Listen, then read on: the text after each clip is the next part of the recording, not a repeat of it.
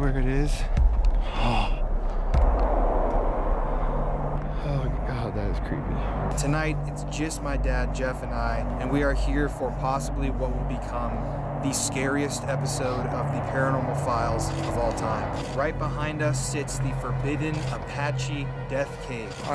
That's Colin. That is not safe. I am not risking. I had no idea, but you can die. It's like breathing or some shit from down there. You gotta be careful. Is there anybody down here?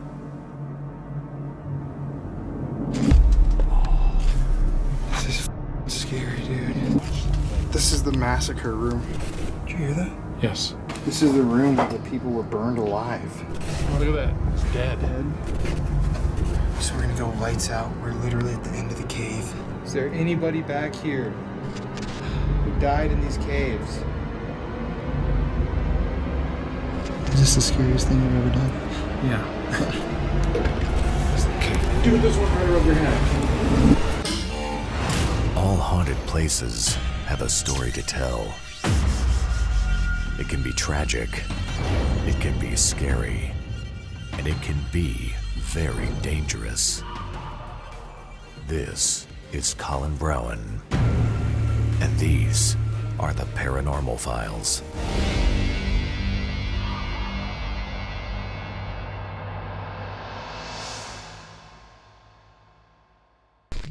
Arizona, a land of mystery, of immense beauty, of enchantment. Arizona is one of those places that you see in your dreams, with a landscape chock full of ancient secrets.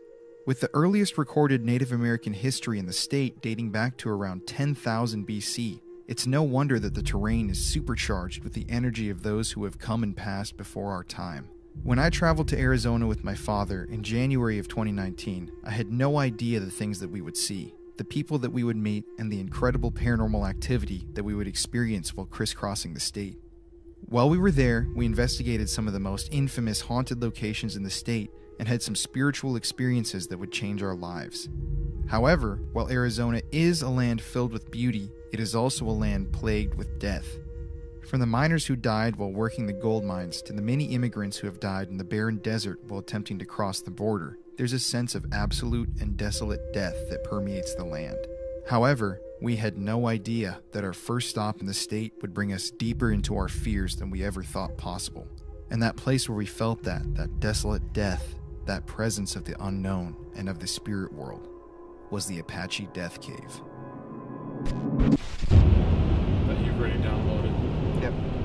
It's weird as shit that it's snowy. I would never thought it was up. So, just a quick update. We are on the road right now. It's 4:52. Sunsets at 5:33. And we're going to be at the Apache Death Cave at 5:31. So we're going to have to really hustle to find the location and whatnot. But in all likelihood, we're going to be doing this in the dark. So, Yay. I'm getting like nervous now that we're going for it. Or we're like getting closer. Yeah, I hear you. It's cold as hell, too. I think this is the creepiest, well, one of the creepiest places on our whole trip.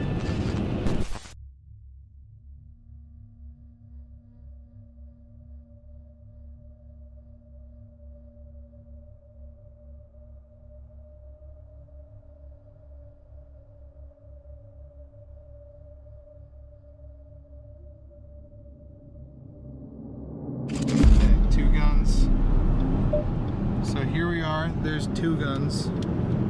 Oh. The destination is on your left. I-40 East. Am I going in here? Yep. Where? I know that it's down over there to the right. Look, there's people there. Yeah, they're just sightseeing. So here's the ghost town of Two Guns. Should we go this way? Yeah. Shit. This is definitely bizarre. There's like an abandoned building over there. Oh my god, Jesus. dude. Hey, Pull over to that mountain lines. but dude, that's the entrance. Are we gonna do? Where are you gonna do the drone? Right around here. We better get rolling.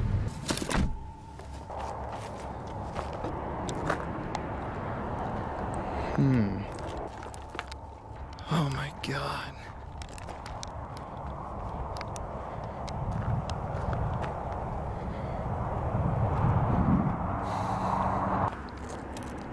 I'm gonna try find the death cave with the drone.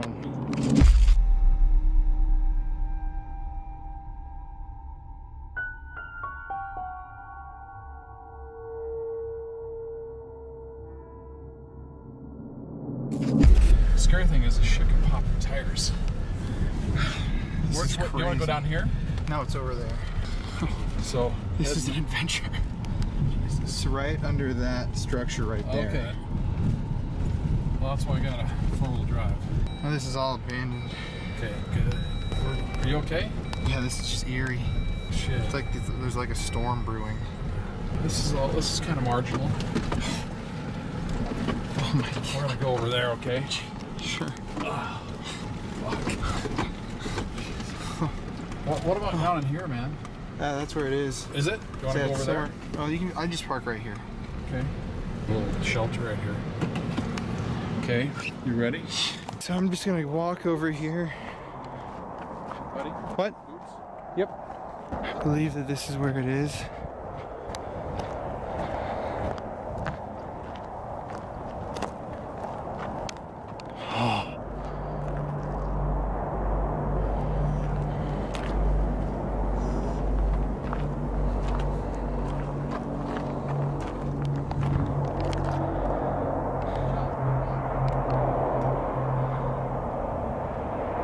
Oh god, that is creepy.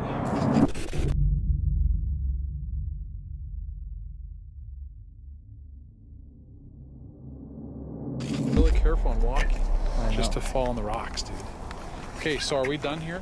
Almost. I mean here. Yeah. Because I want to lock it. Gotta grab our grabbers and stuff. Wait a second. Okay guys, so we're here outside of Winslow, Arizona in the ghost town of Two Guns, Arizona. This is an old tourist trap that went bankrupt many decades ago. Lots of buildings left everywhere. And tonight, it's just my dad, Jeff, and I, and we are here for possibly what will become the scariest episode of the Paranormal Files. This is an extremely spooky spot. I'll explain in detail with the story of the cave. How about right about now? The history of Two Guns and the Apache Death Cave is very intriguing. First, the history of the cave. Around the year 1878, Apache warriors raided 2 Navajo camps along the Little Colorado River, plundering their food and supplies and taking hostage 3 Navajo girls. 25 Navajo rode out in an effort to catch them, but ultimately the Apaches escaped. While searching for the Apache warriors, the Navajo came across a ravine in the ground and heard voices echoing from underneath. They then determined that these were the Apache warriors that they were in pursuit of, and proceeded to kill the guards at the mouth of the cave and dropped flaming wood into the ravine to start a fire. Smoke began to billow from the cave as they continued to drop flaming wood in from above, and the Apaches who tried to flee were shot by the waiting Navajo outside.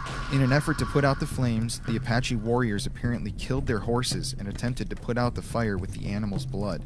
But it was a futile attempt as the Navajos kept on stoking the flames and the smoke engulfed the cave quickly. One fleeing Apache tried to talk his way out of being killed, but as soon as the Navajos found out that they had already killed the 3 girls, they executed him on the spot. Soon the air was filled with the voices of the Apache as they sang death chants and the smoke rising from the fissure above the cave.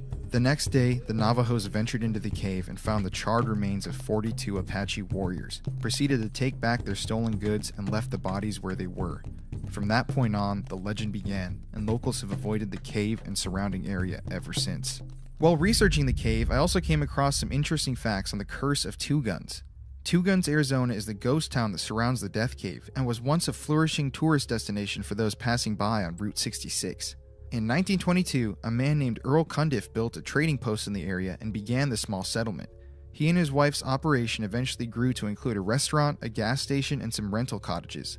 Eventually, the Cundiffs leased their land out to a man named Henry Indian Miller, who falsely claimed to be an Apache chief by the name of Chief Crazy Thunder. Miller hired someone to build some false stone ruins above the Death Cave, which you will see later in the video, which he then turned into a tourist trap called the Mystery Cave. Miller even went so far as to sell the skulls and bones of the dead Apaches that he had salvaged from the cave as souvenirs.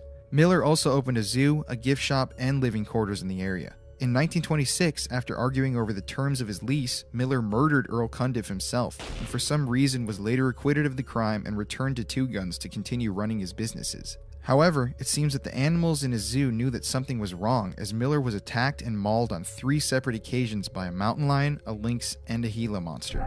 After being harassed by locals and handed down a number of legal penalties on his shady businesses, Miller left Two Guns in 1930. After Route 66 rerouted in 1938, Louise Cundiff carried on the Two Guns name and rebuilt the town to its former glory after a period of decline. However, it would not last long. A man named Ben Dreher bought the community in 1960 and attempted to revitalize it. He added a new motel, gift shop, tavern, restaurant, service station, and even a new zoo. The old ruins of the town were restored, and visitors could take tours of the abandoned older sections of town just for fun. He even attempted to revitalize and bring visitors down into the Death Cave. However, just as he seemed to be escaping the curse of Two Guns, a massive fire destroyed almost every structure he had constructed in town, and he was forced to abandon the project completely. In 1992, a man named Howard Armstrong purchased the land with the intent of restoring it to the tourist attraction that it had once been.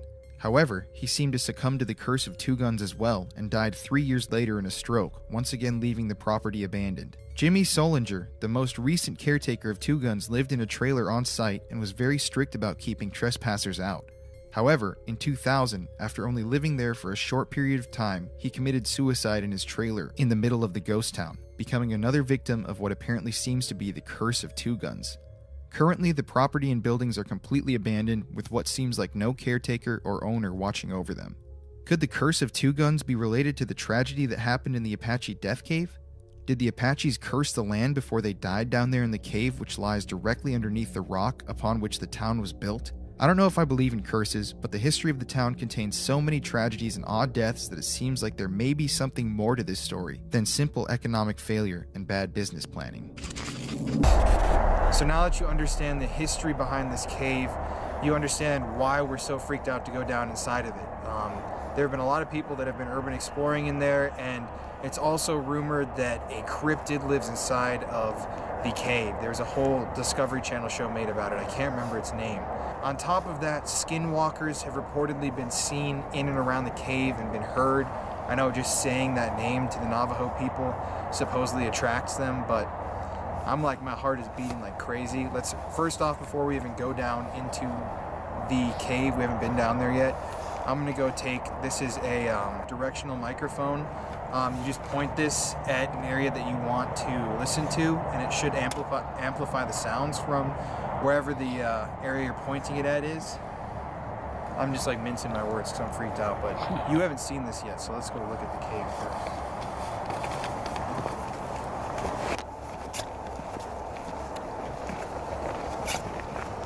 Be really careful here. Oh shit, dude. Jesus Christ. Dude. Dude, There's the entrance. okay, that's insane. Yeah, it's creepy, right? But how do you get down there? You basically just go down that little bridge. No doubt. Yeah, a lot of people go down there. It's not Holy you just walk right down there, and it's a short way. I'm just gonna put these headphones on and just listen for a second. And hold this. What? Did you hear that? What? Did you hear that knock? Huh. It sounded like wood.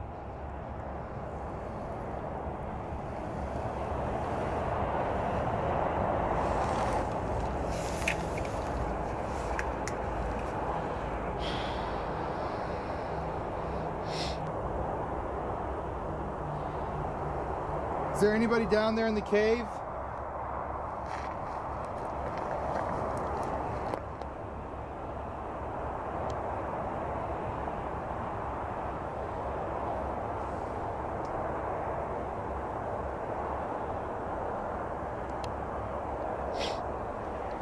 It's like breathing or some shit from down there. Really?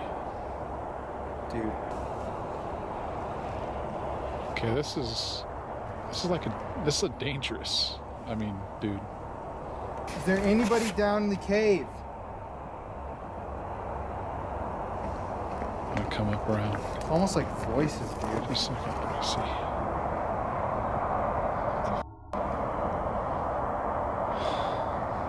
It sounds literally almost like someone like whispering down there.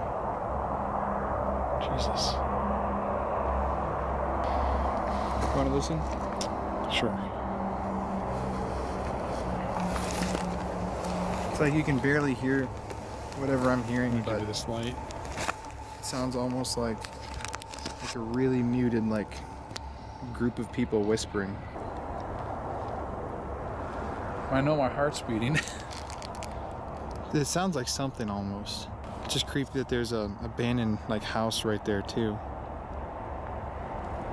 I'm not really picking anything up. Well, let's go down and visit the cave. Jesus. The guy falls over. That's really bad, dude. With these boots on, we're not used to. Trust me, a lot of people would. I know, but Jesus. Okay, but we gotta look at it, okay? We're not gonna risk lives over this. We're just gonna walk down and be safe. Okay, but I'm just telling you, the boots we have on that are rigid, that is really scary to climb down there. How about I just go first, and if it's too intense, you don't have to Bud, come. if something happens to you, I'm telling you, those rocks, gonna happen. dude, those rocks though, you can't fall, dude. Those are, you'll die. You will die. Nothing's gonna happen. Colin, listen to me. That is not safe. Would you calm the down? You're tripping out over nothing. No, I'm not, fella. Yes, Look you at are. what that. Honestly, this is Then not how else worth do it. you want to get down there? Colin, I am not risking. I had no You're idea. not gonna come then. I would have no idea. myself. Bud, you can die. This is not safe. I think it's just such a waste of thinking of your life. Want your camera? How about I just go your step on it camera? and I'll show you. Do you have the grabber?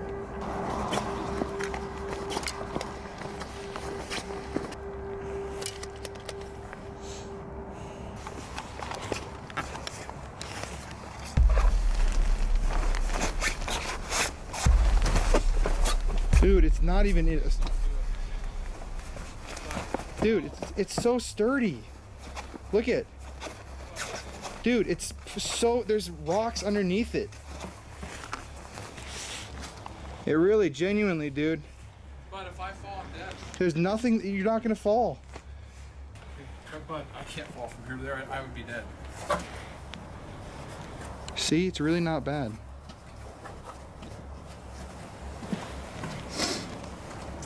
See? Here. There's loose rock. Is there anybody down there?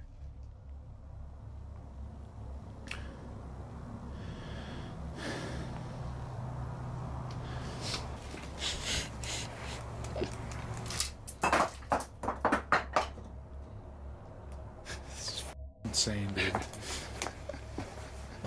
You gonna go first? Hey, man. You know what?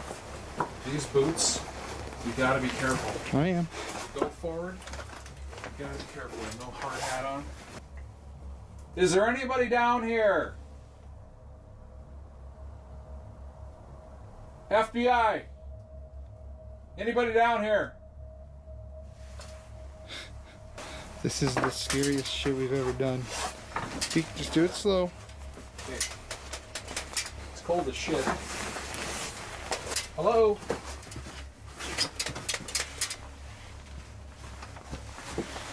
What? Holy shit. Here, shine your light forward. Dude, I got my helmet. Holy What? Jesus, dude. What? You got like even falling rock. Holy shit. No, it's okay. Hello? I'm telling you, people come back here all the Okay, time. but you know what? It's nighttime. I don't want to like mountain cougar. And Just don't hit your head. Hello?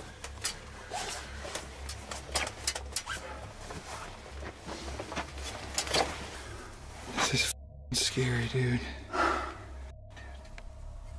really don't like this. What's this gooey shit You on know the what? wall? Look at. What? What's this gooey shit?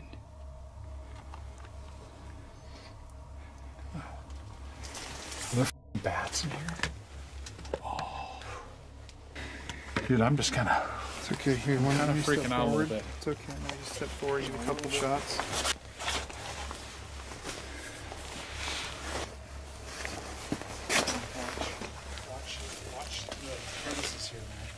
This is the massacre room. You gotta make sure there's no...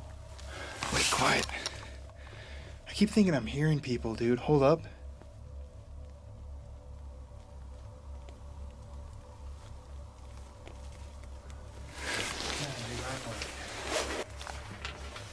Honestly.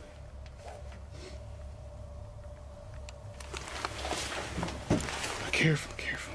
Let's kind of move on It's something. only 6:30. So we gotta just get around the corner. Second. Keep thinking there's somebody. Hold on. What? Just be quiet for a second.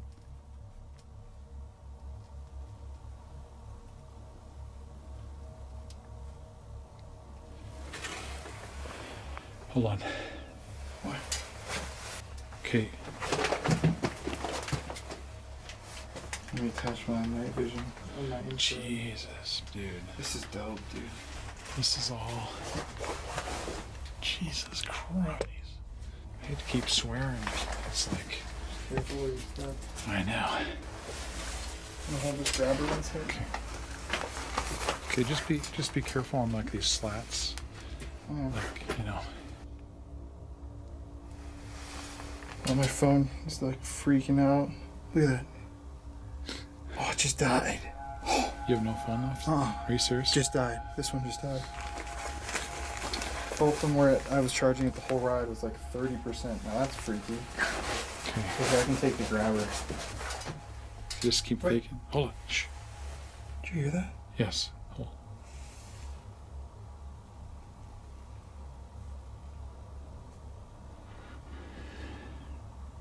Got the infrared rolling.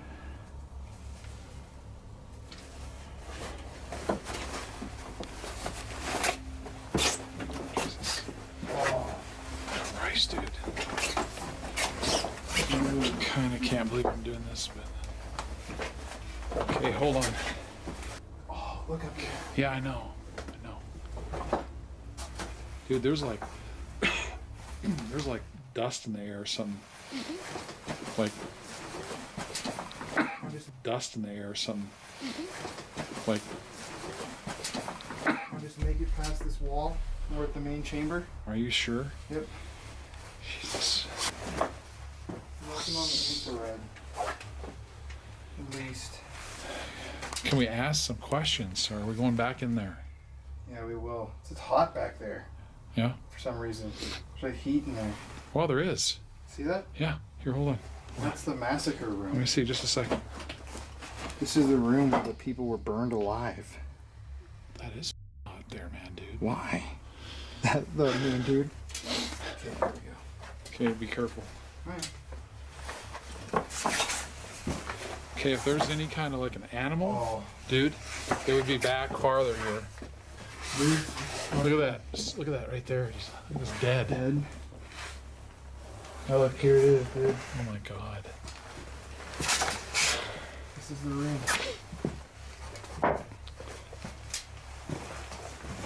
I mean, this is nuts, man. Hold on. What are you doing? I'm just. It's so cold. It's okay.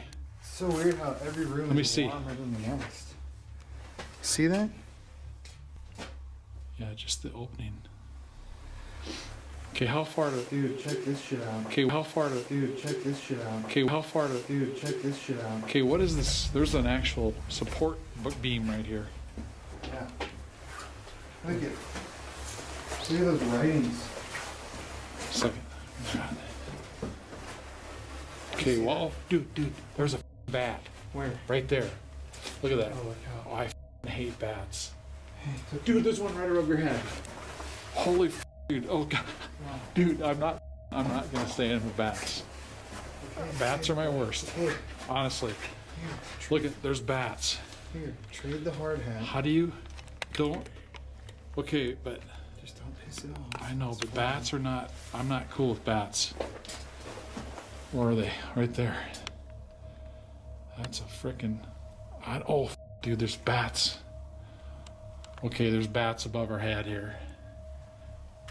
This is a frickin' bat cave. This is much colder than here. Dude, Did you zoom in on that graffiti though? Oh, look at what? Look at it, just went, oh, The camera was just went. I know the camera just went blurry.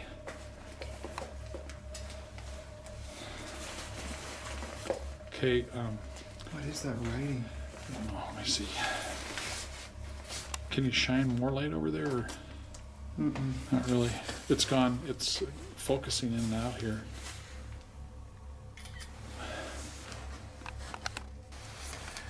Okay, so we are deep in the heart of the Apache Death Cave.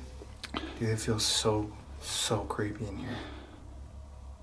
Yeah, no, believe me. I actually can't breathe. It's like choking. So, this room right here is what many speculate was the murder room where the people who were slain in the cave burned alive. And it is definitely a trip. I mean, this is like, Oh, Jesus. you just walk into the middle of nowhere. Okay, you know what that stuff, I was going to tell you, that stuff is guano. Should I go up and grab him? Yeah. I'm going to throw about 18 spiders down in your hair. You don't like spiders? I hate bats. I could take 1,000 spiders.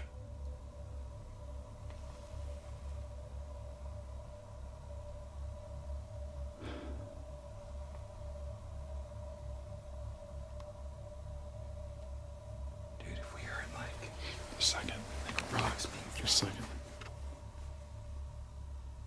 Should I walk over there into that cavern? I just can't. You can't get a bat flying around in here, man. I'd freak.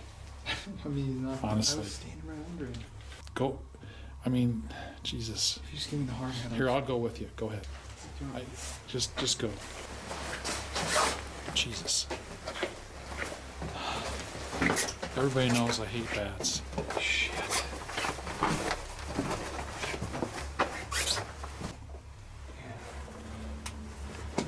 Oh my God.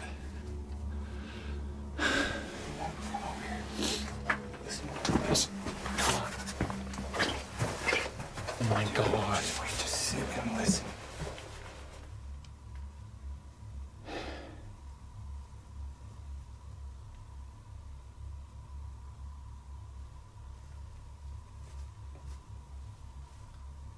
You want to take the camera? Or Yeah. do you want to? Here, I'll ask you a couple questions and I'll Yeah, check it off yeah. to you. Hey, how about if should we sit down? Sure. Want to sit right Can there? we sit here? Sit here. Are there any Apache warriors back here who died?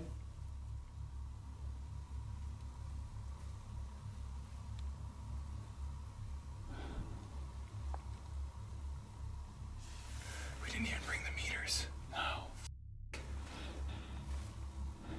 Should we turn off the lights for a second? Yeah, I mean, for me, just like to talk about it. Yeah. Okay. We can go night shot and turn off the lights. Okay. Let me see. This. Oh my God, dude, this is gonna be so. I don't know if. Here, I'll turn night shot on, and I can turn the thermal cam on my phone. Jesus. And then we're going to turn off my headlamp. Yep. So we're gonna go lights out. We're literally at the end of the cave. This is like so scary, dude. Like, this is not a lie. This is like, I know. holy f***, dude, we're in the death I cave. could have died coming down. I know. Honestly. Okay. Okay. Okay. We're now lights out in the pitch black. Okay, just a second. Okay, now we're down. Oh my God. Is there anybody back here who died in these caves?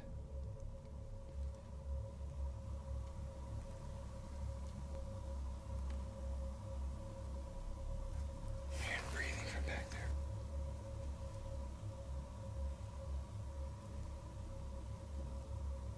I heard just a little movement.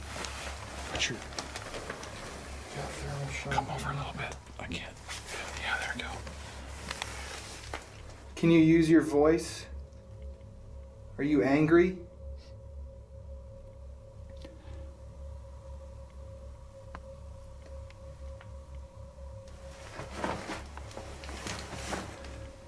No, it's okay. I'm recording it. You don't have I'm sorry. It's okay. Can you walk towards us?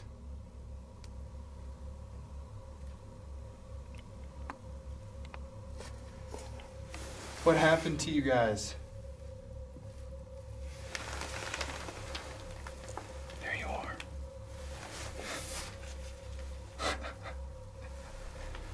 How do you feel about us being here? We don't want to be disrespectful at all, but any kind of sign you could give us, we've come a long way. Maybe a small stone.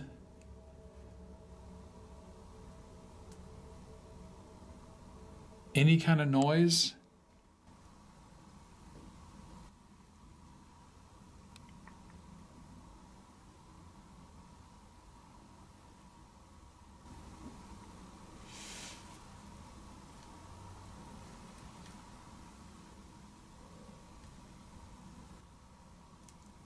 Okay, yeah, I'm here.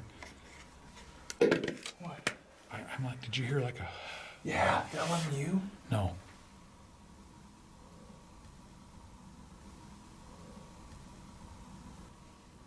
It's like it got a Okay, little darker. just a in the second. cave.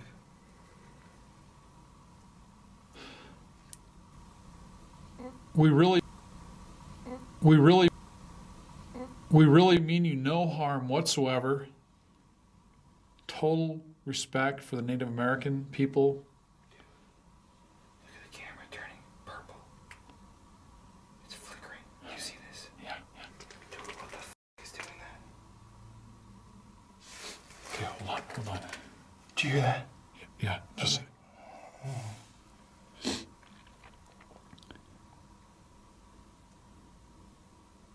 Once again, just asking for any kind of a sign, any kind of a pebble movement, a noise. We know some bad things happen here. We're sorry that that's happened to you. We're really only here to pay you respect.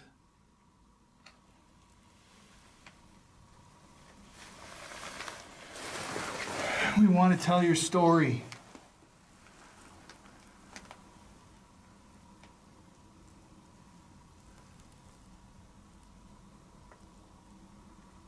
Can I move around the camera? I'll just see. Anything behind me, I'm feeling.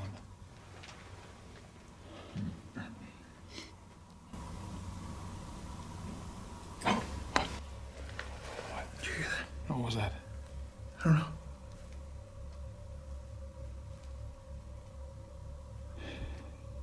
Can you move something if you're in here and approach us? We want to tell your story the correct way. I'll trade with you. Is this recording? I just heard footsteps from back there. Is this recording? Yeah. Okay. Let's go silent again. If you're here with us, what happened that day? Can you tell us your name?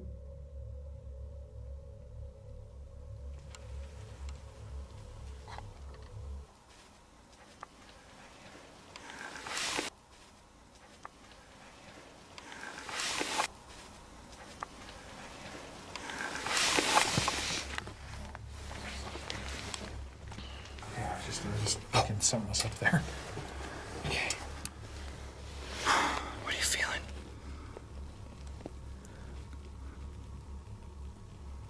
Dad, what are you feeling? Well, I'm kind of like shaky. I'm not sure if it's because I'm cold, but What? Is this the scariest thing you've ever done? yeah. I think this is top 3 for I me. mean, we're in the middle of like a really bizarre area. First of all, Alone. and there could be like anything in here, and it's night. It's cold. It's a death cave, haunted, cursed. It's a lot of loose rock that could fall on your head and kill you. So yeah, this is. I just don't want to see anything come out of the hole. Yeah, me either. So, I mean... Okay, can you guys give us one more sign if you're here? Just let us know what you have to say. We're here to listen. We don't want to judge. Wait still for 1 second. I'm trying. Just don't wait. Just a second.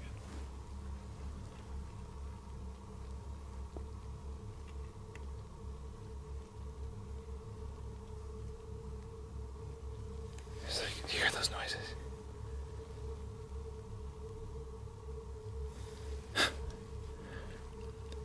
Here, switch for a second. I'm kind of sick. I got kind of hot. Me too. I'm like, You know? You want to get going? Yeah, I think so. Okay. I mean, what do you think? Yeah. Oh, that light's really bright too in the camera. You might have to look at the shot. Oh, dude, yeah. Shine it right on those. That hole. Jesus. Oh my God. I saw just a little flicker. I don't know what that was. This is eerie, man. Maybe. You ready to get out of here? Yeah. Okay.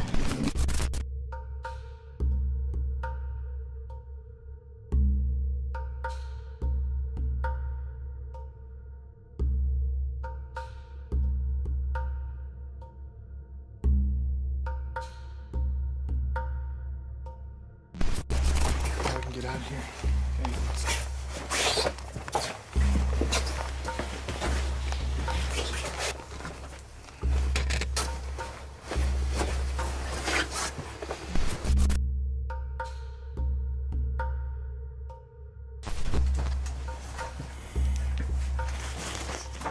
No snakes.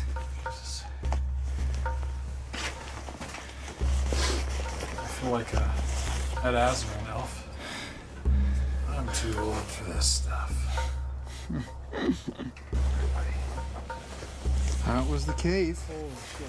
Look at this barbed wire. Oh. What's that from? Oh, shit. What?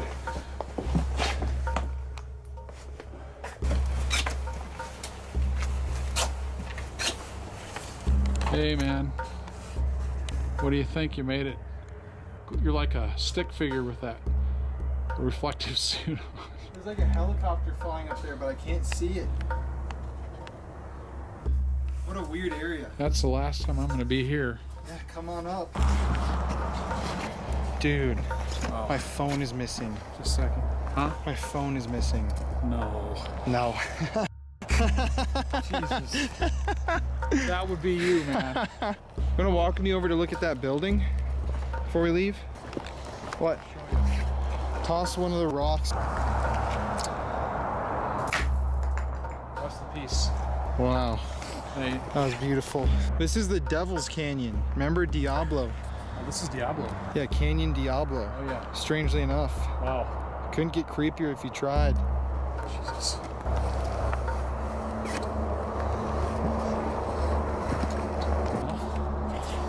Smoked meth, that's interesting. Smoke meth and hail Satan. There's nothing in there. Hello?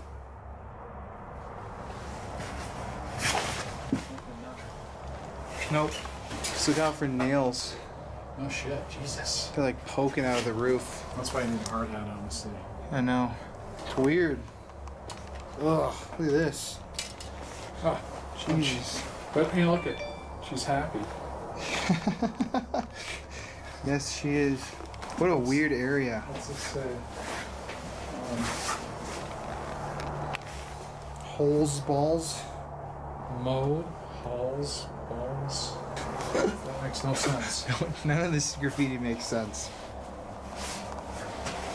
Look at how detailed that is. Here, I'm gonna get rid of this rock. Wow. Impressive. Because if we would have driven all the way out here and not done it, I I was still so sad. might get killed. I know. Look, there's a bottle over there. Don't want to know Don't what get was your in head there. on nail, man. Let's hold up. Yeah, look at this. Oh, no, I just don't really like No, I'm not even close. So there's more of the Devil's Canyon area. And then, good footage. yeah, here's like Look at that rebar. I know. I wonder what that's, what all this was. You know, I wonder what it was. Because this is obviously a building. Yeah. Right here. And why is it gone? I know. Why is it destroyed? What was all here? I mean, there's another building over there. This is, you know, this is all, look at all the, Yep. This used to be That was a building too. something, you know, look at, these were all like, what are they? I don't know. Actually, you know, really. Well, it's like there's a Forts? little path right here. It's like an old fort or something. I literally look have it no up. idea. Have to look it Yeah. up. Visual for the people on the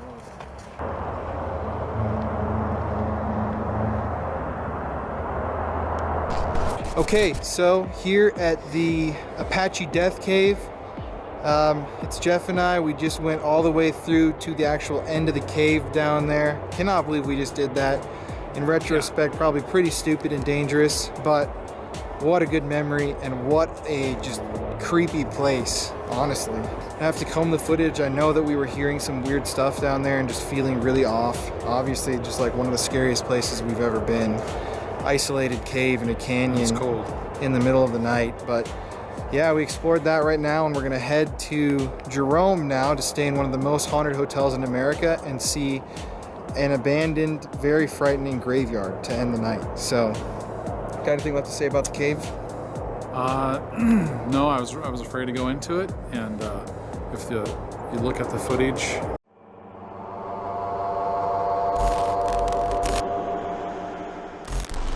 My understanding from what I've heard is that the guy that like kind of oversaw everything in the Aussie building, he was kind of a not so nice guy in life. So I guess in death, you're gonna kind of get that same effect. You sure you don't want to go up here with me? Dude, I'm just not. Oh, dude, there's like talking right there. Yeah. All haunted places have a story to tell. It can be tragic, it can be scary, and it can be very dangerous. This is Colin Browen, and these are the Paranormal Files.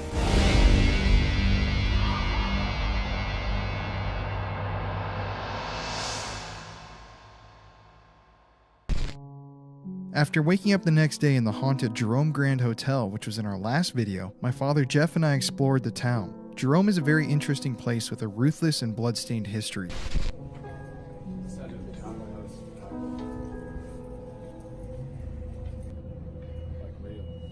It's a blast furnace where the big open pit is at present.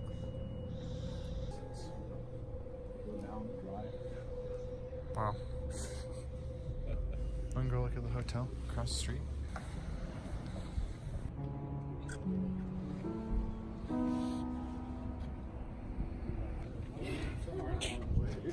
Ghosts in the house. Remember last time we were here, there was a... This is the jig. I wonder why people leave these locks. You know? Pierce.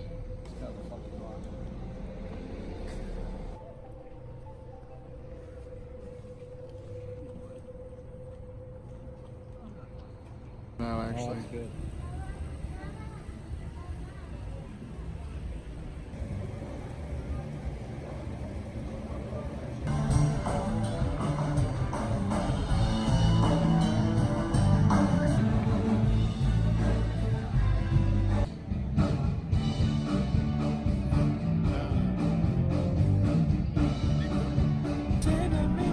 Typo Negative, dude. Typo Negative covered this song. That's bizarre, dude. Wait. Live with a cinnamon girl. Dude, that's bizarre that I was just getting a B-roll shot, but Yeah. Typo's like one of their biggest I hear songs. ya. I've never even heard this song play anywhere. Go sit there and take a shirt. After checking out the town and getting some coffee, we traveled south across Arizona, heading towards the Wickenburg area. So we're on the way to Wickenburg from Look at Jerome. that. Jeff, be very careful. Hey, I'm always careful. C is my Driving. middle name. I don't know what that means. I don't know what that means either. Wow. That is incredibly beautiful.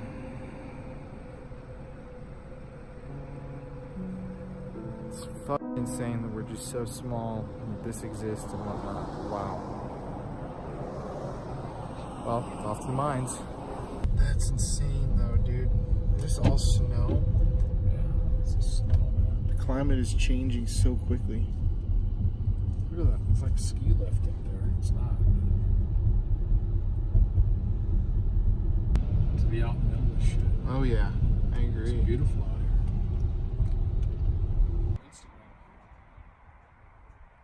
Against just the trees or something. It is truly bizarre.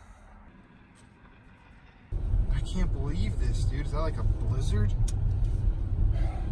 Just hanging in the valley. There's a ton of snow. It's so cold that it's all just It's condensation things, you know, it's not really snow yet. not what I expected to see on this trip. But it's weird, like you go here, it's like, well, okay. Dry, basically.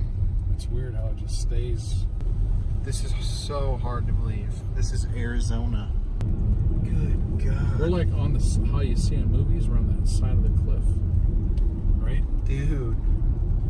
I mean, We literally, are way up here. we are just hugging the mountainside. This is just taking us through so many types of terrain.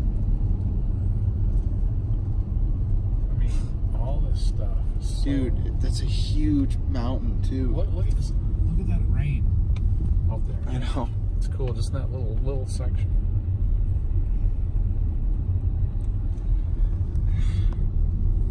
These rock formations they vary so much. Okay, so right now we are almost to the Vulture mine. Sorry, I just couldn't grab my camera out because it's hidden deep in the pile in the back. But we're driving here outside Wickenburg, Arizona. We've been driving all afternoon. Seems like we've been driving like a long time, doesn't it? It does, yeah. But we're about 5 minutes away, so what are your thoughts? What do you think it's going to look like?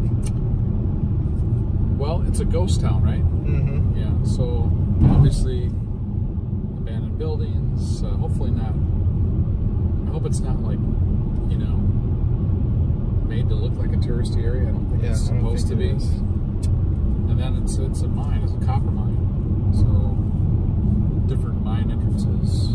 I've never done a ghost town investigation or a mine investigation, so it's going to be super interesting just to get here and feel the area out. This is really beautiful, like here.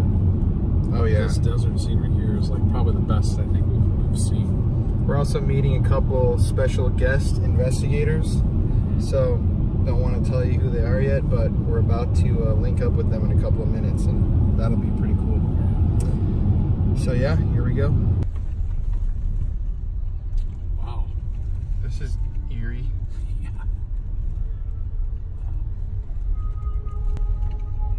So they're closed. Then the gate open for us.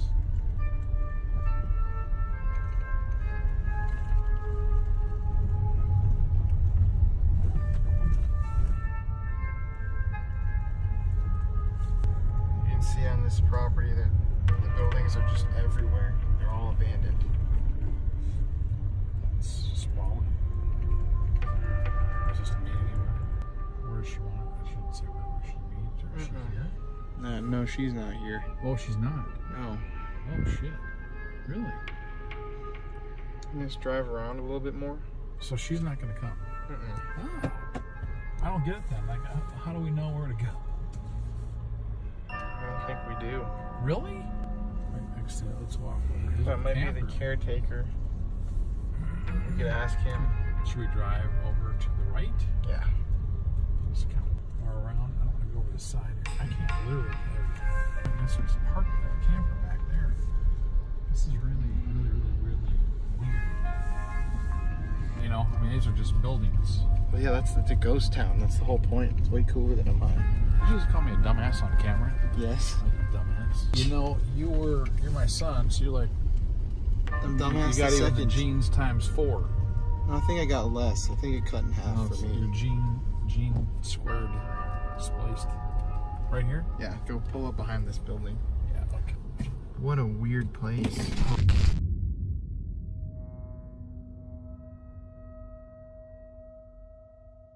The Vulture mine in Vulture City began in 1863 when a prospector by the name of Henry Wickenburg discovered a quartz outcropping containing gold. At its high point, Vulture City was home to thousands of people.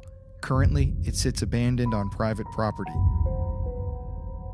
Nowadays, the buildings have this eerie quality to them, a vacant loneliness. It's very hard to describe to you at home, but being there on property was almost magical, but a bit darker than that. During the time that it was a fully functioning city, Vulture City saw a number of people die and a lot of misfortune. Little did we know exactly how crazy the paranormal activity that we would capture in that town that night would be.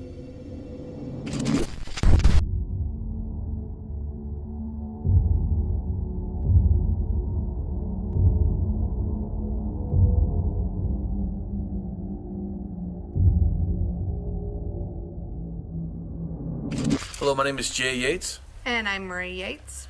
and we are founders of Crossing Over Paranormal Society of the Cops Crew, also haunted survivors.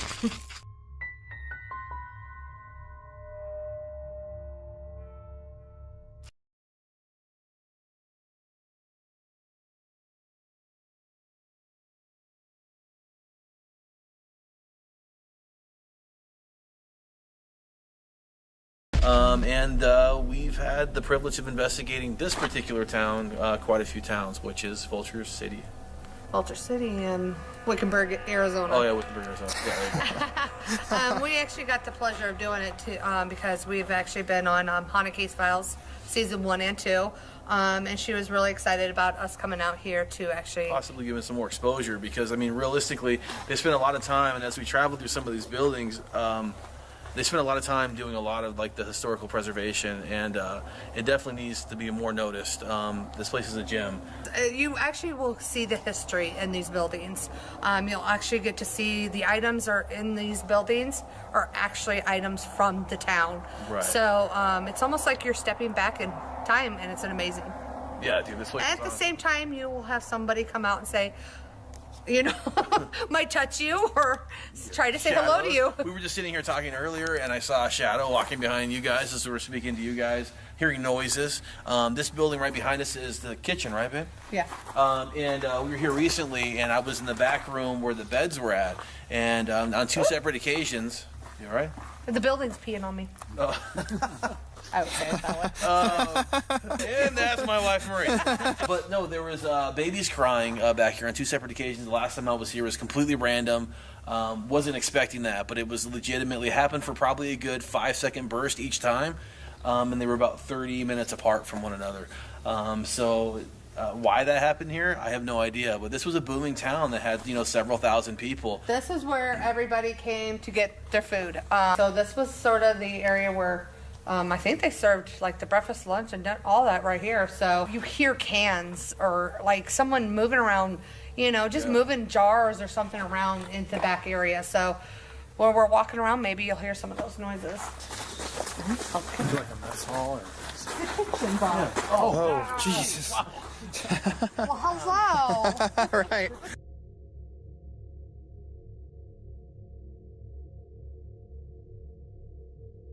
If everybody don't know, this is our son Brandon. Yeah, I was going to say, we need to introduce him too. He's actually wanting to take over mom and dad's job. Not a bad job. So this right here that we're going to walk into. If you actually see it right here, this building, 1884. It actually will tell you when it was built. So this is the Apache building? Is that how you pronounce it? So this building is pretty unique.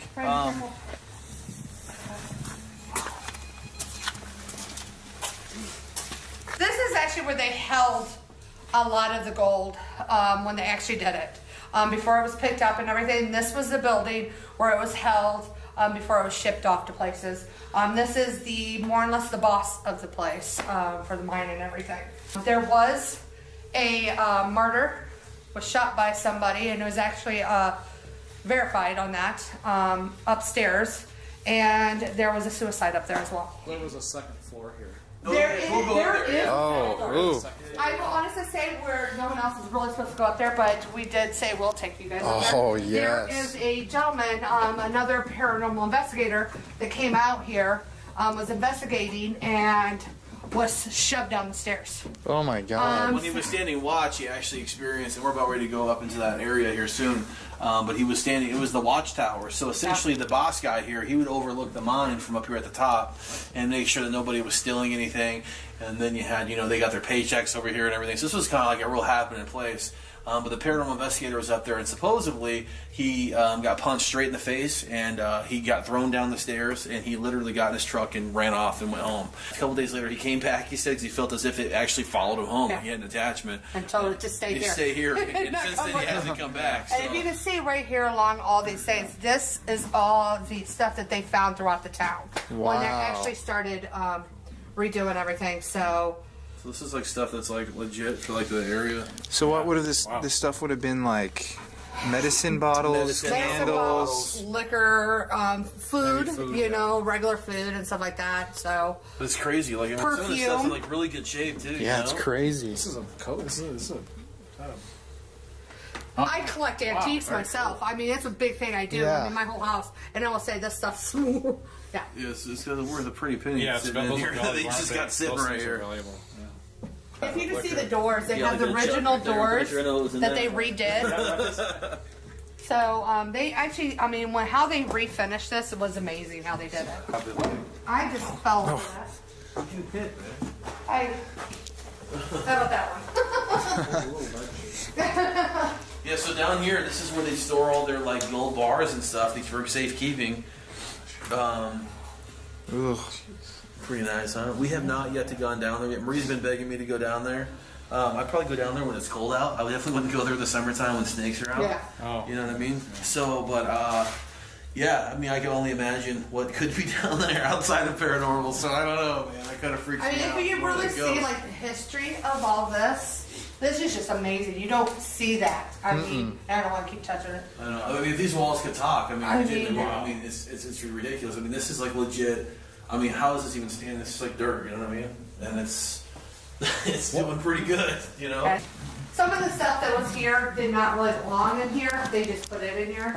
But this was stuff that they did find in the town. We've cleaned up this quite a bit, actually, since the last time we were here. Look at this old school electrical right here, man. Plug your phone into that and see what happens. I'll pass. Before we go upstairs, I'll take you over And this is upstairs. We'll go up to here in a minute. Where all that crazy stuff went down. This is actually his office. They said the gentleman that actually was in charge got so overwhelmed by everybody coming in here asking him constantly, he would actually climb up there and sleep back there, and no one would be like, "Oh, okay, he'll come back." He would actually fall asleep. He'd go there, eat his lunch. So I guess when they went and cleaned it up, they found like all these bottles and stuff like that. And the interesting thing, there wasn't a whole lot of history with this town, and the one person that did take a lot of history was the blacksmith, which is in a workshop in another place, and he did a daily journal of what happened here. And if it wasn't for those journals of this guy, I don't even have his name. If it wasn't for those journals, we wouldn't even know any like information like that. And the stuff that they're finding here of the history of this place, it's just amazing. Really cool. Like I said, my grandchildren one day will be able to come here and hear about what actually it did. To be honest with you, if you read into what they actually found out, if it wasn't for Vulture City, Phoenix probably wouldn't even exist. Because they're the ones that were shipping all the stuff over to Phoenix. Wickenburg wouldn't be here, so Vulture City actually helped, on it for 2-3 weeks. Did they actually put a lock on it? Oh, did he put a lock? Oh, wow. It's completely locked down. Oh. Okay, so the reason why this is locked is because Was that you? Or? This building's creepy. It has that... Something was tapping on the tin. What's the attention? He's like, why are you leaving my room so fast? It was quite a bit. Right. It was quite a bit, actually, yeah. I would say what I hear in this building is the gentleman told me to get out. Did you just knock on something? No. I heard like I heard a knock, but I thought it was... And it sounded like up here. I heard like a thunk. Yep. You could probably climb over there. Oh, I definitely will. Well, I'm not climbing up there, dude. You can Okay. do all you want, bro. Just be careful. There is a part of the floor that is very weak. But at least it'll give So, you an but idea of that- what it looks like, how it kind of looks over the mine this way. Oh, yeah. And again, the reason why they even closed this off is because they didn't. If the rumor is true that this guy got punched in the face, he didn't want it to happen. Like, Well, he got shoved down the stairs, he And said, shoved down the so stairs. he didn't want it. So why do they think that happened up there? To my understanding, from what I've heard, is that the guy that like kind of oversaw everything in the Aussie building, he was kind of a not so nice guy in life. So I guess in death, you're kind of get that same effect, right? It's not like you die and you're all of a sudden a nice person. So I think he was kind of a tough guy in life, and he's kind of a tough guy to deal with in death. And maybe that he kind of felt like that the guy was intruding on his space. I don't know if I swear, I keep hearing somebody walking out here. That's why I have to keep And I'm stopping. like, keep 'cause stopping and look over there. I'm like, okay, there's Here, nobody. why don't we take like a minute and just sit here and listen if Sure, we can hear anything? I'll stand right here so I can be in the crux of the rooms. The roof is tin, is it not? Yes, it is. Okay. Yeah, so there's a little bit. That's what they're.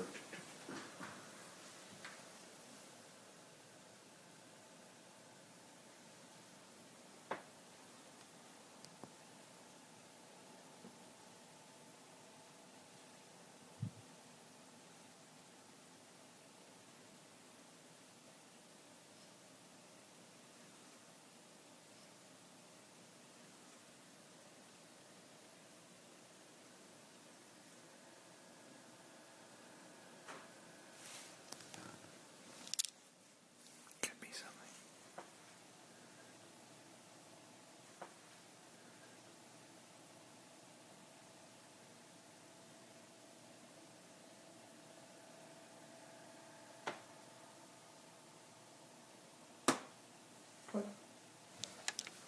Oh, right here. Was it your foot? No, I didn't step anywhere. That's what I'm saying. Look at this. But the- Right here. It sounded like something dropped right here. No, I heard it. I heard something. I just thought he was moving. There's no I'm just water. shifting my weight around a little bit, so it'd be like this little crack. You hear that? I always wonder if the 10 on the 10 that we're up, but I don't know what it would be heading right now. Right. Because it ain't the birds. And there's no roof rats in here. I know that there was at one point in time we were doing a live in here. In the previous structure, there was some rats and stuff up there. Since then, But they all that's gone been out. cleaned out. Yeah. There's no place for them to really go up there, so they're completely gone. You know, what I heard was kind of tin, and it was more of like several things. It wasn't like a raindrop or, a bird or something. You sure you don't want to go up here with me? Go ahead and go, dude. Seriously, I'm just not going up there. Okay. Well, do y'all want to move on to the next building? Yeah, we can move on. Yeah. Do you want If you want to go up there, You then can we'll just go. wait. You can hop over. Sure. Get your foot on that one, and I'll just hand you the Well, I camera. mean, I can just come back later. I would go up there. I will honestly tell you, the voice I'm hearing is saying come. But I am not sure where it's saying come. Like come up here, come here. It's just, I'm hearing come. I usually always hear get out in this building. And now It's you're weird, it's weird. now you're hearing it say It's- come. It's saying Well, we come. can go later. Yeah, And why do you we'll go want me to later. come? Okay, like what? It's crazy old when you look at it. Like, Yeah, it's Jesus. amazing how this is. Touch it and it's gone.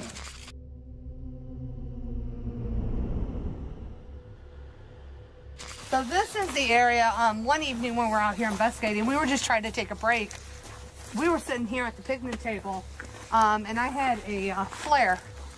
And I was just, moving it around. All of a sudden, I started seeing a heat signature going back and forth, and it was shaped of a human.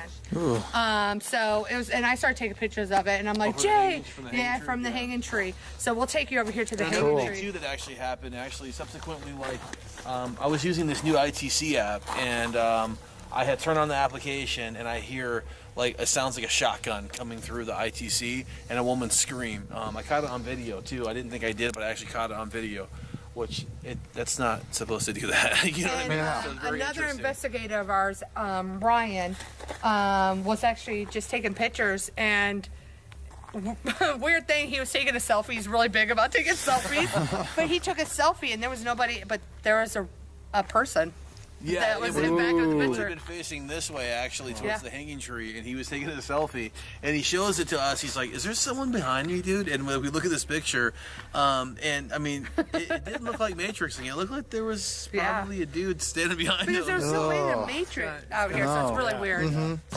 So this is the hanging tree, like right here. So Try like, and watch out so they can see. I think the noose is up, right? Yeah, the noose is, they have a noose. It probably. So you see even here, right here, it talks about it. It says that the hanging tree for like stealing gold, like so essentially you could be hung for that. And 18 men were actually hung from here. And if you really look at this bill of a tree, it's way to the ground. So they actually said that the men that are actually hung here stayed alive for a long time suffering. Because they would actually keep just pulling it up and torturing them in a way. So essentially, like they didn't want to, because they didn't want to take him to Prescott. So Yeah. they didn't want to take him to Prescott to be tried. Out here, this is the Wild Wild West. They deal with things themselves, and they said, "Well, hey, well then we'll just hang him." But she's right. I mean, look at me. Like if I were to hang myself from this, my feet are going to be dangling. You know. So, and this is supposed to be the branch, right? That was the branch they Historically, this is supposed to be the branch. Which again, that's it's not that high. Where would they bury people like that? There's actually a cemetery right up the hill. And they would respectfully bury them? You think? To my that understanding, they hung? that they would, yes. Okay, yeah. So, I mean, I don't think that We heard, we've, what we have told, nobody was really buried here on this land. The cemetery was up the hill. So, that doesn't mean Yeah. somebody secretly, Right, no, buried absolutely. somebody here. We don't know. This was the outhouse for this cabin, but right here was Henry's cabin. Honestly, a lot of people don't like this cabin. A lot of people feel like almost like somebody is out to get you in this cabin. I will honestly say. Jesus Christ. me running into the thing. Scared the hell out of me. A lot of people just feel very unwelcomed in this cabin. I will honestly say I came in here by myself, and I am not the type that gets really shoved in. I don't get scared or anything like that. I go into cemeteries, all that kind of stuff by myself. Why is this open? Uh-huh. Supposed to be open.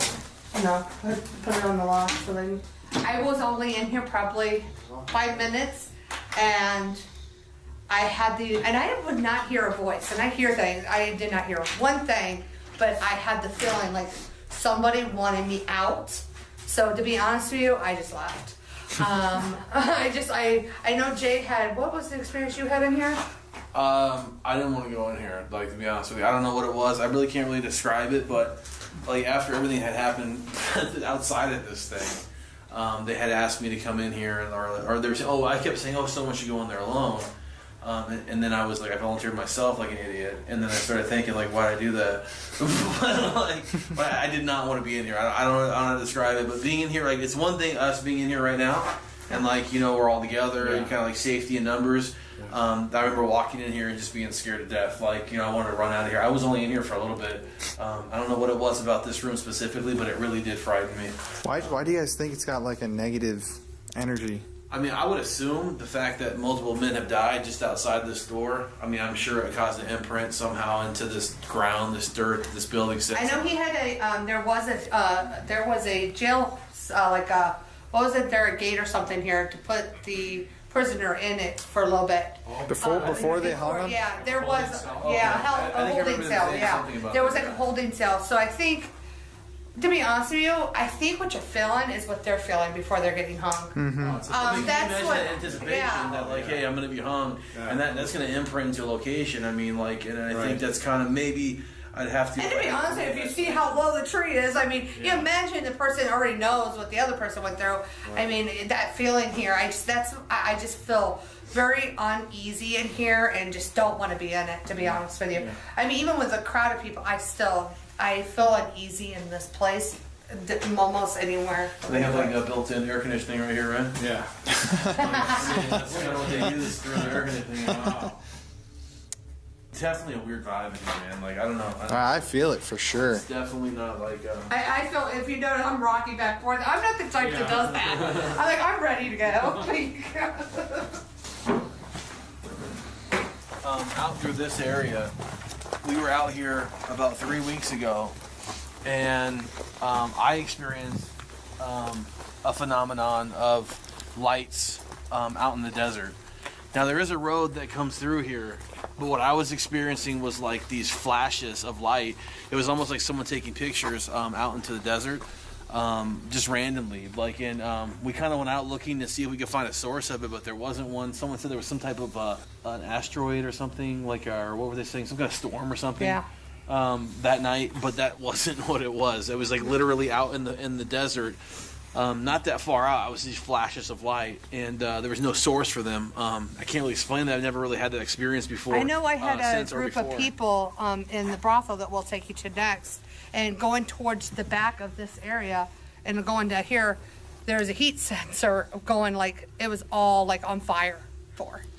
So I honestly wonder if my thermal. Did you hear that? No. You didn't hear that? No, I have a loud voice. So. No, I heard it sounded like someone yelling out, like a female. Well, they probably want So us to come check in the that. brothel. I have On to your- ask you as well. Did you happen? I saw you kind of look over there, and I saw a light over there. a Yeah, flash. I thought maybe I Did saw you that see too. that? Yes, Okay. I thought maybe I So saw I it. saw yeah. your head turn. Yeah, and 'cause- looked there, and I saw a light.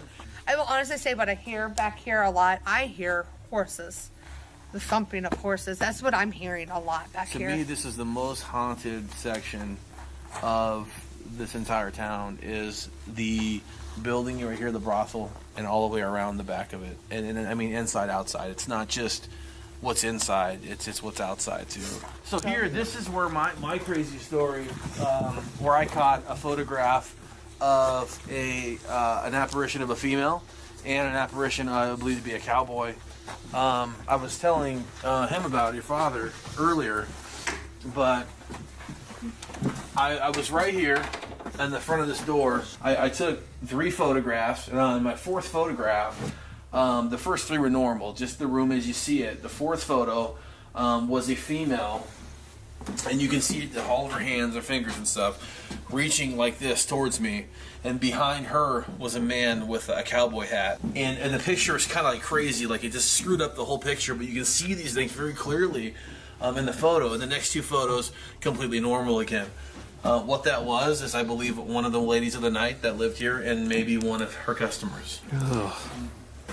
Yeah, so these, this is like, you know. These all I did ask. What they have here was originally from the city, so this is stuff they found. Like I will say, like the couch is something they probably brought in somewhere.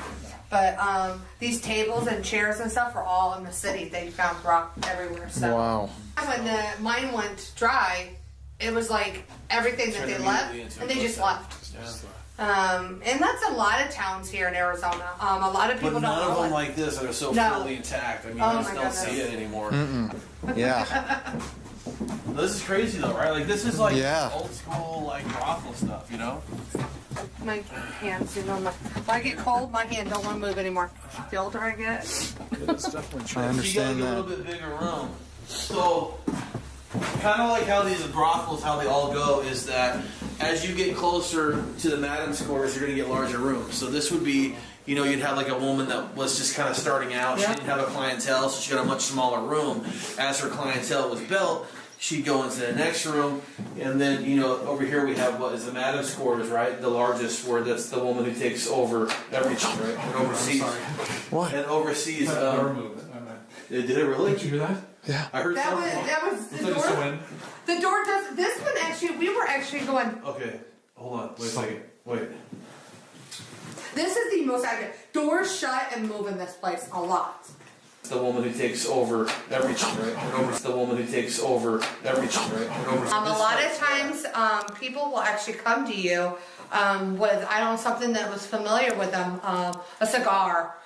You might smell tobacco. You might actually smell somebody's. I would say the polish of the shoe, because back then they polished their shoes all the time. Yeah. A lot of times, women's perfume. Big here is rose. And if you actually came over here, one of these perfumes actually say rose water. I forget Yeah, what we it were smelling is. roses the last time. I don't know which one, but What? What? Yeah, what is There's that? something behind me. It's the door. The door moves, or something. Oh, wait.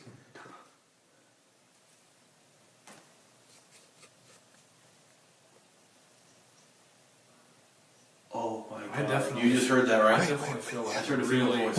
Wait, hold up.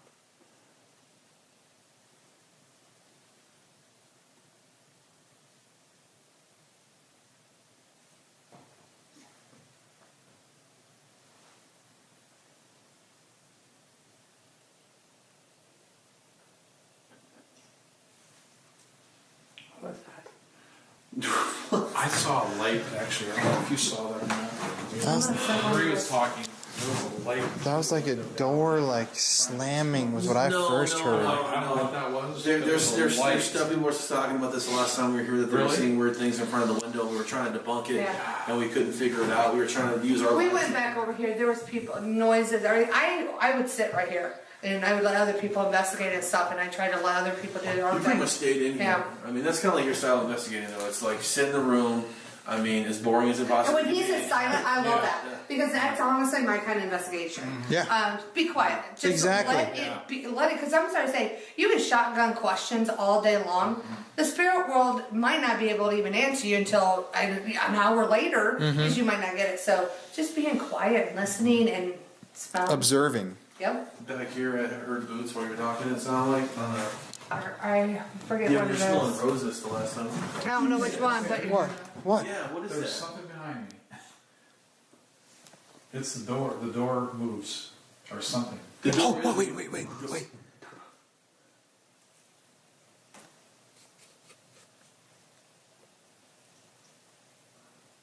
Oh my god. I definitely. You just heard that, right? I definitely feel like I heard a female really. voice. Wait, hold up.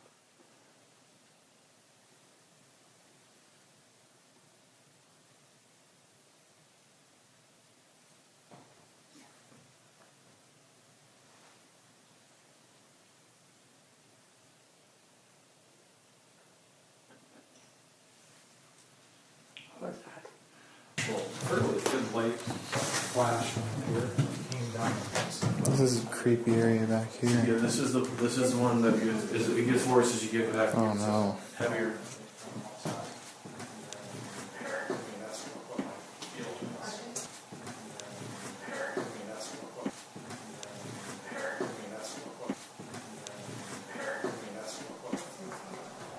So this is where I first saw the lights out in the desert. Brandon, move over for a second. Is it that light over there? No, Brandon. It was lights out here, just randomly in the desert.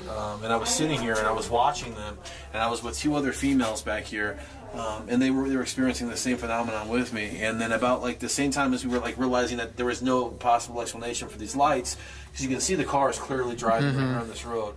But the lights that we were seeing were like literally like right up here, like at this bush. Over here. Over here. Over here. Like over here. Like it was just like there was no reflection. There's nothing out there. Yeah. Whoa. What? almost like a gun. Yeah, it's almost like a pop. This is It was right behind you. I mean, I swear. Dude. What?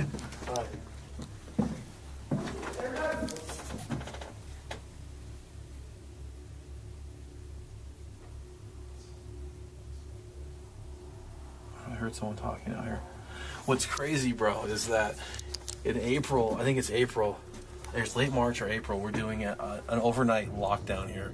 And we're inviting the public out to actually stay in these buildings overnight, an official lockdown. And like I kept saying I was brave enough to like stay out here on this patio. There's no way in hell I'm gonna be able to do that. No, then they just walk back here. Like, I wish I could, but in theory, I think I might be in an RV up the road a little bit. Dude, is there someone standing right there? Dude, I saw someone standing right there. I want to know what they thought they saw. Because Yeah, me too. They were reacting. They were reacting at that exact same moment. Dude, that's hilarious, bro. What? Oh, yeah. What? Wait. Oh, okay, hold on. Wait a sec. Where were you? You guys were down there, right? No. Okay, I'm gonna explain something. No, you guys. He caught this on video, right? Yes, yes. Okay, so let's recount this. We're down. I walked over here. I had no idea what you guys were doing. And Brandon, I say something. I say, "Is there someone standing right there?" And Brandon says, "Oh my God, there's someone standing right there." You guys scream and say, "There's someone standing right there." It was right outside. Right there. You caught that on video, Yes, right? yeah, the whole thing. Oh my gosh. Perfect. May not have caught it on the video, but you at least caught the reactions of everyone. And so, Oh my God, it was It was way down there. Well, Yeah. then we see the light. We're like, oh, it's them. Okay. Yeah, right. Yep. Yeah, It was before the light. It was before the light. He was like, oh, thank God. I saw. Yeah. But you're missing. But what did you guys see? Well, no, Exactly. We had a popping sound. Yeah, we had like a popping sound right next to his like an area. like bing- Okay, I'm gonna tell you what I saw, dude. Like me, what I saw, what I thought I saw, was a guy about right here, That's what I saw. like this. This is what I saw, but like taller than me and thinner, like way thinner. You just saw that now? Well, earlier, and then he shined the light, and you guys screamed and came back out. So you guys heard a popping noise, which maybe that was the guy out here. Exactly. You know what I mean? And we had no idea what the hell you guys were talking about. We were having our own conversation. Yeah, we were just talking I about was talking something about a bit we're completely doing here else. later on. Yeah, we heard boots. Boots Like on we the- hered like on boots there. going. Oh no, that's awesome then. That's Yeah. cool. That's Yeah, it was validating. Right It there. was right here. Yeah, right. She was sitting right here. I was sitting right on here. that. It was right here. And we're like, That's awesome. and And then, then then you. That's And then we see- Yeah, that's awesome. It's all about the personal High experience. five. Hell yeah to That's that. awesome. Yeah. There's a lot of deaths in the mine itself. And then there's been deaths of children. They had some kind of Well, they had a flu epidemic Yeah, come through. flu. Well, I don't. Was it smallpox? I think it was smallpox. It was something like that, or influenza, one or the other. A lady, she ended up kind of contaminating the entire town. Oh, no. She wanted a drink. She went down to the local bar, knowing she shouldn't. I think is what I've been told.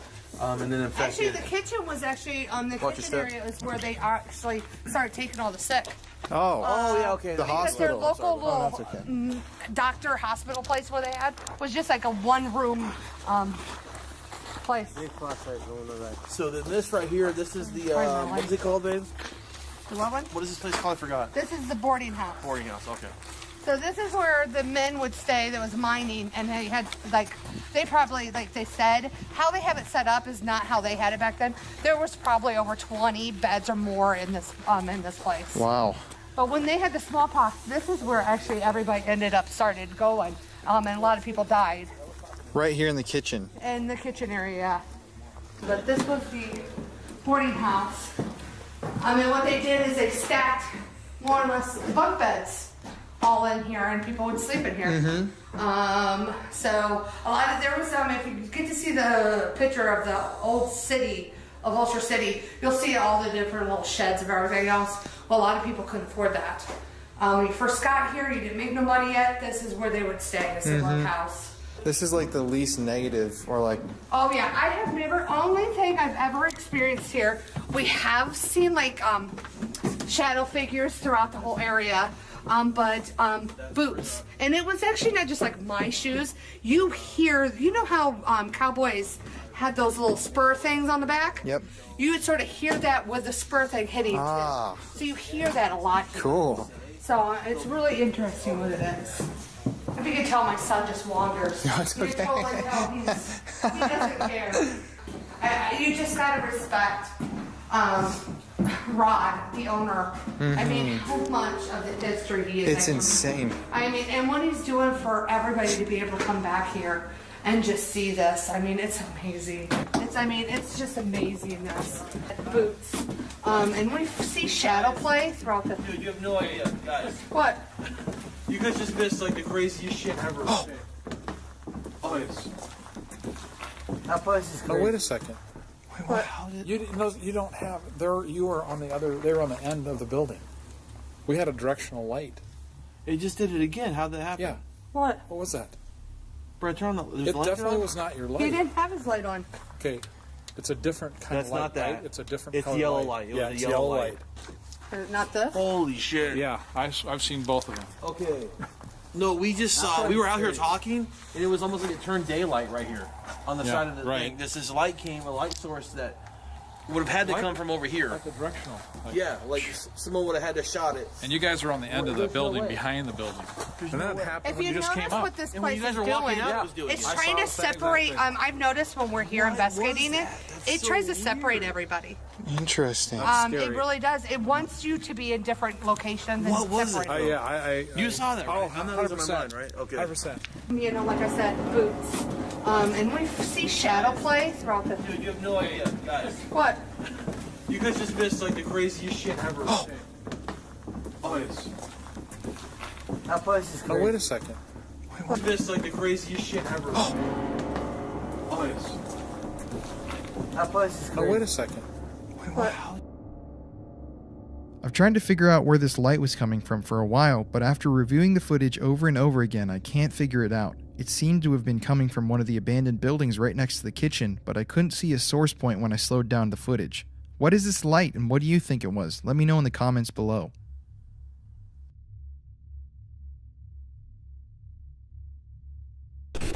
But like I said, we really have not been in here. So this is like more or less the workshop where they did Work. They did the work. And it's still not done. So you actually really get to see, Brandon. I want you to be careful with that light. Don't do it. Mm-hmm. Because there was holes in certain areas, Brandon. Brandon Paul. I will use your full name. James, your son ain't listening. Well, he's learning from the best. For this hole. You want him to fall? No, I don't actually. Don't fall, please. I got really crappy insurance right now. Yeah, but I mean, you seriously could walk around. I told them that we really haven't completely gone in We here. haven't been able to do much in here because they're in the process of putting this together as they did the other ones. Yeah. But this is where the blacksmith was at. So this is where all the history came from as far as his journals. It's all done right here in this building. It wasn't for him, we'd never have any of the information that we have in the town. So this is a really important That part of bubble the is town. covered. I don't understand though that they have really big holes in parts of this building, and nobody's been able to explain that. There was one, like almost like they had a basement here almost. Ooh. Yeah, wow. You never know, huh? The blacksmith's torture chamber. Yeah, there we go. With his tools. Great texture, dude. I'm telling you, this light was a Hey, trip, yes, man. I was just mean, thinking the same thing. I really, it was like it was daylight for a minute. And the first time it was much brighter. Wow, that's a little spooky. The kitchen inside of it. This is where Jay always has fun activity. Maybe it's because of the sick people. The kitchen had probably rooms and everything like that, but gotta be very cautious with this. You can get through and everything, but the door doesn't open all the way very easily. Did you do that, Marvel? Yeah. I was just saying he answered really fast. Yeah. Oh, I just heard a voice of some sort. I heard it. We hear a lot of voices. I heard it. It was almost a baby, it sounded like. See this is where that baby noise came from. I was standing in here actually, and I was probably over here, and we heard it 2 times within 30 minutes, like right here in the center of the hallway right here. And we all heard it. I mean, it was clear as day. But what that's all about, That. kind of a trip though. This is a trippy building. Yeah. It's like a combination of like unfinished and like all this stuff. When I know they said when they started doing the kitchen area, because this is the first thing they did, they said that a lot of this stuff was just here. Like look at this. It was just left behind. I mean, Wow. yeah. Yeah. That's absolutely crazy. It's There's like also some of the labeling on it too, which is pretty cool, right? And those are unopened, right? Yeah, some of them, yeah. liquid bluing. What is that? Like radiation inside of it or something. Yeah. Liquid. What does that I say? have no Blood idea. perfume? What do they know? Blood purifier. Wait, really? What the?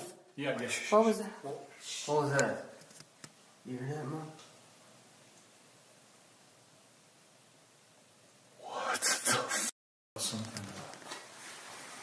This is how they wash dishes. Oh wow. And this That's is how it was. insane. Oh, the knife too.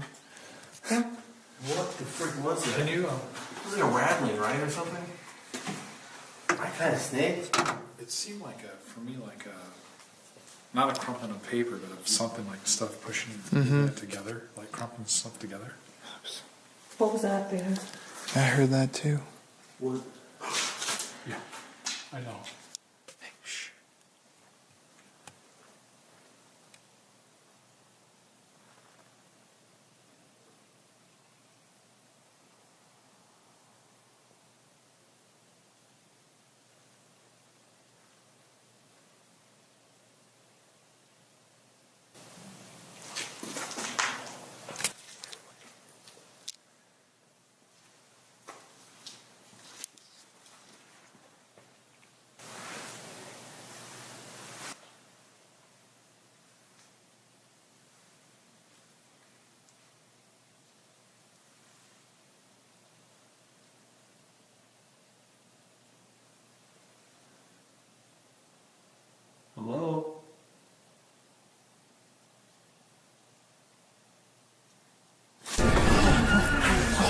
there's like this talking right there. Yeah.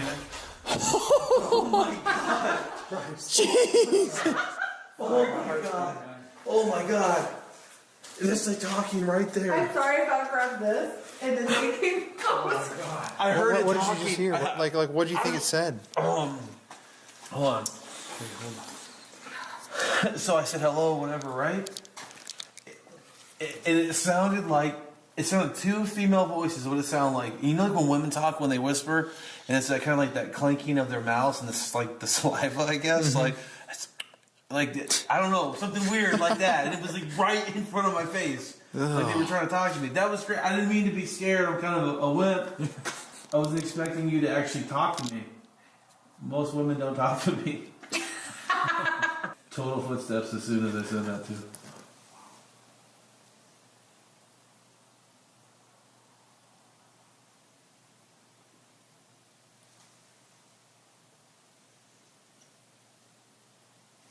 Dude, you heard it again. They're back there talking, bro. Go back there, man. No, wait, there's movement right here. Hold on.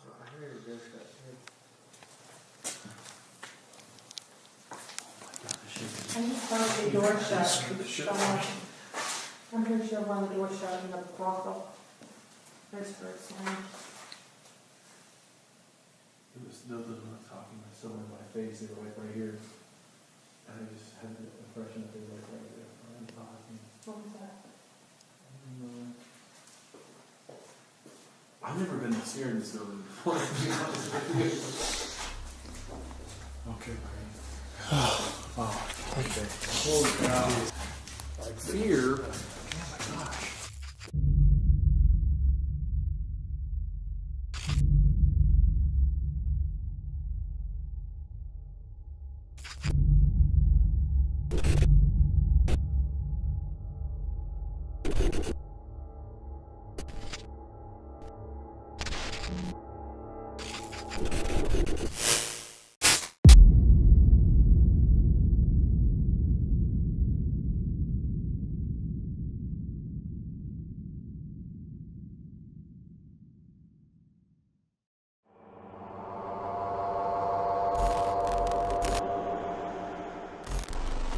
The abandoned Phelps Dodge Hospital in Ajo, Arizona is widely considered to be one of the most haunted buildings in the entire state.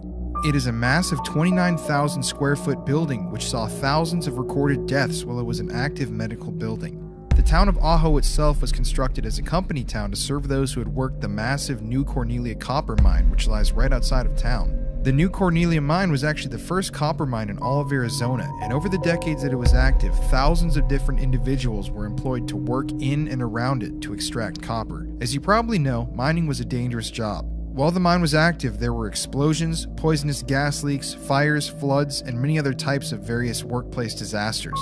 Because of this, thousands of miners and others who lived in the town of Ajo were sent to the Phelps Dodge Hospital atop the hill to seek treatment for their wounds and ailments. Many who entered the doors of the hospital never left. It is believed that the spirits of those who died agonizing deaths inside of the building still roam its hallways. People have reported seeing shadow figures, hearing phantom voices, being violently attacked in the building, and even being choked out to the point of passing out. We spent a night alone inside of this abandoned hospital and captured paranormal activity on camera that would stick with us forever.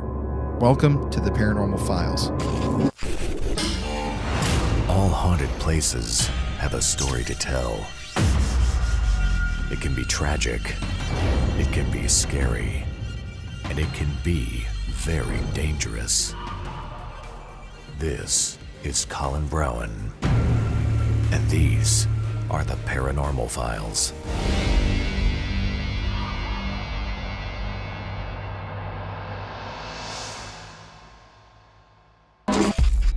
The drive to Ajo is absolutely crazy. As we headed south from Wickenburg, my father Jeff and I couldn't help but notice how desolate the town's location is. Located only 40 or so miles from the US-Mexico border, around 3,300 people call Ajo home right now.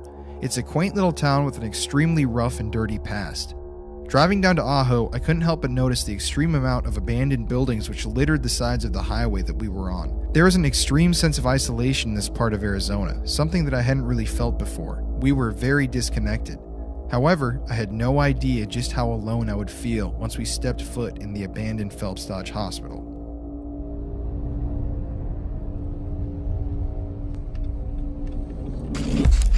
Alan Dunstan, and I own the old Phelps Dodge Hospital here in Ajo, and we've been renting it out now for about 3 years for paranormal investigations, and we're just happy to have anybody here that wants to do that. So this is the extreme, I guess, eastern end of the old section of the building and beginning of the new section. And this is the new reception area. And the way I normally walk through is to start by going back to the old section.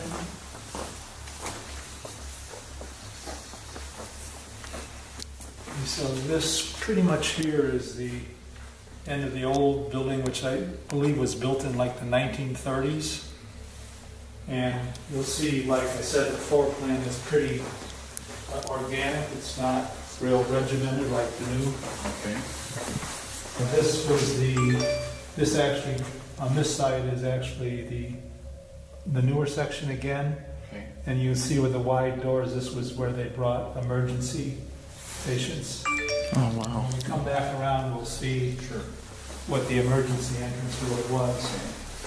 So now here, this is the old reception area. Old reception. Okay. So, Alan, then this side is some kind of little disoriented. East is that way. Eastern end. That's west. West. That's what I was thinking. Yeah. When you said eastern, I was like, okay, that is. So that's the farthest western end. Yeah, and the way that the old and the new sort of join together, at this point, they're kind of opposite each other. Now from this point here, we go forward. This is the old section on both sides. Oh, okay. We'll come back to the stairs here to go upstairs. Okay. Here's the kitchen. The one thing that, the only real problem as far as the building itself is the fact that the roof was never maintained after the mine closed. So you'll see a lot of peeling paint and so forth. That's the only. Yeah, no issues with respiratory or issues like there's no asbestos. No, not the asbestos was the pipe wrappings were replaced at some point. Okay.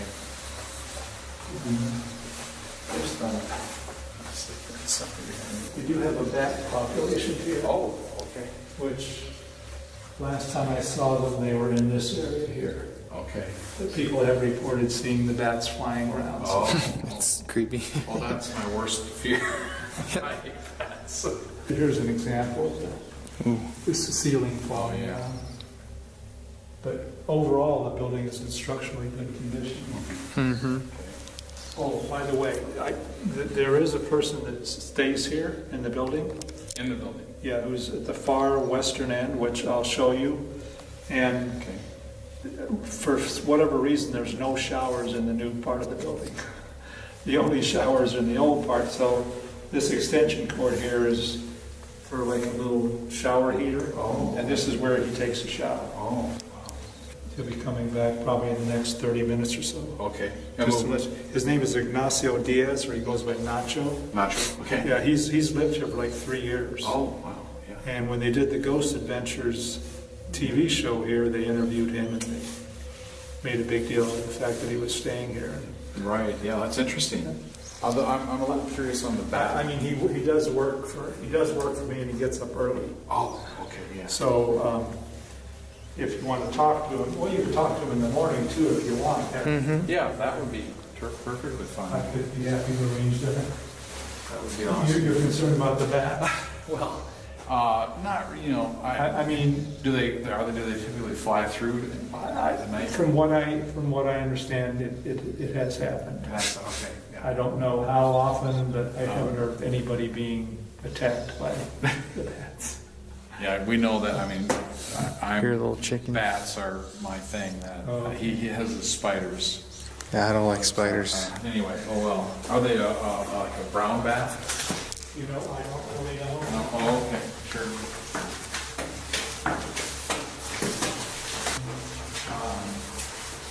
I have to I appreciate the idea that we can maybe come back with some night vision. Yes. But I would have bought another camera if I could. This area, this whole wing back here is related to birth, nursery. Maternity, yeah. This, I think it says, there's some signs on these things. At one point I had a tour through here, so I put signs up and everything. Gotcha. So that's the women's ward. Okay. And here we actually have twin delivery rooms.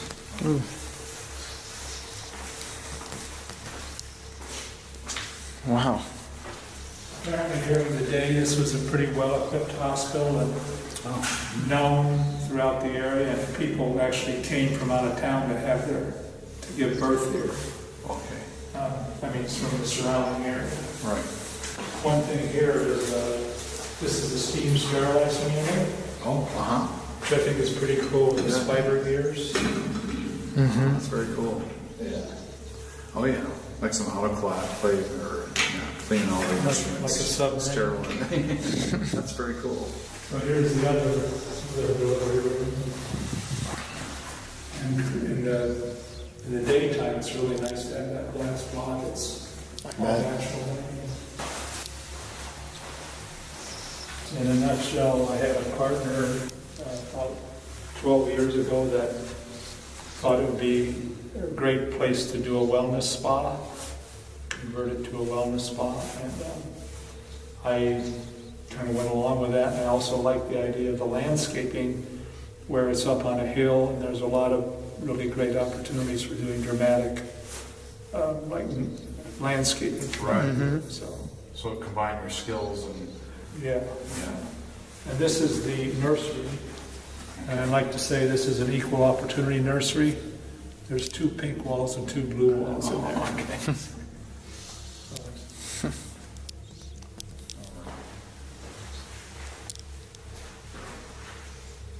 And that little prop, I think, was left by the Ghost Adventures people.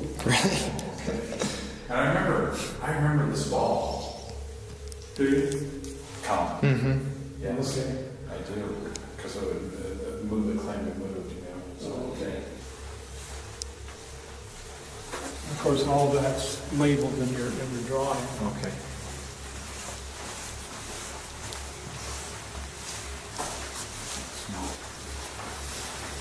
This is the operating room.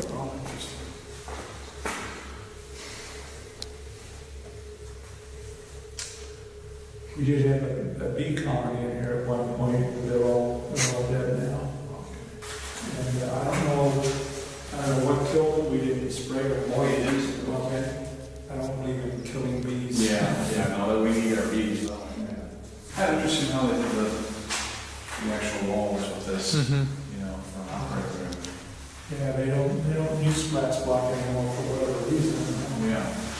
And this was where the X-ray machine actually was. Okay. You can see the little window that Oh, yeah. operator looked through, and there was lead on all these walls, and we took it off and salvaged it. Okay. That makes sense to have the X-ray here and then operating right across. That's an X-ray. This is just the end of the hallway here. And Okay. that door is closed, but if you go out, there's a walkway going down to where we entered the building. So where was the morgue area? The morgue area is not really, we can't really get to it because it's just, the only entrance is from the outside. And it really wasn't a morgue as such, it was just the basement floor where the elevator went down. Kind of a holding area. Kind of a holding area. From the partition. And there is the main thing down there is a boiler room, and everything's kind of packaged up. There is some asbestos there. Ooh, So, don't want to go down there. yeah. Yeah. Okay, so now if we go this way, see that's where we came from, the reception.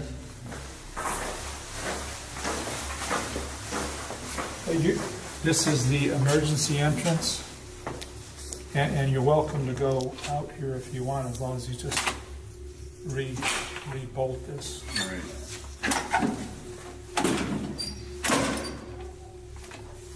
Oh, wow. Yeah. Emergency entrance. Right. What's the closest community that might? Thank you. I'm going to go ahead and close this, but you're welcome to. Cool. Yeah. So we've got a deadbolt in on the wall. Okay, so this is that long, new wing, which I think was built in the 1960s. And there is some power available. There's some power from the outlets available in the reception area there. Cool. Ooh. The only thing is, because of the rain and the bad ceiling, sometimes there's shorts in these lights, so Oh, yeah. just have to be careful. What's this camera up here? That's a security Just camera. a security that goes to. Yeah.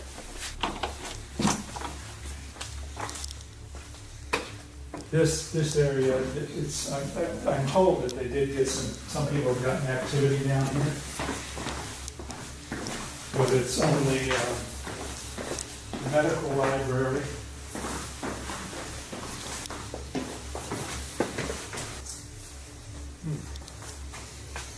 Yeah, so this is the medical library here. Once again. Couches. Nice. And this room here is no windows. It's a completely almost like a vault, and it's my junk room. Oh. So you're welcome to come down there if you want. There's a file. That room at the end of the hall was like a file room. Okay. Cool. And definitely plenty dark without our light. Yep. And if you see anybody, you would say you can call out Nacho, and he should respond. If he doesn't, then we'll capture something. And it's Maybe we're one of the spirits that you're. The only area we didn't walk through was this out here, which is this is the laboratory, and I don't have power in there. Is it just a But you're room? welcome to go in and. Oh, it's Ooh. pretty big. Oh, yeah.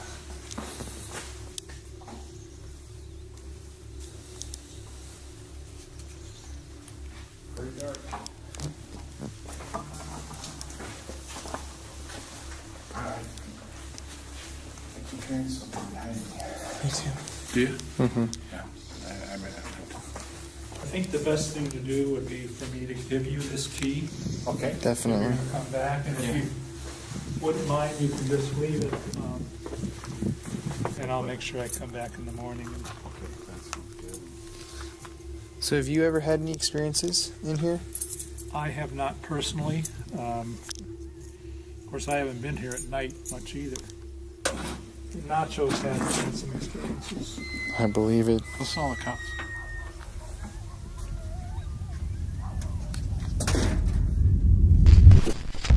Okay, well this lighting looks really bizarre. It's 9:48 right now.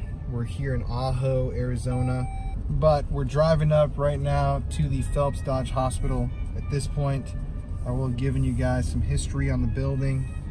When we were in there earlier, it was just definitely really creepy, just really large, and got the tour from the owner, Alan, who I guess hasn't really experienced anything in there, but a lot of people have in the past. We're pulling up to the hospital now, and it was very ominous. Ooh, this is it. It's time to get spooky. Okay, so there's hospital up there.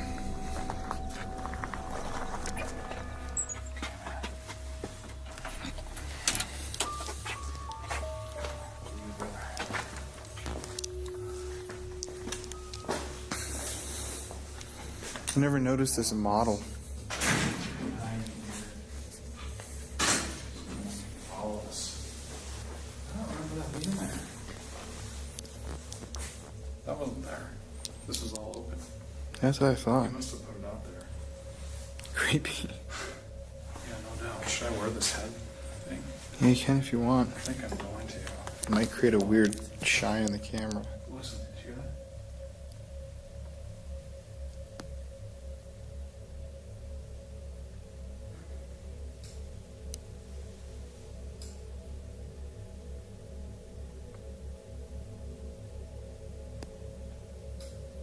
What is that?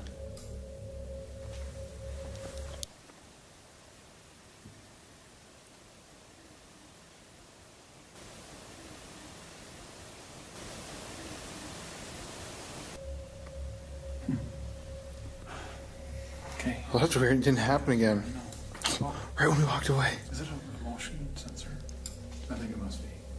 We're kind of like being watched, I think. Yeah, it's every time I shine the light. Yeah. Oh, yeah. I think it's a sensor. Yeah. It is. Can I have you hold this just for a second?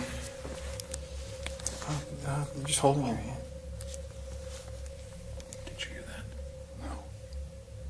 Just holding your hand is gonna look weird on the camera. Really? Yeah. But it's so easy to click it on to hold everything. So Jeff's got the millimeter. Yeah, just hold down the power button.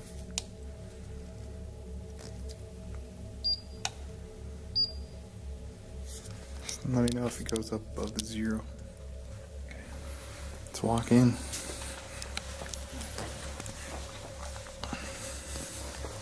we're all loud on here.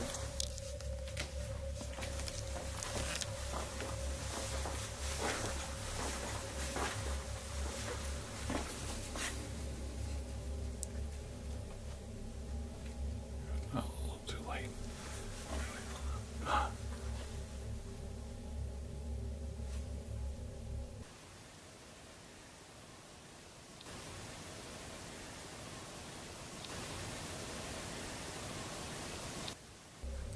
Let's go over here.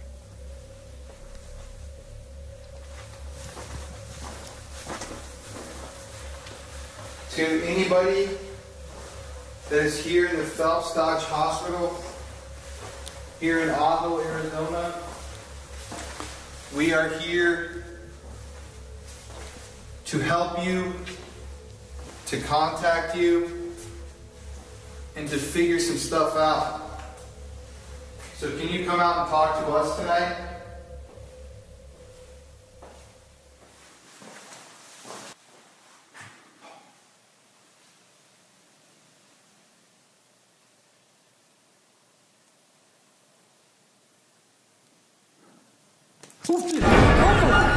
Just what the... Okay. I hate that bat went right by my head, man. Dude, that was a bat. Holy shit. If I slow down the footage right here, you can actually see 2 bats fly right by me, with one literally flying only inches from my head. It's definitely spooky to look back at this and think about what would have happened if I had moved a bit faster or had been standing a little further in the wrong direction. Just what the... Okay. I can't do bats, dude. I'm not kidding you. I can't take that. My God. Holy shit, dude. Jesus, that went right by my ear. I could feel it on my hair, dude. I heard something coming down the hall. Me too. Wanna go upstairs? God damn. It's at point 1. It's like our energy is fueling the meter. Look at point 2. 0. Where'd the hell go? Okay, we need a... Well, he said the colony of bats is down there, right? I don't know. Okay. Christ.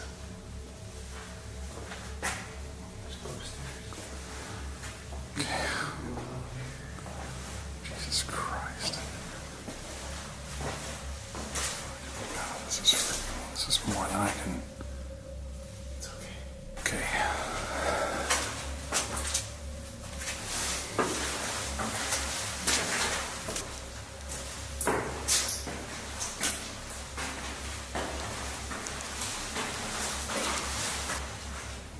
What the hell is that? Oh, okay.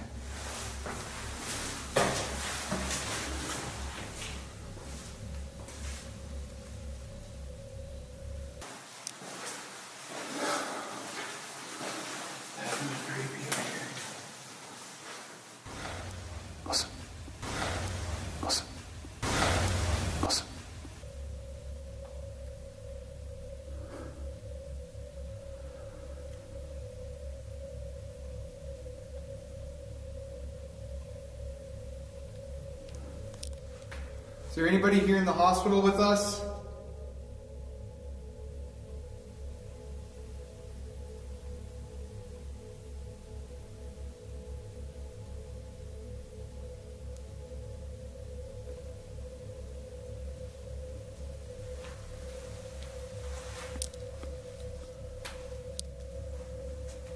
Oh, Jesus. Dude, there's a whole bunch of bats down there, dude. I'm not going down there. You okay? Yeah, but I'm not gonna go. I'm not gonna do it. Let's go down this hallway. I think we should close those doors. I don't see any houses. Oh yeah, no, they're flying back and forth. Oh, there's. Okay. Where are we going? Jesus. Let's go into one of these rooms, dude. Okay, close the door. I'm gonna close the door. Jesus. Trapped in here. Okay, but this used to be a room where patients were and they died, and Yeah. so we can, let's turn the lights off and use the red light. You got your light there. So since we don't have infrared light, we're just going to use the red light. So we can basically be in the dark so this camera can still see. I still barely can see anything. It's dark. Can you use your voice to communicate with us if you died here in this hospital?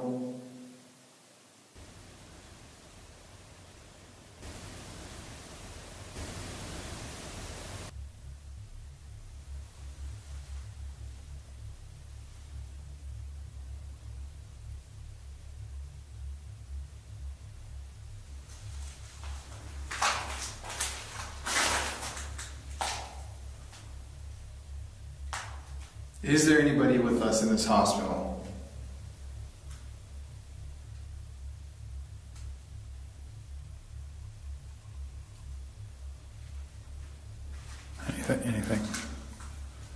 Anything on the millimeter? Nothing. Still zeros. Zeros.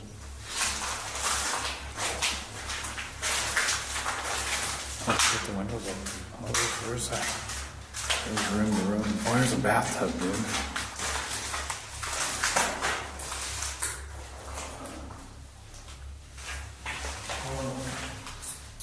What?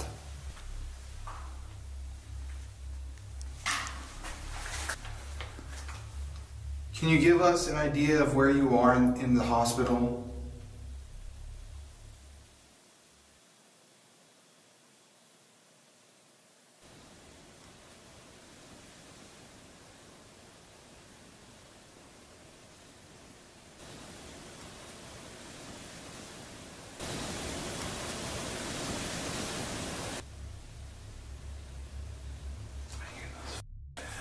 Yeah, I know.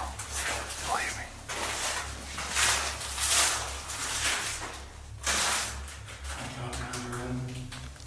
Yep. So there are bats everywhere in this hospital that we didn't know about. So we're kind of having to hop room to room haphazardly. Ready? Yep. I saw her whisper.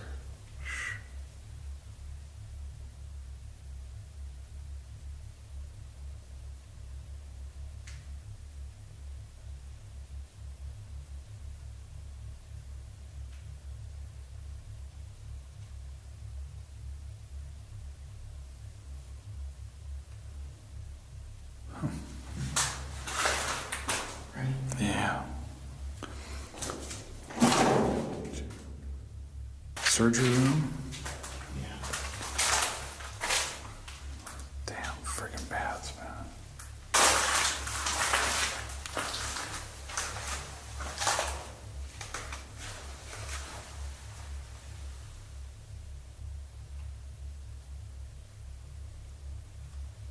Oh, there's a bat here. There's a bat right there. I think wherever we go, there's gonna be bats. Really? Yes. How about the... Oh, Jesus. Did you... what the... Hold on. No, it's a noise. Dude, it was a... It was just like a door.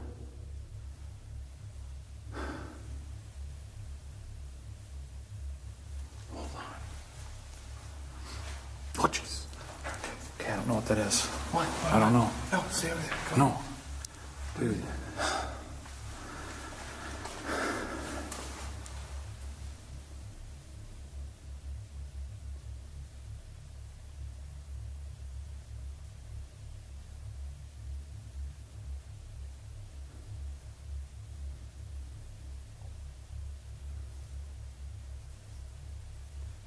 Can you knock on something or shut one of these doors if you're here with us?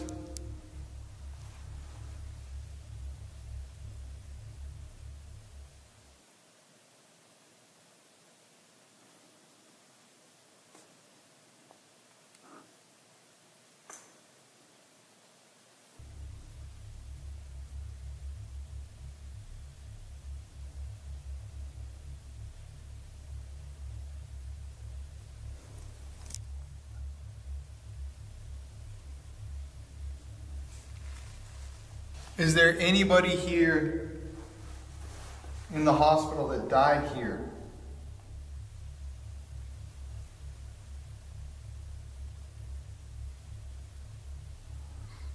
And can you tell us your name?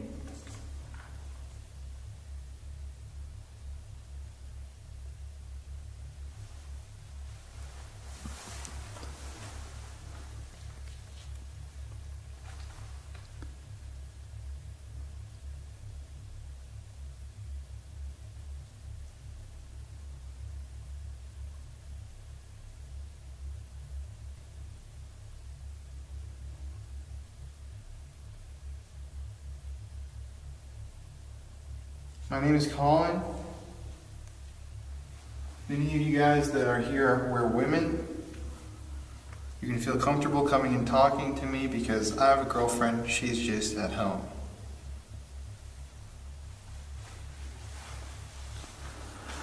So I'm not trying to hit on you. You ghostly women. Kissing this. Let's get that ball. Okay. As we, I'm gonna close this. as we saw earlier, I want to touch this ball. There's like a window. What the hell?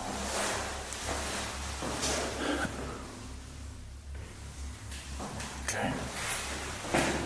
As we saw earlier, this is the infirmary. This would have been where the babies were laid to rest, or just laid down after they were born. I'm going to take the millimeter right now. I'm just going to place it right here. It's reading at point one. Punch something out. To 0. Goes to 0. Can I kill the main light? Just hit the red light. It just shut off. The camera just shut off. Yes.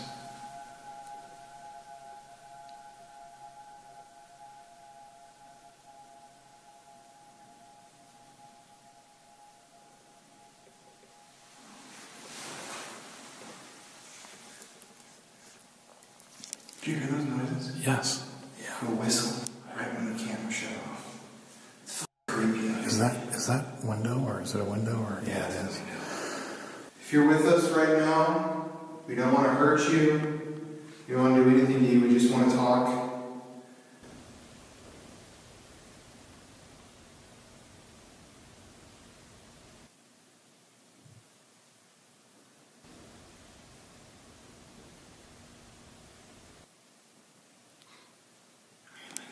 No, you just tapped right when you started talking.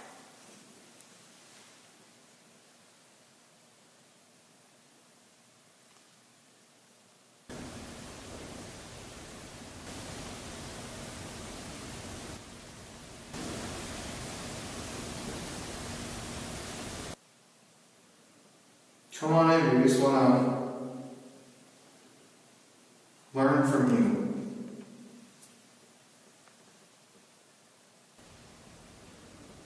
Come on in, we just want to Come on in, we just wanna...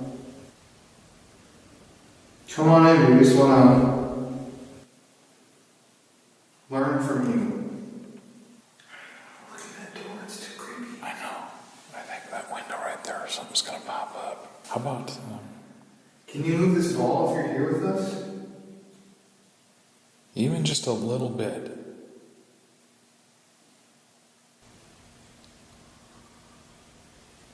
Hear that?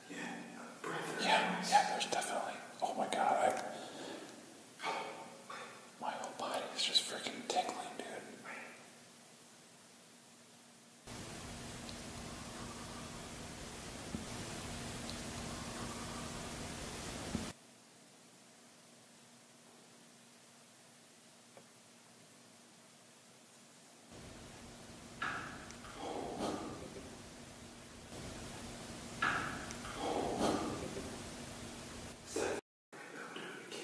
Dude, that ball is shaking back a little bit.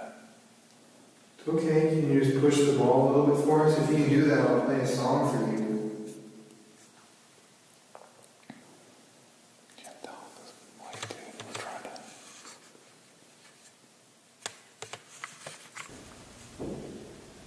Hear that?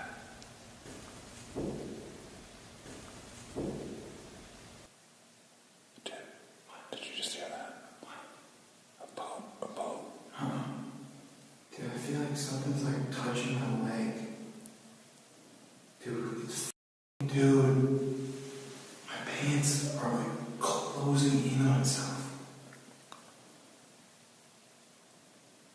Dude, this is really weird, Dad. What are you feeling? It's this whole leg right here. It's like the pants are just getting closer to my leg, like a 360. Maybe it's. Let's try and experiment. I'm gonna come back here with this just for a second. Yeah, I'm not seeing You can it. hold that if you want. Any of you guys know this song? Why don't you sing along with me? Dude, are you not hearing that pain? Oh, Jesus. Dude, it's 7. Oh my god, it went to 7. Look at. Oh my god, it went to 7, dude. Still? Colin. 4.2. Well, make sure you don't. Look at hot 10. It was back here, dude. Wait, really? Yes, hold Hold it on. by the camera here? That's what I had it. Oh, dude, it was. It just hit a 10. 10.2 is 7. Okay, see if someone's here. You were playing that song. It's already dropped from 75. That's right when you played that song, it spiked. Okay, 3.1, dude. 1. I can't see. Oh, yeah, 7.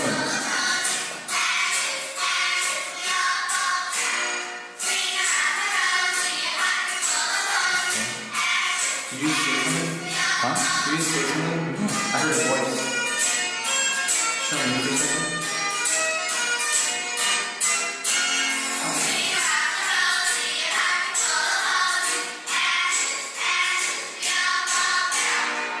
One second, please. Do you recognize this song? We don't fall down.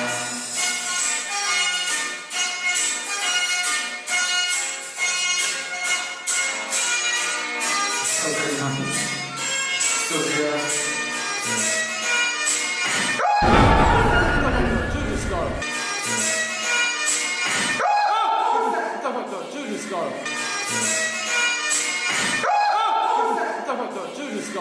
Hold it together. 0.2.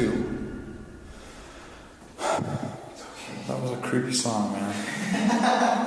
I'm telling you. Okay, now it's your turn. You want to play this? Yep. Okay. Invite the children to come talk to you. Okay. Children, this is freaking cool.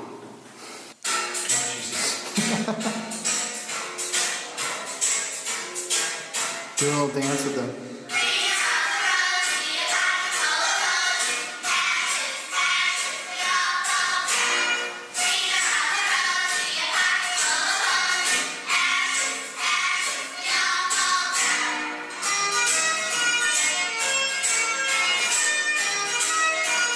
Can you move that ball?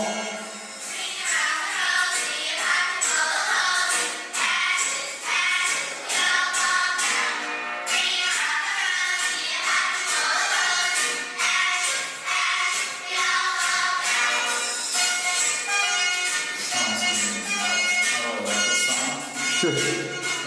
Yeah. Jesus. That's creepy. Here, I'm going to let you guys come in. I feel like there's something, you're outside looking in, but come on in. Come in and play. Play with the ball there.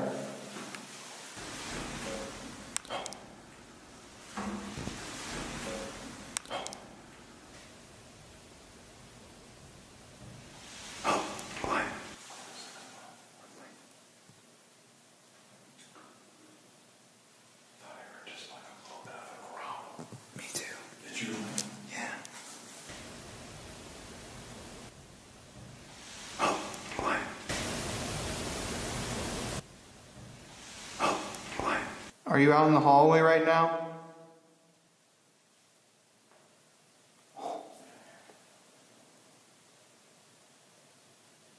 Come on in. We're only here to kind of play with you, that's all. Talk to you. You sound so creepy. Come on in, we're trying to play with you.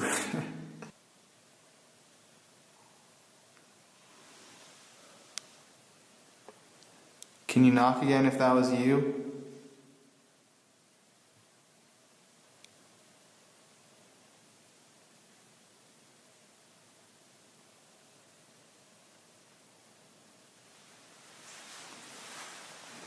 Do you like to lay in this crib?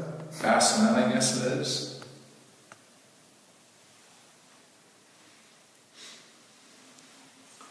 Oh, what was that? Did you hear that? Yeah.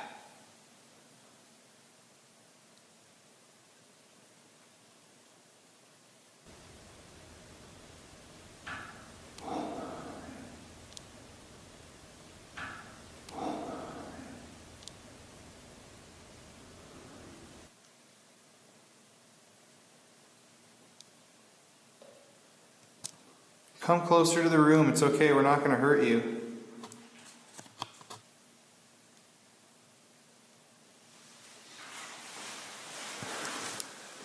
I'm going to open the door all the way. Why don't you just tell us who you are? You guys come in. You're all welcome to come in here. Come on in.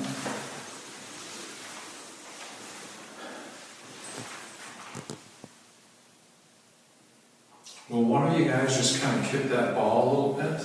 I know you want to. It's just a ball. Kick it to Colin.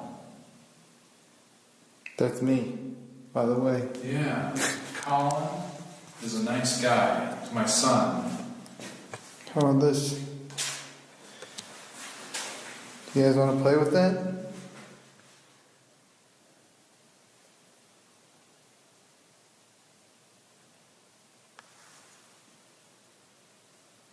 Go ahead and kick it.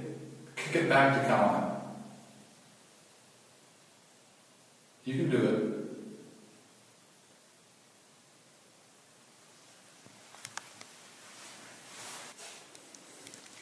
Why do you guys choose to stay here in this hospital?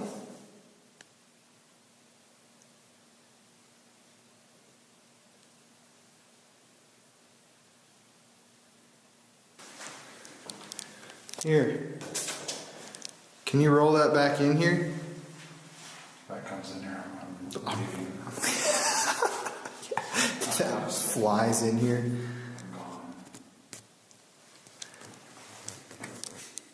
Give it like one I minute. think there was something in here. 710.2. It's kind of gone. Mm-hmm. Should we go? 1 second.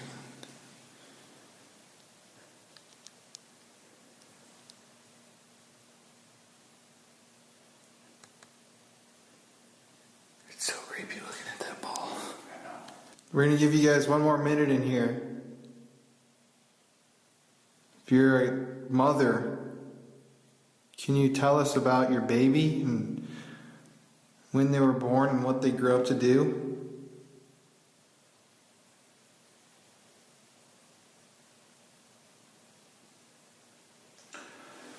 I'm having a really hard time breathing. Really? Yeah. Think anxiety? I don't think so. I mean,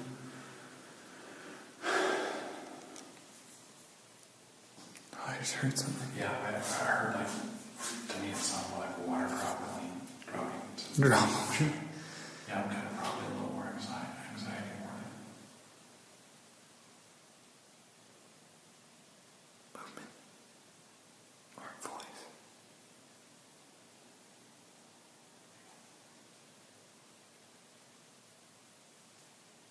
You gotta like show me. I'm feeling like my whole body is tingling again. Shit. Are you by me?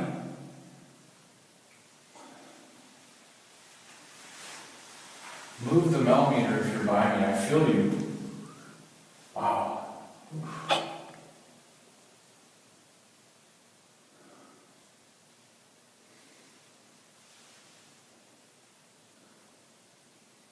I'm going to go to another room. Yeah. Full bat blast. Okay. Okay. Not here.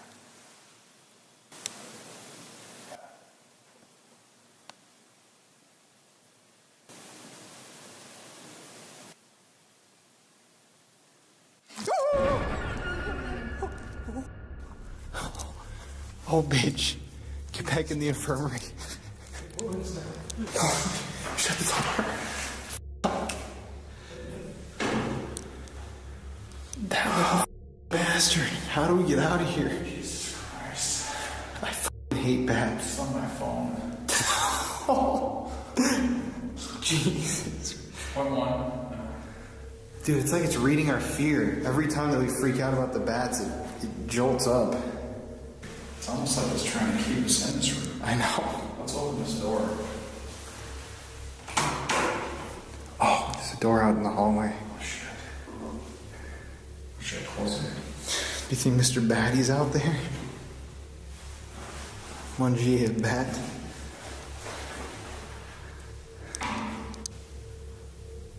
Do I just heard a couple footsteps?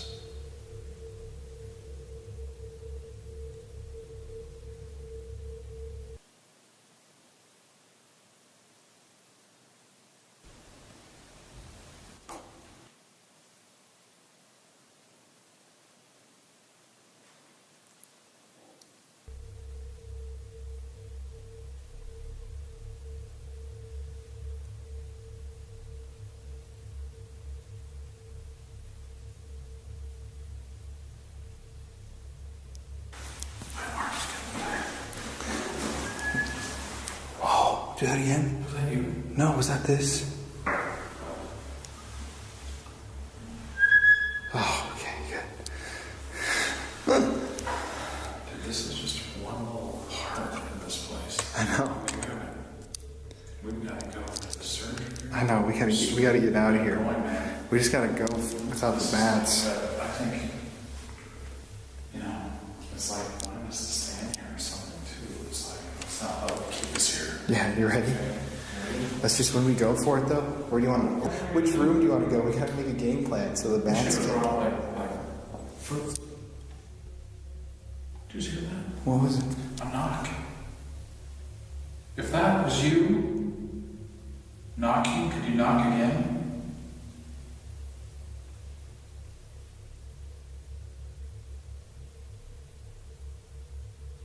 One more knock is all.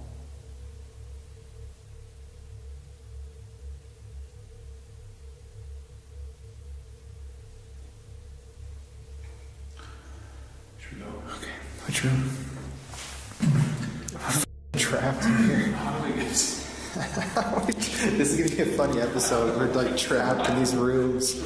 This is like one little room. I know, dude. This is like. The whole hospital. I just think that's hilarious. It's like a zombie apocalypse. We're like, where can we go? We're like looking out the windows. We're gonna have to make like a A game plan. Okay, but what do we even know where we're at? I think let's hide. Where did he say that bat colony was? Oh shit. Did he say it was at the end of this hall? I want to go all the way to that room at the end and shut the doors. Just so we don't shut in a bat office. Oh yeah, that's what I'm saying. If there's a bat, we run. Ready? What are we gonna do? Run to the end of the hall. No, don't run. I mean, as fast as we can move. Well, You okay? no, I just got a headache, man. Got something's really got my like a migraine. Probably dehydrated. Yeah. You ready to go? Ready? Okay, where are we going? End of the hall. Okay, so are you going first? Yeah. Okay.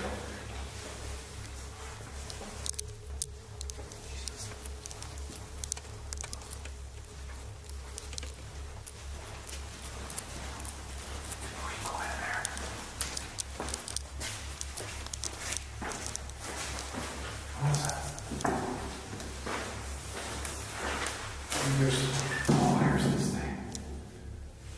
What thing?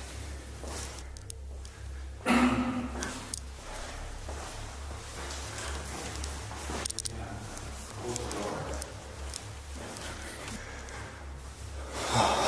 Look at this thing. Okay, we're barricaded in here now. You check this thing out. Look at the thing.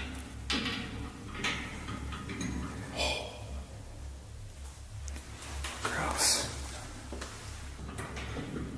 Oh. I don't know, it's like a fridge.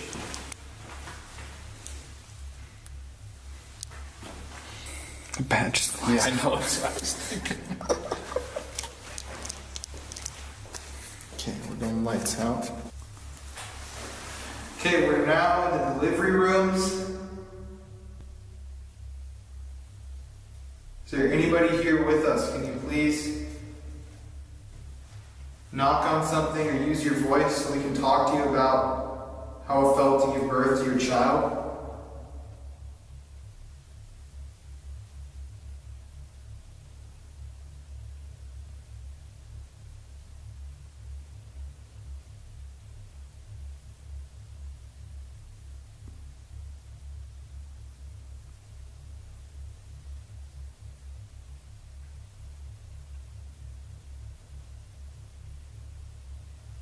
Zeros on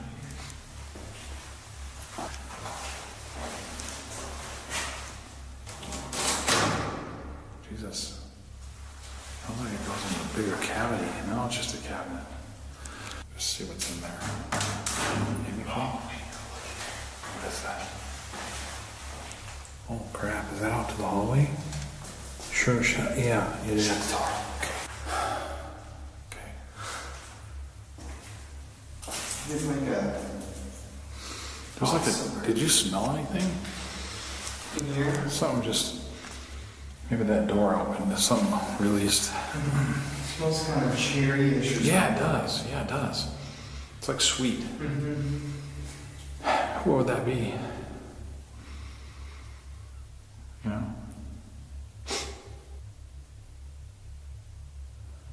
Well, do you want to escape the bats? Weird. Go downstairs. Yeah, let's go. Let's go. Yeah. If we go downstairs, we can go outside for a second and we come back and finish on the downstairs. Are you over in that other room?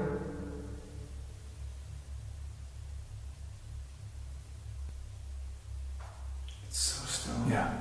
There's zero energy up here. Okay, I'll take the camera. Okay, so plan is let's just open doors This one? and run screaming for the hall, for the stairs, because we gotta make it to the stairs. Do you remember where they are on the left? I don't. No. Goodness. Hurry up. Oh, that's creepy. Weird. Ooh. Do you want to say your final words? No, I don't want to say final words. I'll say just a beginning word. Let's go. Okay. Okay. Ready? Okay. Okay. It's okay. No bats yet. yes. Where's the reception area? Right here. Okay, what's it? Are we down there? Yeah. We gotta go all the way down there to the left.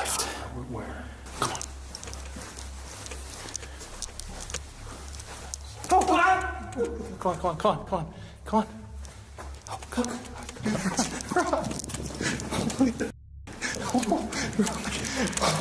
Oh my God. Shut the door. Oh my. Dude. Are you okay? Yeah, I'm just like. Don't have a heart attack. No, I'm just got. They're flying in and out of those rooms. We gotta get out of We here. gotta like go kind of slower because I'm like kind of freaked out. And just, it's a bats. I mean, so I think. It's a bats, What I'm just saying is I think part of it is that these bats, I'm kind of like a little bit afraid they keep pushing us back here. I know. They keep coming back. Every time we go out there, they swarm us. Did you hear something? Is that you? No.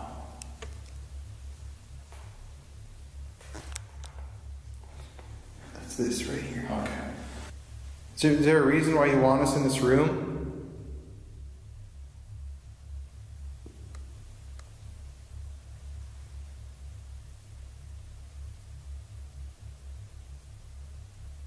Let's just go. I kind of feel like we gotta get out of here. Okay. Okay, let's just.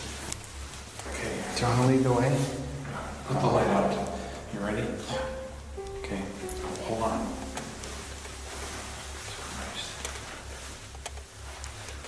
There's a creepy ass handprint on the wall. Did you hit that?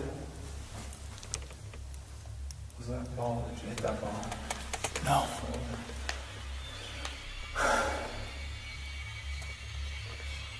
Is there anybody right here on this end? Oh! Okay, that's a bat. We just gotta keep cool. There it goes. Okay? It's just what it is. And where we going? This way. We're gonna go somewhere. Okay, good job. Okay. We can make it to the stairs. Come on. Okay, we're ready. Right here. Hold on. Come on. Where are you going?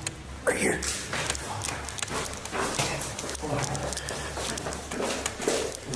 Remember, there were bats in this room too, so let's just go. Hold on. Come on. Second. Hold on. Come on. Oh, dude, the light just fell. This way. No, this is the beginning.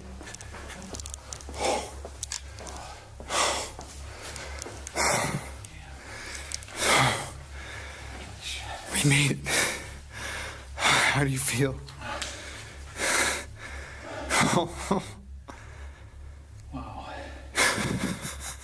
That's crazy. That's just like a whole bad something. Hey, I didn't hate bats, but now I really hate bats. Oh, I'm gonna protect my neck at least here. This thing will do enough. Yeah, let's use that. That was like a. Yeah, I wasn't rolling, and there was like a door closing. Yeah. Hello?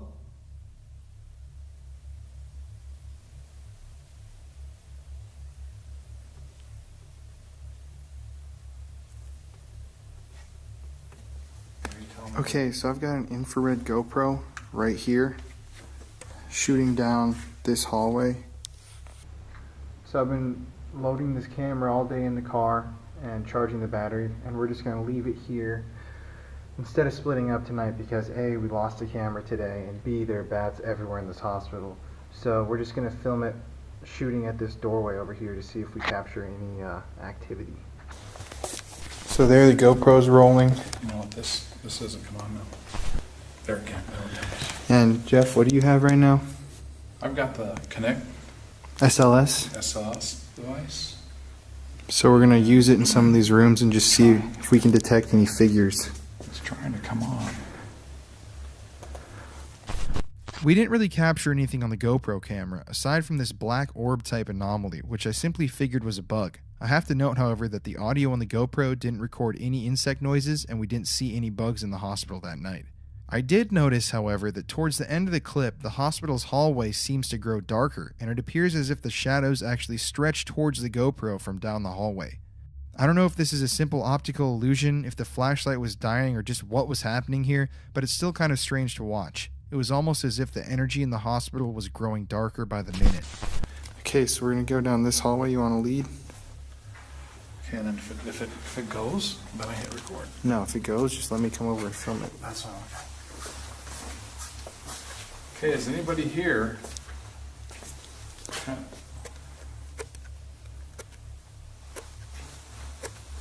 I've got a device right here, guys, that you can show yourself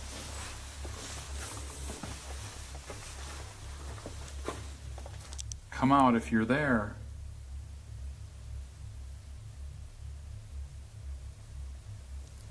We're just standing here.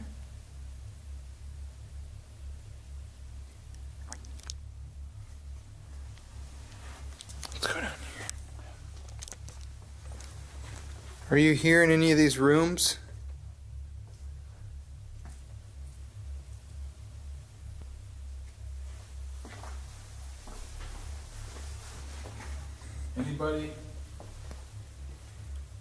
Anybody show themselves?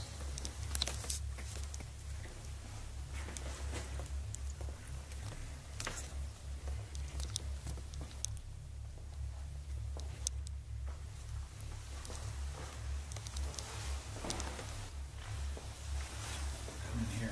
Show what's in here. Yeah. There's a lot of stuff in here. People could be in here. Is there anybody in this room? There's like places to sit. There's stuff to build. Is there anybody here? Why do they keep blacking out like that?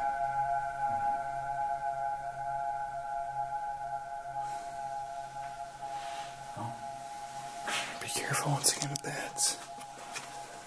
Because that's the area where they were. Really? Remember the first one? Remember the first one came flying out? Here's the bathroom.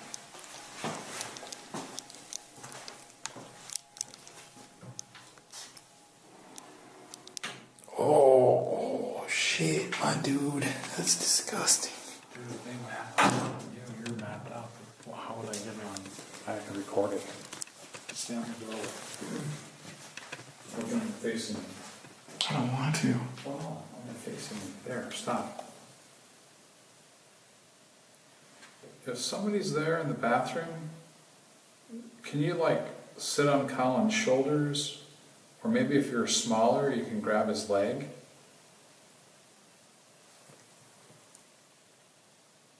Anybody at all.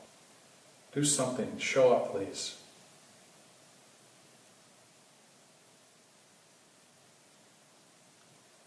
I don't like standing there.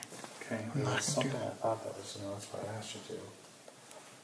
It's creeping me out back there. Okay. Should I just turn this off? Dude, what? There's a figure. Where? Right here. Ooh, Okay. it's huge. Dude, Jesus. See, I knew there was something right here on this wall. Oh, I feel. Whew. Oh, there it goes. It's gone. Did you get Yep, that? I got that on camera. Oh shit, I zoomed in a lot. I told you I felt weird in this bathroom. No, that's why I saw something move in there. Oh, I just heard movement from over here. Behind us. Let's see. I'm gonna go into this room. Are you in here? Again, thank you for showing up. Oh, I just heard something down there. Can you walk down the hall towards us?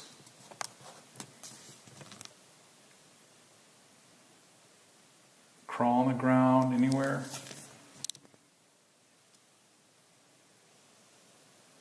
I think something's trying to manifest right back down there. I'm going to come down by you. Kind of keep trying. I see you right there in the hallway. It's okay.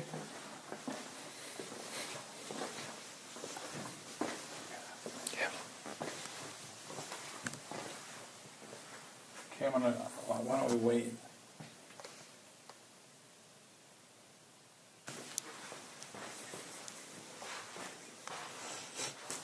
Can you come out?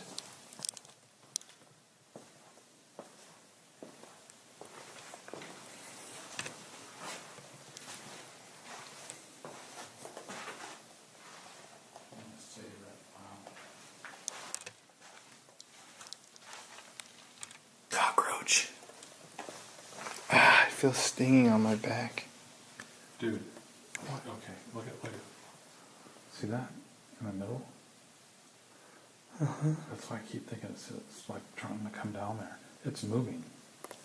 You see that? Yeah, that could just be the... I know, but I mean, that's what... You see that just get brighter?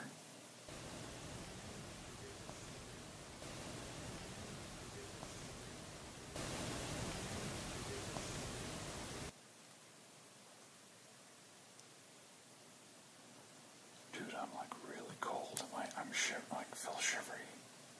I don't know if that's a word or not. Me too, though. If you're down there at the end, can you manifest yourself? Can't even talk, man. Dude, that went away. Yeah, that is weird. It went away on there. Completely. But I mean, that's what... You see that just get brighter? Completely.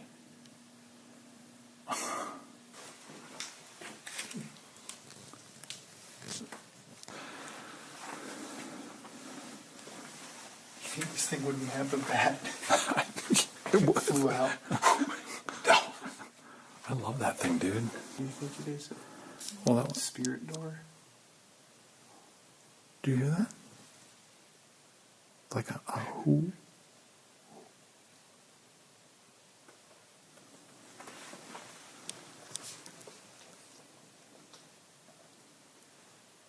Are you back down here in this hallway? We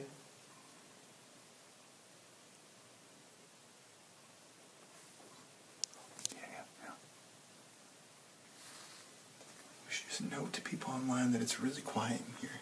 Yeah. Like there aren't any knocks and shit. Let's go in the lab.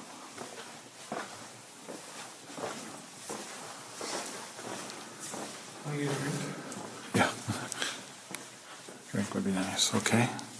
Okay, so this is the laboratory in the hospital where people studied and whatnot and tested out things. Ooh, definitely. Strong odor. It smells like alcohol. I'm trying to light here and make some Definitely. fatty friends. Yeah. I don't think there's any bud. You hear that? Movement. I'm talking movement. Right there. Okay, it's over there, dude. Go over there. The f*** is that an animal? Yeah. I think it's just this water.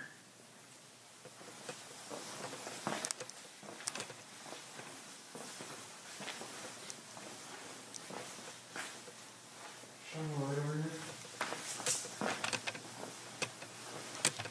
Is that mold or shit? Yeah, it has like a... Let's get out of here. This is creepy, man. Yeah, I don't even like that sound. That was good. I think? Yes, definitely. Honestly, it's kind of hard to investigate this building because of bats. Yeah. You know? But you know, it's pretty calm down here. I mean, I feel definitely more... The upstairs was terrible. Yeah, the upstairs was disgusting. I mean, here, you know, I think we're okay.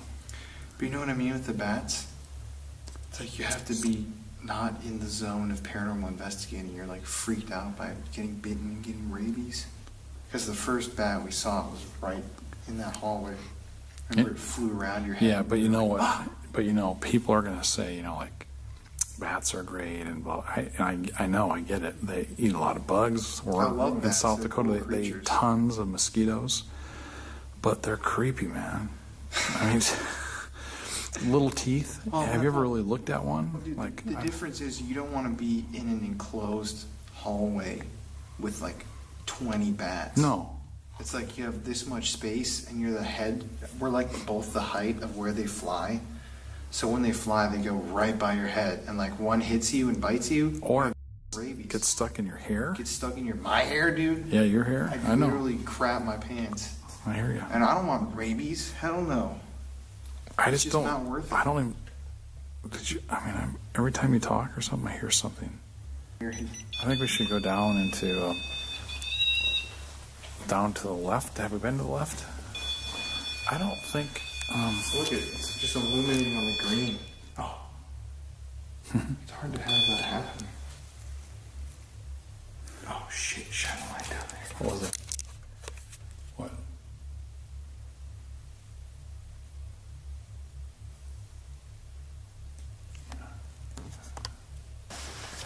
Oh, okay. Camera just bleeped out. Just do that again. Do you think there's a bat repelling noise? I don't. Are you sure we had a bat in here? We went right into that room and it flew right by your head. Really? Oh God! Upstairs. Look at it. Why is it doing that? I don't know. Oh, let's see you turn it. There you go. Let's go set it somewhere though. Okay, well, just come with me over here. I know, I am. Where's this room? Maybe he's gone batty. Should we try and make it into the hallway? Here, I'm gonna this. I'm not sure where. Oh, is this? Have we been into this area? Oh, dude, this is the old part. Oh no, we haven't been.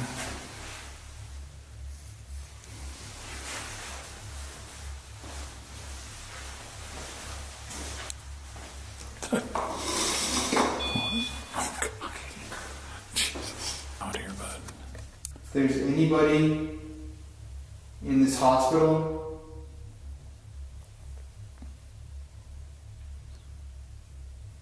can you walk on over to us?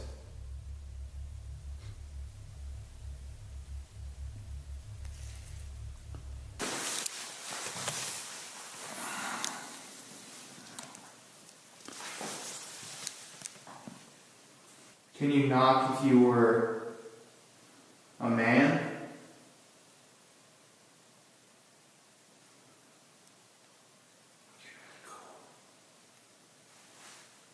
Can you knock if you were a woman?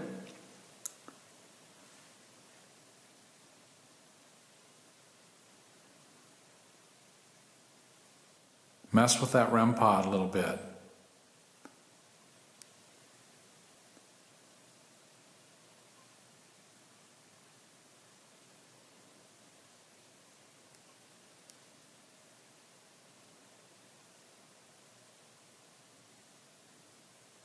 Are you afraid of us? Can you just knock if you're here with us?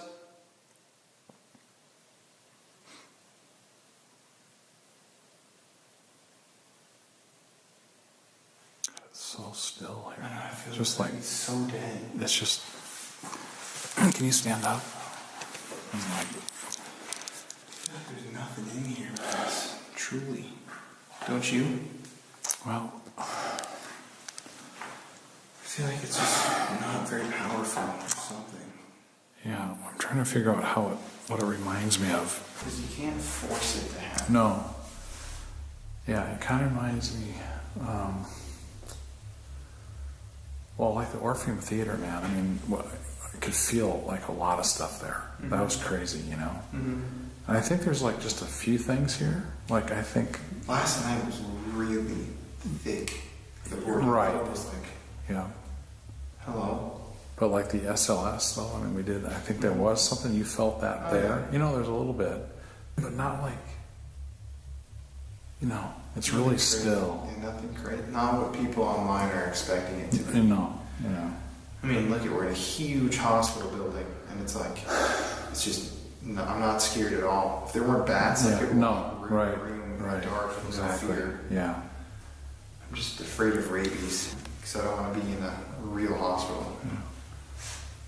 Yeah, nothing against the hospital. I think it's probably just they're not really wanting to come out tonight, you know? Yeah. Not feeling it. Sometimes the bats were definitely scary though. Yeah, bats were scary. Got some good reactions from us. And pushing us back into that little room. That was, I think, maybe something, I don't know. You want to go back up there? No. You know? If that REM pod would go off like nuts, I'd feel a lot better. But it's just... It's like, I mean, it's dead quiet, like not even any knocks or anything in the building. Hello? I mean, we're gonna leave. Like, if you really wanna talk to us or let us know you're here, it's like now's the time. I mean, you're here all the time, it sounds like, so why not just come out?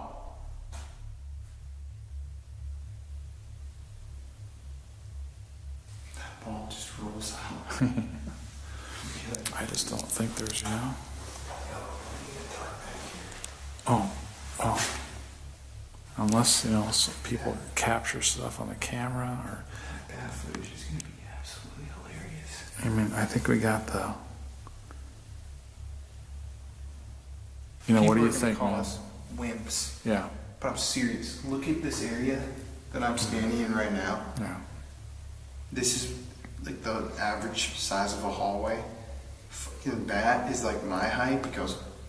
Yeah. What if it's just flying so fast it hits me right here? And we've had bats like caught in our carpet. Remember at our house? Oh, remember? Yeah, they're creepy. And that they get stuck in your head. It's just like. And your rabies. It's yeah. Well, I mean, at least you have to get tested if you can. I mean, want to walk back? just send them to Ozzy Osbourne for testing.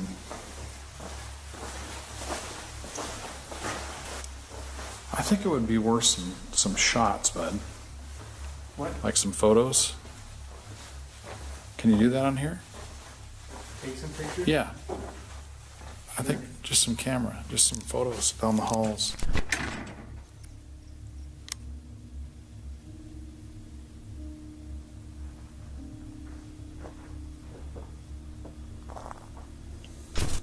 At the end of the night, we left the Phelps Dodge Hospital with more questions than answers. Who was still left in the building? Why didn't they interact intelligently with us? Are what we perceive to be ghosts actually spirits of the dead? Or is it a different type of mystical energy altogether that likes to make its presence known? I don't know. However, what I can say is that the experiences that we had that night in the old hospital will stick with us until the day we die. It's always crazy how a location can be so different in person than what you think it'll be like after researching online. Thanks for watching, guys. Keep your eyes open, your minds sharp, and as always, stay spooky.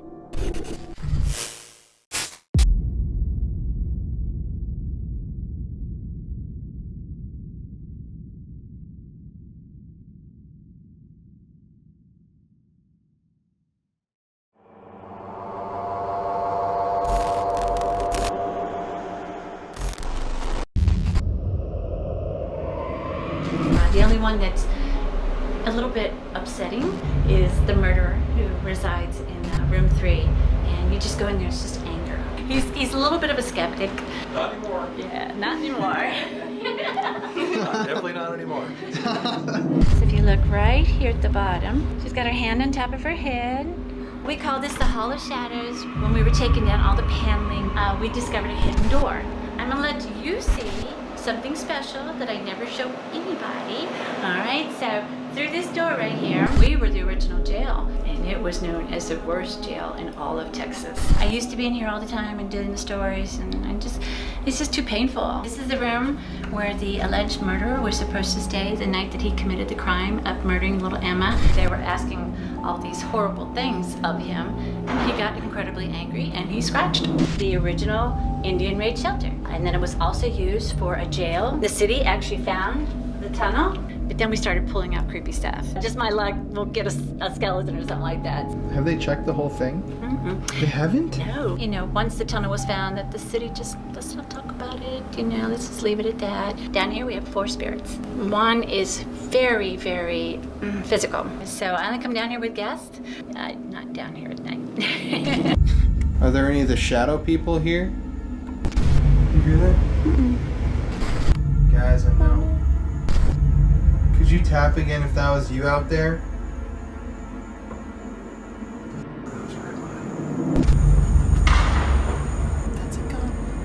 Yeah, I remember I'm down here in the area that one of the owners of the home said she would not come into at night, and definitely not alone. And I'm here alone at night, so.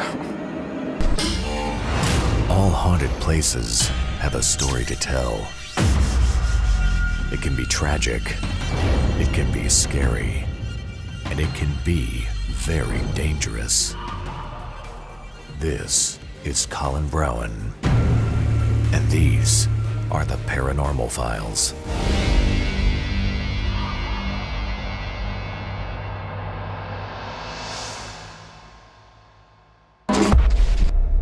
The Magnolia Hotel is an extremely famous haunted hotel located in Seguin, Texas. The building has been featured on many popular paranormal programs, and the ghost stories from this place have been published in books and news stories across the globe. The building is supposedly home to 13 different ghosts, including the spirit of a little girl who was murdered and a violent entity thought to be the spirit of the man who killed her and stayed in the hotel the night of the murder. From suicide by drowning to suicide by hanging, and even an old jail in the building's basement where inmates were tortured by Texas Rangers and left to die, this hotel has been the setting for a lot of crazy history. And it is said that this history has left a powerful energy stained upon the building's walls. The owners of the property are very reluctant to allow paranormal investigators to film inside the building, and we were given a rare opportunity to investigate this extremely famous and supposedly extremely haunted hotel. Welcome to the Paranormal Files.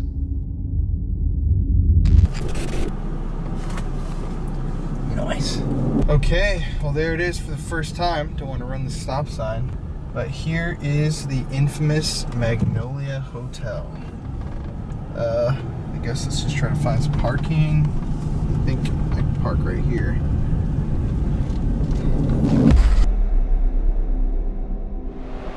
My name is Erin Getty. Hi, I'm Jim Getty, and we're the owners of the Magnolia Hotel. And we welcome you to the hotel that we've been restoring for the last 6 years. And it's a 170-year-old stagecoach stop and frontier hotel right in the middle of Seguin. All right, so you got to know the history before you learn about the ghosts. So it actually began as a 2-room log cabin, and it had a breezeway right down the middle. And it was built by the co-founder of Seguin, who was also one of the original Texas Rangers. His name was James Campbell.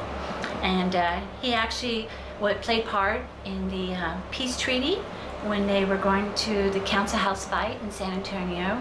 And because the treaty went bad and a lot of Comanches were killed, Campbell was then targeted. And so he only got to live here for about a year. And on his way to San Antonio, he was attacked by Comanches, and they stabbed him 27 times, scalped him, and left him for dead. And when the Texas Rangers went looking for him, they found him and they buried him right where he lay. So he's an unmarked grave. And that's why we put the monument outside, because, you know, we felt that he deserved a decent burial. So the Texas Rangers came out and honored him with that. That was a really good day. And then after that, his cabin was sold and it became a stagecoach station. And it was the first one in Seguin and the longest too.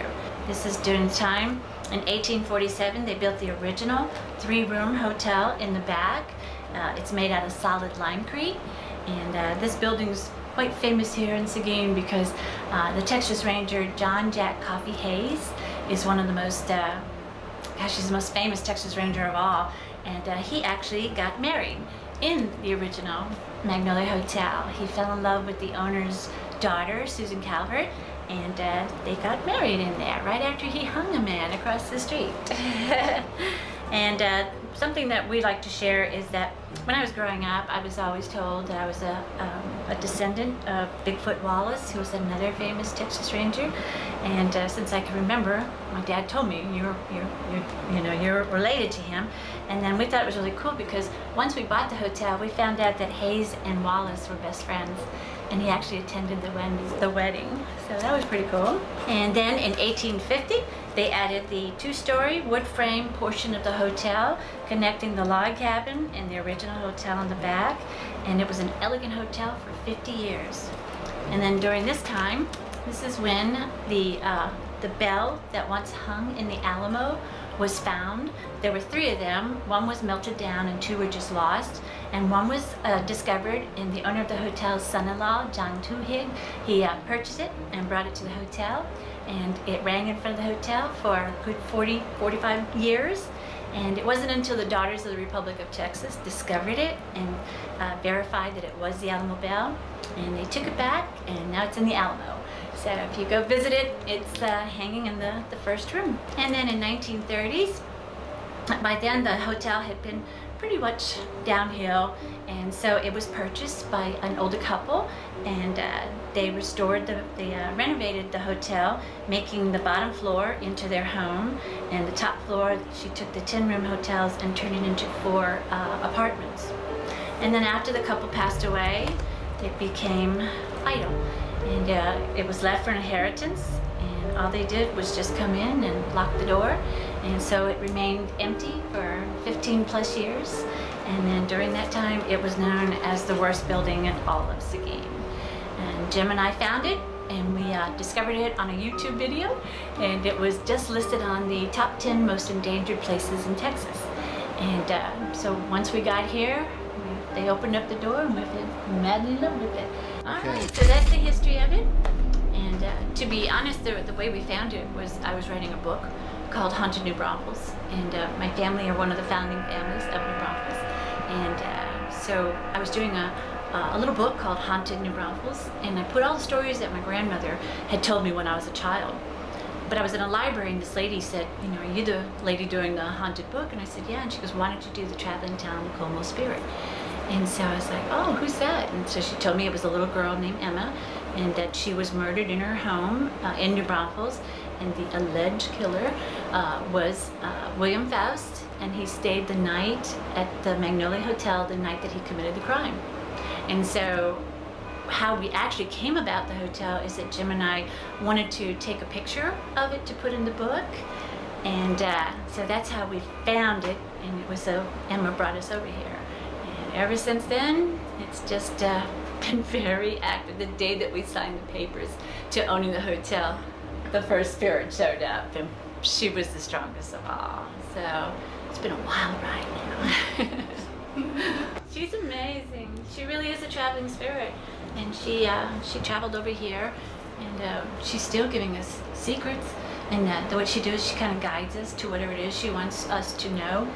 And the first time she told us her first secret, that was the reason I had to write the Haunted Seguin book, just so I could put her secret in that book. And it was pretty profound. And just about, I guess, it was a year and a half ago, that she came to visit, and boy, did she give us a doozy of a secret. And because of that, I wrote my 3rd book, Mysteries of Magnolia Hotel. And so she still hasn't left. So Jim and I are wondering, what else does she have us to tell? Well, we'll find out soon enough. Mm-hmm. You'll grow to like her. Everybody here is good. Good. You don't have to be worried. It's so sad when people come to visit and they'll walk in going, oh, I'm scared, and hold me and stuff like that. And I keep telling them that these are just people who have passed away. That's all they are, and they all have a story to share, and that's how we know who they are, and they're all very kind. So the only one that's a little bit upsetting is the murderer who resides in room 3, and you just go in there, it's just anger, but I'm not afraid, it's just anger. So whatever, you'll love it down here. Perfect. Well, do y'all want to do a tour? All right. So you're on the opposite side of the log cabin, and this side would have been used for the stagecoach stop. And so when the stagecoach would arrive, the women and children would get up and they would stay in this room, and then the men would go in the other room because they called that the smoking room. And so the men would go in there and smoke their cigars and drink their whiskey. And this room was also used for whenever there was a funeral. It was the only cabin in all of Seguin. So whenever someone passed away, they brought them in here and they would lie in state in here. Also during any kind of fun event, they would gather in here, and it would have been a lot bigger because this wall would not have been here. So they would have dances and parties and stuff. And the coolest thing that Jim and I, our most wonderful experience is when we were just kind of playing around. We knew this was the ballroom, so him and I were doing a little waltz for fun. And as soon as we stopped, Jim says, do you hear that? And I said, yeah, what do you hear? He goes, they're dancing with us. We can actually hear their footsteps dancing with us. So that was really cool because it happened to Jim. He's a little bit of a skeptic, you know. Not anymore. Yeah, not anymore. Definitely not anymore. It was in the beginning. But if you want, I can show you, there's a spirit that resides in here, and the way we discovered her was that she would constantly just a soft cry, and it was so sad. It was just constant crying, so we would come in here and try and communicate with her, and there was just no end to it until I had a friend who was a historian and also believed in spirits, and she came and told us a story about the young girl who arrived here at the stagecoach stop, and she was waiting for her sweetheart to arrive by stagecoach. And so she's waiting, the stagecoach arrived, and he didn't get off. And so she said, well, I'm gonna wait for the next one. That's 2 days later. And they allowed her, and then he didn't get off. Happened 2 or 3 more times, and during this time she wouldn't eat or drink because she was just so depressed that her sweetheart didn't arrive. And so she passed away from a broken heart. And so that's her that comes forward, and it's really cool because we know when she's here, she'll walk amongst you. You can feel her skirt. And we actually had a visitor who caught a pretty amazing capture of her. So if you'd like to see it, I'll show it to you. Yeah, please. This was an original picture that was taken very early on. And you can see her looking out the window, which is right there. And then we had a young boy. I give these tours, and he was so bored. And he decided to take a picture of this picture right here. So he turned around and took a picture. All right, so he's turning around. You can actually see the young boy right here, and he's got his cell phone. And after he took it, he just started freaking out, and I asked him what it was, and he says, look at my picture. So if you look right here at the bottom, I'm gonna blow her up. And there she is. Oh. She's got her hand on top of her head, her little wedding bonnet, 2 eyes, a nose, and a mouth. Wow, that's crazy. Yeah. It's so clear. It is. She comes forward all the time. And her sweetheart finally arrived, but it is so faint you won't be able to see it on the camera. But again, we were having a tour, and this man kept hitting his head. And so we took a picture of him, and as you can see, there's only 4 men in that picture. But if you look at the picture result, you can see the 5th man. Mm-hmm. Wow. I believe that's her sweetheart. That's why she hangs out so. And then when you walk around the house, if you take your phone and put it on cell phone, and you put on selfie, and you walk around, they'll take pictures for you. It happens all the time. Our last tour, it happened 4 or 5 times. And this lady was doing it, so she had her cell phone in her hand, and as she was walking around, took a picture, and she caught our shuttle figure. No problem. Wow. Yeah. Very cool. She comes around so all the clear. time. Looks just like her and the other one too. Mm-hmm. They enjoy coming out, So yeah, we call this the Hall of Shadows when you enter, because it's like a shotgun. It goes straight down, and so we see our shadow figures all the time. Any questions? Oh, I was glad that happened afterwards. Yeah, right. Perfect timing. Okay, so now you're walking into the original 1850 saloon. Wow. So it was a saloon in 1850, and it was a very, very busy saloon. And a lot of men came over to drink their whiskey. And Jim and I, when we are not renovating this building, we are restoring it. So everything you see is original. And so we desperately wanted to bring back the saloon so it would give you that feel. But this wall is it's kind of supporting the hotel, so we couldn't take it down. And so we decided to make it into the 1930s kitchen. And so in here, Mrs. Reed likes to show up quite frequently. This is, hope y'all can see it. This is that outside that window right there. And so you can see, there's Mrs. Reed. Mm-hmm. And there's 2 children. This little boy and the little girl is leaning on his shoulder. This one is so clear right I now. know, that's Jenny. And this is William. And that's Mrs. Reed. And she likes to throw things.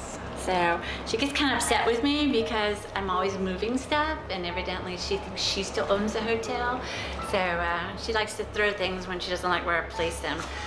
Hopefully she'll catch on that I own it now. So. And then this is the children's room. This is every room. Everybody wants the children's room. So in here, when we were taking down all the paneling and then the wallpaper and then the linen wallpaper, we discovered a hidden door. And we were all excited because this hotel is supposed to have treasure on it, which we've yet to find. But I thought, oh, this is it. So I took a picture of it from my husband, and I texted it to him. When I did, I caught the very first spirit that resides in this house. Wow. But historically, this is the end of the hotel. So when it was a log cabin in a saloon, we know that it stopped right here because you can see the columns, and they look exactly like they do on the front. So I'm a historian and a retired museum curator, so I was like, yes, that was awesome. So in here, this is where the children of the hotel like to hang out. It originally was called the children's room when we bought it, and so we decided to decorate it up like a children's room, and so they all come and hang out in here. We have Little John, Itzy, William, Jenny, and of course Emma. Emma's my pride and joy.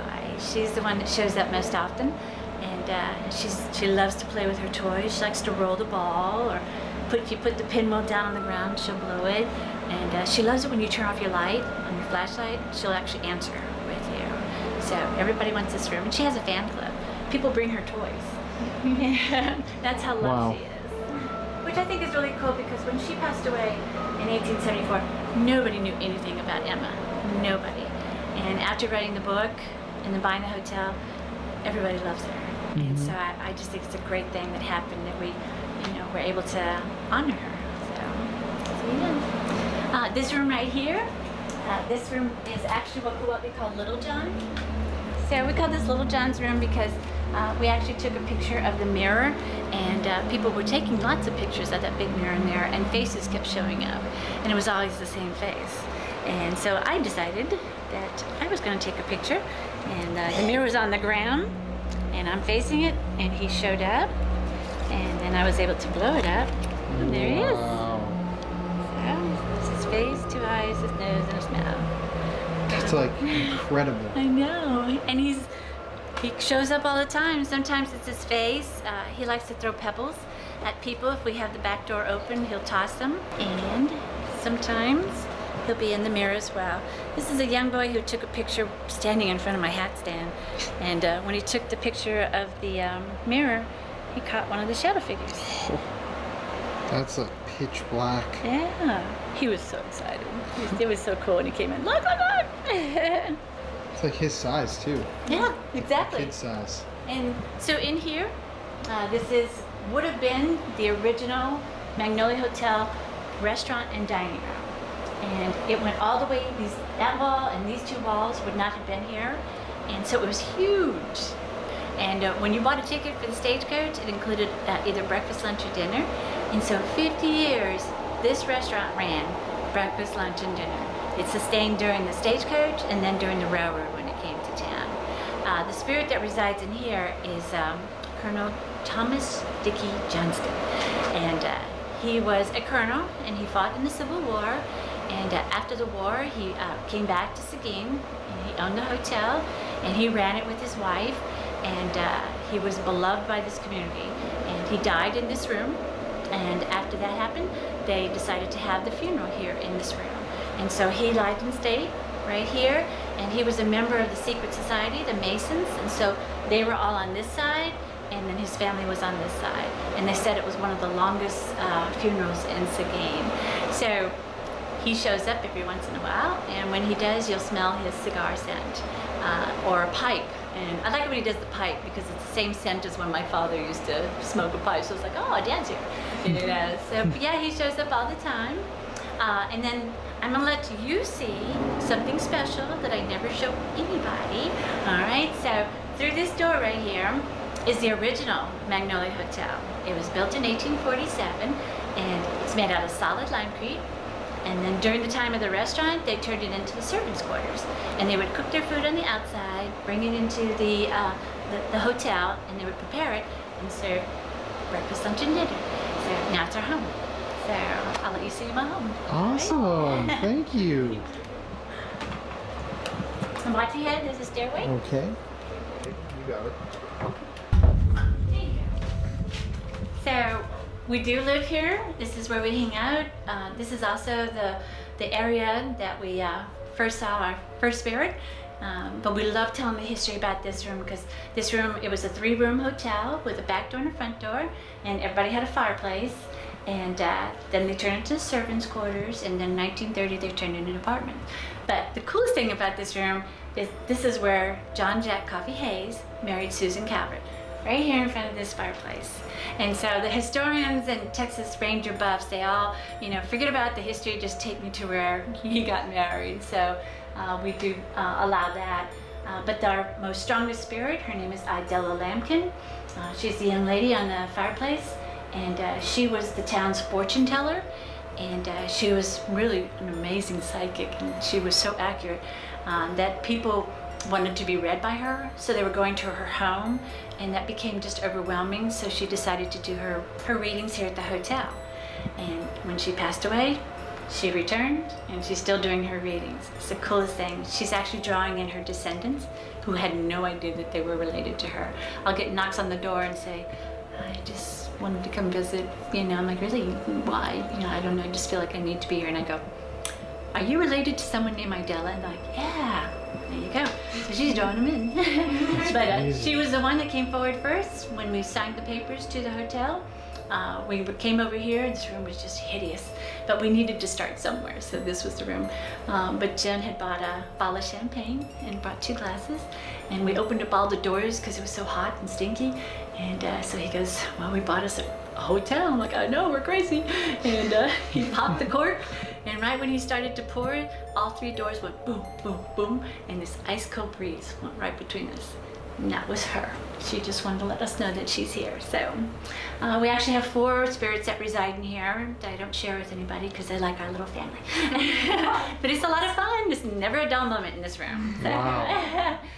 Hanging tree was right across the street. And I did not know that. Oh, I'll show you a picture of it. Please. And then we were the original jail. Our Indian raid shelter that's dug underneath the log cabin. Right after he built it, the Comanches attacked, and they had no place to hide. So he had it hand dug, and so it goes from one side of the building to the other.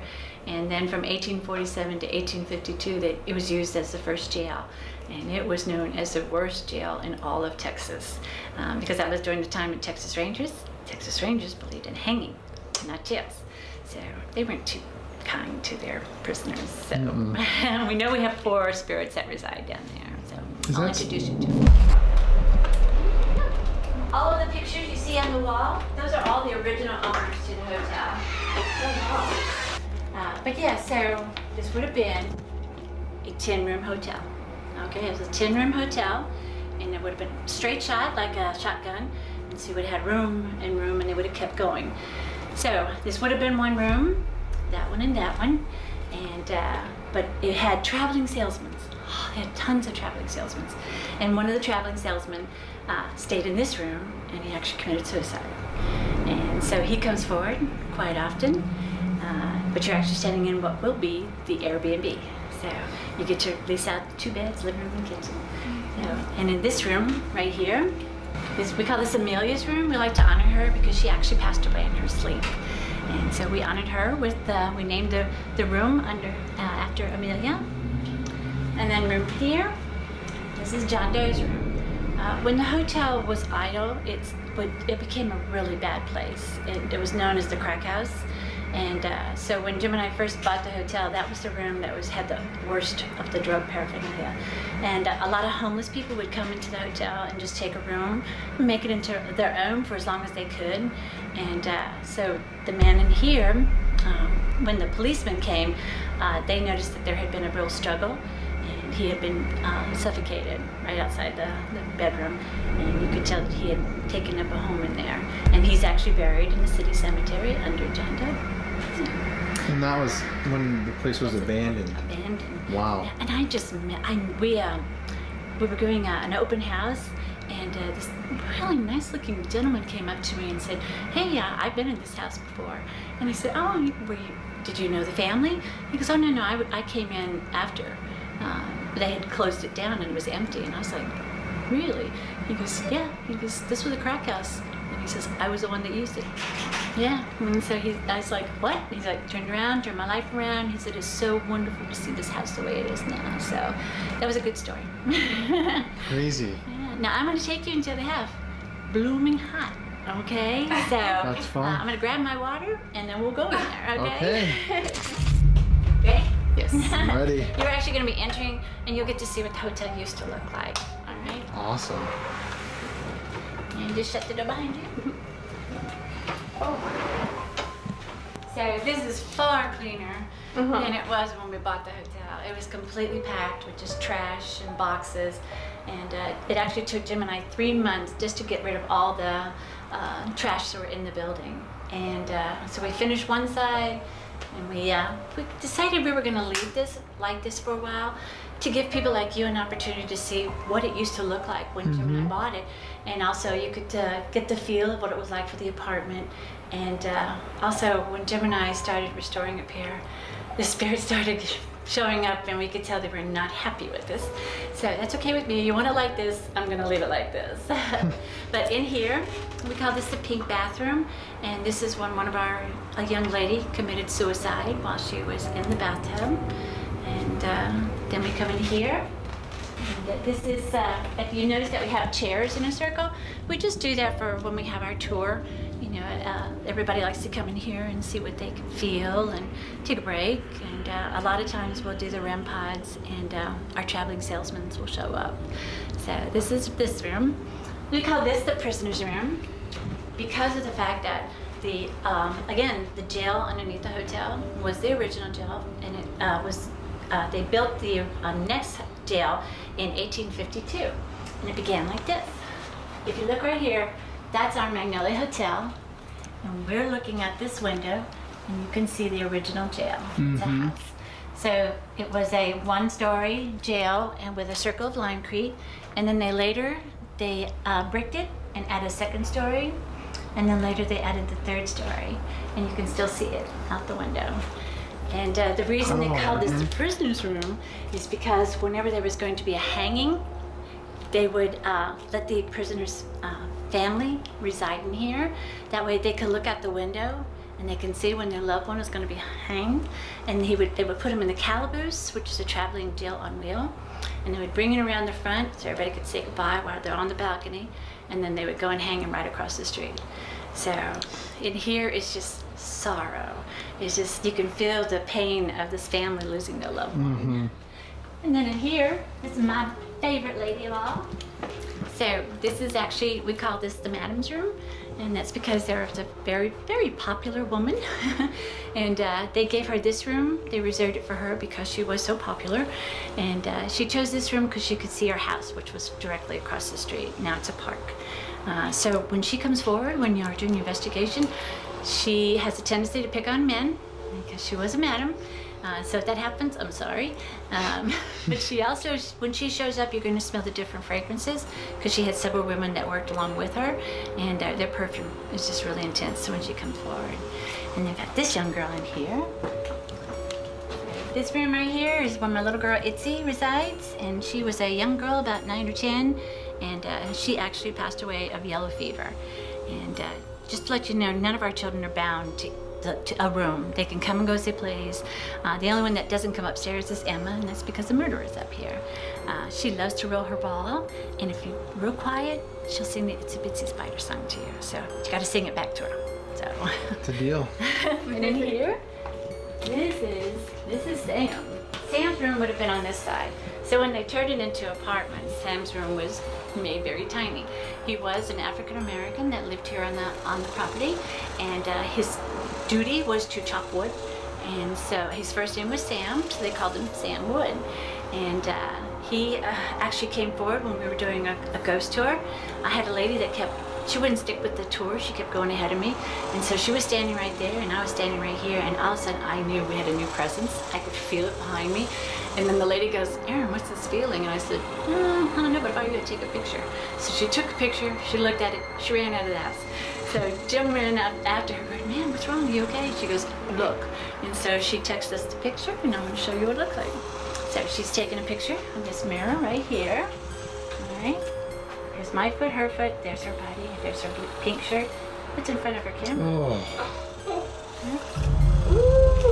And that was nobody's hand. And with 20 people sitting around, we're all looking, and then they were like, "Why did she run?" I'm like, "I don't know." Wow. So So that's Sam, and Sam's favorite thing to do is to whistle. So if you're in here, ask him to whistle, and maybe he'll do so. All right, I'm taking the next side. Okay. I'm gonna walk you through the apartment, but we're heading into the murderer's room. Okay.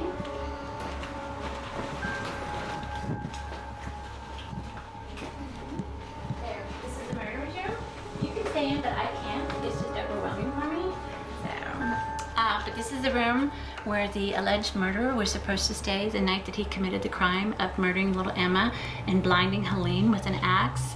And so it was said that he stole the horse across the street, rode it 2 hours to New Braunfels, had a botched, robbery, and he went into the back of Emma's home and saw that Helene's jewelry was on the counter, and he went in, but Helene woke up and he slashed her eyes, and then he killed Emma just in case she was a witness. And then he rode his horse all the way back, another 2 hours, and left the horse in the stable, crawled up in this bed as if nothing had happened. And he shows up here quite often, but when it does, it gets super hot. And whenever I tell his story, he gets really intense, and that's why I stay outside, so I don't have to feel it. All right, I'm gonna take you to the Indian Raid Shelter. But so you wouldn't want to come in here when you tell the story? I could, but he's not in there right now. I can sense it, but when he does, it's like, it's really heavy for me. So I used to be in here all the time and doing the stories, and it's just too painful when he comes forward now. So powerful energy. Very. I had a friend up here, and I was showing him, and he said, let's bring the meters. I'm like, okay. So I was inside, and we had the meters, and it went off so strong that I had to drop the meter because it was just shooting at my arm. So when he comes forward, he don't like me too much. Wow. Because I'm telling the story, you know. So. And of course, you can see some of the remnants of what it was when the homeless people here and the graffiti artists. Although I really love Jimi Hendrix, I'm keeping that one. Okay, of course. All right, so I'll take you to the shelter. Okay. Also, so what are the reports of scratching and those things? It happened in the beginning. So. Yeah, in the very beginning, when we just bought the hotel, we had some friends, and they stayed the night. It was a good friend of ours and a cousin, and they went into the room and they were antagonizing him. They knew better. And sure enough, they were asking all these horrible things of him, and he got incredibly angry, and he scratched, you know. And when they came back, I said, it's your fault. I mean, why would you want to go and make a murderer upset? You know, so that was the only one. He did it a couple times. Again, they were antagonizing. So now I just tell everybody, don't do that. You know, this is a man that's suffering too. He's in a very bad place, so don't antagonize. So he hasn't scratched, so I think you'll be okay. You wouldn't say that's the defining activity at all, because when you look the place up online, it's always, scratches, but right. Coming from your perspective, it seems like that's the last thing that you want people to know about the place. Yeah, it's so sad because I wrote a third book, and since you need to read that third book because there's an incredible ending to the story, and so we're working really hard to bring this man to peace, you know, and so we're working on it, but the stories get transferred, you know, it's like the grapevine, and it makes it worse than what it really is, you know, and he doesn't scratch anymore, and I just refuse to have anybody antagonize him, so, yeah. Well, we won't do it. So. There we go. Don't worry about us. We're just going to walk around. Alright, so this is where the shelter is, and all I ask of you is that you make sure you duck when you're going in, because people were very short back then, so. Walk on in. Take up the back. The original Indian Raid Shelter, and it was dug out in 1840, right after Campbell built his cabin, and it was all dug out by hand. And then it was also used for a jail. You could actually see some of the leftovers from the jail latch. And obviously, they were chained at one time because we did find the hook. And again, it was the worst jail in all of Seguin. And then it made it The last Comanche attack was in 1855 on the 4th of July. And when that happened, 3 men were kidnapped by the Comanches. And so all the Texas Rangers went after him, and they told the women and children to come down here and sharpen their knives and to make bullets. So I sit and think how frightening that must have been for those poor children and those women, not knowing what was going to happen. And then during the Civil War, the women took very good care of it. They seemed to survive very well. I don't have too much history during the 1860s, but in the 1870s, when the time of Reconstruction was going on, it was really rough on the ladies because a camp was set up directly in front of the street over there, and it went all the way down to where the white church is. And the Union officers took over the hotel because it was the finest building, and Union soldiers, when they weren't in the camps, they would come down here as well because we find Union bullets all the time, and we have these history buffs that come in and go, yeah, that's Union. Crazy. So I'm sure that the poor lady must have really been painful for them to be here. And then in Prohibition time, this was a speakeasy. It was happened in place. So we find a lot of moonshine jugs. And I love this because this is a moonshine stirrer. You can actually see the X's on it. And That's crazy. Burnt. Would you drink something that can burn a wood? No, thank you. And so yeah, it was a happening place. And we had they had a bell. And whenever they thought they were going to be raided, they would ring the bell and everybody would scatter. And we found the bell. So cool. We found the bell. It's right on the other side of this big thing right here. Oh. Oh, wow. Oh, cool. That's so cool.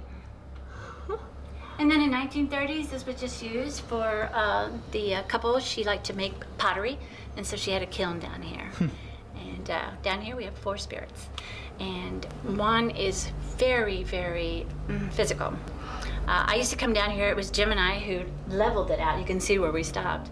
And I would come down here by myself all the time, and then she would come forward, and I knew she was there, but she would start pushing, and she'd pull my hair, and she tripped me one time, and when she started throwing rocks, I told Jim, I said, I'm not going down no more.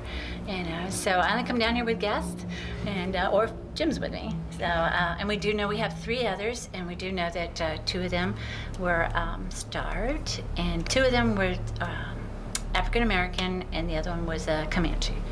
So it's very active down here at night. So I believe it. Not down here at night. So yeah, you should be down here. Yeah, we're gonna have to come down at night. So yeah, it's all yours.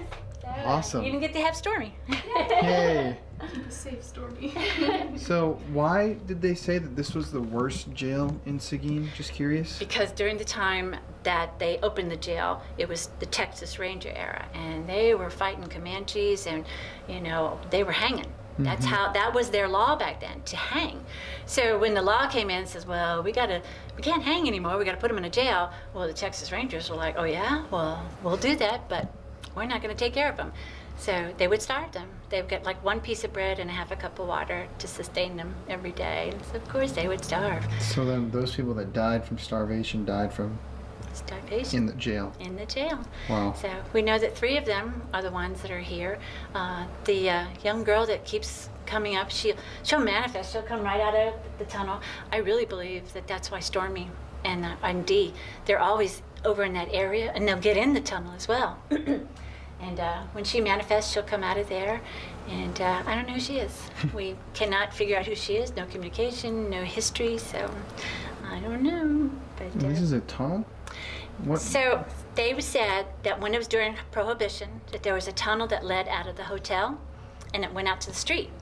And whenever the bell would ring, they'd go into the tunnel and they'd hightail it. And the city actually found the tunnel. Actually found the tunnel. That's what I was looking at. Yeah. Wow. That's crazy. But I don't think they want tourists looking for the tunnel, so they closed it up real quick. I can imagine that. So it was supposed to lead out there, and we started, it goes all very, very far. We had like a rake, and we put a tape to a stick, and we kept going and going, and just kept going. But then we started pulling out creepy stuff. We pulled out a shoe, we pulled out an old pair of blue jeans, and then we had a locket, and I told Jim, I said, I don't want to know what else is in there. Let's just stop. You know, just my luck, we'll get a skeleton or something like that. So it goes pretty far out. So that's where they say the tunnel was led. But have they checked the whole thing? Mm-mm. They haven't? No. What I would like to do is they get the plumber cameras. You know, I would love to hire a plumber and just do the camera and see what's out there. You know, but it goes all the way out there. But here in Seguin, it's such a charming city. It's very family friendly, you know, and although there's a lot of wonderful history here, like with the Texas Rangers, you know, starting here, you know, there's a lot of sadness in every city, you know, and so I believe that, you know, once the tunnel was found, that the city just, let's not talk about it, you know, let's just leave it at that, you know, and let's not talk about the jail, and which is okay with me, you know, but if you're going to come to my building and ask me about it, I'm going to tell you the history, so you can't walk out without that, so. Okay. So yeah, so I'd love to see what's on the other side of that tunnel someday. Yeah, me too, yeah. Yeah. So you've had your tour. Awesome. All yours. After our tour of the Magnolia, we headed back to our home base to grab our equipment and some new batteries, then headed back to the hotel in order to begin our paranormal investigation. There was definitely an air of unease between Peyton and I because this place was spooky. When we arrived back at the Magnolia, it was dark outside, the building was completely empty, and it was our turn to finally investigate the famous and haunted Magnolia Hotel. Okay, everybody, welcome to one of the most exciting episodes of the Paranormal Files of all time. Right behind me is the famous Magnolia Hotel here in Seguin, Texas. Now, this is a place that is famous around the world for the paranormal activity that happens within its walls. I mean, you've got years and years of experiences that have been compiled into books of ghost stories just from this specific building. It's absolutely insane. And these experiences are so diverse. There are people who have seen full-bodied apparitions of women, children, men. There are people who have smelled phantom smells. There are people who have played with ghostly children, that have rolled balls and turned on lights and played with flashlights. Then there are the people who have been scratched, and people who have had their eyeballs scratched and have been left marked or assaulted in these upper floors, and even those who have simply experienced nothing more than a cold chill or the feeling of being watched. Regardless, this is known as one of the most haunted places in the entire United States, definitely in the top 2 or 3 in all of Texas. I mean, you've got Goatman's Bridge, but that's just a bridge. Then you've got the Baker, but that's a condemned hotel. The Magnolia is famous because not only is it still partially abandoned, it has been restored, and there are so many different elements to this story. There's history, there's violence, there's love, there's sadness. It's all right here in this building. But we are being given tonight exclusive access to the hotel. We are given access by the owners who were just so nice to us, such amazing people. They're actually giving us the privilege of having free roam over the entire building tonight, which no other television crews can claim that they've had. It's going to be a totally different experience for the spirits or entities that are living here in the building, and hopefully it's going to allow us to make contact easier by being able to chase these noises and sounds and feelings throughout the building when we see fit. So as a plan for tonight, we're going to start on the first floor where the children's room is, amongst other rooms, but that's, you know, particularly active room on this floor. Then we're going to move up to the second floor with the murderer's room and the other people who lived up there. There was a traveling salesman, the pink bathroom, the lady who drowned herself in there, the madam, who apparently Aaron, the owner, Aaron saw the madam's spirit behind us today because we all smelled perfume when we were in the building filming that interview, and apparently the madam was standing right behind me, so I've already got a little bit of a ghostly attachment that was behind me earlier. And once we investigate the upstairs, we are going to head down to the cellar area. I don't know what you would officially call that, but the old Seguin jail and the bootlegger alcohol speakeasy tunnel area. So once again, if you're watching this video and you don't subscribe to the channel, please help us out. Just click the subscribe button. Every subscription helps us, you know, achieve our goals of making this our full-time living, and we want to make an impact on the world and help people through this channel. We have a lot of big plans, so just help us out. Subscribe, tell people to watch the videos. But anyway, we don't like to shamelessly self-promote, and We're gonna start this off right. Okay, so we got the coffee since it's always a late night, Gatorade for my blood sugar, but we're gonna head into the Magnolia for the first time tonight and just go straight for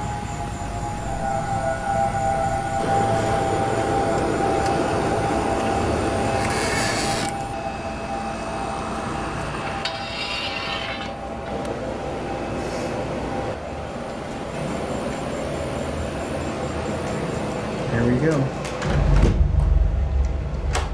We're locked in.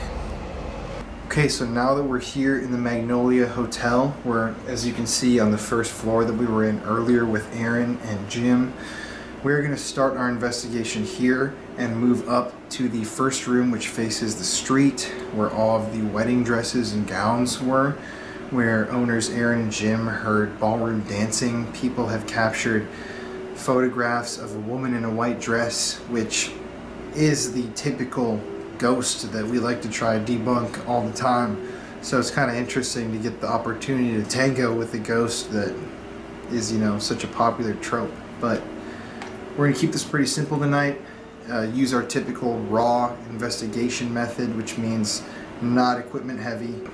Just wanted to explain what's going on tonight. I've got right here, this is just an EMF meter, K2 meter, a Mel meter, all words which describe the same thing. Measures EMF in the environment. So we're gonna head up there, see if we can get any spikes, see if we can hear anything and communicate with these entities that live here in the Magnolia. It's on, let's do it. To whoever is here in the Magnolia Hotel, my name is Colin Browen. And wherever you are in this home / hotel, we would like a car.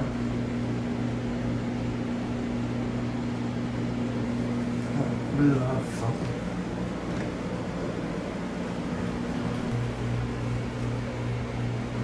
You hear that?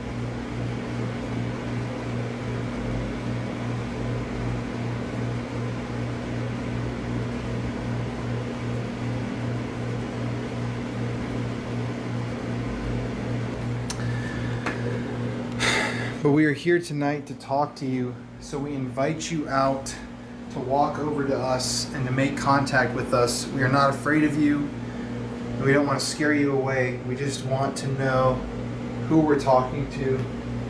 I just felt like really cold from like right behind me. Not like air. You can see there's no air flow whatsoever right here on the curtains. It's like that magnetic chill. Is there someone over here in this area? The front area of the Magnolia Hotel. Could you give us a sign that you're here by knocking on something, moving something, playing with the lights?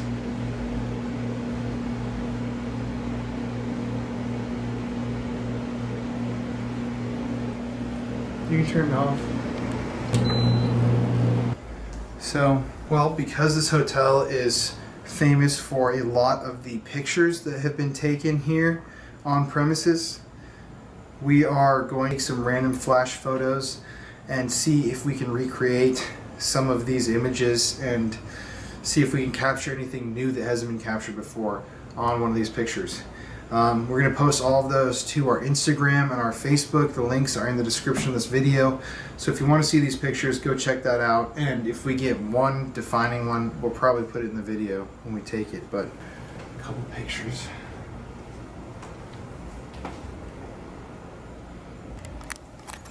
How freaked would you be if this guy just snapped his head towards us? Then right through here is the gown room. This creepy display. And a long hallway that goes down there. Yeah, this is the old ballroom. Over here to the left is the smoking / artifact room with this insanely creepy partner sitting there.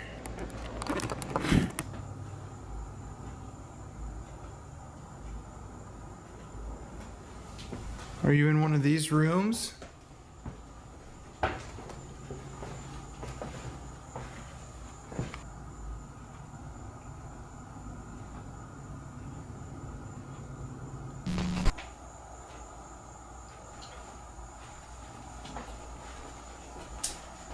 Going to your room, children. This room's got a weird energy. Feel it?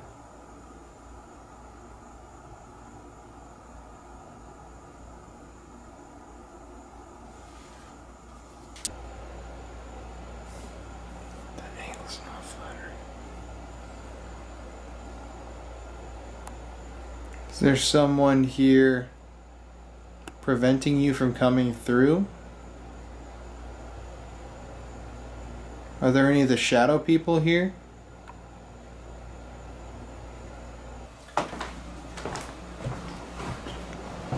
So we're now going to go up to the upstairs portion of the Magnolia Hotel, the second story. This is where most of the deaths occurred here in the hotel, like the traveling salesman who hung himself, the woman who drowned herself in the bathtub in the pink bathroom, and obviously the second floor is also where the murderer stayed the night that he killed the little girl Emma and blinded his wife for life.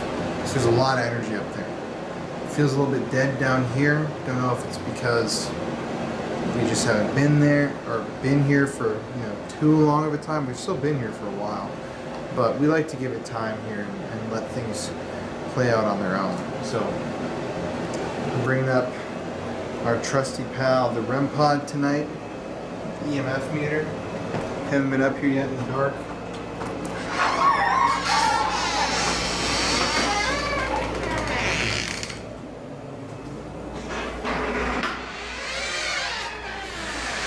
To whoever's up here, we are not coming to harass you. To whoever's upstairs, we're just coming in to say hi and to make contact. We wish you no harm. And please do not harm us. Let's go.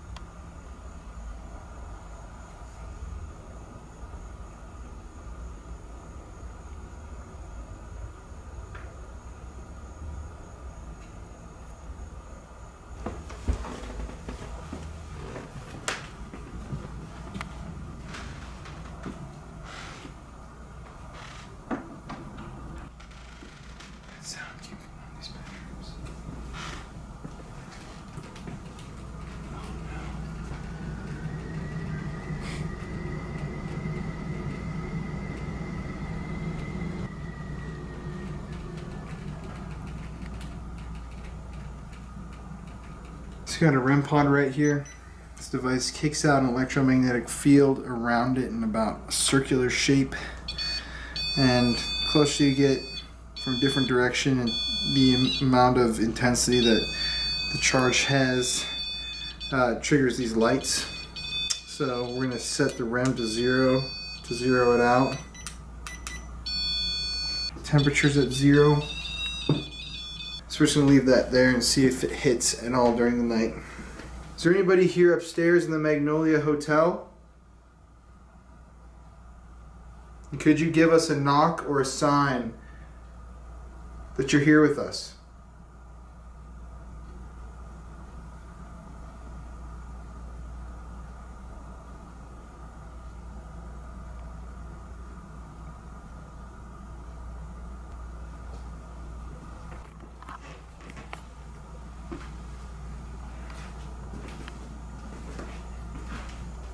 Fluctuations on the EMF.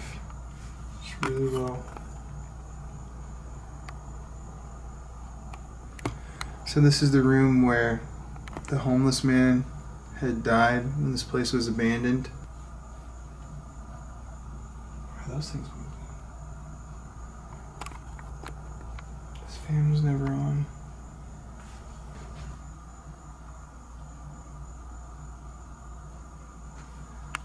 Sit down for a second too before we go to the unfinished part. Kill the lights. Guys, I know it's kind of boring.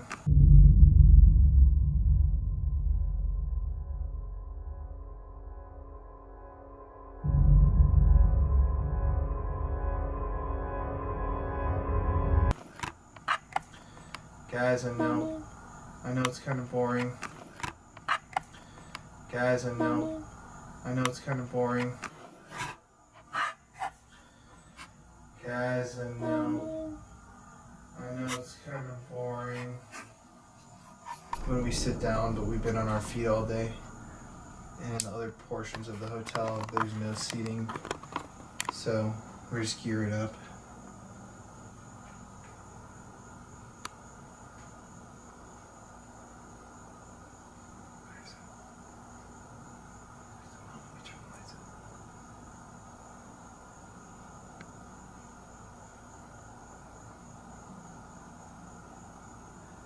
Could you tap again if that was you out there?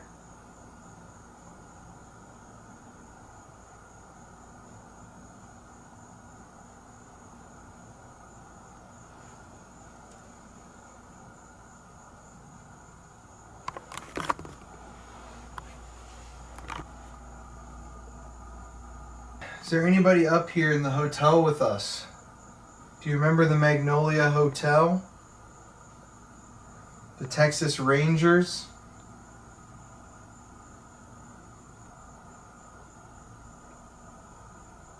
Faust or Emma? Do you remember those names?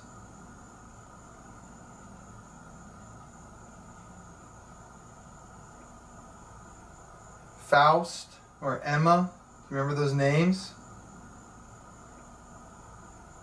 Faust or Emma? Do you remember those names? Faust or Emma? Do you remember those names?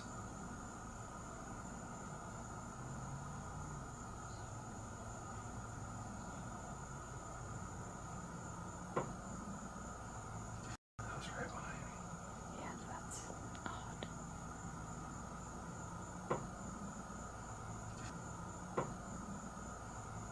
I've been asking for knocks all night. Yeah. What the f***?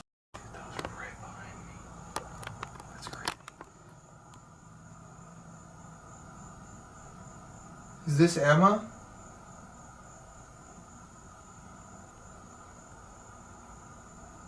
Could you knock again if this is Emma?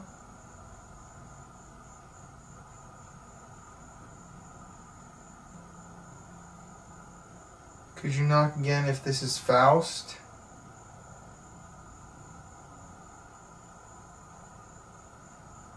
The murderer?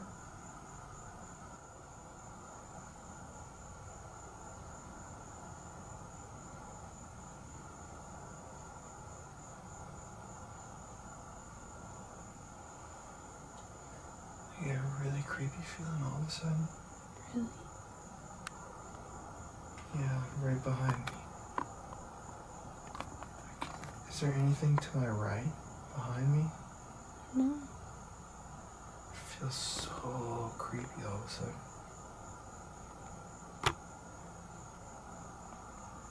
You behind me over here?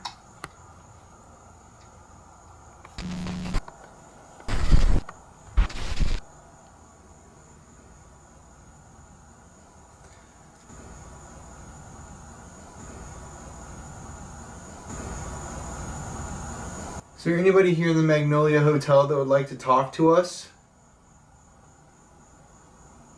Bottle popping or someone going?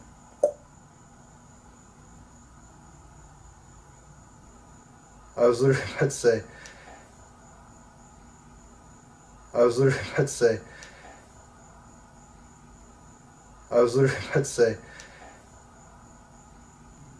Can you do that again if that was you?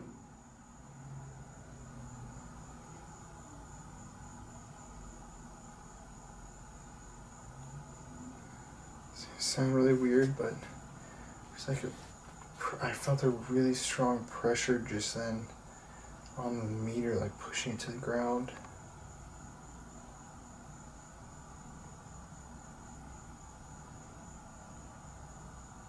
Show us that you're here. It's a really bizarre sequence of events.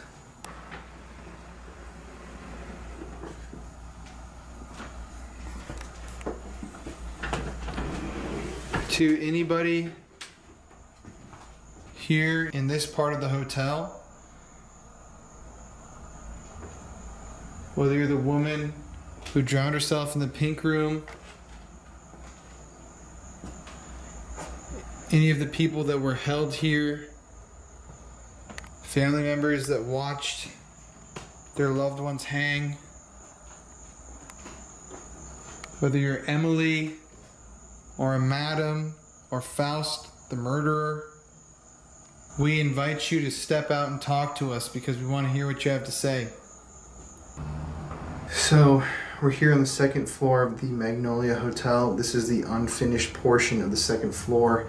We're standing right now in the murder room, or murderer's room. This is where Mr. Faust would have stayed. He was the guy who killed Emma, the young girl, and tried to kill his wife, but ended up just blinding her permanently. So this was not a very nice guy, but he stayed right here in this room the night of the murder.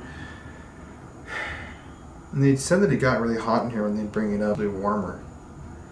Faust, are you still here in the murder room?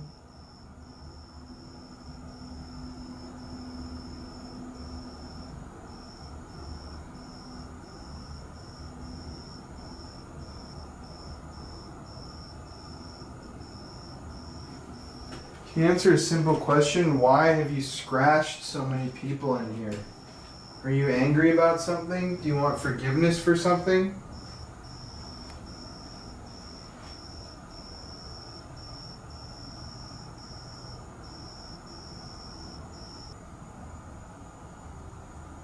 There's handprints on the window.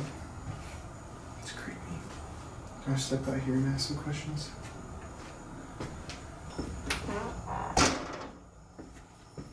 So right here we've got kind of an overview of the entire unfinished portion of the Magnolia. Is there anybody here in the upstairs of the Magnolia Hotel who would like to talk to us?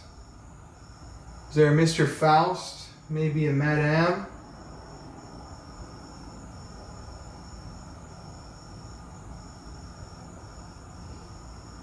Can I do lights out? Why are you still here?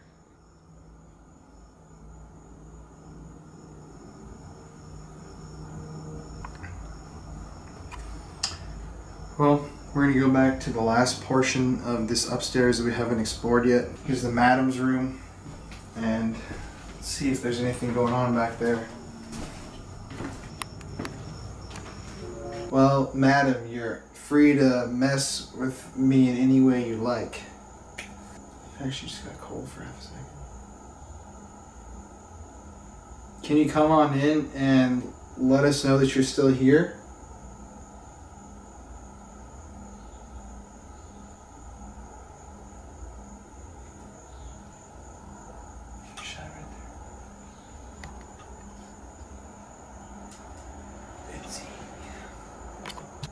Can anyone let us know that they're here in the hotel with us? Do you remember the Magnolia Hotel, Seguin, the Texas Rangers, Faust, Emma? Any of these characters?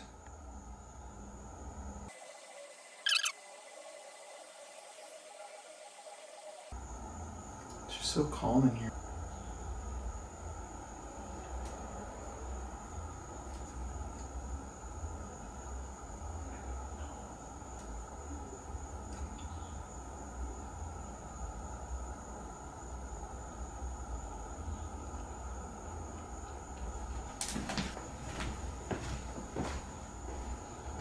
Hello?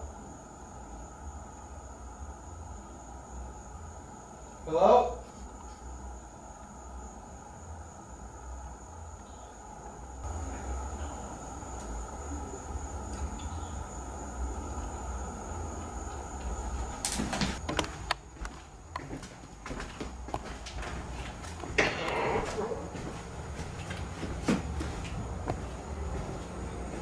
There was literally no one out there. I promise you, I could see the whole street. It was just creepy.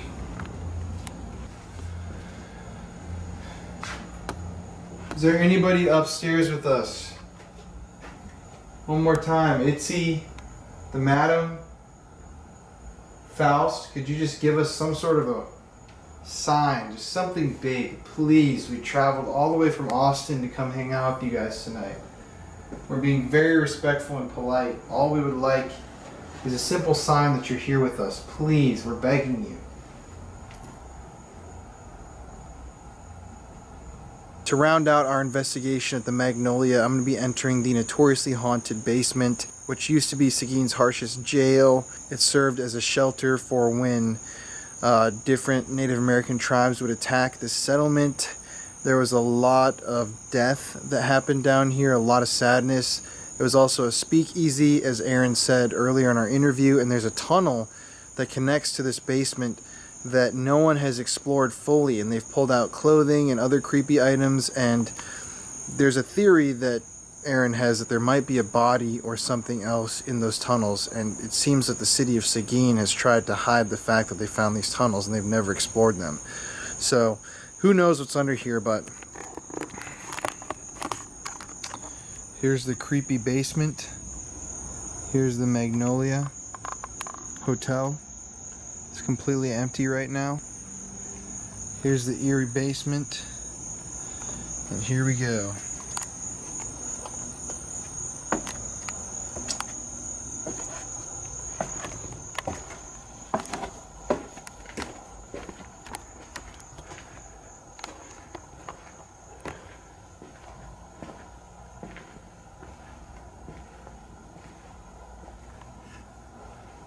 This is where the tunnel, I believe, would have connected to these areas. There's a really cute cat right there too. Hey buddy. I got white pants, so I really don't want to sit on this dirt. Come over here. So I'm down here alone in the basement, like I said before. Never gets old for me because I love searching for the truth and for answers, and I'll do it for you guys until the day I die because I want to know the truth just as much as you guys at home do.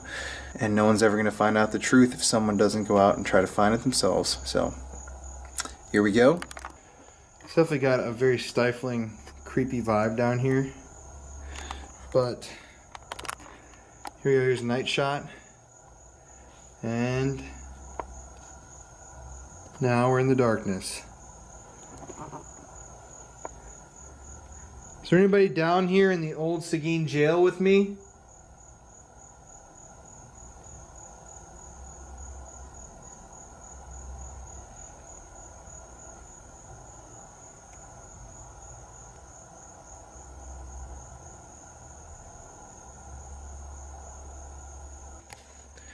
You know what? I'm just gonna turn the light on for a sec. Screw it. I'm just gonna sit right here. I'm sitting here in the middle of the area. If you're down here, could you give me a sign that you were down here by maybe moving something, throwing something at me, walking around, using your voice, or even knocking on something? Well, it 100% just got really cold in here, so that's just creeping me out. My name's Colin, and I'm just here to listen. Were you imprisoned down here?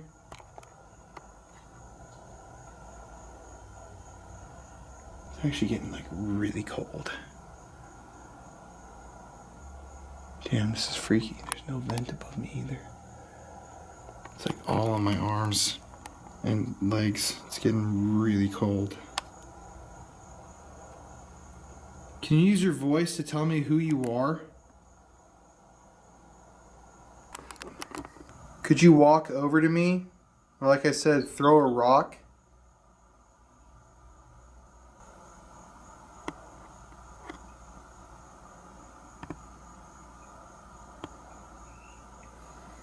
And yeah, I remember I'm down here in the area that one of the owners of the home said she would not come into at night, and definitely not alone. And I'm here alone at night, so...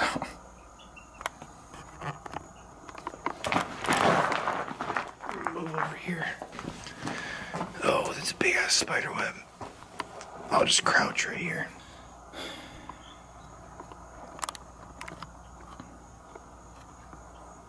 Is there anybody or anything down here still?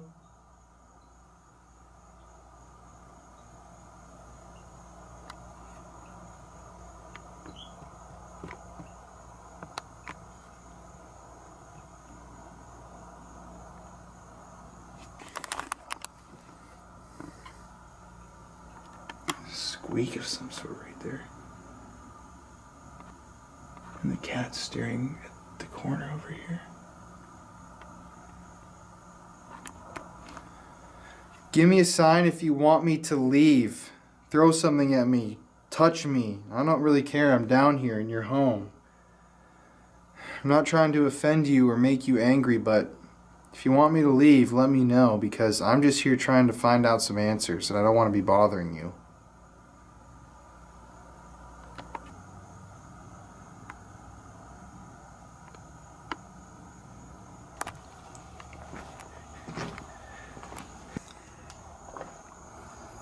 All this stuff they found on here is crazy.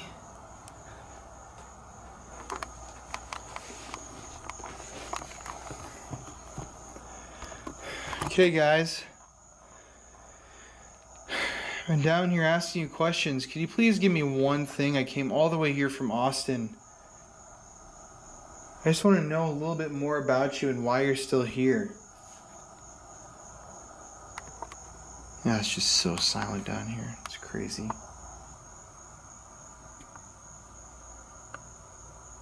Can you walk on over to me? It's just us now. We're in the dark here.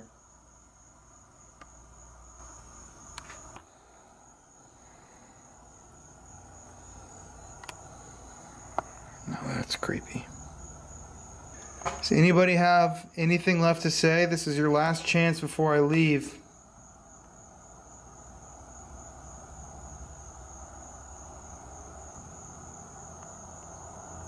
Some noise from upstairs. Thank you, guys. Well, that was interesting. Is there anybody here at the Magnolia Hotel? It's only me and you now. I'm here all alone.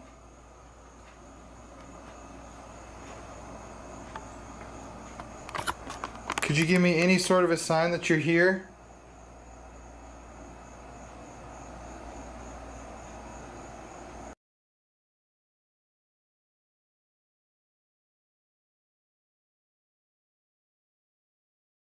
Thank you to all the spirits and to everyone here in the Magnolia Hotel. Thank you so much. Please stick around for future generations, no matter who you are or what you are. And stick around for me, because I'm going to be back sometime and I want to talk to you next time. But anyways, for now, you guys have a good rest of your night, and I'm going to head... At the end of the day, we only spend a small amount of time in the locations that we visit, so we don't expect to always be able to capture something crazy on camera when we're investigating. The probability of visiting a supposedly haunted location and capturing groundbreaking evidence of the paranormal instantly is extremely low, and yet the biggest part of paranormal investigating is something that you can't capture on camera. It's the feeling of a location, the energy transmuted through technology. So at the end of the day, I encourage you watching to head out on your own to investigate the paranormal. Find your own truth. We're trying our hardest here, but no matter what, you aren't going to get the full paranormal experience that you crave by just sitting there and watching our videos. It's about getting out, exploring, going on adventures with your friends, and confronting one of the biggest questions that has always plagued mankind since the very beginning. Where do we go when we die? We don't have an answer yet, but we're working on it, trust me. I sincerely thank you for taking the time to watch our videos, and we love you. And as always, stay spooky.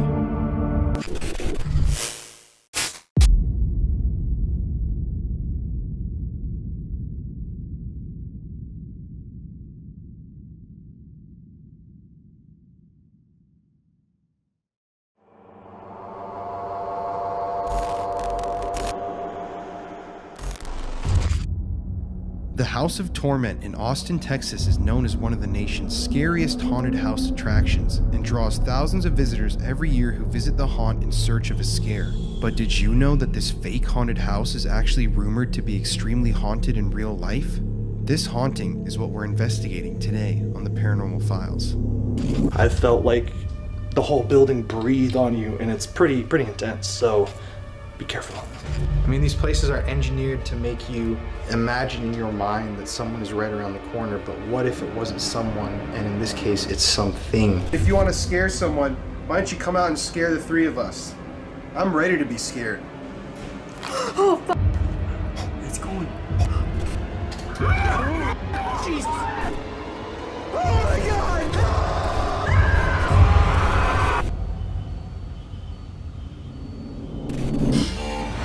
All haunted places have a story to tell.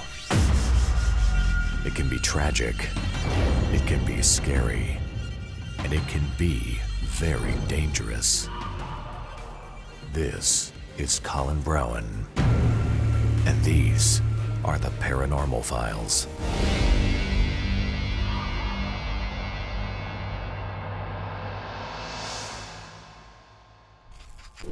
First, a bit of history about the house. The haunt began as a simple walk-through maze in founder Dan McCulloch's backyard, but by 2002, the backyard attraction was attracting so many visitors that it forced McCulloch to open the very first House of Torment maze to meet visitors' needs. Since opening in 2002, the House of Torment has won countless national awards, opened another location in Chicago, and has even extended its brand's influence across the entire United States. While some of the props used in the House of Torment have dark histories of their own, my whole theory about why the House of Torment is haunted has to do with energy. So in this special episode of the show, we set out to conduct an experiment to see if this energy that I'm referring to could really be what is causing the haunting of the house. So, my name is Julian Paliola. I actually work for 13th Floor Entertainment Group in Mindspark and Class X Throwing. One of my positions was actually runner, so I saw both sides of the building and kind of experienced a lot of stuff. Some of my most memorable ones definitely would have to be in the third attraction I was running in. I was helping paint one of the crawl space rooms that we were changing, and I had my back up against the wall. Everyone was down here in the carpet area, and I had my headphones in. I'm just in my zone, just painting this wall white because we had a strobe going off, so it would like throw the customers off. So I was like, all right, yeah, I'm just going. And all of a sudden I just feel a big bang, like someone just shouldered the wall, and I was like, no one can shoulder that. You have to get down and crawl, but it felt like a bang, so I like crawl out, see if anyone's there. Nobody's around. I run out the other side, no one's around. It's all dark down here, so I'm freaking out. I bolt down here to here. The people that were here, I asked, is anyone down there with me? And they're like, no one's down here, literally just you by yourself. I was like, well, I'm not going back down there by myself. We're gonna close, can you go check the doors? I just said I'm not going back down there by myself. Whatever is in this building, anytime that we've actually walked through on our own investigations, obviously has some kind of issue with me, because our readings go higher when it's more geared towards me. If it's any question or just make a noise towards me, it responds more when I'm around, so kind of is an off-putting feeling for that. And just even talking about it, I'm getting shaky. It's a very weird feeling. It could just be, I do know that sometimes your mind can play tricks on you, especially when you're by yourself and in the dark, but I firmly believe in the paranormal. Like, I firmly believe in spirits. Like, there's a lot of reasons why I do believe that. So if there is something in here, I definitely do believe there could be. So it's weird. It's scary. It is very scary. My name's Bailey. I've worked here at 13th Floor for about 3 years or 4 haunt seasons. I don't currently work on the haunted house attraction side anymore. I work over with Mindspark and Great Room Escape. Over on the in the third attraction, the Manor, the building of it is like a house. It's furnished with a lot of stuff from estate sales. I don't know if that adds anything to it, but maybe if the stuff that is previously owned by a bunch of dead people, filling up a room adds to paranormal activity, like that would be a big hotspot for it, right? We have people who have seen doppelgangers of other employees who work here who are either not even on the clock in the building, or they're like in a totally different part of the building that there's no way they could get there in like 30 seconds, right? We have stories of people seeing shadow figures. So we've seen it's like an emptiness of color, basically, like a full black void. And we've seen them on top of the walls, like things scurrying across, like large size, so not like a rodent. what seems like to be like a person shimmying across the top of the walls. And a lot of it's out of like the corners of your eyes. So like you start to feel it, you start to see it, and when you go to look at it, it's gone. So it's more or less an energy, right? I don't really know how to explain it other than that. I'm feeling a little tightness in my chest, so I don't want to really continue too much, but it gets intense. So I will straight up be honest and say that I've antagonized it a lot, and that's when I got the most feedback or I guess reaction out of it, but it's not always like positive either. I felt like the whole building breathed on you, and it's pretty intense, so be careful. You mean tightness of your chest? Yeah, like it's hard to like I can take small breaths right now, but like that's about it. Like if I take a second, maybe I could like catch my breath, but it's like it keeps speeding up, and I can't stop like the anxiety of it. I feel this way a lot whenever I'm the only person in the building, like, or if like we go to set the alarm and it says one of the doors open down here and you're the only one here, you have to come out here when all the lights are off and you're by yourself and the building's making noises and you hear doors open and close, and they've all got springs on them that are meant to keep them closed, or when you open them they'll slam back shut. So to have something push it open requires a lot more force than just like, you know, a breeze or, you know, even like a small rat or something like trying to brush up against it. So like if you hear like a door or something sound like it open, like push on it, like check for yourself. It takes a little more than just a little nudge to open it. So okay. So the main one when it's like I'll just let down, like we're just gonna walk down there, and then you can point out the spots that you feel like, you know, there's a little something extra. This is one of the creepiest ones. So where we're walking down, it's already a pretty tight feeling with the lights off, but this isn't even, this is a part of the haunt, but not actually internal. It's more outside. It's just the main hallway that goes into different. That's the attraction, right? Yeah, that was the attraction. That was the attraction. Yeah, right? Oh my god! The break room is right here. One of the times that like I completely lost it while we were open was it was me and Julian. We were kind of like attraction. I don't know what they call those positions. We were called runners, but we brought people waters and gave them breaks and stuff like that. And just outside of this door was pitch black, and we had a couple chairs where the runners and the manager for this part of the attraction hung out in between, like for our breaks. There was a chair over here in the pitch dark, and the way the lights came, if someone was sitting in it, you could see their feet, right? Mm-hmm. So all the time, our boss would be sitting right there whenever he's taking his break, and he'd just kind of sit there in the dark and kind of relax for a second. And so I came walking up through the hallway right here, and I saw him sitting right there in the chair. You could see his feet, but you can't really see anything other than like a person obviously sitting in a chair. And I'm sitting there and I'm talking and I'm kind of telling him about what's going on in the attraction, and he's not saying much, but it doesn't really bug me. I just brush it off, whatever, like he's trying to relax. And then he comes walking up behind me, and I turn around and I said, what? And I turn around and there was no feet in there anymore. Oh dude, it was rough. Like I had to, that was like an hour into the night, so we had like 3-4 more hours left. I had that in the back of my head trying to scare people while I'm like terrified, shook to my core. It's pretty rough. Oh, really weird, really weird. And speaking on that one hallway that we first showed y'all with that new wall, there's a spring here. I do remember there was a time it was Bailey and our coworker and friend Lucky. We came down there to actually go check it out, and we were I was first, it was Lucky second, and then Bailey right behind him, and I had walked first, and I was just like walking up to the ladder, and Lucky is walking up right next to me, and there's these little wooden slats to the right of him that looks into that hallway. And what the crazy thing was is he stopped and he was like, no one else is in here, right? Mm-mm. I literally just saw a shadow walk by and I was like, no, dude, no. Can I just show you exactly what he's talking about? Yeah, it's that hallway, and yeah, come here.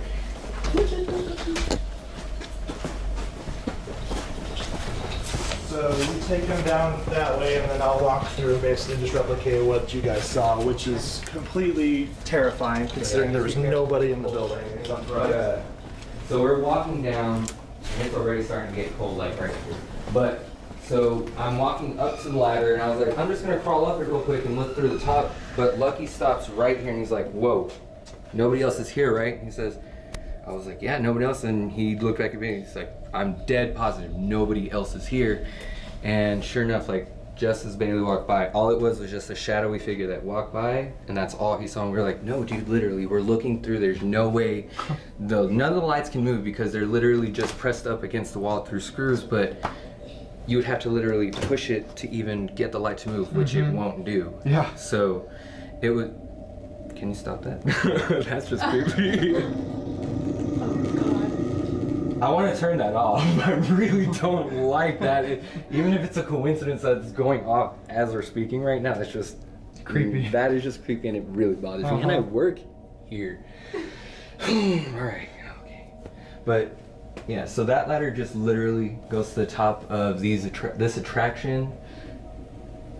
God, even just the low growl is creepy enough. But yeah, this is where it happened. I mean, we've even looked down here and it's pitch black with all the lights off.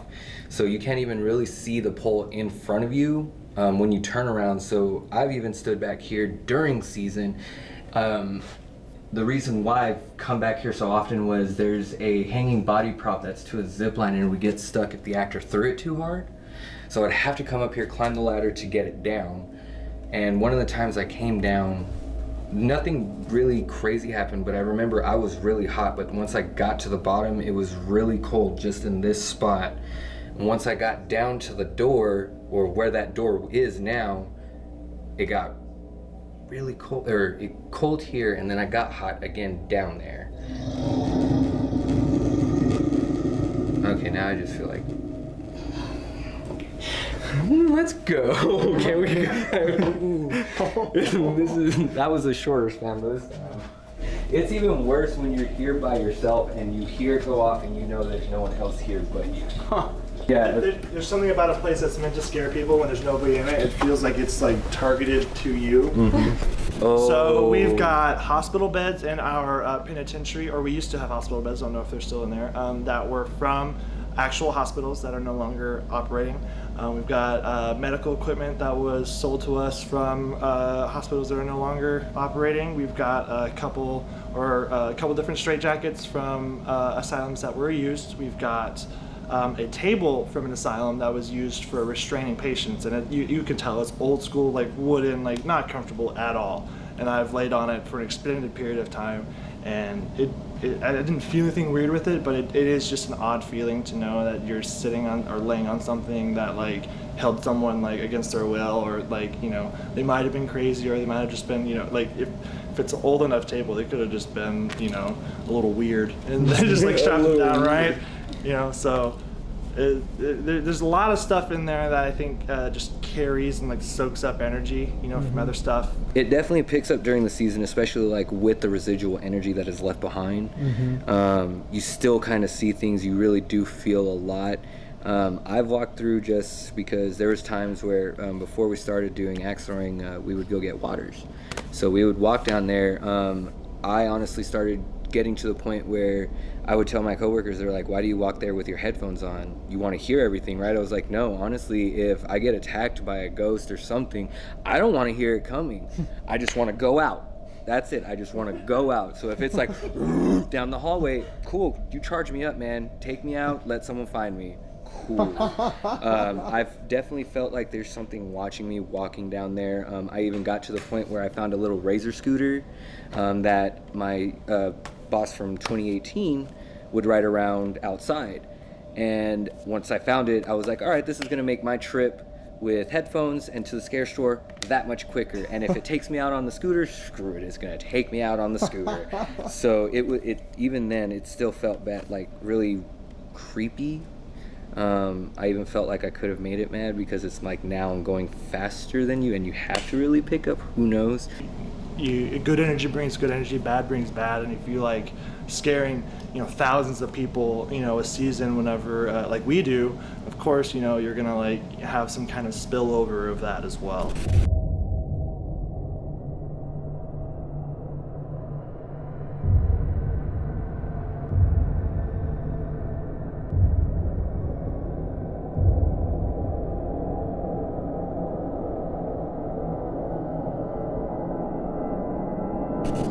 tonight we are extremely excited to be here and able to investigate this property.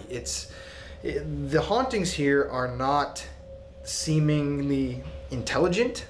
They don't seem to be the spirit of a person or, an entity that has made noises like voices and given messages. It's more this violent poltergeist activity that has actually haunted various employees that have worked here. We just completed our interviews. It's really hot in here. Peyton, how are you feeling before we start this off? We're gonna cut right to the chase today. Well, I can't wait to start. You thought a haunted house was scary with a lot of people. It's even scarier, with about 6 people. Yeah, it is people. definitely creepy in here. Just like all the employees were telling us just now, there is something in this haunted house. It's always been a concept that's intrigued me. What can be haunting a haunted house? And there's no better way to start off our big star-studded, badass Hollywood LA series for Halloween than with an investigation here in our hometown at a haunted house. So happy early Halloween. We're gonna walk over here. This is the official start of the haunt. Just to get right on with it, we're gonna hit the lights. It's instantly actually hella creepy. Look down there. Get a shot of that. These places are engineered to make you imagine in your mind that someone is right around the corner, but what if it wasn't someone, and in this case, it's something that's around the corner? What's haunting the place? That's what we're here to find out. So we're gonna get the equipment set up and let's do it. Oh. Yeah, that's... Oh, he's really creepy. Yeah, that's gnarly. I love the doors in here too. Ooh. Lovely. I like this pile of corpses. So for the very first time on the Paranormal Files, you guys have been asking, and we finally just made the investment and we purchased a couple of static X cameras. So this is a 4K infrared and full spectrum camera, and we are going to be leaving these throughout the House of Torment tonight. We're going to be using them throughout this entire LA Haunted Hollywood series. And we're right here in the morgue right now where apparently an employee was pushed off of a ladder. There's a lot of violent activity in this area, so we figured this would be a hot spot that we could leave one of these cameras at to film throughout the night. So I'm gonna turn on the IR right now. It's recording right here. All right, you got the light on? Yep. Cool. And you wanna kill that light for a second, babe? Just hold it on you. Okay, yeah, that's perfect. Okay, let's head to the next spot. Set up the second.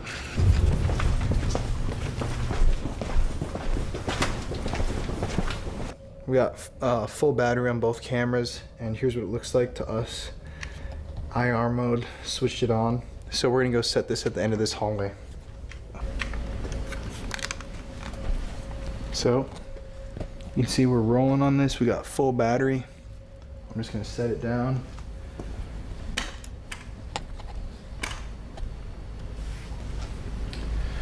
And we're gonna let it run. Let's grab our equipment and start this investigation, everybody.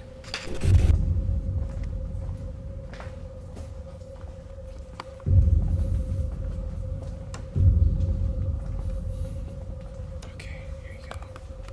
So we're standing right now in the hallway where a lot of the employees have experienced paranormal activity. This is supposedly one of the most active areas in the building. Even I, the first time that I came down here, felt kind of the negative, not really negative, but just powerful energy that's down here at the end of this hall. So without further ado, let's cut the lights and let's begin. To anybody or anything that may be here in the House of Torment, my name is Colin. I'm Peyton. I'm Maxon. And we are here to communicate with you, so feel free to come out and make contact with us. We want to know who or what you are. And we are opening ourselves to you. So if you are here with us, you're invited in. I'm going to turn on our EMF meter right here. Is there anybody here in the building with us? Oh, God.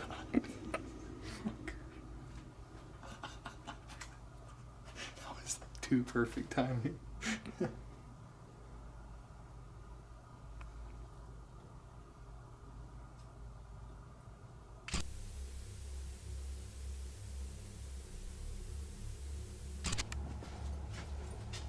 So tonight we have 2 EMF pumps with us. So these kick out a lot of EMF energy, and in theory, spirits can use these to kind of draw from and maybe manifest themselves in different ways. So we're gonna turn these on and see what happens. Since this is kind of the pinnacle of the haunting, Yeah. we figured that we would set them here in this room in front of the static camera to see if we can boost any activity in this area. So Peyton, you want to hit him? Alright. I just set him right there on the chairs. Camera does not. There we go.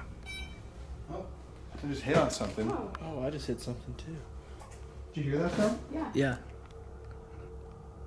That was actually a big enough spike that it actually It beeped? beeped. It never beeps. Yeah, I don't think it ever beeps. I've never heard it beep. I was just looking around this room thinking how damn creepy it is in here.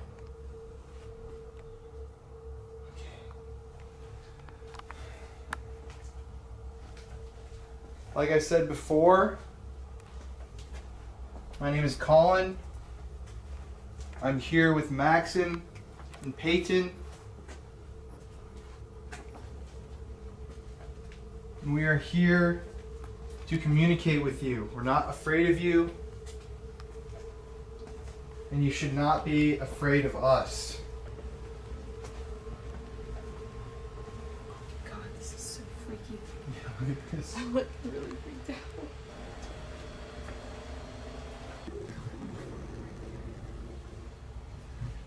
Colin. Oh. So this is the most active part of the house, out of the attractions here. Besides the morgue, this entire attraction is called the Manor. It changes year to year, but it's meant to look like an old Victorian style haunted house. To get away from the speaker, we can just move forward a little bit more because we're literally right under it. Here. Oh God, sorry. That's what I have at. Going a night shot just because I can't see anything. Well, of course now it's lit. Oh God, that's creepy. Oh fudge! Look at that. I'm not a big fan of that. Maybe she needs a hug. Okay. God, that's too realistic. Yeah, that's really creepy, man. Don't get something like that. Okay. IR. Peyton, you want to hold this? If you're in this area, please, we're here to talk to you. We don't want to hurt you, and we're not afraid of you. Can you give us a sign that you're here with us?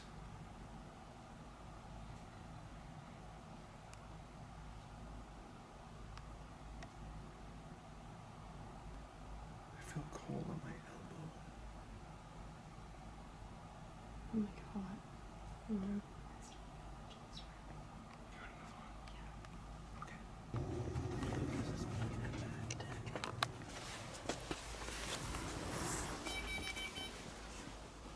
Got real beepy right there.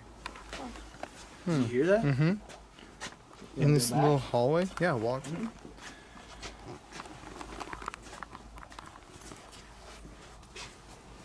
He's literally right here. Ask a question. Is something here? Can you beep this thing?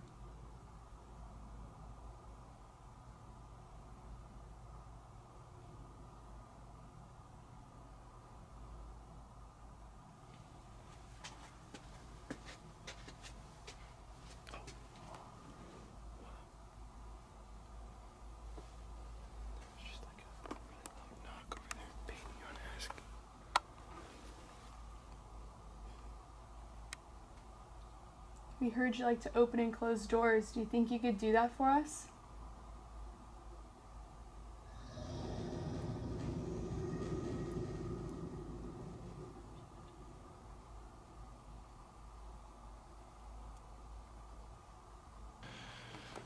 What do you think, babe? You feeling anything yet? I'm feeling like just... I'm so dizzy. Yeah, I feel like nauseous. Like all of a sudden. Mm-hmm. I'm actually sick. That's scary. Oh.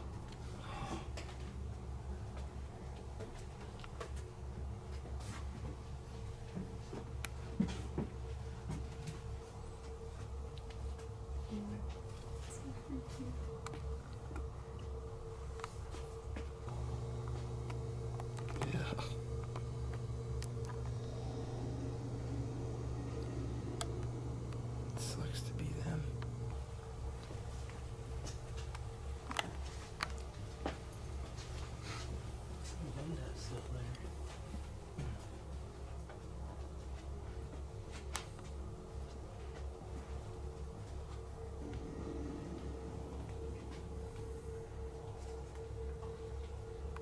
This whole area just feels unsettled. Like it's just... Hello?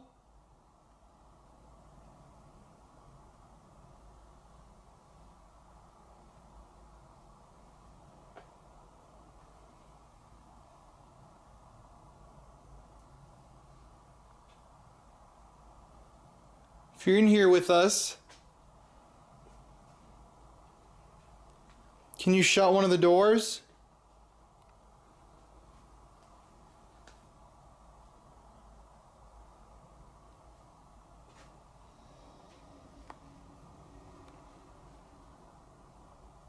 Or even open one of the doors?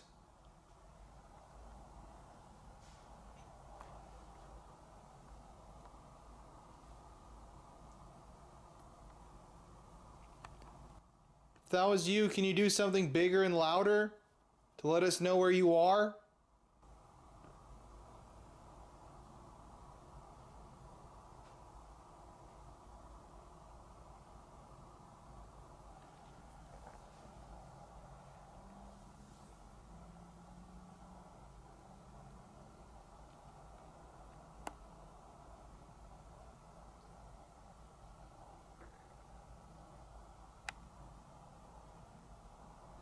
You know, I feel like the more energy was in the, like, morgue area. Like, all those rooms, like the hospital stuff.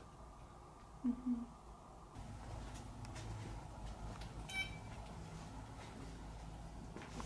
Where's that right there? Yeah. It just keeps getting that one hit. Mm-hmm. It beeped several times in that closet. Mm-hmm. It's odd. Why? Mm-hmm. Like, sometimes it literally doesn't hit. Well, most times it doesn't hit. I've only seen it hit like 5 times ever. Yeah. Oh, I see it jump. It jumped again.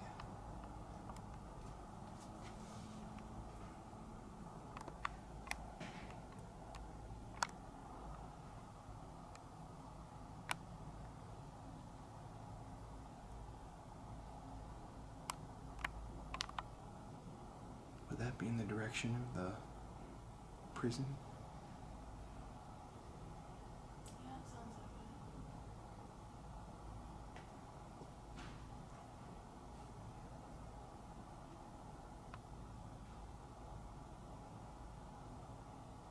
it. Can you use your voice to talk to us if you have a voice?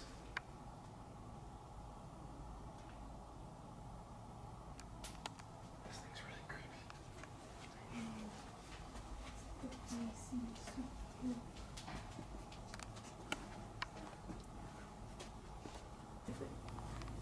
Is this the coffin? It's on the other side of the coffin.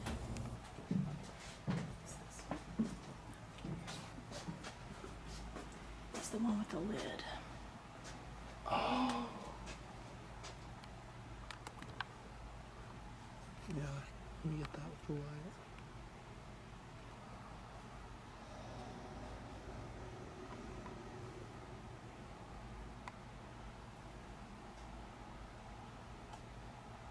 So that right there is the coffin that was left over from the church, kind of tucked away behind this iron gate.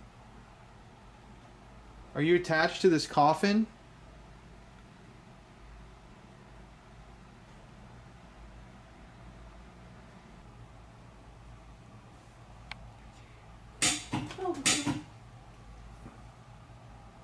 What is that?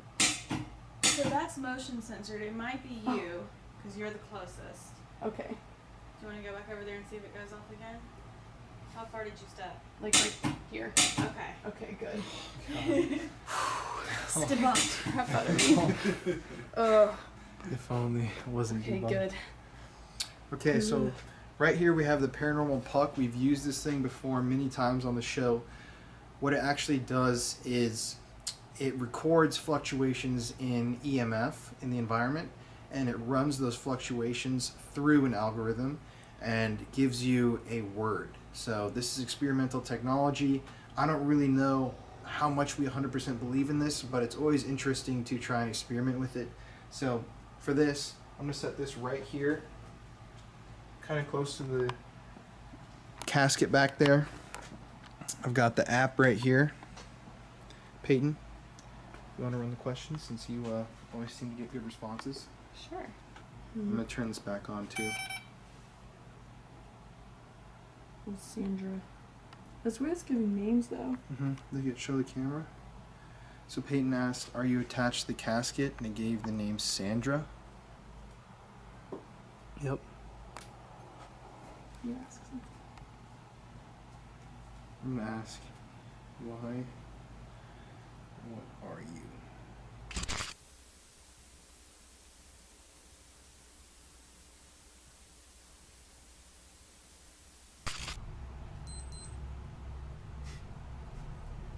Morgue? Yeah.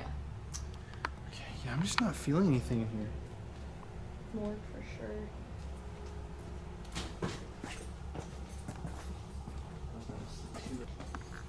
So we are now where? At the beginning of the haunted house. It's not a hotel. This is Okay. True camera star. Don't we go this way? Yeah. Shall we? That's just the line. Follow me. You gotta stay here for a while.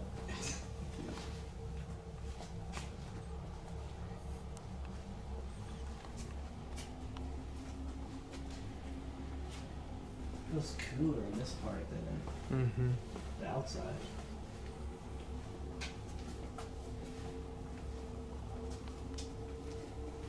Dude, the tube looks kind of ajar. You see that? Looks like our light died. Camera died. Light and camera died? Yeah. Maybe it'll Already?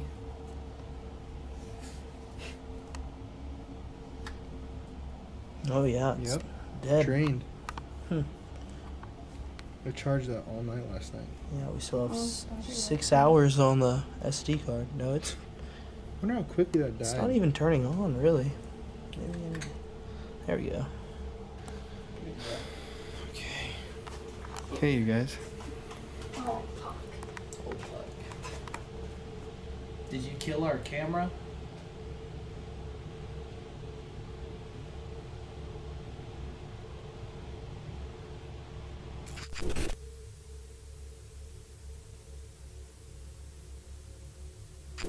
Is there something actually here?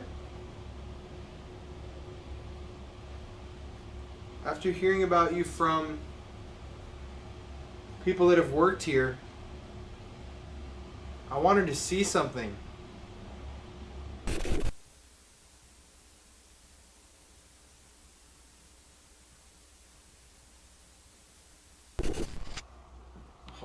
Oh my god, that's so gnarly.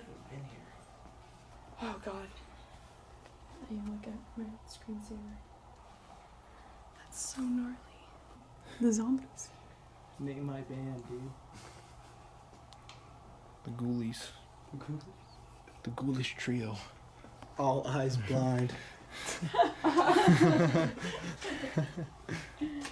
Wow. That's a good one. Very well executed.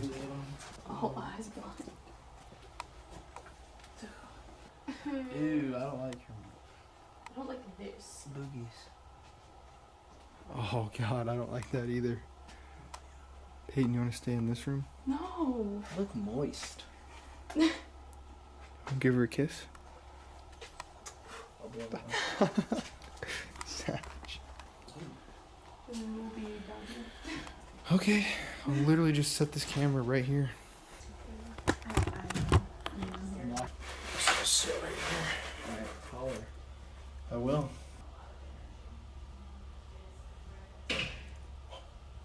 Was that one of you guys? No.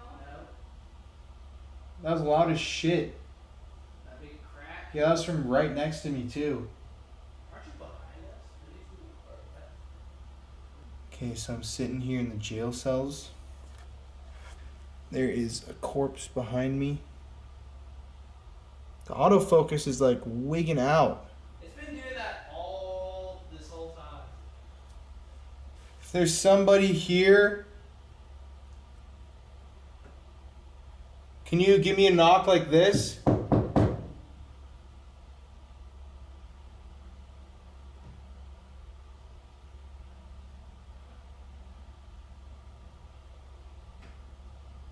Is that you guys?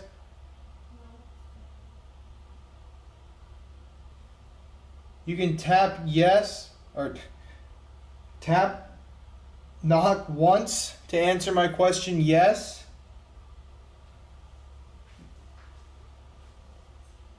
Knock twice to answer my question no. So this is yes and this is no. Are you here in this part of the building with me?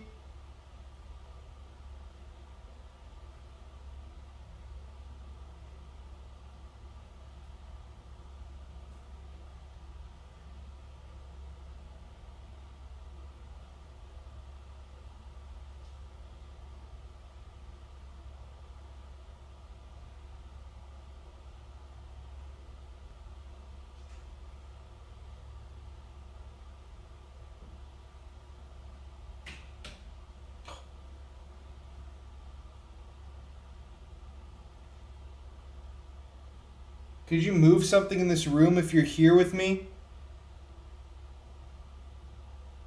Like one of these cell doors?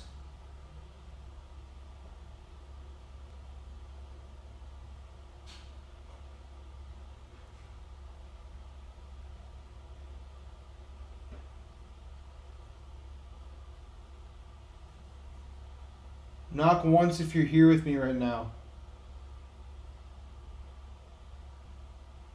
It is actually getting kind of cold in here. If you're coming into the room with me, don't feel afraid. Keep coming. Can you show me that you're here by maybe turning off my flashlight?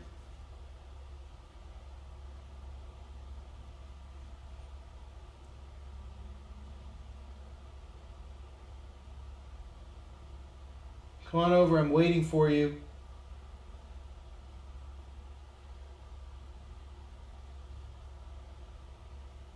Can you give me one sign?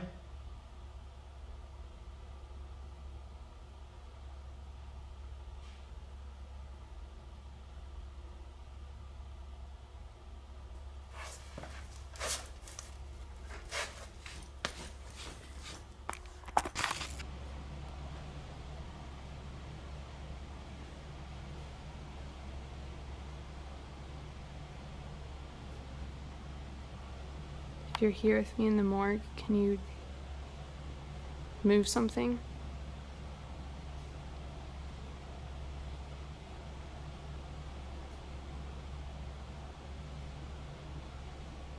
Do you like scaring the people here?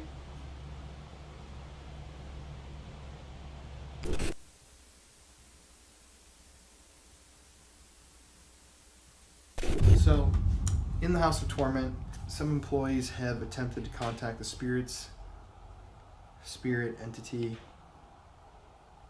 whatever is in here, by using flashlights. So basically, with this method, you just unscrew the flashlight, to where it's barely connected to the battery. And so it's thought that spirits can manipulate this and, how would you describe this? And they forge the link between the connector and the battery and the flashlight and illuminate it if they want to answer a question. So since this has worked in the past for different people, Peyton, you want to come stand over here? Sure. Let's just ask a few questions. If you're here with us in the attraction, can you turn this flashlight on for us?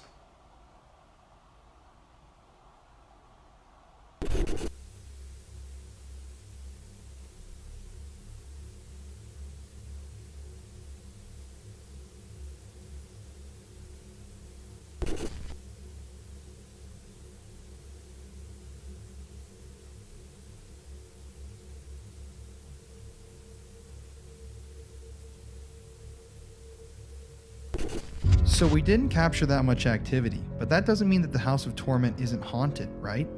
Well, maybe it had to do with the night that we visited. Although it was a full harvest moon and it was Friday the 13th, the house hadn't actually opened yet for its 2019 season. So the last person who had walked through its halls and been scared out of their mind had walked through the attraction almost an entire year ago. We returned for another night of investigation a month later after thousands had already visited and been frightened to investigate the building a second time and to see if my theory that this fear that people were experiencing was staining the walls of the attraction. We had no idea what we were in for that night. So, hold up, I'm gonna turn this light down a little bit. It's really bright. My glasses are colorful. So, what just happened? So, you and Nick were in the restroom and I was Hold up. I thought I heard something. I don't know. I don't know if it's just the building, but I thought I heard something. No, I heard like shuffling, like move, like plastic or tarping. That's why I thought it was Sean, I think she said her name was. But you and Nick were in the restroom and I was sitting here texting my mom, just waiting for y'all before we go in the houses. And then all of a sudden I hear a bunch of like shuffling, like it sounded like plastic tarps moving. And I was like, oh, maybe it's just like the guys in the restroom because it's like right over here and this pretty thin wall since it's like in a warehouse. But then I listened more and like I could easily distinguish where the sound was coming from. Like I heard one of y'all like pull a paper towel, but it was like so like recognizably from the left or like towards the left of me. But then I kept hearing the shuffling to the right of me where the haunted houses are. So you were basically just hearing movement in the house. Pretty much. I mean, first thing I asked y'all is like, wait, did y'all make a lot of noise or so? It's weird. I'm ready to go in and see what we can find. Yeah.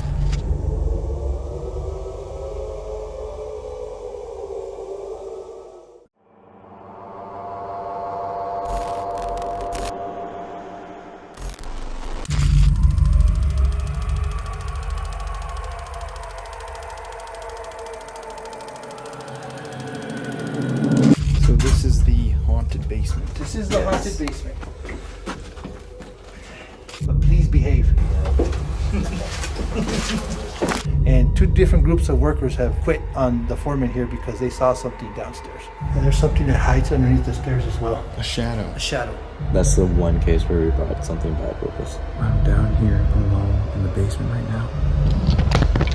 It got knocked out. All haunted places have a story to tell. It can be tragic, it can be scary, and it can be very dangerous. This is Colin Browen, and these are the Paranormal Files.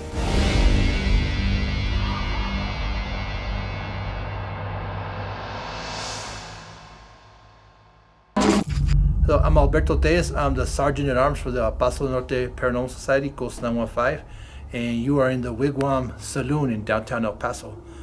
Saloon used to own by the famous gunfighter John Wesley Hardin.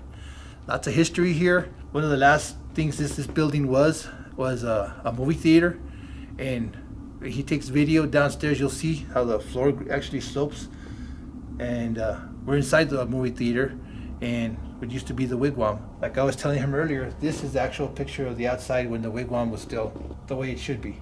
One of our things for our society is we try to preserve history, and we one day hope to have enough money to get this back looking the way it's supposed to be looking instead of the ugly stuff it is outside right now.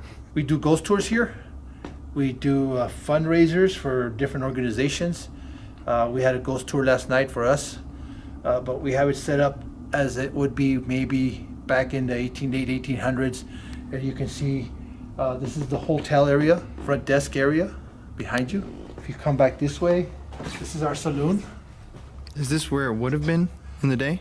It would have been on the other side, and I'll take you to the other side, but the other side's more storage than anything else right now. Cool. What we called Gunfighters Poker Table. We've actually had a movie called Brothers James Retribution filmed here, and they did a card playing scene and everything. The brothels, because the wigwam was also a brothel. So we have a brothel scene set up. And then El Paso is very famous for its Chinese history as well, so we have a section here for Chinatown. Wow. And to get into a little bit of El Paso history, Chinatown started 2 blocks just north of here and went 5 blocks south from here.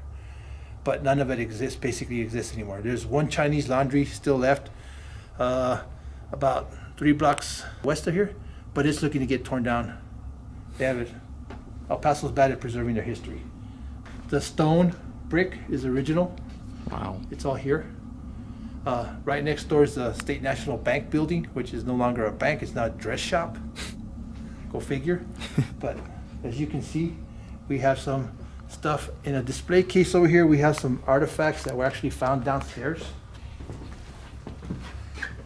This is when some ticket stubs from the wigwam, nails, different little light bulbs, but all this was found downstairs. And when you go downstairs, you'll see there's still stuff that could probably be excavated because it's there, but we just haven't done everything yet. Because it takes money to bring people in, and we've had workers down there that do most of the work that's been done, and 2 different groups of workers have quit on the foreman here because they saw something downstairs.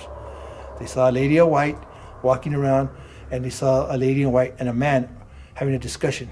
When one of the workers bolted out of here, the foreman went down, tried to take a picture because he was seeing him.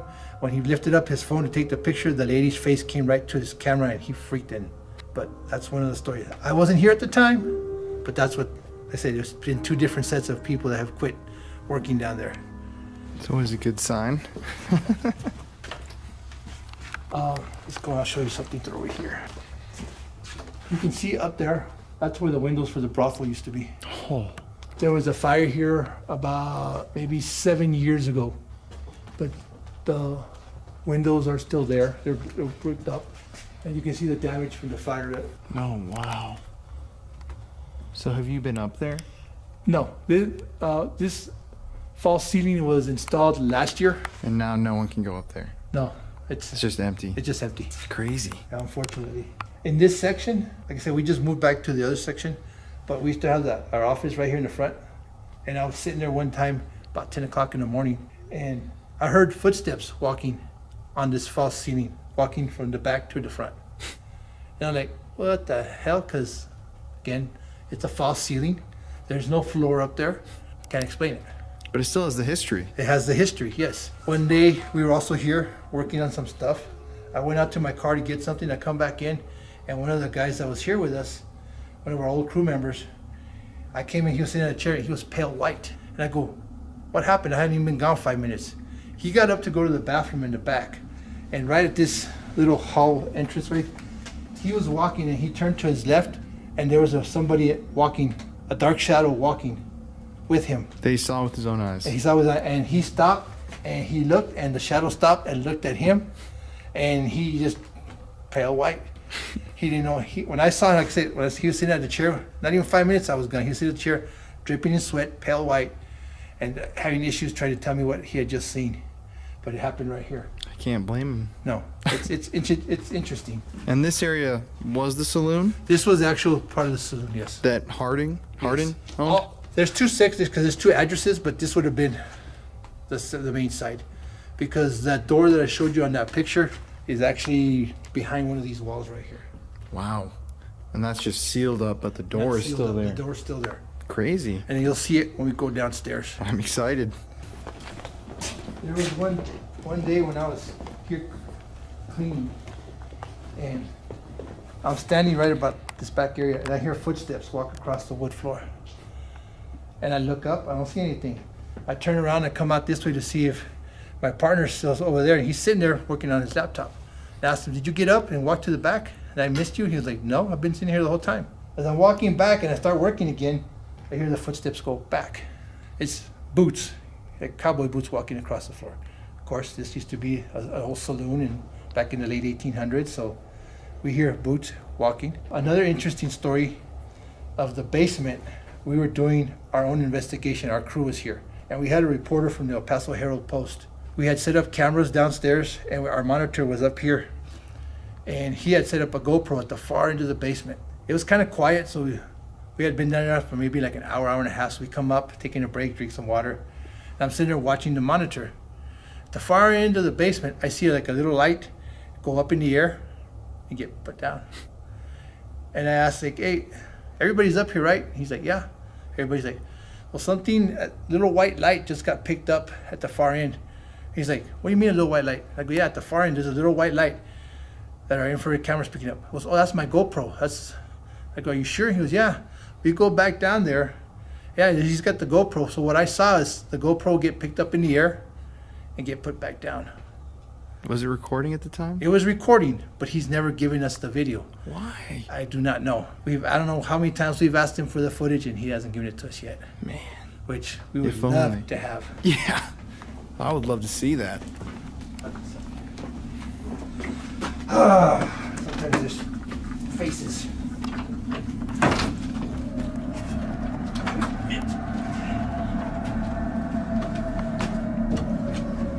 So this is the haunted basement. This is the haunted basement. Yeah. The things that you see right here, there's a coal chute from the saloon back in the day. And you'll see the coal chute down there. These are pictures of coal from the heating system that's down there. Wow. The marble, we think is from part of the facade from the old outside. Wow. And there's still pieces down there that you'll see every now and then. Let's go to the basement. Watch your first step because it's a long. The stairs are for like the 1910. So, but they're pretty sturdy. And right here in between, there's like a little cross space, and people We'll see faces back there. Like I said, you'll see how the movie theater floor evolves down here. Wow. And then what one of our members did is there's mannequin heads right here, so don't freak out on your way down. Okay.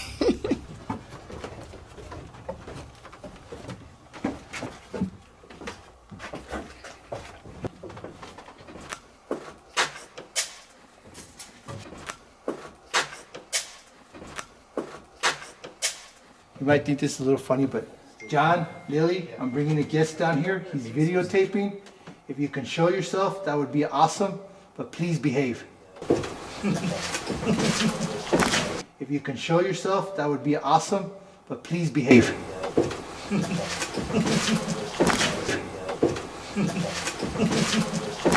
You might think this is a little funny, but please behave. No, that's not silly at all. That's what I do all the time. I mean, they're here, so you gotta. The old furnace is back here. The old air conditioning.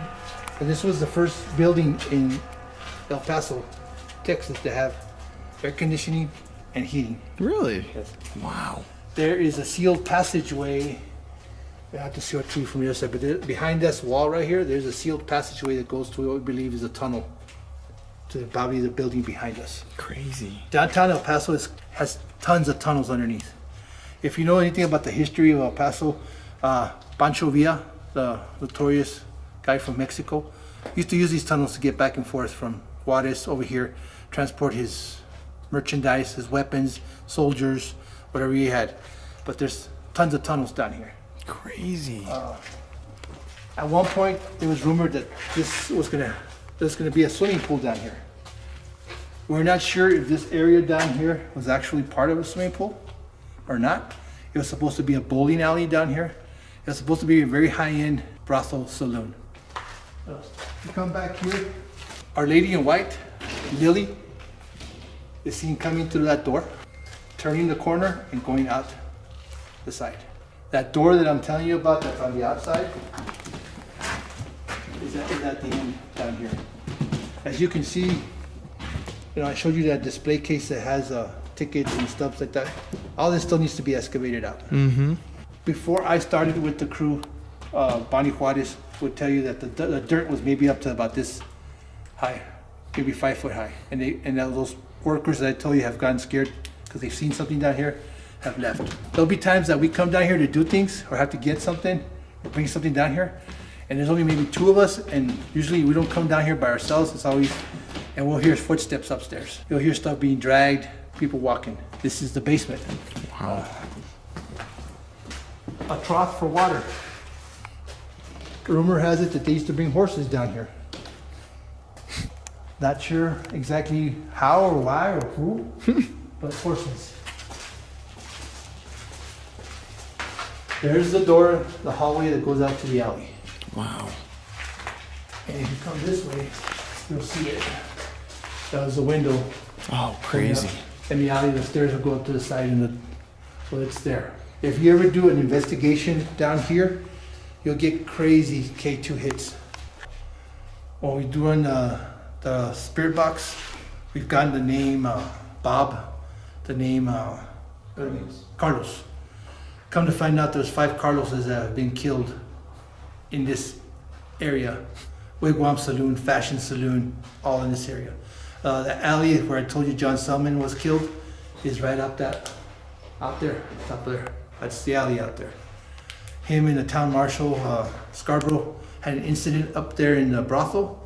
They took it downstairs into the alley, and Scarborough killed Selman in the alley. 5 people, though, with the same name killed here. One of them was the city mayor.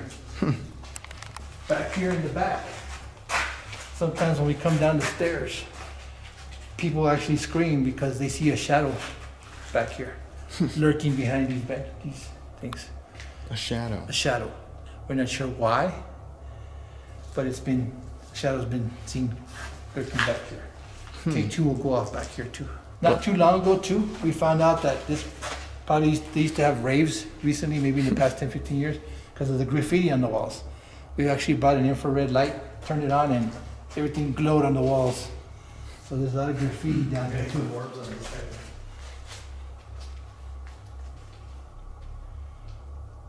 Lily, are you here?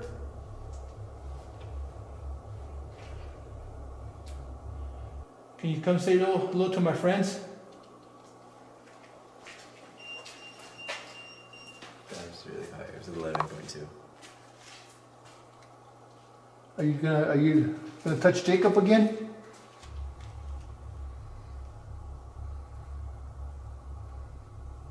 Come and say hi, please. This gentleman here holding the camera wants to talk to you. He would love to take your picture.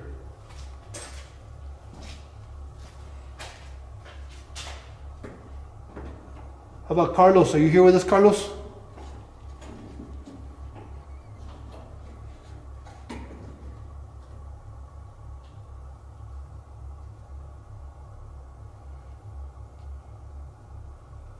How about walking upstairs? Can you walk around upstairs for us? If you don't want to show yourself.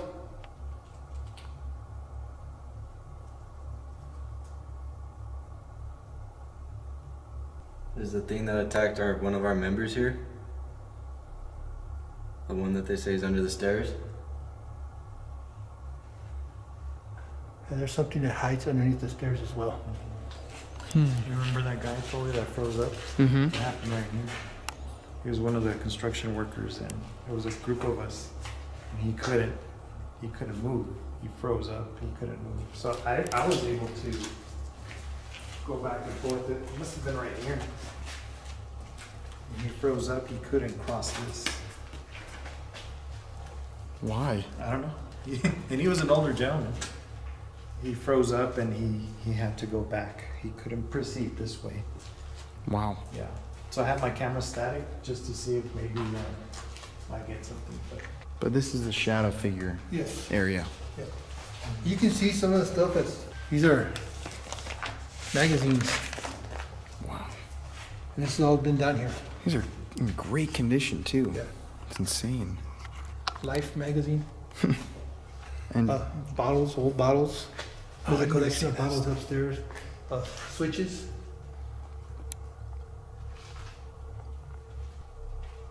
The shelving belonged to the place that was one of the places that was here on this side before, called Alamo Shooters. They left after some of their merchandise caught fire, and that's what started the fire a few years back, the one I was telling you about. So after that, they moved out, but all the shelving was left behind. No Pepsi. That's crazy. And so just last night, you had someone that was scratched? We had one of our team members was scratched down here. I wasn't down here, I was upstairs. We try to keep 2 people, like I said earlier, 2 people either upstairs. If 2 people come, we bring 2 people down here. We don't go by ourselves anywhere. And that's also just to verify in case I see something, hopefully my partner saw something, the same thing, and we can verify each other's stories. But we were having a ghost tour here last night.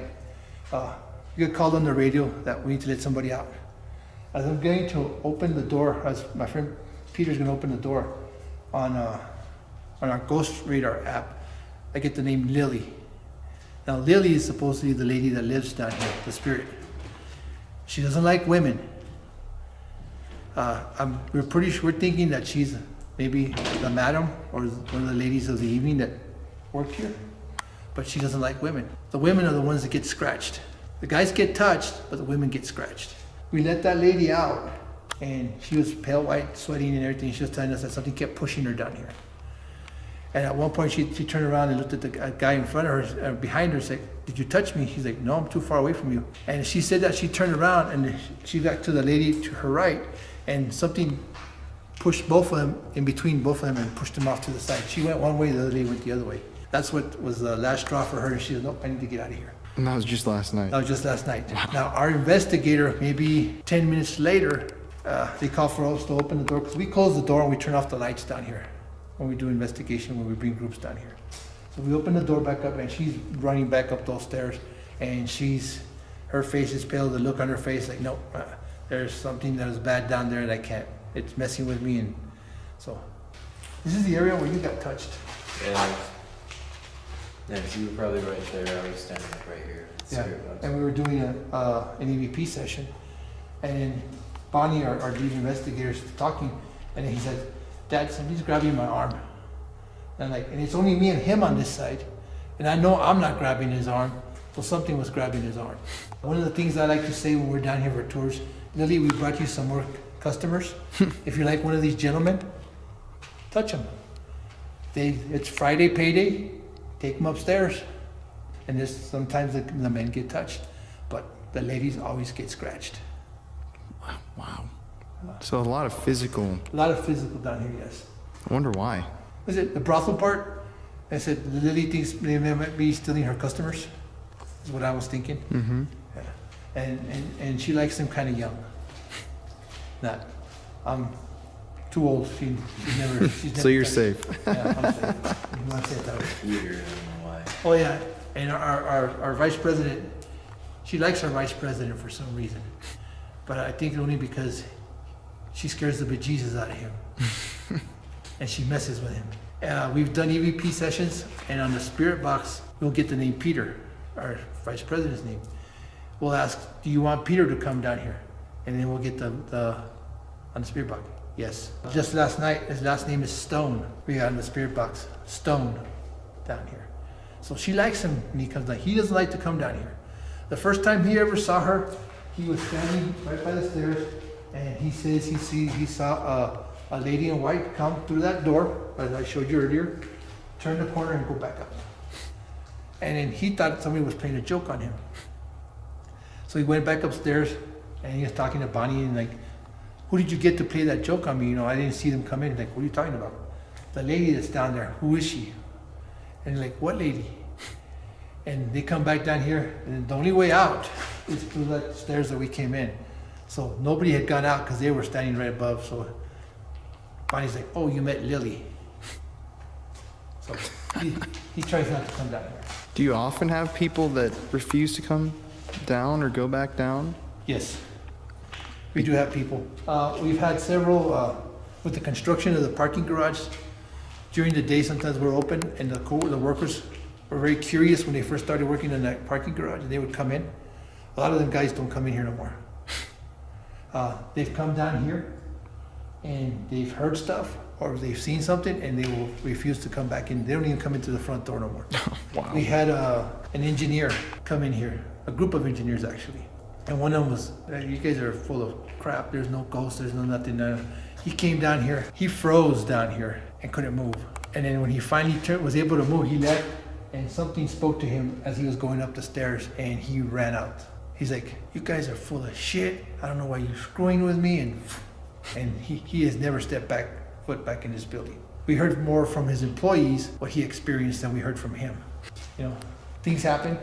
A lot of stuff down here really nothing really has happened to me. But like I said, he's been touched. Our patrons, when they do our tours, get scratched, get touched, get sick. One of our investigators is sensitive, and he's the one that tells us, oh, there's something over there, or there's something over there, and you go take the K2, and the K2 starts going off. He got attacked once, because one day we were down here, and I pointed out before under the stairs that I've seen eyes, like an orange color, and one day I told him, and then we started walking towards it where the rest of the group was back here, and like he was walking right next to me, and he just dropped, and like he started crying, and he said he couldn't see for a while, but like he just dropped walking towards it. He said like it came at him. Whoa. We say it's under the stairs because that's where I've seen it, and then like he'll step under there and he like almost just collapses too because he says there's too much down there, just right under the stairs. But it seems to be kind of angry, or sometimes, but it depends on with who too. Mm-hmm. A lot of times it'll stay in the corners. It'll stay in that corner, right there, or back here. Whatever's angry. Mm-hmm. Lily could just come out and walk around when she wants to. She has the right to. This is her place. I've always told them, because at one point the construction next door was making water leak into here, and that's when the engineers came, and they were talking about, oh no, we might have to buy this building and tear it down or whatever. Like, no, that's bullshit. If you guys are screwing up next door, don't come over here and screw stuff up. And I actually told Lily, John, whoever's down here, they go, you guys do whatever you need to do to protect this building when we're not here, because this is their home. Makes sense. In El Paso history, John Wesley Hardin's law office was the building next door. That's where the parking garage is going. It burnt down years ago. Deep down in my heart, and Bonnie and Pete, it wasn't no accident. Somebody wanted that lot to do future development. Now they sold it and they did a parking garage, but his office was down there. It was a beautiful building. It's from the late 1800s, early 1900s. It was awesome, but it's gone. Now it's gonna be a parking garage. When they started building the garage right there, the activity down here increased, like doubled. I wonder why. Not really. You know, and you being an investigator, you know that sometimes construction or when they start bothering things, 100%. 100% increase. This Well, is our basement. Any questions? Anything? Not really. I think you said it all. Right on your own? We'll go upstairs and turn off the lights for you, and you just holler at us when Okay. you're ready to go up. Cool. So do you want to introduce yourself real quick to everybody? Yeah, absolutely. It's Johnny Barbosa, and we're in the basement, and the lights just went off. This is the very first time I've ever been down here without no lights, and it's just two of us, and I've never done that, man. I'm gonna turn off my light. Why not? Just because it's freaky? It's because what goes on in here. Okay, to any energies or spirits that are down here, my name's Colin Browen, and it is a pleasure to be able to talk to you guys. We're not here to harm you or hurt you or scare you, but we would love to talk to you. So it's the first time I've been here to the wigwam many, many times, but this is the first time I've ever been down here alone in the dark. That's never ever happened. I didn't think I would ever do that. Only because I've been to this building so many times and I know the history of it. And what I've seen, you know, and the stories that I've heard from so many different people. I'm not here to harm or aggravate or agitate anything. I'm just here to learn. That's my purpose. Sure is creepy in the dark. It is. I keep getting these like cold, like waves on my arm, my head, randomly. I feel in the back of my hand and the back of my spine. So, honestly, I don't know who it could be. The gentleman that we were speaking with, Albert, he's one of the investigators here. So he was mentioning it could be John Wesley Harden himself. I forget the name of the other lady that's here. But they protect the building, and what he said earlier makes a lot of sense. There's a lot of construction going on in the city.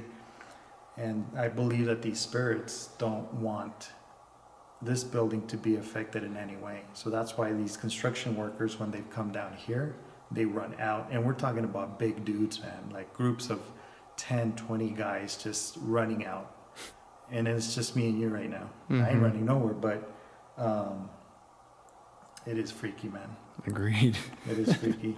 But this is about, I mean, this room is maybe, what, 3,000 square feet? It's huge. So it used to be so many different places, but this is so much history back, being built back in the late 1800s. It's just history, man. And then the tunnel system that used to be down here, like you mentioned, Pancho Villa and his people back in the day would use the tunnel system to go back and forth to Mexico. Crazy. Which is just a few feet away. We're not that far away from the border. All that is sealed off. Unfortunately, we don't have access to it. But I keep feeling like a spider web on my elbow. On the elbow? Okay. I've never felt something like that. Okay. So remember, the lady, if she likes the young ones, you're the youngest one here, man. Well, thank you. You're a good-looking guy to her, so let's. Well, if there's anybody here, Lily, if you're here, I'm inviting you to come out. My name's Colin. Once again, there's nothing to be afraid of. We are not scary people. We're not here to harm you, but we would love to talk to you. So, if there's anybody here with us in the basement, can you give us some sort of a sign? Maybe use your voice, knock on something, move something. So I kind of felt the tap on my head. Just now? Yeah, I thought I felt a little tap. And there's no strings or anything hanging? Mm-mm. Well, you want to kill the lights? Yeah. Let's just sit for like 2 minutes and listen. How about, let's walk over here first. Yeah. So we're kind of in the center area. Okay, let's do it, my man. If there's anybody here in the basement with us, we're going to give you about 2 minutes to start this off. Can you let us know where you are down here?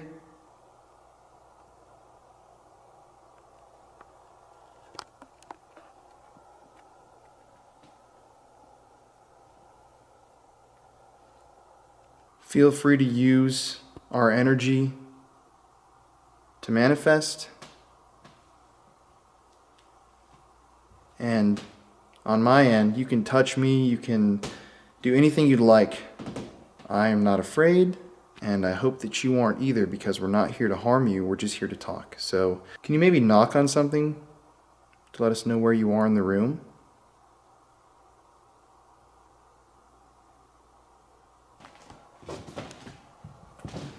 Are you okay? Are you okay? I won't focus on you. I won't? No. And you're right in the center of the shot. Wow. Usually it focuses by now. Look at this. Yeah. Is it blurry? Oh, wow. Am I okay? Oh, sorry. Yeah, now you're good. Okay.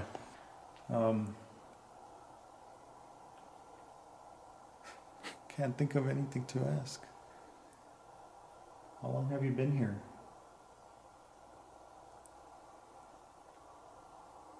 It's too quiet. What do you think? Yeah. Are you guys okay with us being down here? Or do you want us to leave?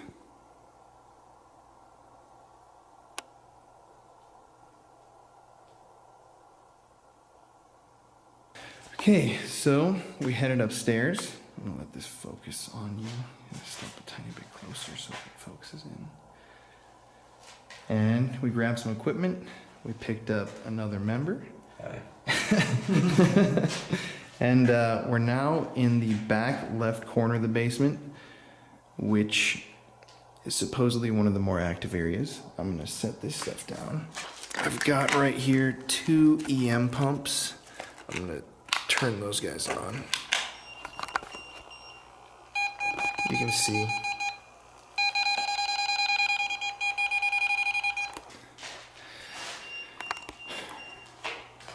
You picking stuff up over there? Yeah. Right now it's at 2. Oh, I picked that up too. I thought it was my camera battery, but... Well, if there's anybody down here, can you please give us a sign that you're here? You can use your voice.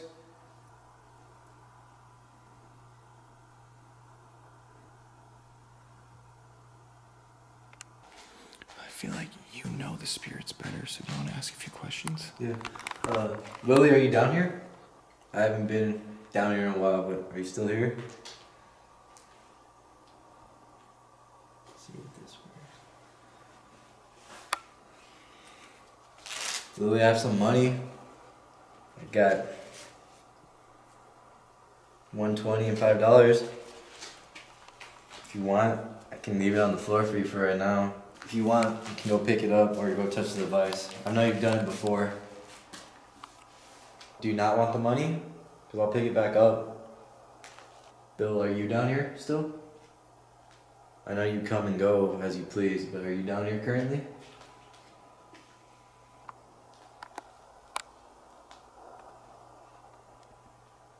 Yeah, there's some metal thing. Mm-hmm. Can you do that again for us?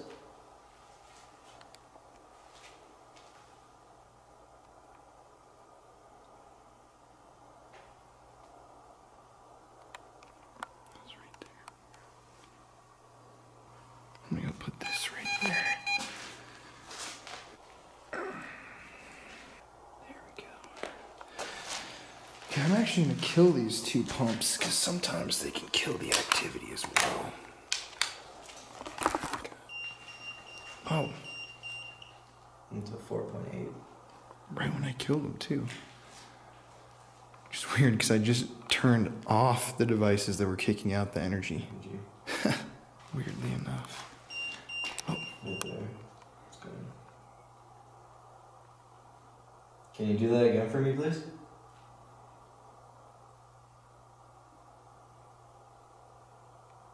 Carlos, are you back here? I know this is where we first found you. It's weird. It's like moving. Back and forth. Mm-hmm. Because that's what they say they see, shadows working just back and forth from the back. So.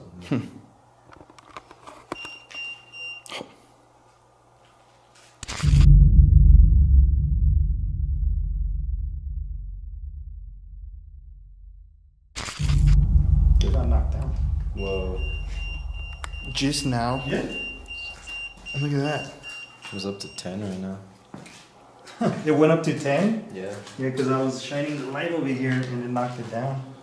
Oh, what the? I literally stopped recording for like 2 minutes, man.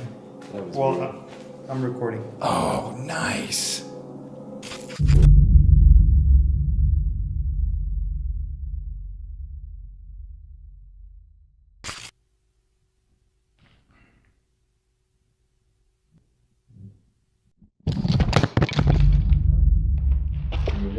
Yeah?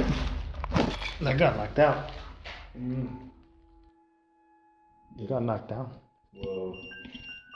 Just now? Yeah. Look at that. It was up to 10 right now. Damn, why'd you treat me so bad? Yeah, it just knocked it down, like don't point it this way. And I was just saying. It went up to 10? Yeah, right now. Yeah. And just a couple seconds after. Yeah. Can you shine your light over here too? I'm gonna get a shot of this. It's kind of whack. The FLIR camera that I charged all night last night is 100% dead. I really wanted to use it, but nope. It won't even turn on. Let me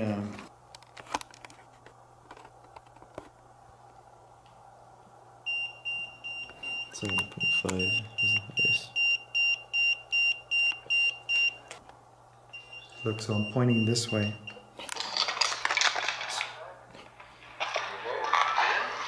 You see? Mm-hmm. Dang.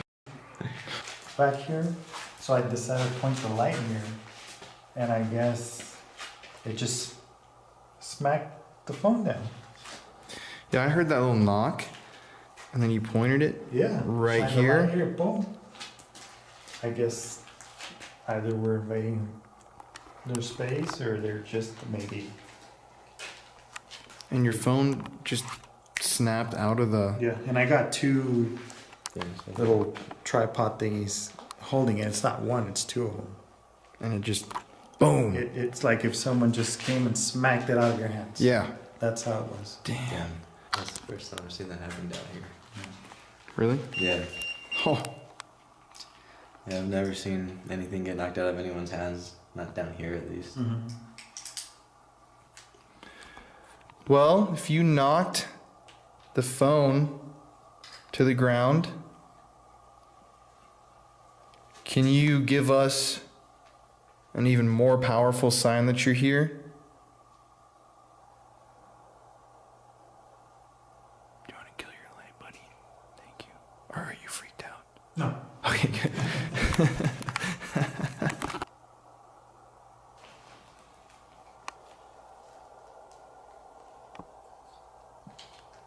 Lily, is there anything in the rubble that you want us to find?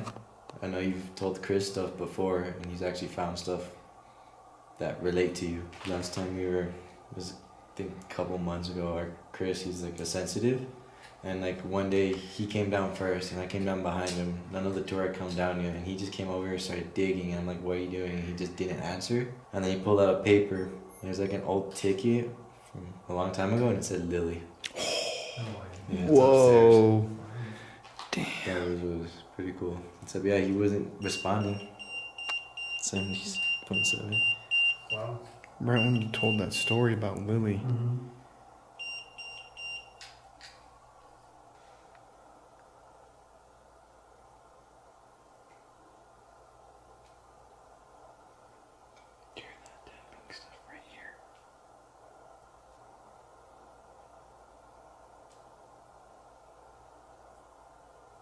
Lily, if you're over here, can you say something to us? Lily, do you want me to bring back Peter? Do you miss him? Dang. Alright, I'll tell him to come back tomorrow. Crazy. So what do you think, man? It was 4.5. So does that usually happen down here? Yeah, a lot. And it's just like signals? I can't explain. There's just random spots that sometimes responds to questions, sometimes doesn't. Mm-hmm.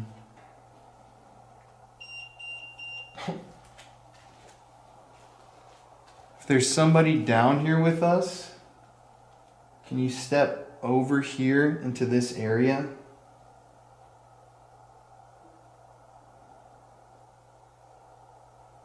I heard someone go, Yeah. I heard that too. I heard it too. It was really quiet though. Mm-hmm. Sounded female. Yeah, like really quiet. Lily, if that was you, can you make this device in my hand go off? It's like it doesn't want to like directly respond to questions, but it's like here still. Yeah. You know what I mean? That's how it is like most of the time, I feel like, with us. Try to move over to that area. Yeah. Okay.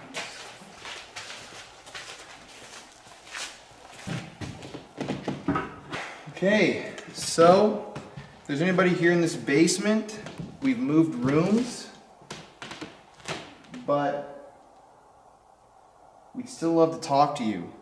Can you knock on something like this?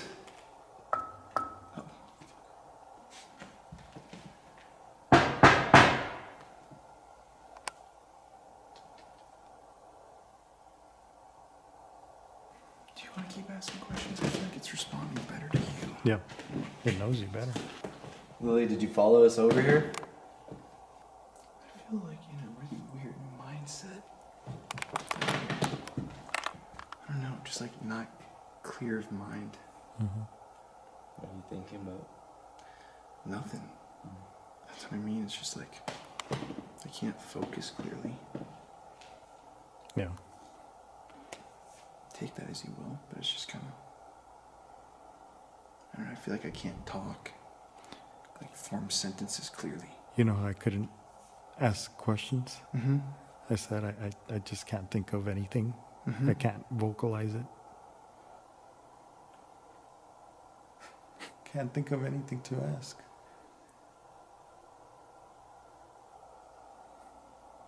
Even now it's like I'm looking at you, but I'm like not. Mm-hmm. I know it sounds like weird as hell. It's true.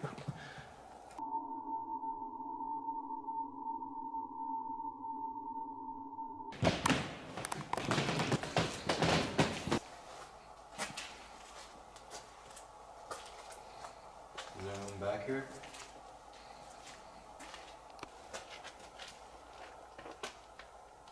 You don't have to hide. I kind of know you're already here.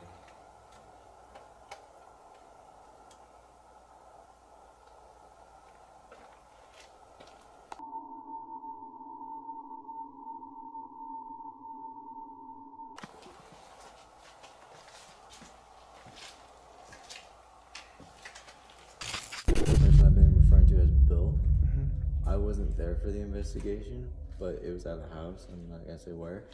And they had 2 children, and it was pretty bad because he was apparently scaring them, and they were frightened. And when they were there, they said they were using the app Ghostwriter, and they got the name Bill Chambers, and they didn't really think of it, but the owner of the house Googled it, and I believe they said it was a Border Patrol agent who was on a plane that actually crashed nearby and died. Bill, are you here? Well, yeah, they said he crashed nearby and died, and the family was really like frightened and they wanted it gone, so that's the one time they ever did this. They had a necklace and they asked him to attach himself to it, and then they'll bring him here so he can come be with Lily and anyone else that was here, and they did. And since then, I know the day after we had a tour, on that night we were talking to him and he was actually answering. And ever since then, he like comes and goes. We have a member named Terry, and he likes to protect her a lot and stay with her. Like at another tour we did at Isleta High School, she had her own room and she was talking to people, and she mentioned him and he was there talking. So, like, we know he follows her, but there's times where he's been here. That's the one case where we brought something back with us. On purpose? On purpose, yes. Is that necklace still here? It's somewhere down here. But he threw it somewhere down here and ran back upstairs. Wow. Yeah. What do you think? I could spend like 10 minutes down here alone before we head out? Yeah. That was going to be my next suggestion. Okay. No way. Whoa. There you go. It wants you. 44. It's all yours. Man, that's spooky. I thought you got this. Thank you. I bet you it's going to start talking. Well, if you hear me screaming, I need help. I'll take the door.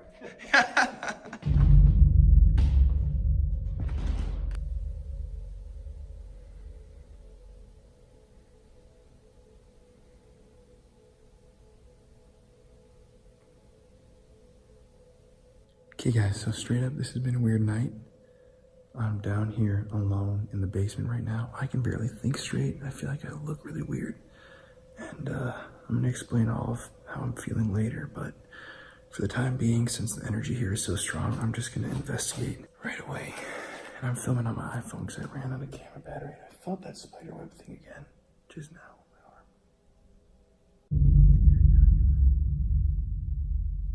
Is anybody down here with me? Lily? Hardin? Bill?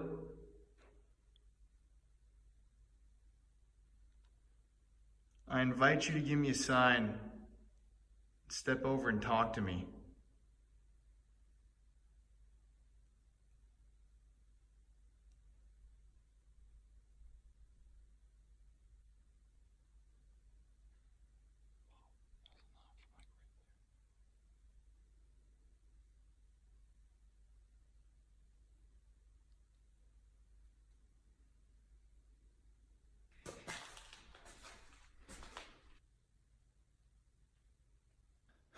I am in the corner right now where Lily supposedly likes to hang out, and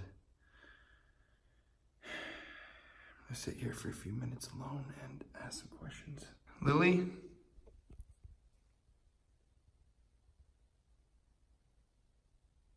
I invite you to come over and talk to me. I'm gonna experiment right here.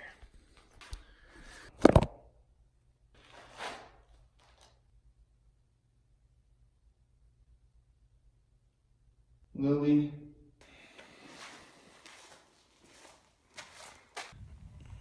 Let's see.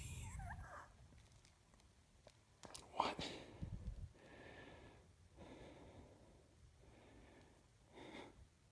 Okay, you just saw that. What? What the fuck? Okay, look it just paused. I'm holding it right here, but the light is off and it's paused recording. I don't know why. I was filming that. Like, I haven't touched this.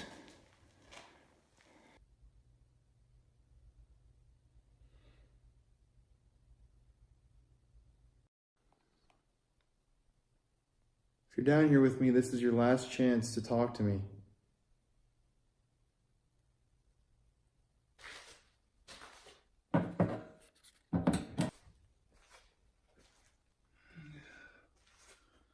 This is creepy.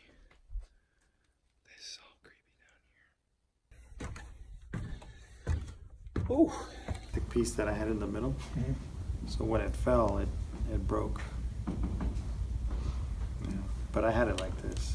Whoa. Both hands. And it's sturdy, you know, it's not gonna.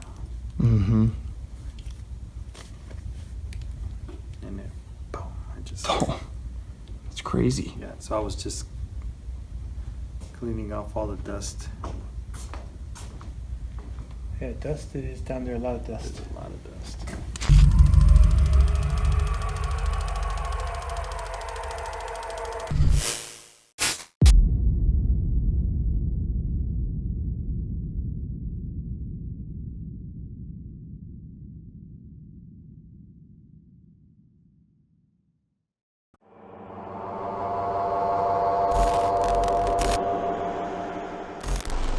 So there's something evil down here. Yes, all kinds of crazy stuff. We've got some really evil EVPs in the creepiest voice. He doesn't need you anymore. Go away. Just a few minutes later, we, in plural, we hope you all die. Get the hell out of the basement. I wish that you would come and attack me.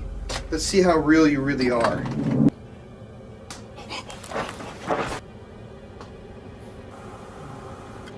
Can you raise your arms up? It's real. Oh, what? Oh shit, dude, I'm at 0.9. Look at mine. Point one, Look at mine. 1.3. Oh Jesus! What the fuck was that, dude? All haunted places have a story to tell. It can be tragic, it can be scary, and it can be very dangerous. This is Colin Browen, and these are the Paranormal Files.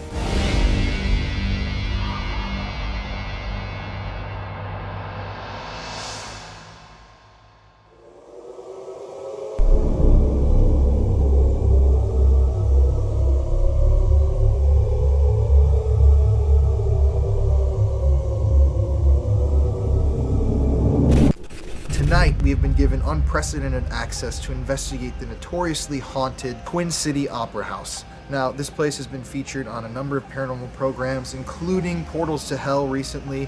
This place has seen a lot of crazy paranormal activity happen within its walls over the years, and the basement of the building is haunted supposedly by a dark entity named Charlie that has picked people up and thrown them, scratched people, thrown rocks at people, done a ton of very bad, very negative things. But anyways, let's head into the building. It's time to investigate, hear some spooky stories, and welcome to the Paranormal Files. Welcome to the Twin City Opera House. I'm Scott Taylor. And I'm Eric Glosser. Now for a little of the history. Okay, the Opera House started construction in 1890. And it's built on previous structure, foundation, which this area was called the Burn District. In 1879, there was a huge fire that burnt the whole block down. We'll go ahead and take a walk inside. In this area, there was an usher by the name of Everett Miller who had worked here for 30 years. His main job, he was a custodian for the courthouse, but he worked whenever there was movies, and he would stand about right where you're standing now, go around with the flashlight and stuff. And he's been seen in here several times by different people. There's also a black shadow figure that is over to my right, camera's left, and it would be seen going under the exit sign and out through the door into the alley. And for a long time, we didn't know who that was, but we pretty much figured it out now. A lady that was on an investigation here said she was asking for names, and she got a name, said the guy said he was a horse. And I said, a horse? She said, that's what he said. I said, I think he probably was saying his name was Horace. Horace Porter was the town marshal back in 1905, and there was a crazy guy in town that thought the town marshal was out to get him, which he wasn't. So one day he was in the alley over here on the side, and when the Horace Porter, the town marshal, went by, he shot him 4 times in the back of the head, killed him. We'll move on down here. We've had some other strange things that's happened. There was a guy primarily that was the main reason the Opera House is still standing today. His name is Galen Finley, and he leased the Opera House for 30 years. But this guy, Galen Finley, he actually lived on the stage behind the screen for 2 years. And he had so much activity going on, and he said he ran out of here several different occasions, 5 blocks up to where his mom lived. One of the stories that he did tell, him and his buddy was in here in the summer when he lived on the stage, and they were watching TV. He said it was very warm, probably 85 in the building, no air conditioning then. And he said all of a sudden it got really, really cold. And they both started going, and they were seeing their breath. And he said, and at that time, a white figure floated across the stage, a woman in a white Victorian dress. She went across the stage through his living room, up the stairs, and went into a bathroom that he made. Now that bathroom was the original dressing room for the actresses that performed here. That freaked them out. They took off running, another trip to Mom's house. Since then, we've believed that we've figured out who she was. Her name's Victoria, and she was a performer here, and we've got some crazy EVPs of her. And apparently, to make a very long story short, she got involved with one of the stagehands who was married, but not to her, and a little girl named Elizabeth that can be heard in the catwalk too was the result. We captured this EVP of her, and we didn't understand it for a good while, but having the advantage of coming here since 2007, we've been able, it's like putting a jigsaw together. We're putting it all together, and now we kind of got it figured out, but we captured this thing that Scott's going to play you.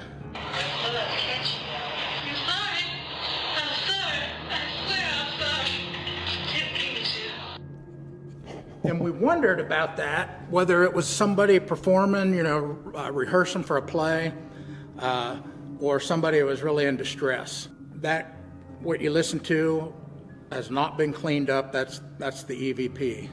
I'm sorry, I swear I'm sorry, I didn't mean to. That wasn't someone that was in the group. There was no one else in the room at the time. It was an EVP. No one else. And we didn't hear it at that time. Wondering what it was, we started putting pieces of the puzzle together, and we kind of found out that, Elizabeth, that we'd captured her voice and talked to her a few times, was her daughter. And we had a group in, and they were asking Elizabeth, why she wasn't with her mother, and she basically said that, I forgive, in a little girl's voice. Scott will play it. So that's saying, I forgive. I forgive. Like, there's a few things, them are the two that we know for sure that had died in the building, but I just think there's a lot of stuff that's going on here. heavy Indian population here. Just a few miles down the road was the Big Bottom Massacre that the Native Americans killed all kinds of settlers there. I think when they made this town, they were tilling up Indian mounds and stuff, and who knows what they disturbed. Over 5,000 EVPs have been caught in this building. That we know of. That's insane. So hopefully tonight will be a good night. Here. Well, down to the dark pit. Now on the stage here, we've had bottles spinning. We've had voices singing. When we were upstairs on the catwalk, you'd hear voices talking. Eric has a good story with his son and daughter-in-law when they were here. Just four of us, my wife and my son and daughter-in-law. And all of a sudden, we're up in this side of the catwalk, and we hear, said, it was a woman's voice from the stage yelling up, "You who?" And it kind of freaked, and within just a couple seconds, the voice was in between my wife and daughter-in-law, and she went, and it freaked my daughter-in-law out so much. She was off of her stool into my son's lap with his arms wrapped around her like a half a second. And he mentioned something. He was just sitting there. He was being quiet, and he said, "I think I understand what you're talking about now, Dad." He said, "When you said it feels like your skin's tingly and stuff," he said, "it feels like there's 1,000 bees crawling on my back."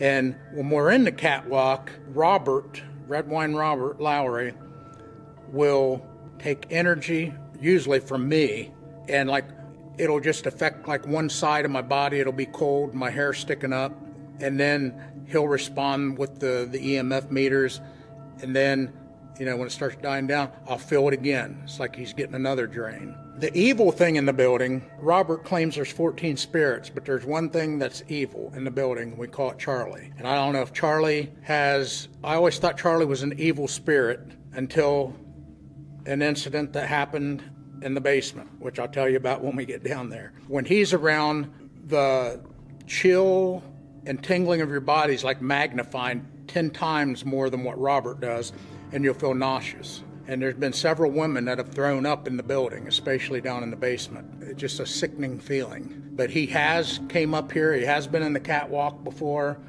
and if you encounter him tonight, you'll know it. We call it the black hole because it's dark, and we call it the black hole because it's dark in other ways.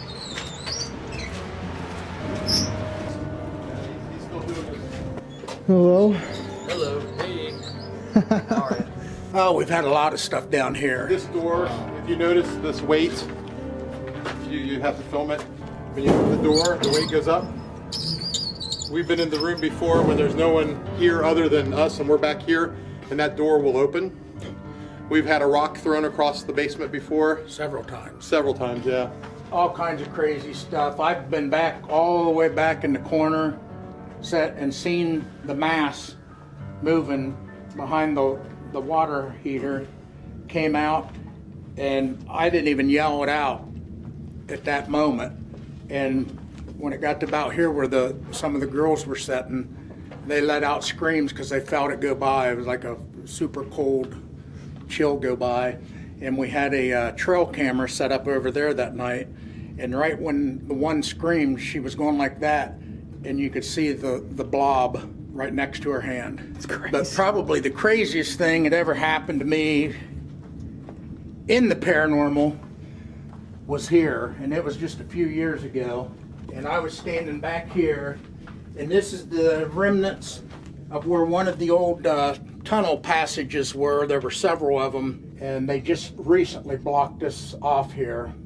But I was standing here, there was a private group coming through. I was giving them the tour before I was going to cut them loose. There was a dozen of them, and my wife was present.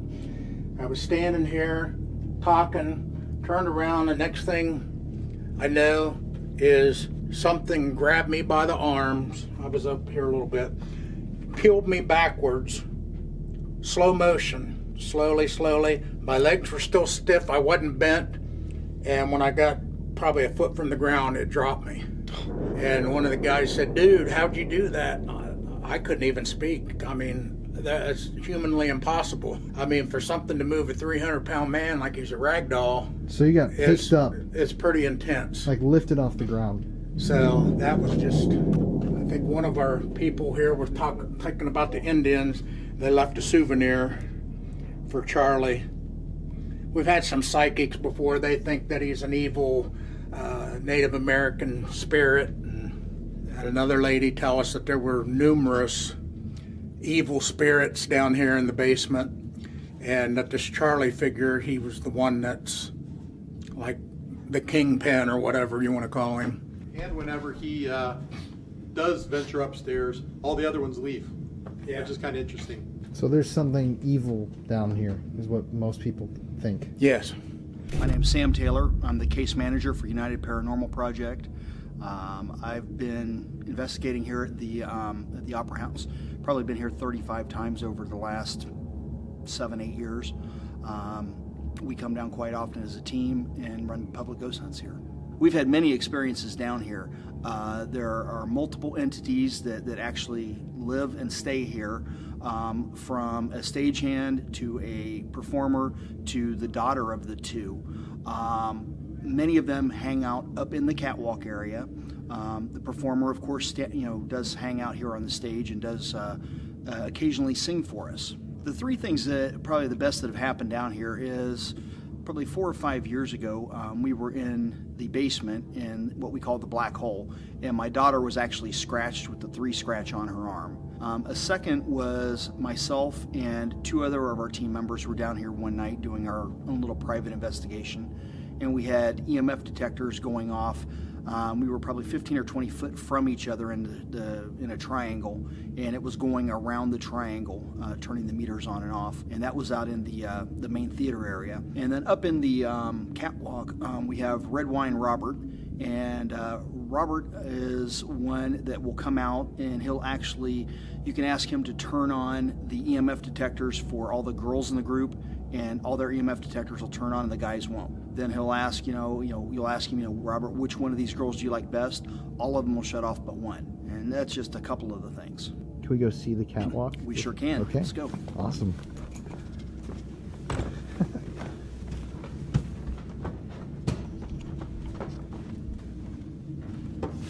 Tell me if you just got a chill. I did actually. I was going to say that. Wondering. Welcome to the catwalk. Yeah, it's like my back is like ice cold right now. Mm-hmm. This is the catwalk area. We get a lot of evidence from up here. A couple of different things go on. Number one, in this area back here on the wall, there is a portal. At times, that's the only area that the EVPs will be going, the EVPs will be going off. You'll get all kinds of activity over there. You step away, and there's nothing. There are no electrical outlets or anything like that on the building or on the other side of that wall. Robert, who is one of the stagehands here, he likes red wine, as I mentioned, downstairs. So we have a little area over here where we have some red wine for him, just sitting there as a, hey, welcome here. We've got a doll set down here for Elizabeth. Elizabeth is the daughter of one of the performers, a girl by the name of Victoria. One night, this is back in the early 1900s from what I remember. You okay?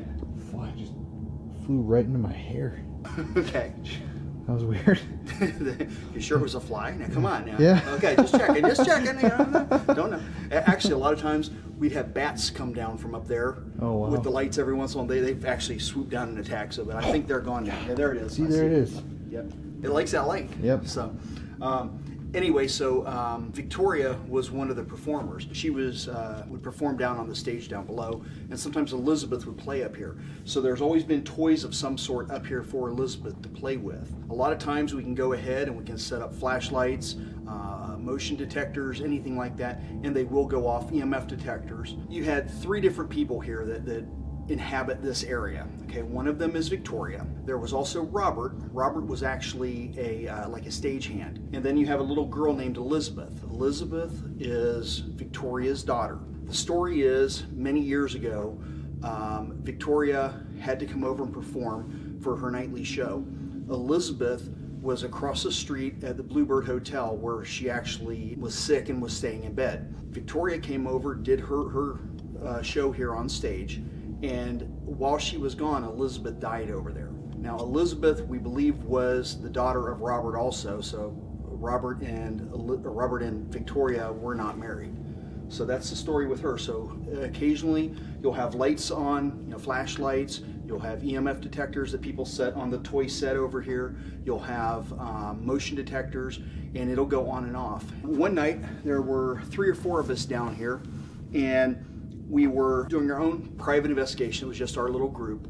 When we're standing up here, we looked down on the stage, and before we had come up, I'd actually taken a flashlight, a mag light, and twisted it and turned it on, and had set it downstairs by the black X down there on the floor. We heard something, and we looked over.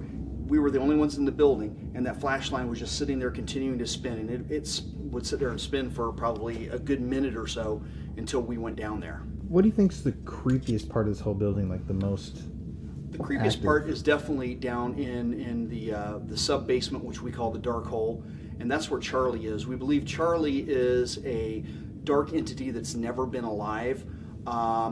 In that area, there are underground tunnels that have connected all 4 corners of the main square together. At one point, I had heard that someone say that they believed that there was something to do with the Underground Railroad here from the area. And what do you like about this building? What do you think keeps bringing you back? Just the activity and knowing some of the history about what's going on. You start to put the pieces together with, the performer and the stagehand and the daughter and the maintenance guy and all the various people here, and it makes it more real. So when you come down, it's not like you're necessarily doing a paranormal investigating. It's like you're coming down to talk to people that you've talked to a few months ago and you haven't seen since then.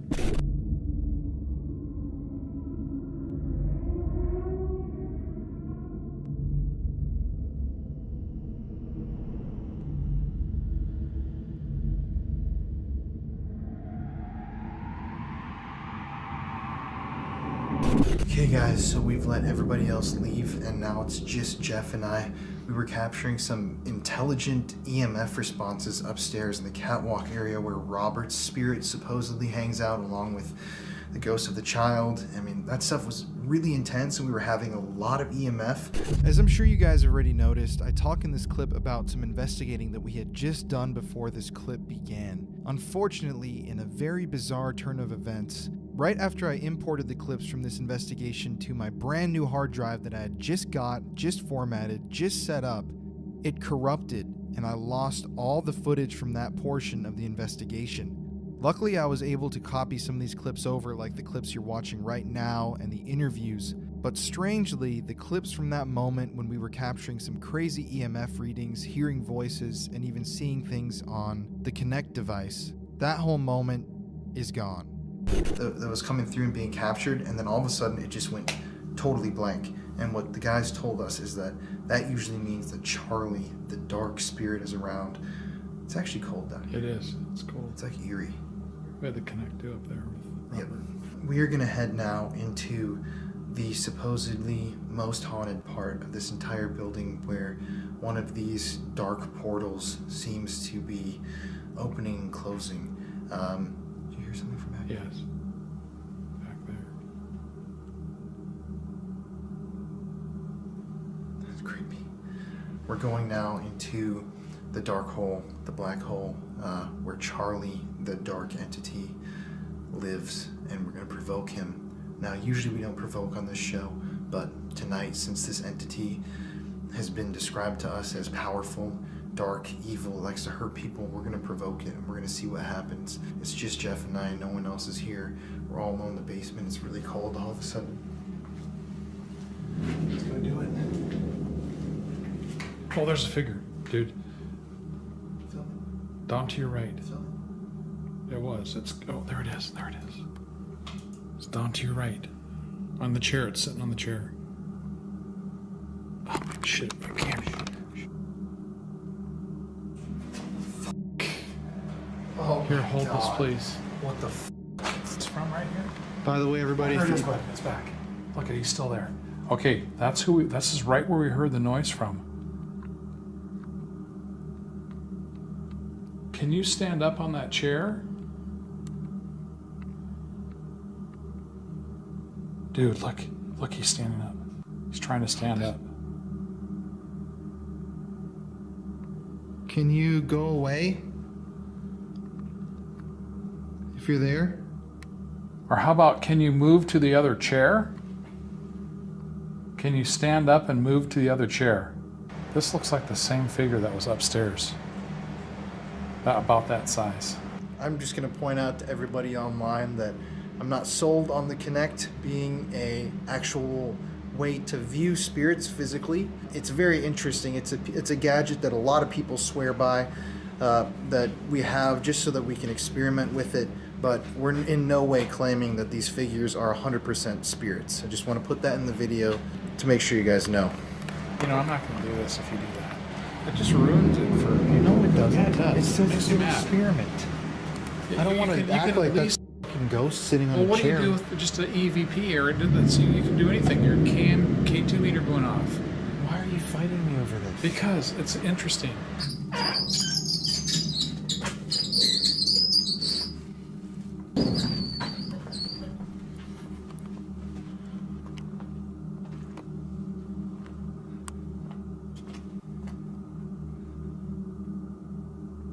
So this is the area where the dark entity named Charlie supposedly resides. We're in the sub-basement underneath the Opera House right now. We're going to kill the lights and go infrared once Jeff turns off the Kinect, because it's got a flashing infrared system that makes it impossible to do lights out. But we're going to run that for a few minutes, see if we can pick any figures up, and then go lights out.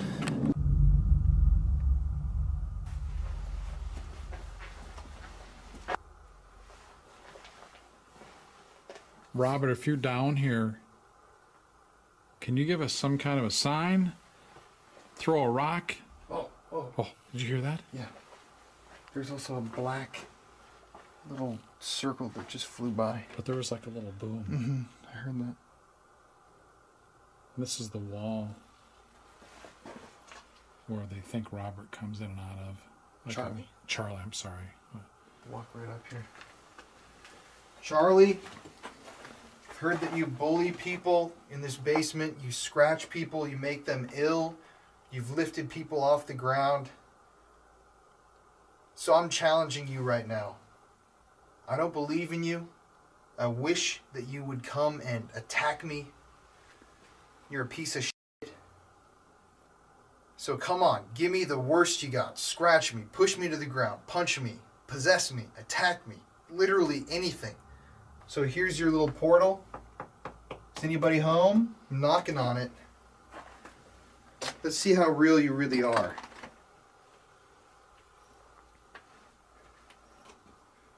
Charlie? Are you here with us in the basement? That would be... What? I'm just kind of lightheaded. Same. It's almost like I got sinus pressure. Wouldn't that be crazy if a figure did come out of the wall? Yeah, absolutely. Like you just walked out. Let's walk over here. Lights. Let's try to see if we got something. Let's see.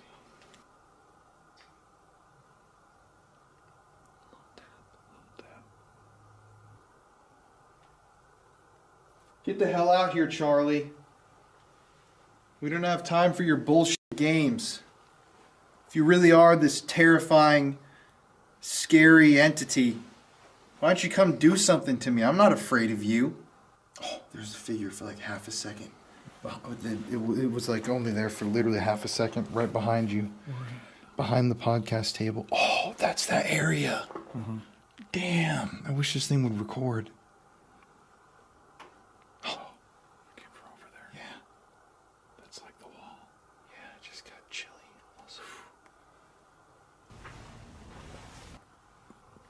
This is creepy. Oh, Jesus! What the fuck was that, dude? Dude, what was that? Are you fucking kidding me?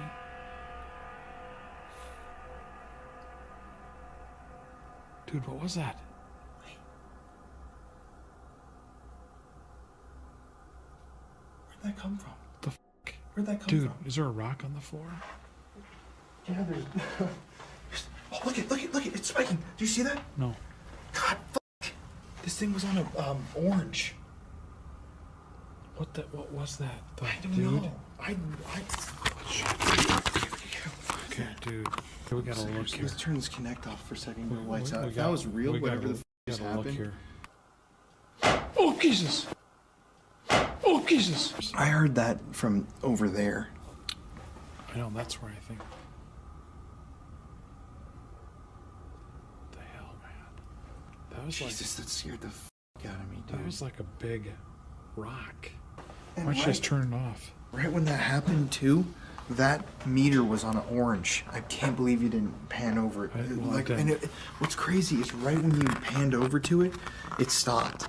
Like it's like whatever's down here, it's like knows how to elude. There we go. I got it secured here. Okay, so what I heard. Let me see. Let me see if it looks like this. What?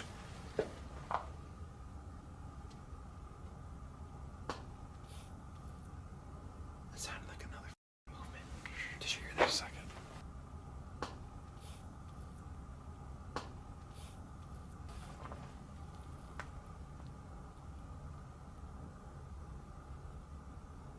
Come on, Charlie, stop being a wimp. Let's see it.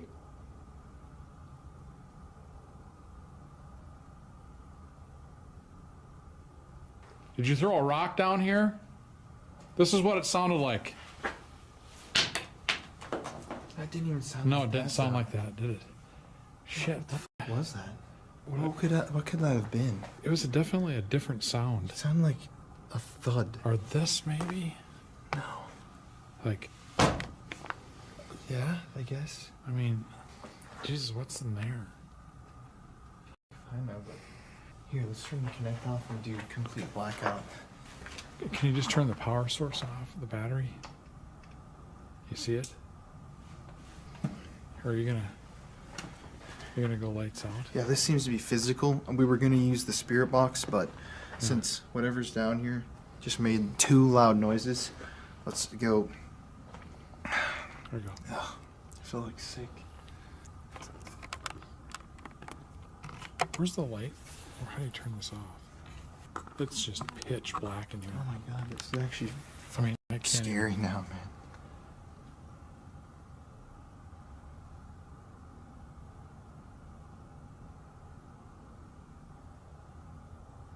Charlie, use your voice. Let's hear it.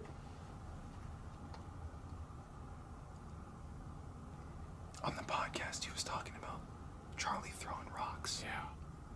I think it hit, like, it sounded like it hit that.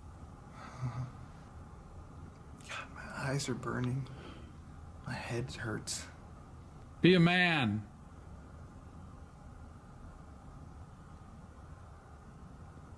I heard something behind me. Be a man.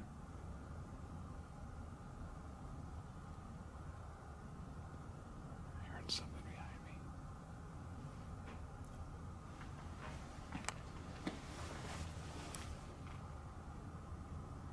I feel something back here, man. I keep doing. Something behind me. Back here. It's like the only way I can describe it is it's like a wall. I mean, it's just It feels like. all I see is just like pitch black. I'm creeped out, man. Can you walk over to us, Charlie?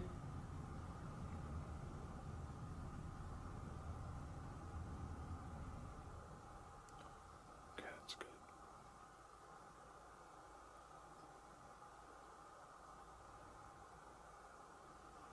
That was loud. I'm like freaked out, dude. Yeah. Do you feel that tension?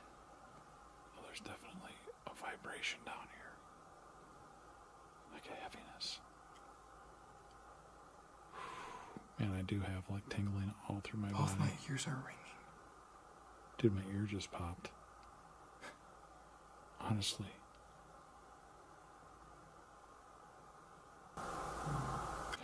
Did you hear that? Holy f***, that was a growl.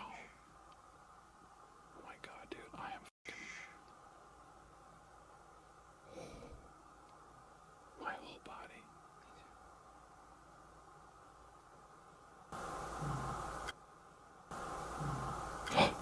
Charlie, come on.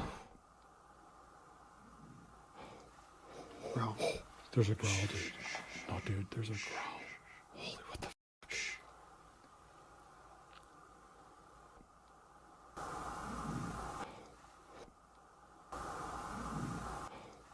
Charlie, come on.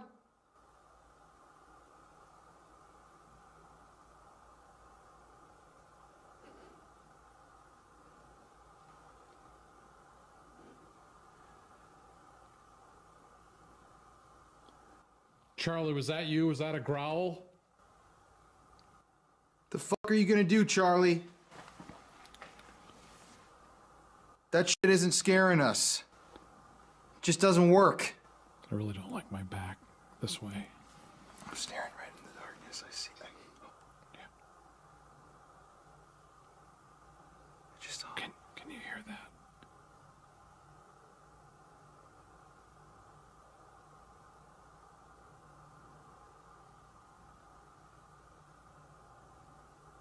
I think we had actually a big argument because of that bad energy here. Mm-hmm. Yeah. Honestly, when you think about it. Mm-hmm. Right when we were about to walk in, And even over though, nothing. Even though that one thing, that might have been the same entity. Mm-hmm. It's midnight. Oh. Right at midnight, the bell tolls, man.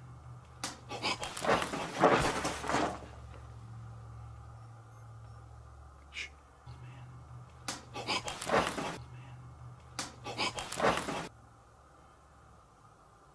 That bell's creepy.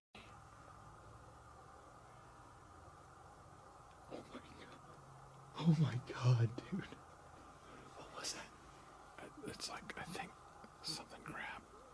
What? I mean, there's a... Right here. That was like a fucking rock. I know. Right behind us. Here's your key, too. Look, if Charlie's back here, I'm gonna do an experiment. Charlie, if you're back behind me, come run up at me. Push me. I'm offering myself to you. I can't even see you. Hear that? It's him.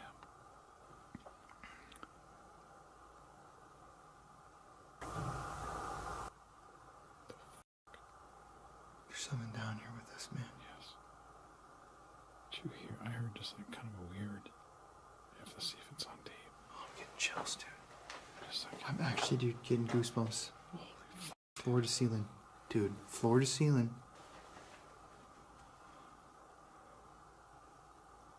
Come on, Charlie. Just fucking do it. You wimp.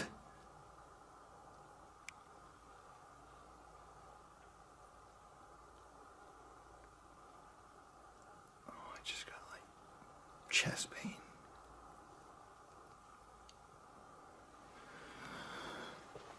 I think we should try to move over to the corner where he's at. I just got like a shooting chest pain, dude. You okay? Yeah, like, just give me a second. Just calm down, man.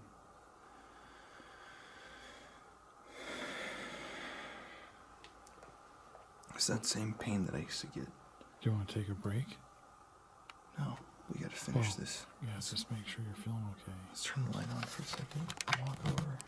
Oh, God. Dude, this is exciting. no. But I feel like dizzy as well. Those voices, those growls. were Yeah, crazy. there's definitely. Like, I'd say, I think it was like a. Like, I can't even do it. It's like. Yeah, there's something from this way, too. But whatever that big thing was, I don't know what the hell that was. Colin? Yeah. I mean, I'm trying to think, like, that big, it wasn't a rock. That first big one. Remember? You okay or what?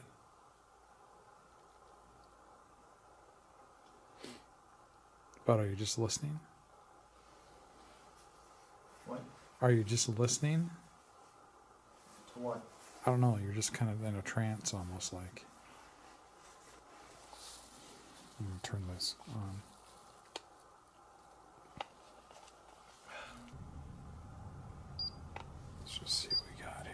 Charlie, you behind me back here?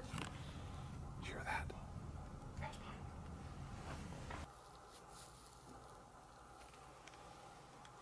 Come on, Charlie, if you're here, just walk over by us.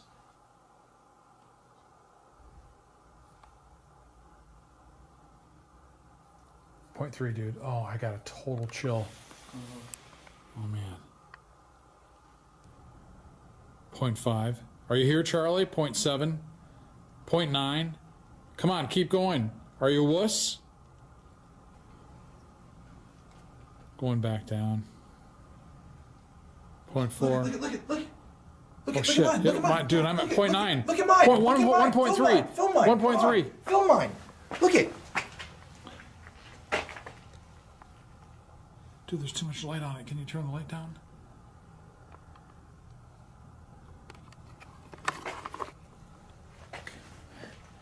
Look at this. Dude, 0.2. Okay, I was up to 1.7. 0.4. 0.6. Wait, move your meter away. 1.4. Are you here, Charlie? 1.5. 1.6. 1.7. Are you moved away? 2.1.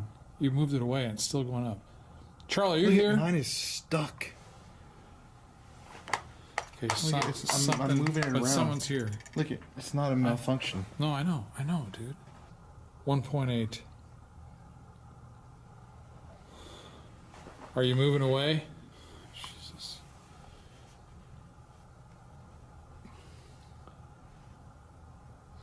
Look at 0, dude. I'm at 0. Okay, so we've already been here for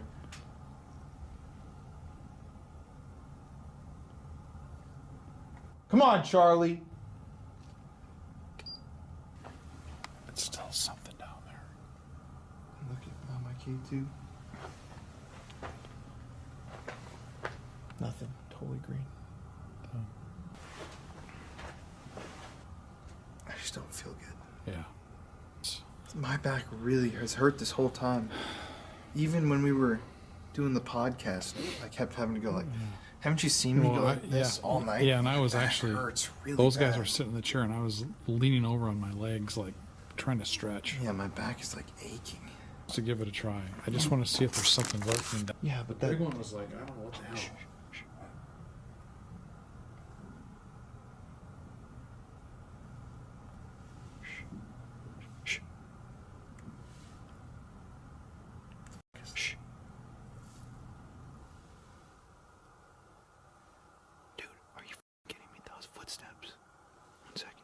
Yeah, but the big one was like, I don't know what the hell.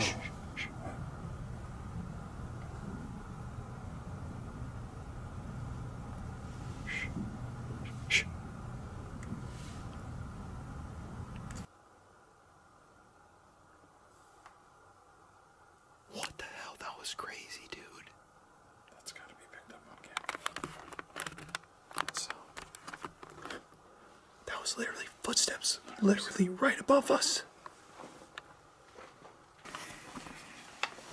Please walk towards me or stand up.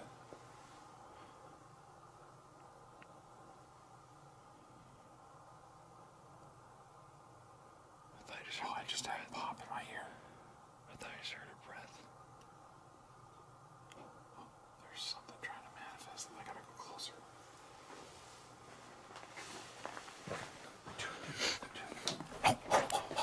Wait. Shh. That's a rock. Yes, right there. That was a rock. Literally right there. I know. Right beside us. What the hell? Dude. I know there's something right here. I know. This is the place. Dude, we haven't gotten this much activity in so long. Let's go back just a little farther. Wait. What was it? What was it? It's back here in the corner.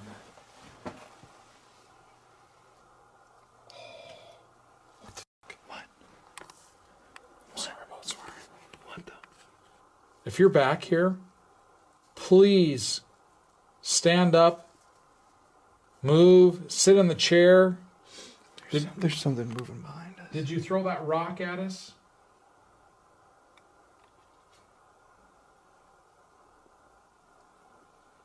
Don't you just wish one of those chairs would just flip over? If you can move one of these chairs, we'll leave right now. I promise you.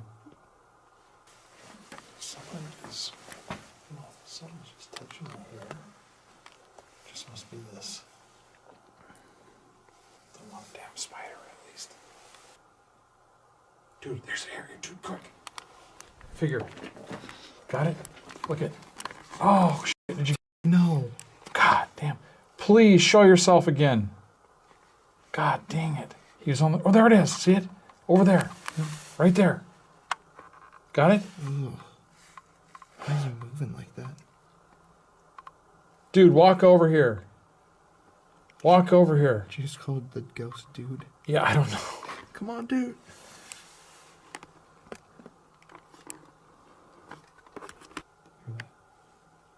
It's weird that we captured a figure in this corner of the basement, because Jeff the entire night was saying that he felt like there was something over there, and this was one of the only figures that we picked up on the Kinect device the entire evening.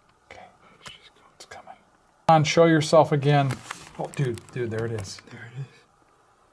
It's right there. Can you raise your arms up? Raise your arms up.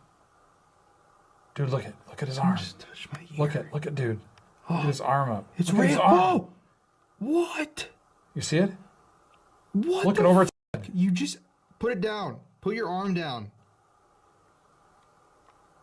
Put your arm. Oh, they're down, dude. What? Dude. Can you walk over here? Walk over here. Now.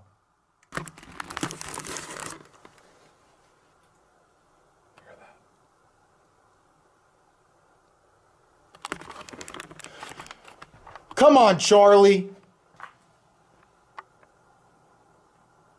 There's still a lot of noise over here, man.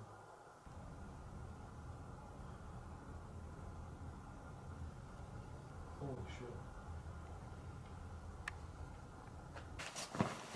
That's creepy ass. Okay, guys, well, we got about an hour drive to get back to our hotel. We got another shoot tomorrow, the next day, another podcast. We have 10 days of this. So we're going to call it good tonight and pack up our stuff because we got some work to do to get ready. Anyways, we had rocks thrown at us down here. I've had chest pain. We've had back pain. We got in a big argument. Got in an argument. Some bad juju. Yeah, bad juju here. We heard those breathing grunts too. They're growls. Yeah, whatever that was. Why do I look so much whiter than you on this camera? Because your arm red. I look like gothically white.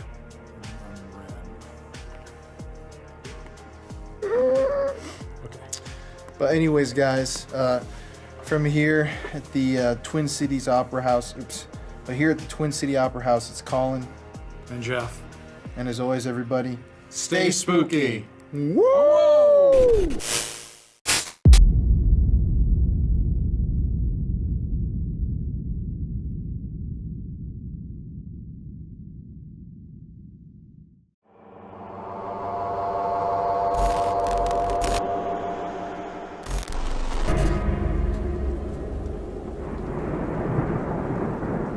This is the portal to hell. He thought that the evil spirits that lived in this building were trying to control him. He thought they were taking over his body. So they actually brought in a priest. They performed an exorcism on Carl. What do you think's going to happen to us tonight? You have any idea? You'll probably get possessed. Isn't it time for Charlie to leave? Huh?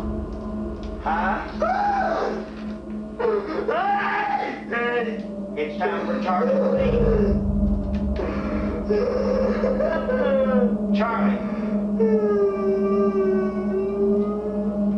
In the name of Jesus, Charlie, I command you to leave. I command you to leave, Carl. Yes. I command Charlie to leave. All haunted places have a story to tell.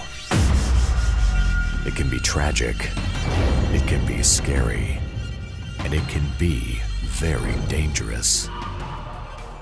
This is Colin Browen, and these are the Paranormal Files.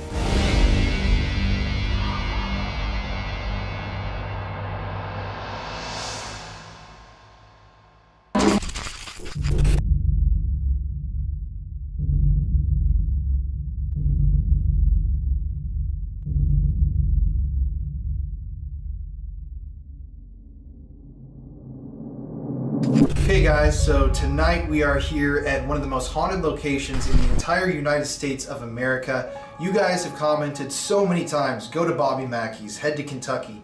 And since we were in Ohio, we decided to make the trip down south, and we're here right now actually in the entryway to Bobby Mackey's. But it's very creepy in here, I'm not gonna lie. Even though, like I've said many times, I don't believe in demons, still hearing those stories from people of being scratched and the whole mythology of this place really puts you in kind of a dark state of mind. I want to hear from you guys. I'm going to just state this right away. In the comment section, I want you guys to start a discussion on whether or not you think Bobby Mackey's deserves the title as one of the most haunted places in the US. I'm curious because we've been to a lot of places, but it's usually the spots that are not tourist attractions that are more actively haunted than a place like Bobby Mackey's, where so many shows have been filmed and people come on tours all the time. But we'll see tonight. Either way, comment your answer to that question below. But we're already here. It's freaking freezing cold. Once again, we thought there would be heating in this building, but unfortunately there is not. Everyone's been calling me crazy all night because I got the t-shirt on, by the way. We sold out and bought our own merch, so if you want to get one of these Paranormal Files shirts, we designed them all ourselves, and we also, well, this one I didn't draw, but we had someone else do it. But I'm here tonight with two very special guests. You guys want to come over here? Yeah. Introduce yourselves to everybody online. I'm Cassidy. Becca. And these are two locals who live in this area, but they've never been to Bobby Mackey's. Mm-hmm. What are your first impressions? It's very eerie. Definitely. Especially with all the lights off, you can feel there's a different vibe. It makes it even worse when the lights are all off. Too. Yeah. Knowing a little bit of history now. Yeah. Definitely have a feeling. I want to say too, Cassidy is a patron of the show, so yes, she's on Patreon.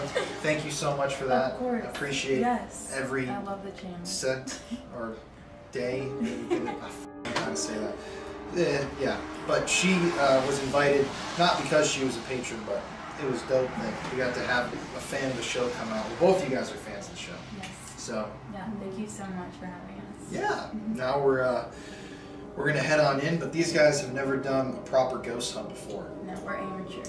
Yeah. So what are your thoughts? What do you think's gonna happen? I hope something exciting, even if it's little, you know, just something interesting. Just being here is cool. Even just being here, like from the little time we've been here. We've heard stuff growing up, like all growing up, just growing up around here. You hear stories all the time about Bobby Mackey's, like just being a hot spot for paranormal activity. Now you got the whole place to yourself? Yeah, it's kind of weird. Technically we're all here, but you know, there's no one in the building. I want to state that. Also, just give a shout out to Papa Spook. Peace. How's everyone doing? Rocking the shirt out too, I guess. Peyton did draw that, by the way. This is Peyton? Yep. Good job, Peyton. You guys do great work. Oh, she's got the merch on too. I got some spooky. You got the vibes. spooky. Yeah. Everyone's rocking Paranormal Files merch. Yep, we're ready to go. That's true. How are you feeling, big man, big papa? Cold. It's nice to have some people with us actually. And the place has an amazing history to it, so I'm ready to investigate, man. Let's do it. Anything else? No, I mean that's it. That's all I got to say. Come on, you got something. you got something else. Well, let's see. I'm hungry.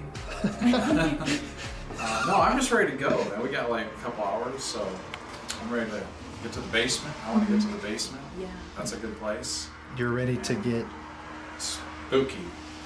Yes. Yes. Okay. I'll give you the camera back. So we're gonna walk back this way into the actual bar or honky tonk, whatever you want to call it. this door. What's interesting is that the quote-unquote portal to hell that everybody claims these demons, come from, or where that activity is centralized, is actually underneath the floor of the building. So if there is an energy coming through the portal or the old well, it would be in the entire building. But we're gonna walk on over to the stage area where we've got our equipment set up and hit the lights and see if we hear anything.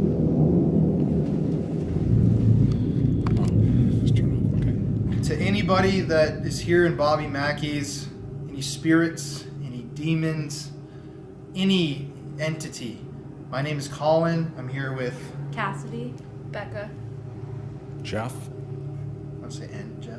And Jeff. There we go. We're here to talk to you, so you should not be afraid of us. We're not afraid of you. And I'm just going to state it outright. If there are any demons here, I invite you to possess me, to attack me, to shove me down some stairs. You can punch me. You can hurt me any way possible. Attach yourself to me. I'm totally okay with that. So go right ahead if you're here.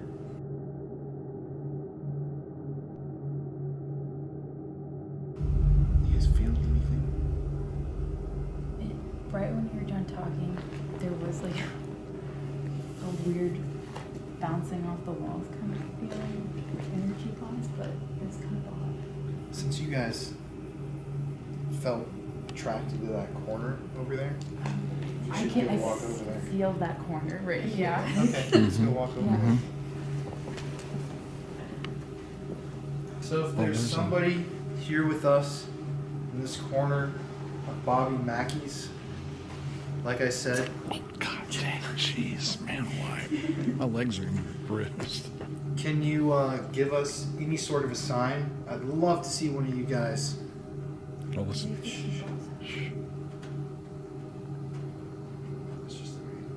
Yeah. One of the stories that we were told tonight was that the spirits like to push these pool balls into the sockets. So I'm going to place this one. It's called a pocket. Pockets.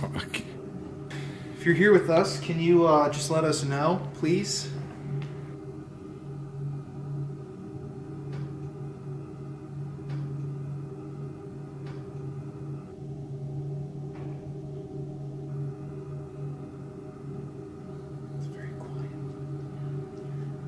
If you're here with us, can you please push the pool ball into the pocket? We did feel your presence earlier, we believe.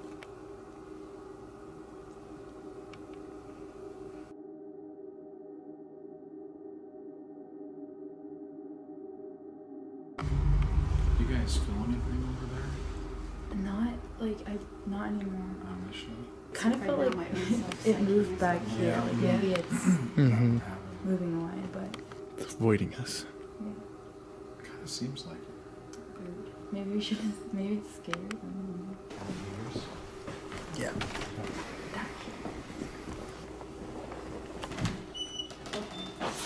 Jeez, is there something, guys? Is there something standing right here? Is that the ball? Oh shit! Oh my god! Oh god! I'm like, what in the hell was that? That was a guy. I'm like, what the hell? Oh, you already got something. What's going on with that? It's also much colder. Yeah. This is. Yeah. God, I need a damn jacket. You're just frozen on that. Yeah, it's not even like hesitating. No. It's not even moving. Or turn off. It's just stuck there. Oh, there we go. Well, it's just a solid reading. Yeah, it's not even changing. Oh, okay. There it is. Oh. Oh. Oh. Oh. Is there somebody in here? Maybe. We want the money out of the safe. Let's grab the money. Where's the Can we have your money? You got red there for a second. Yeah. Let's take all the money and leave. Nope. I don't know. What is all of this back here? You're testing my tracking skills. Sorry. No, that's Sorry. okay. Try staying still, see if it changes in one spot. Like Well, right there we there. go. Stay right Yeah. there. Okay, say something then. Can you move that meter He's still doing a little bit up to red? Would be great. Or we're going to take all the money and run. See if it, Oh, it goes back. Yeah. See, there's the steady It's like signal. right. What's on this Yeah, here? yeah. It's like right here, this spot. Did you die in here? Were you assaulted in here, maybe? Well, I'm just asking. It doesn't need to be a certain assault. It's just like any assault. Yeah. I really don't think that thing's going to change. Well, you never know. It's still weird, just the slightest Oh, movement. it changed right when the you said that, slightest Colin. movement. Oh, okay. You're just barely moving it. Yeah. Oh, Kath, it got red on you. Oh, did? Yeah. Oh. Like right That when I was scared like, me, I saw that. when I was like sitting down, Do you and want I'm me to gonna hold hand it? it to you. Okay. Maybe Cassie's filling that. And that was right when I said you should ask. I know that was weird.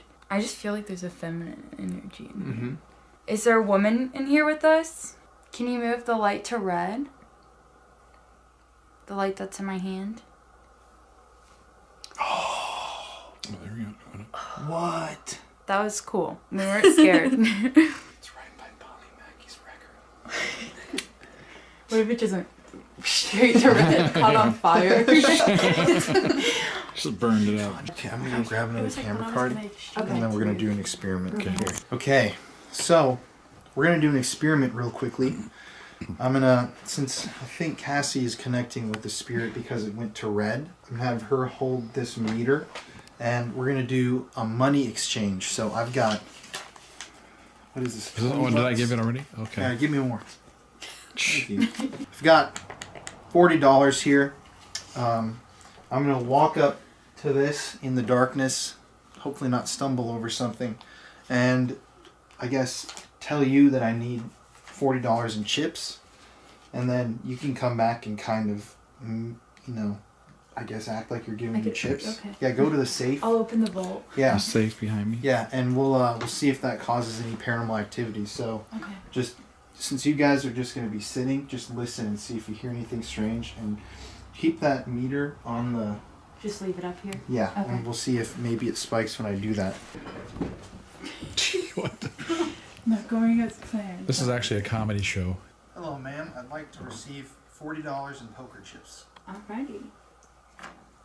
Here's $40. Thank you. I will be right back. It is heavy. Okay, I can't see, but it's in there. It's in the vault. Yeah. Here's your chips, sir. It's got extra cold out here. What? Oh, did you? Yeah. That would have been a. Your money's in the vault. Yeah. Oh, I never got my damn chips. Where's the? I just stuck because Can you see? No. There you You guys want to move on to a different room? Yeah. Yeah. Okay, guys, we're here to hang out. Over there. What? Be like my debit card. My name's Jeff. I'm at AA. My friends. If there's anybody in here, can you just let us know where you are in the building? We want to talk to you.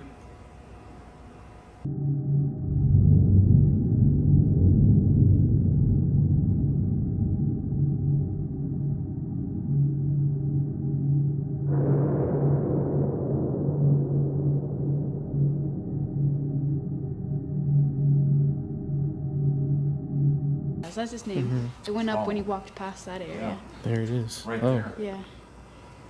In the corner there, right? Ask if Paul's there. Yeah. Is Paul here with me?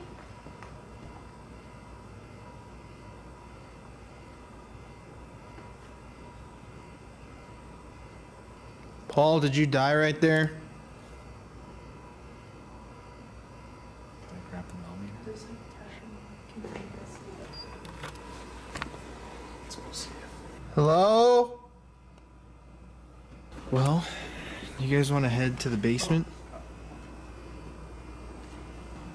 Well, that was quicker than I anticipated you would head, but what do you guys think? Yeah, let's do it. Yes. It feels pretty active up here, but not, I should say it feels present.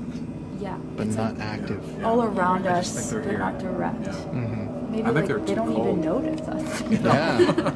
You're right, exactly. Okay guys, so put a jacket on. It's very, very cold in here. It's dropped like 10 degrees in the last 5-10 minutes. We're not really capturing anything crazy in this main part of the Bobby Mackey's complex, but we're gonna head to Carl's room where the guy who had the exorcism done on him used to live, Carl. And then we're gonna head down to the basement to spend an hour down there at the portal to hell and the room of faces. So, you guys excited? Yes. Let's get a I'm very woohoo! Woo!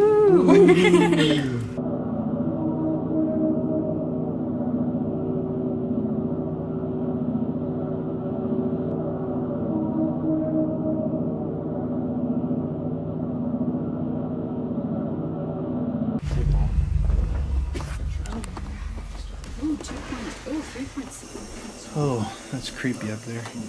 Yeah. Oh god, jeez, that's scary. Sorry, I just tripped. Down here. Yeah. Oh.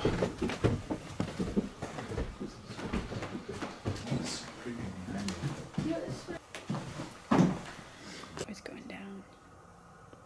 Walk over a little bit. Getting closer. 6.1. Carl, if you're up here, we're in your old apartment. Could you give us some sort of a sign that you're here with us by maybe knocking on something, moving something, using your voice to talk to us, buddy? We'd love to hear from you. We're going to use a spirit box right now. Go this way. This is the SB11, which is a step up from the typical SB7. SB7 just sweeps through one frequency, and the SB11 sweeps through two at the same time, so the volume won't turn up.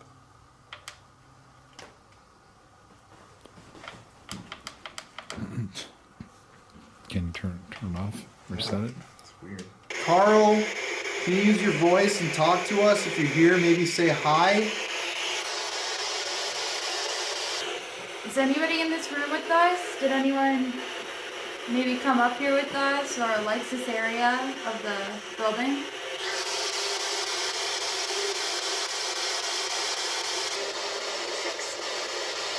Say 6? Yeah. What's that? Was that like a... Whoa! It was like 4. Oh. There's a whole bunch of numbers on that wall. Right. Oh, weird. Hey, 64.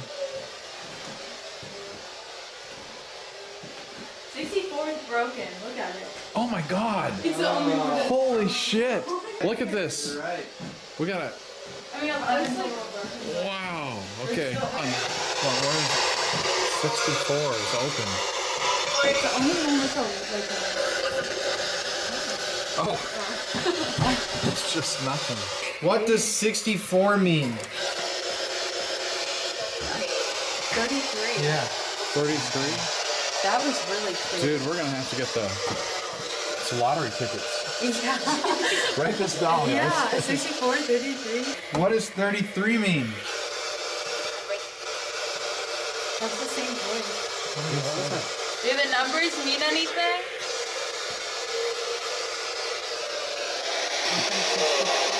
Hello. Yeah. Yeah. I heard that. Carl, if that's you, what do the numbers mean?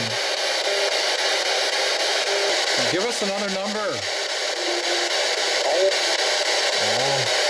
Is there another number that means anything? Crazy that this thing just stays. I know. Every room we went in. What's your lucky number? 45? Do you know? Yeah, the ghost could say we're at a music bar. Right. Yeah. From 1 to 64. Is there a 64 there? 64 in Is the there a bathroom. 33? Yeah. Number 64. Yeah. This is in Carl's bathroom. Oh. 164. 164. Oh, the camera battery just went out. It did? Yeah. It's done? Yeah. The battery's gonna die Oh, in okay. like 3 minutes. Okay. You know? Okay, so we've been up here a while now. The camera battery just dropped low really rapidly.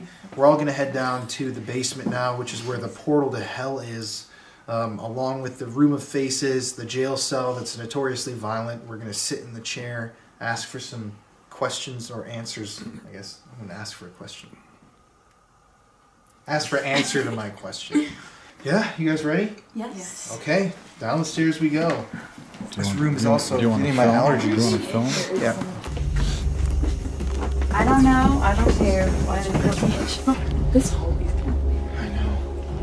Do you want to bring anything else? Down to the haunted hellhole we go.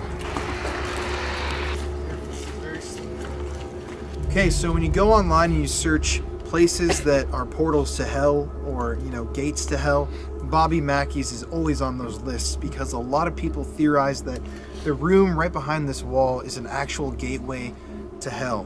Now, I don't believe in hell or demons, so it's going to be interesting to see what they have to say to that if they're actually in there.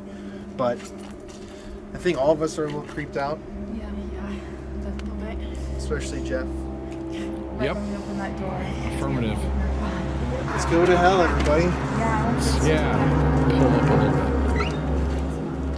That's almost. Yeah. What's up with that? Didn't she? Well,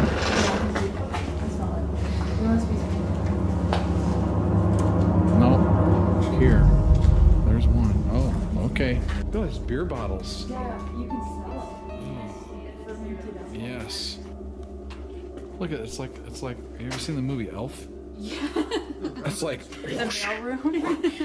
they throw the bottle from the bar. Oh, they really Look at do. They really It goes do. from up there, That's and it's like a bottle shoot. Okay, before we Okay, sorry. Hello, demons. I'm here. Sit in the chair. So this is the hole, huh? Yeah. Portal right here. Oh, right here. So this is Heel Portal. Anything happen? Oh, your meter's going off there a little bit. Come on, if you're a demon, Give it any second. if you're a demon, you should be able to move that thing all the way to red, like that. It's at 0. My phone. Hold on, let me just get that. We got to get the 0 on the portal from hell. It's a This 0. is less scary than Yeah. that. I know. This is creepy. The 2 rooms. I think going sitting in that chair back there and turning the lights off. Here, let's just turn the light. That's what. Turn on IR. Yeah, again, you got to do that. If this is really a portal to hell that I'm standing behind, demons, I'm calling you out. If you do something right now, you can really scare all of us. So what the fuck are you doing, not coming out and attacking me? I would hold off on the swearing. Why? Just, some kids watching, stuff like that. What? Never mind. Oh my god. Okay, demons, I'm gonna use polite language with you. Please, sir. Show us your fear. Please, sir, appear for me, demon. Let me Guys, I'd be careful. They almost threw me in the hole. Shit. True. If there is somebody here in the basement, can you give us a sign by making a noise or using your voice to talk to us? My back is freezing. I was gonna say My behind back, me. my legs. Behind me.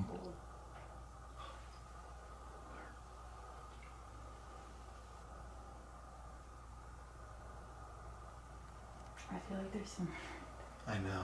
Do you? That's a very creepy. No, I really feel I like know. there's something. Stairs. I don't want to look No, at like it. Yeah. I literally feel like I know I had to close my eyes. I feel like there's a big, tall, man. No, that makes me want to cry that you said that because I'm not even kidding. Before we even talked, when we were just standing there, I swear that same exact thing. It's right there. If you're a big, tall man standing right here in the doorway, can you just come say something to us? You know, I'm actually really creeped out right now. I am too. I feel It's really right creeped here. out. It's Yeah. eyes. He's not moving. It's like it's just standing there. Is it in the stairwell? Jeff, come over here. It's like it's blocking the stairs or something. I can't. It's completely pitch It almost black. feels like warm. It's over here. That's exactly what I was thinking. Right over It's here. heat. Like, yeah, right in it's like front of us. Heated. The fact that you said tall man. Yeah, it seems That's like exactly what I thought. tall guy standing right here in this doorway. And it's warm. Are you here with us? Can you knock on something?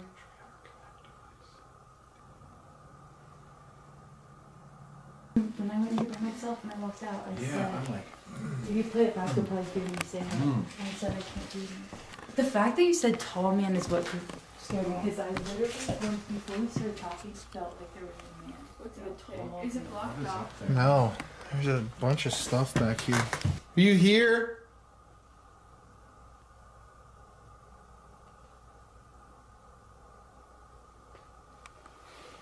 Okay, so this area is the old jail cell.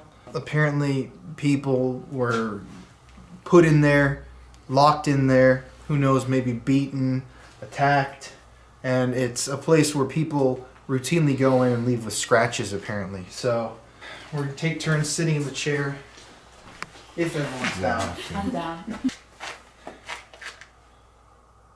Is there anybody here in the old jail with me?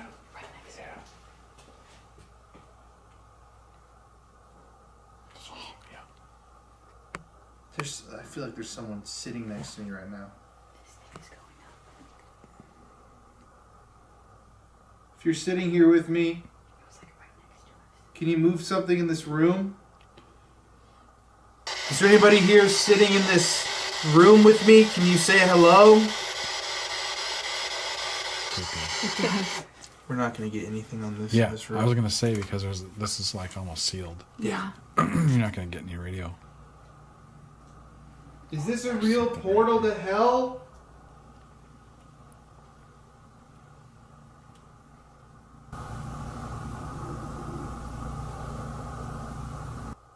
Where are you? I can't believe how quiet it is. It's crazy. This room is f***ing creepy though. Is it? But when you, It looks creepy. when you guys, you have to get the full experience. You have to like. Here, you can try it out next. Yeah. Again, another. It's up to 11.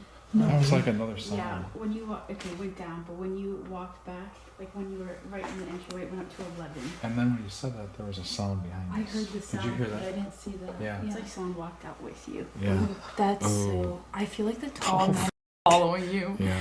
Uh-oh. Tall man, are you here? You in this room? Like he's just watching everything you do. That little bastard. Little. There goes the You language tall again. bastard. This is a different vibe. I am really. My chest is tight here. Mm-hmm. Yeah, that's how it feels in here. Yeah, I'm gonna get over on the way. Is anyone in here with me? Or around me? Can you make a noise, please? Or scratch me? Yeah, I'm not gonna be able to stay very long. Yeah. I'm gonna turn this off so you get the full darkness.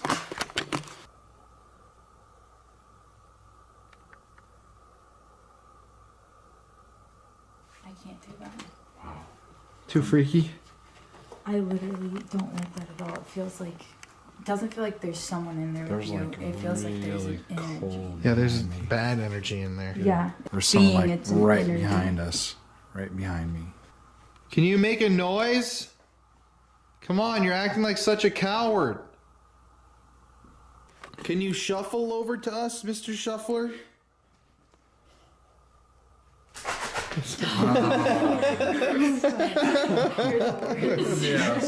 Sorry, guys. Standing in the total darkness. Don't fall backwards, dude. I've got the tall man to my right, the shuffler to my left, and the portal to hell behind me. Oof, there's some bad energy here. I haven't felt creeped out all night, but it's creepy. It's Yeah, this different. room is. But it's not the portal to hell. It's this right here to my right. It's the It's the stairway, isn't it? It's very tense in here. Well, I'm like kind of feeling myself like upstairs, like it was like a friendly energy. Exactly. And here actually does feel like negative. Like to it me. doesn't want. I'm not trying to say demon, Yeah. but it does feel different. Like it's trying to push us out with its like glare or something. It's weird. Yeah. I feel like there's something dark. There's something big. Like it's tall. So cold right here. And it's right I'm here. standing right here. It's standing right here.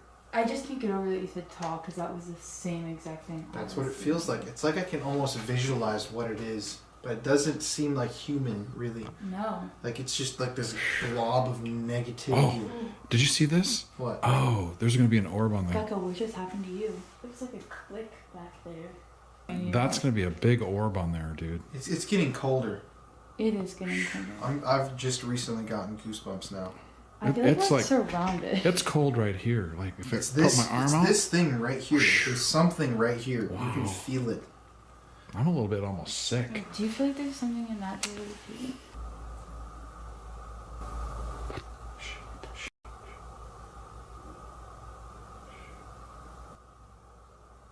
How about whatever's right here that I'm staring at on the stairs?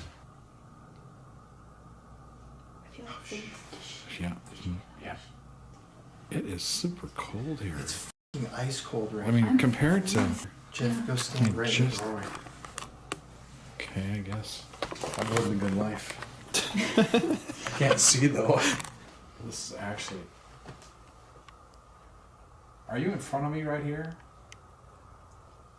Push me back or grab my hand.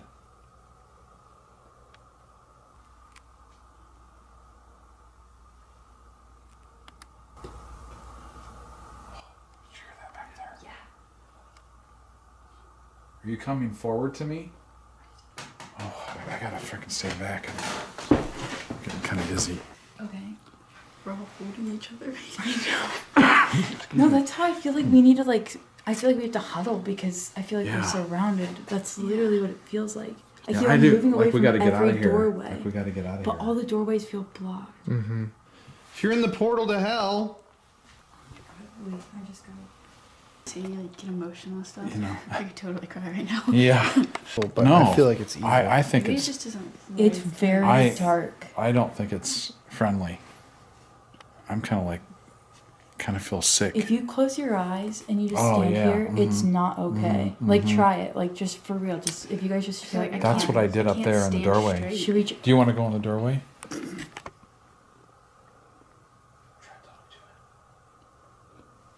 Is there anything here with me?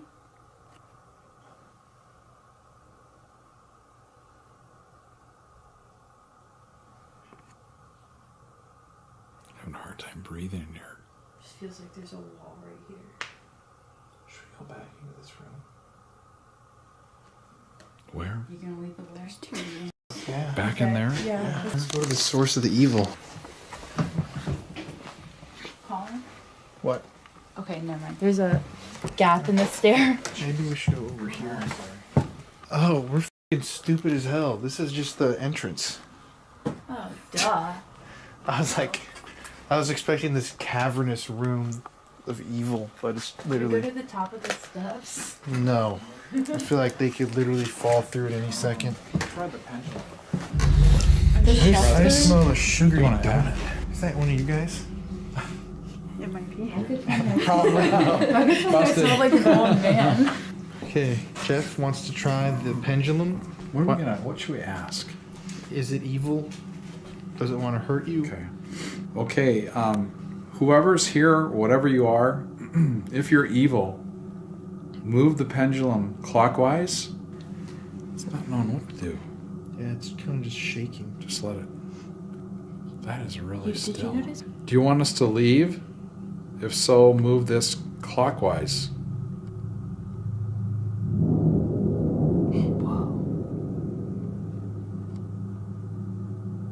It's definitely clockwise. Right when you asked that question. I know. Okay, let me try one. If it's yes, make a circle either direction. If it's no, make any sort of a line. Is it making you angry that we're down here?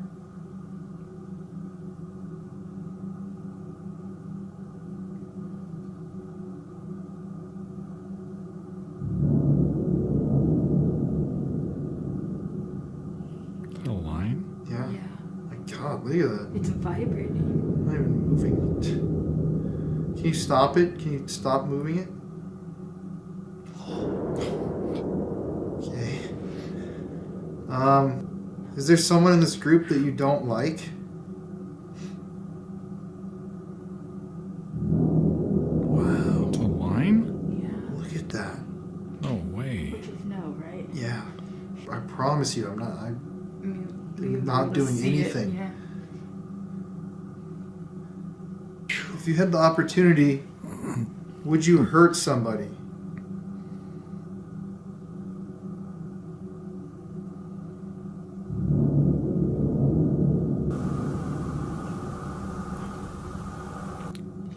There's noise.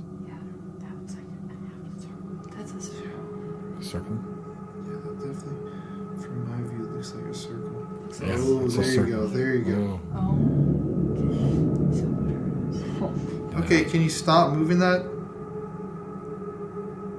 It's crazy how it does that. It really is. Cause Hey, look at that. My wife and I will do this, and it's like crazy. Exactly. I don't get it, but I don't get it. Does it work like if someone else like asks the question and you're just standing there? Try it. Yeah, Try it, yeah. I feel like maybe it's like the vibration of your body like talking. Yeah. So it'd be like the same questions. If you had the opportunity to hurt someone in this group, would you?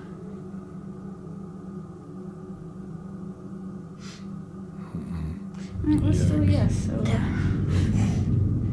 Alright, can you stop moving it now? That's insane. I saw that no, string or no. Look at that. Do you want us to leave?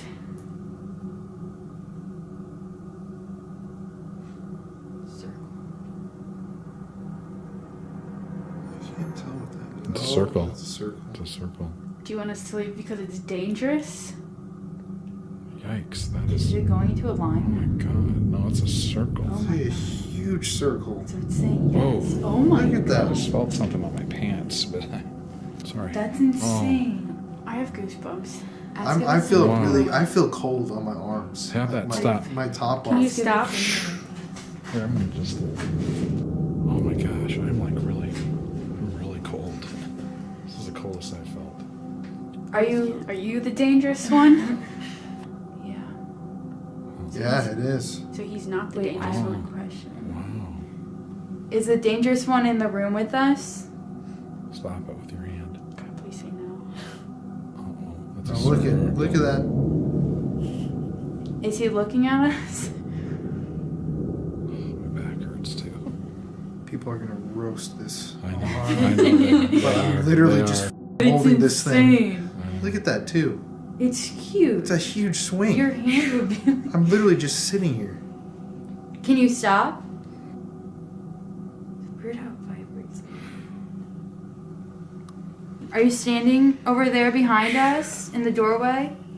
Oh, I know he is. It's like. It's a circle. Oh. Show my hand in the shot too, just to show that I'm literally just sitting. I know. I can see. It's just stationary. Can you move that in a larger circle? No. Wow. It's like you. Yeah. You dude, I don't want to talk to you. Shot down here. It doesn't want to talk to me. Okay, this dude is on my back. Do you like He's the right guy in the behind white me. shirt? He's right on me. I mean, if you had the Connect device, I think you'd see Oh it. my Look god. at that. It did a big jump. It's like a little small It's circle. like he's That's kind a of lot. hurting. Who's feeling you out? I guess.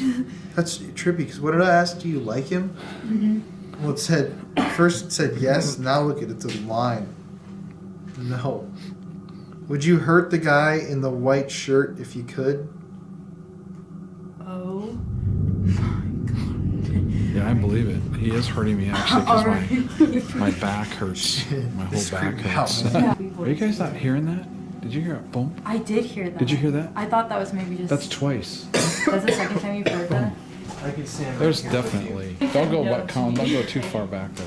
Let me like relax myself. I'm so tense. But I won't even lean on that. Okay. Okay, so for yes, go in a circle like that. For no, make a line like that. Okay.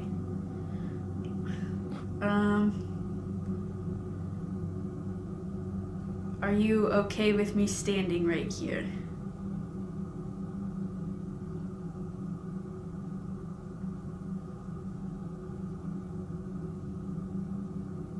Weirdly, my hand stopped shaking. Maybe that was Contaminating the experiment. That was really weird. That was very loud. How about let her ask one more thing? What did you just say? I can't even really talk. I can't breathe to get air in my Her ex-ass. my ex's ass. Yeah, that's exactly what I said.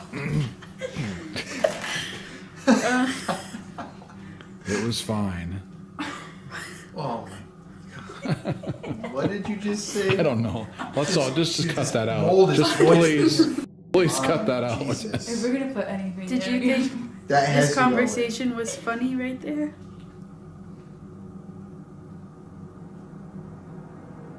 It was A kind little of bit in of a a circle. You made the tall guy giggle. Can we all agree that the portal to hell didn't have really anything? It was that doorway. Oh, jeez. Sorry, something shuffled. No way. No. I swear to God, something shuffled. You though. They said that. Okay, ask the hell portal to shuffle again. Here's your thing. Are you the shuffler? Okay, I'm gonna I leave. believe you if you heard I it. just- Because they said there's a shuffle. That It'll really- be- I kind of felt when we were standing in there, Oh, something jeez. wanted us to go. This is creepy down here. Just. Okay. This is. Oh What is God. that? Shine over there. What is that? I hate being in the back. Let me see it. What's this? I thought that Oh, was a okay. tall man with What a the? face. Do you see all the teddy bears? Oh, it's back at 3. Has that? Oh Jeez. Way God. bigger drop than I imagined. He told us to leave. I'm actually It's feeling. getting really cold again. I'm actually This feeling. room's like Yeah. really cold. It's freezing. If there's anybody down here in this room, could you use your voice? Maybe if you want us to leave, can you tell us to get out? You hear that? That was my foot. Oh. What the? That was some kind of a squeak when I was talking, right? When I was talking. That's kind of like what it was upstairs. Could you use your voice again so we can hear you? Gosh. We'll find out soon. Everyone excited to go lights out? I like how We I gotta- just have with my back. We gotta make sure Yeah. this guy, we leave, you gotta make sure we gotta tell that person to stay here. Yeah. You know, because I honestly feel like he's on my back.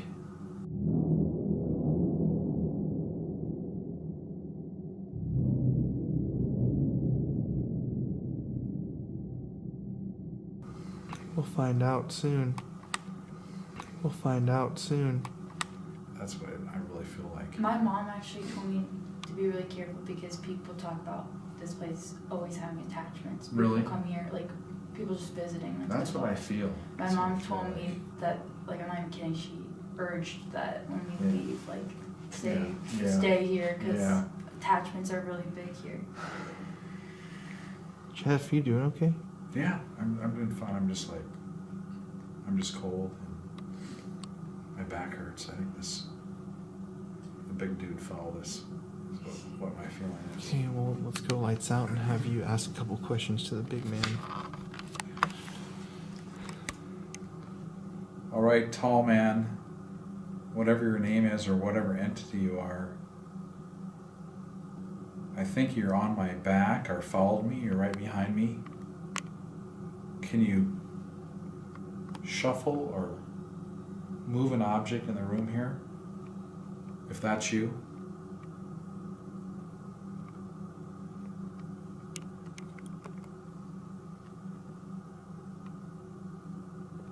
Do something. I feel like a coldness on my right side. Oh, I am freezing. Right on my right side of my body, like towards you guys. I feel like whatever was in the other room was right behind me to the right in this doorway. I mean, I think it's following us. It's just watching. Like Right. It's just not letting its eyes out of us. That was right exactly when I said there was a sound. Yeah. Right when you said it at the same time. Yeah, that was weird. Well, I challenged So the just tall went man. from 2 to 0. What? I think it's a time for a wrap, buddy. You okay? I just don't feel good down here. I may feel like I'm getting sick. Never seen you act like this. Well, I'm just not feeling good. You okay? It's hard for me just to breathe. Yeah, I'm fine. I'm okay. But I mean, I don't feel good, like, emotionally. Like, Well, let's gotta wrap make it. sure this thing has to stay here.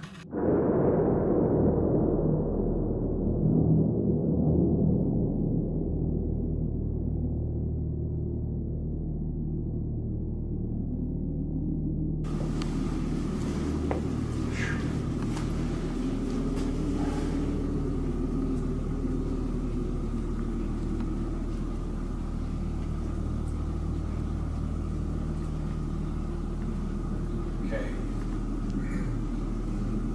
If you're on my back, behind me, you need to stay here. You can't come with me. I'm not going to allow it. I'm leaving. You're staying here. You can't come. You got to stay here. You can't follow us. Even though we didn't capture an insane amount of paranormal activity on camera at Bobby Mackey's, that doesn't mean that we didn't have a totally terrifying night. Down in the basement, there was a vibe, a dark, mysterious energy that we just couldn't explain. And that's the kind of frustrating part about what I do. You can't translate those feelings and those experiences through video. You have to be there to see them and feel them for yourself. Anyways, guys, you asked for this episode for a long time. We spent hours inside of Bobby Mackey's, and it definitely did not disappoint us. Our next stop is the prison where they filmed The Shawshank Redemption. And before we even started rolling on the cameras that night, we were already capturing insane paranormal activity. There's a lot of cool stuff coming soon, and I can't thank you all enough for watching. Anyways, have a great rest of your night. Stay safe out there. And remember, the demons are watching. And stay spooky.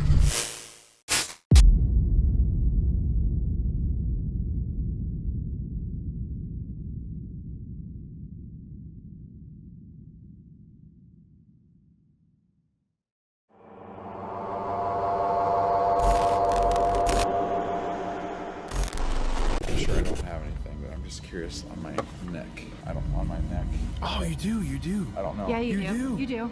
Like, I'm feeling Scratch. burning. Yes. Yes, I'm feeling Greg, all. he got scratched. He's burning. Yeah, I'm burning it. No There. way.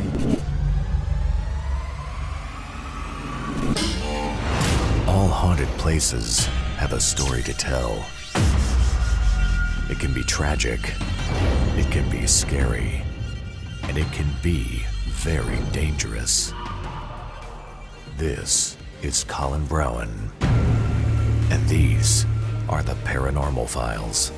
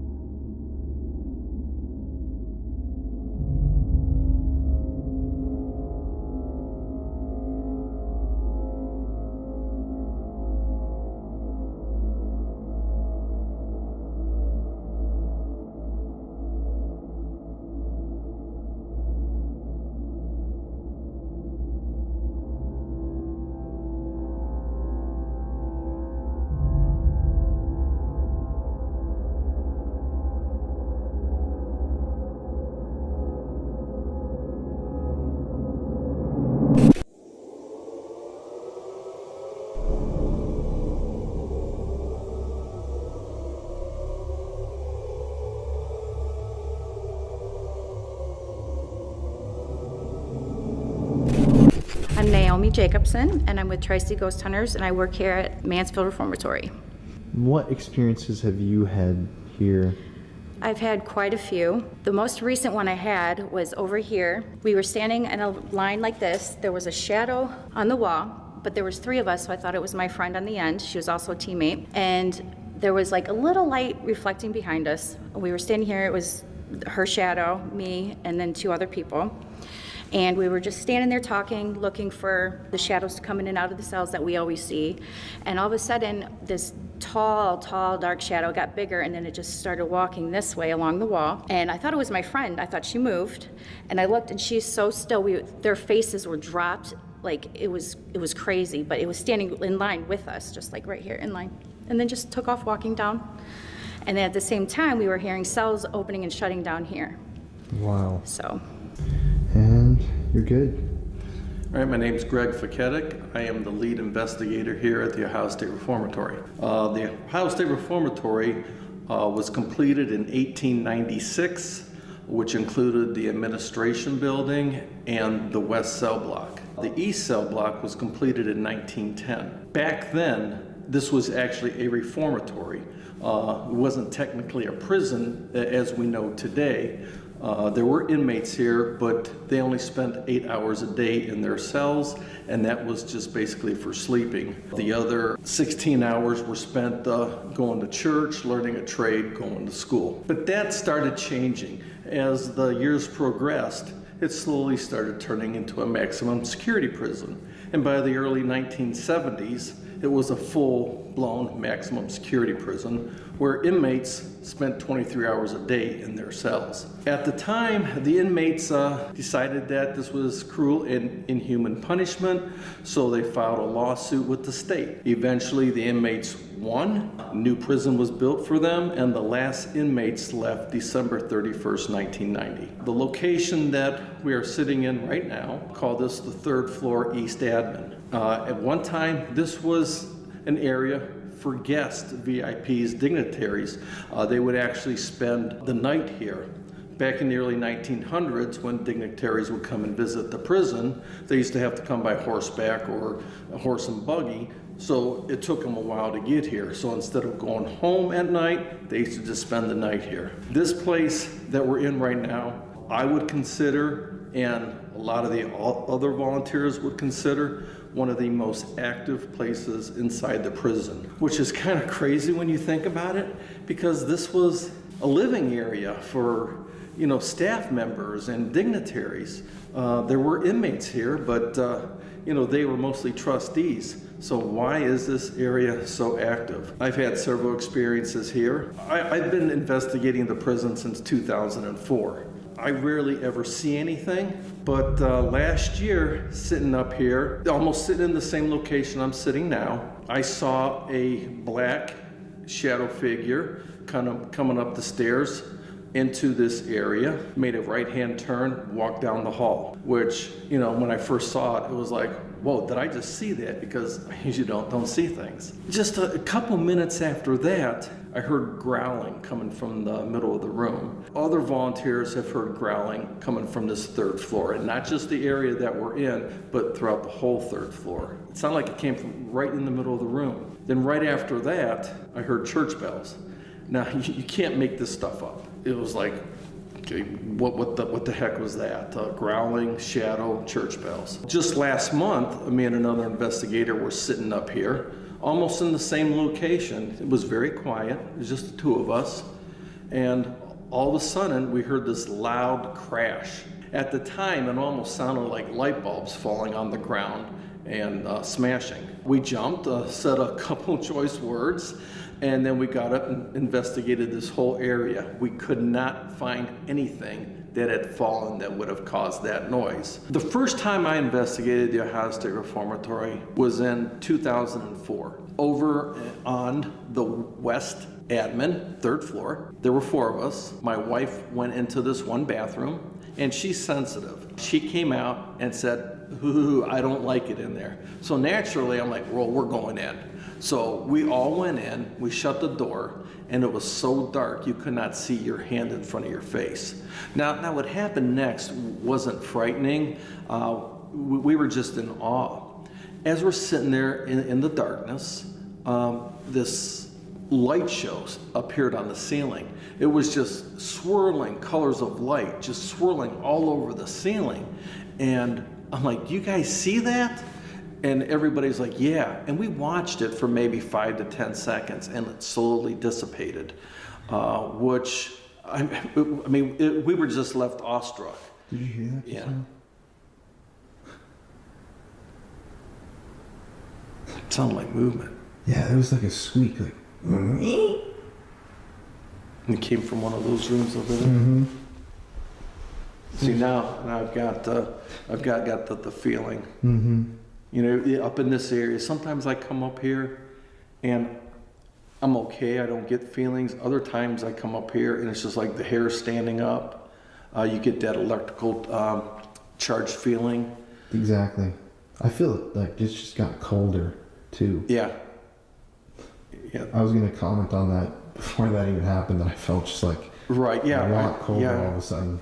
Yeah, I feel coldness all around me now. And there's no one up in this area. No. There's only 2 ways to get up here. And they're behind us, and I'm looking at both of them, and nobody's up here. Wow.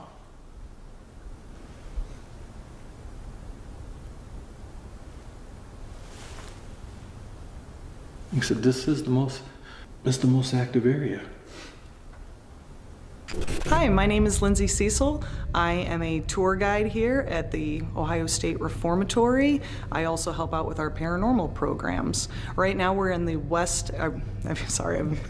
I just messed it up. Right now we are in the East Cell Block. This is actually in the Guinness Book of World Records. This is the largest freestanding steel cell structure in the world. Meaning if we brought a crane in here, picked up the cell block and set it outside in the parking lot, it would still be freestanding just as it is. Something built very similar is the Eiffel Tower in France. The East Cell Block was actually known to the inmates as the Motel 6. The other side, that was the Hilton. You really wanted to end up over at the Hilton because the cells were a bit larger. It was also made of brick, and there was a little bit more privacy over there. Here on the East Cell Block is where you got thrown when you first came here. It was the worst of the worst. They said while we were trying to sleep over there, you could hear a pin drop, and over here guys could be screaming until whatever time in the morning. It was just really nasty to be on this side of the prison. Over the years also, many of the different rooms they would change depending on who was the warden. The room right over here behind us is the library. That's what it was last, but it also used to be the hospital. You can imagine that there would have been all sorts of beds lined up through there.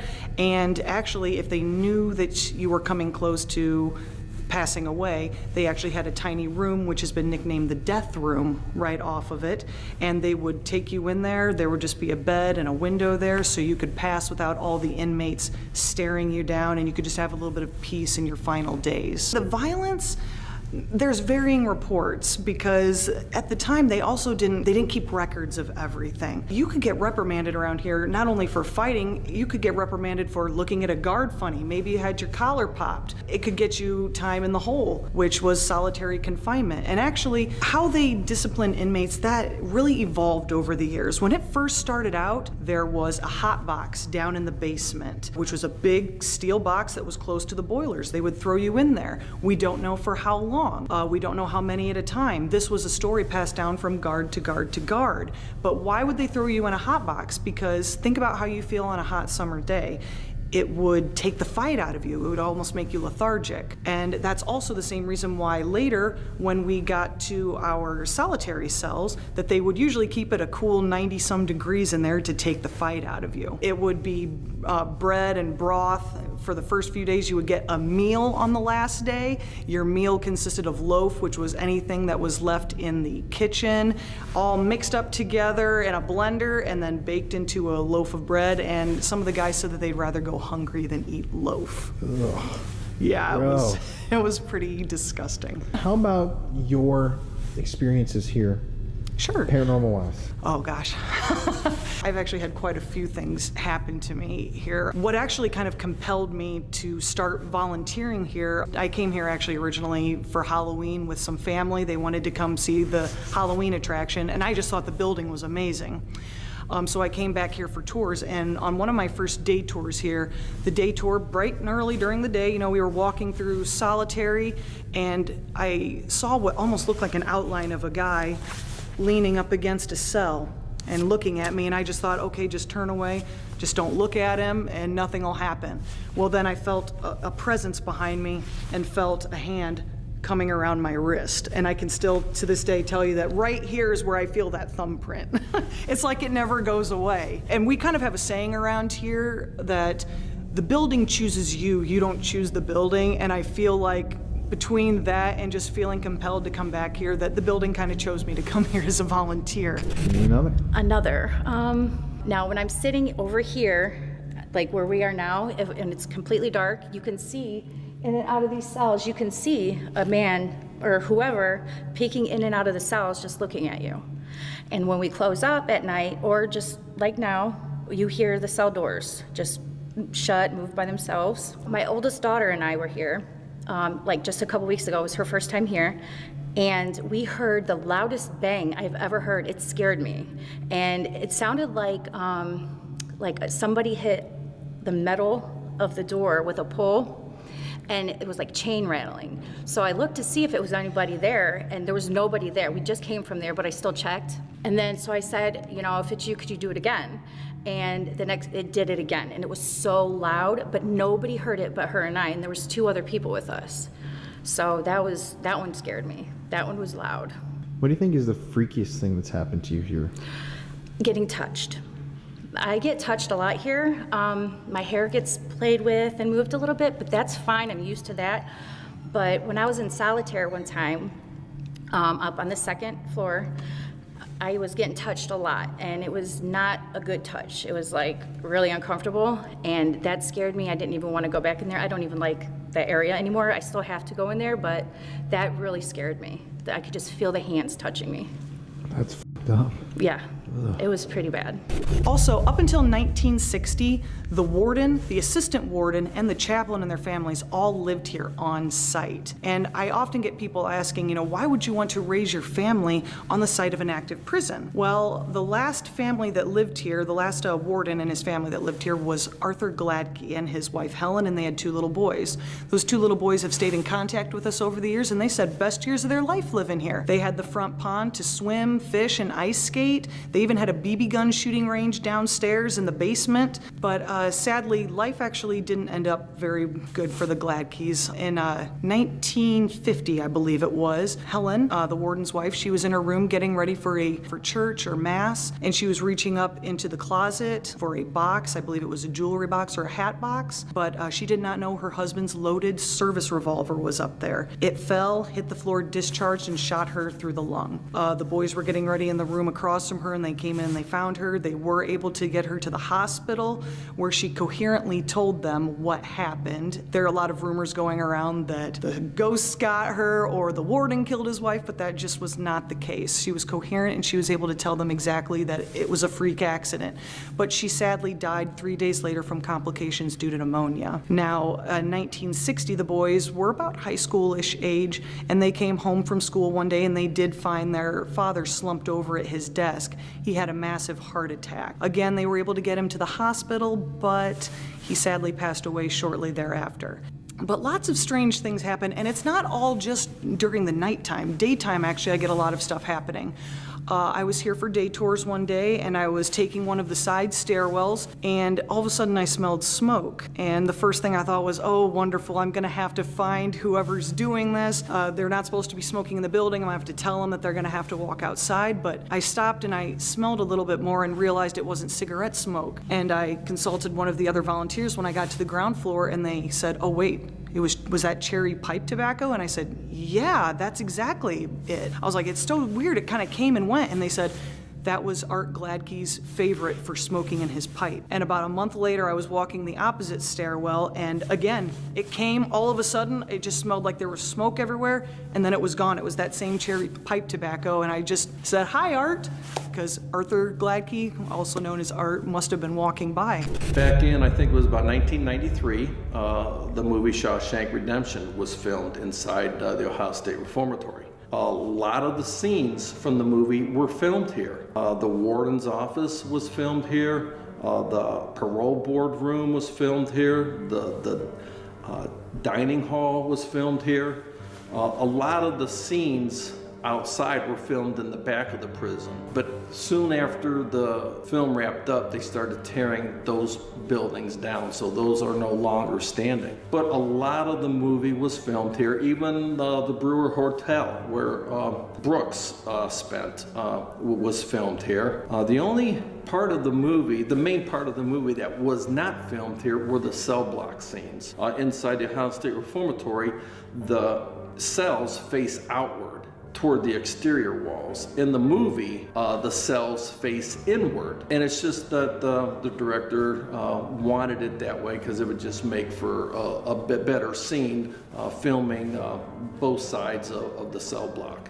Now, there were over 200 deaths here that occurred in the prison, but there were no executions. But there were accidental deaths, there were murders, and there were suicides. Back in 1960, an inmate by the name of James Lockhart was on the east cell block, cell number 13 on the north side. His parole was denied. He became despondent, took some flammable fluid from one of the shops, went into a cell, shut the door, and set himself on fire. A couple murders here. Back in 1932, there was a guard by the name of Frank Hanger who was murdered in the area of the solitary by several inmates who bludgeoned him to death during an escape attempt. There were murders that occurred in the barber shop. One inmate slashed another inmate's throat. Another murder that we know about occurred in 1957. There was a riot in the east cell block, and they had to put a bunch of the inmates into solitary. Now, there were so many that were involved that sometimes they had to put 2 to 3 in a cell. Well, 2 inmates were in this one cell and they did not like each other, and when they were released, only one came out. They found the other inmate's body stuffed underneath the bunk. I mean, I've been touched. I've had the keys pulled from me as I was walking, closing up at the end of a ghost hunt. But I would have to say the West Attic. The West Attic is one of the most crazy places. In fact, we have volunteers who will bring in lawn chairs, and they will bring their lawn chairs toward the back of the West Attic and sit there and wait for the stuff to happen. There's no windows. It's pitch dark in there. You can't see your hand in front of your face. You know, there's people that go up there that they'll see balls of light dancing around the chapel. I've known a lot of people who have seen bright balls of light and little balls of light just dancing around. I'm up there. There was my wife, a couple other volunteers, plus some guests. I think there were about 9 of us. And they were all seeing these balls of light. I couldn't see them. I'm like, I don't see these lights. They're like, they're right there. Here comes another one. And I'm like, you guys are crazy. There's no lights there. I cannot see anything. So I put a REM pod on a section of ductwork that was up there. I'm saying, if you guys see a ball of light, please let me know.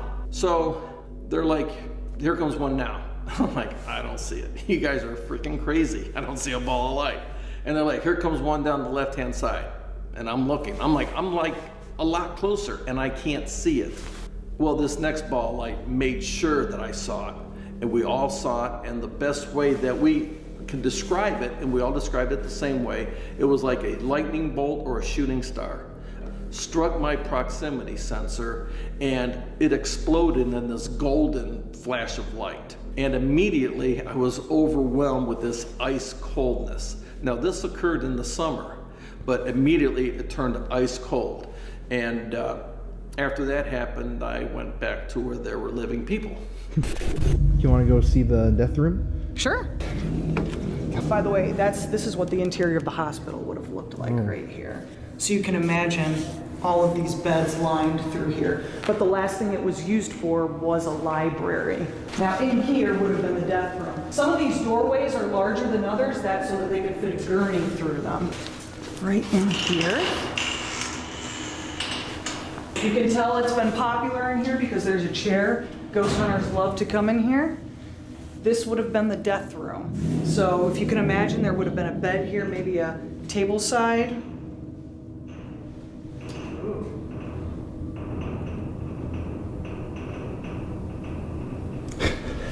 Either I let that slam too hard or someone's having a little bit of fun with us.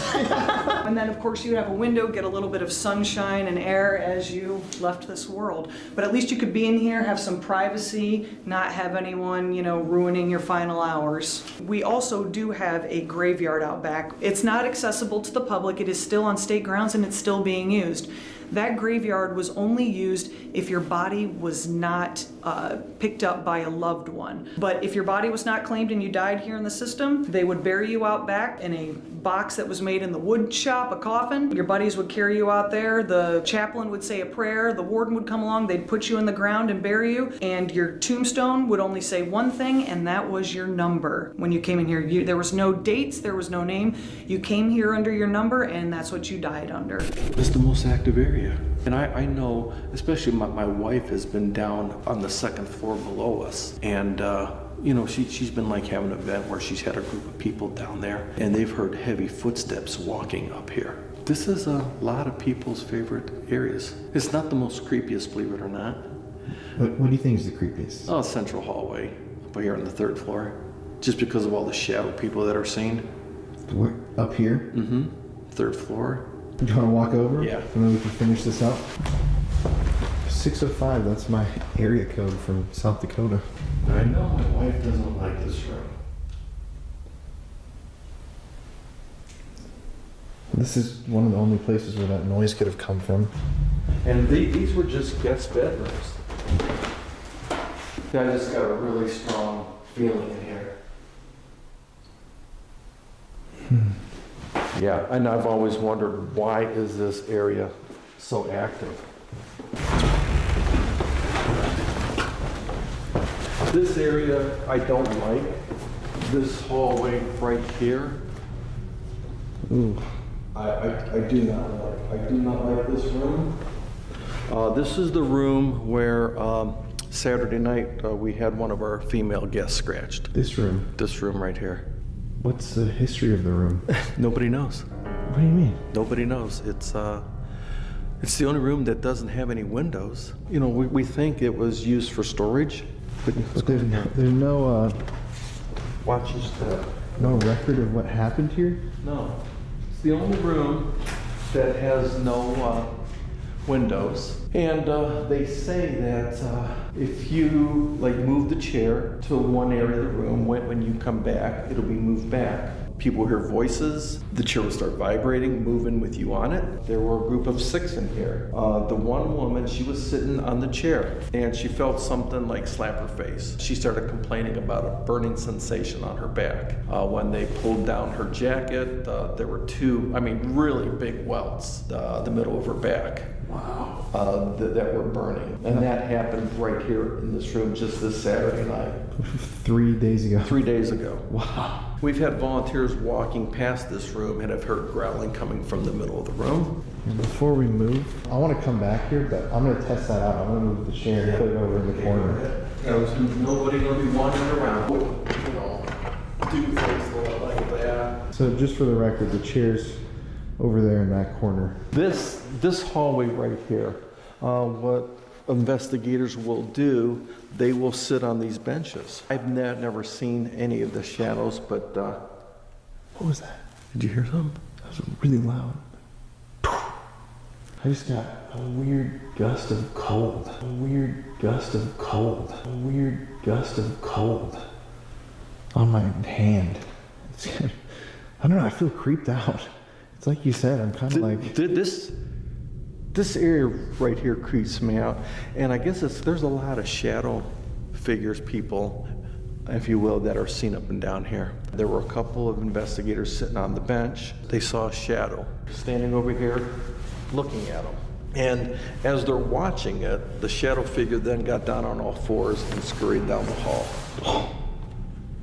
What the hell?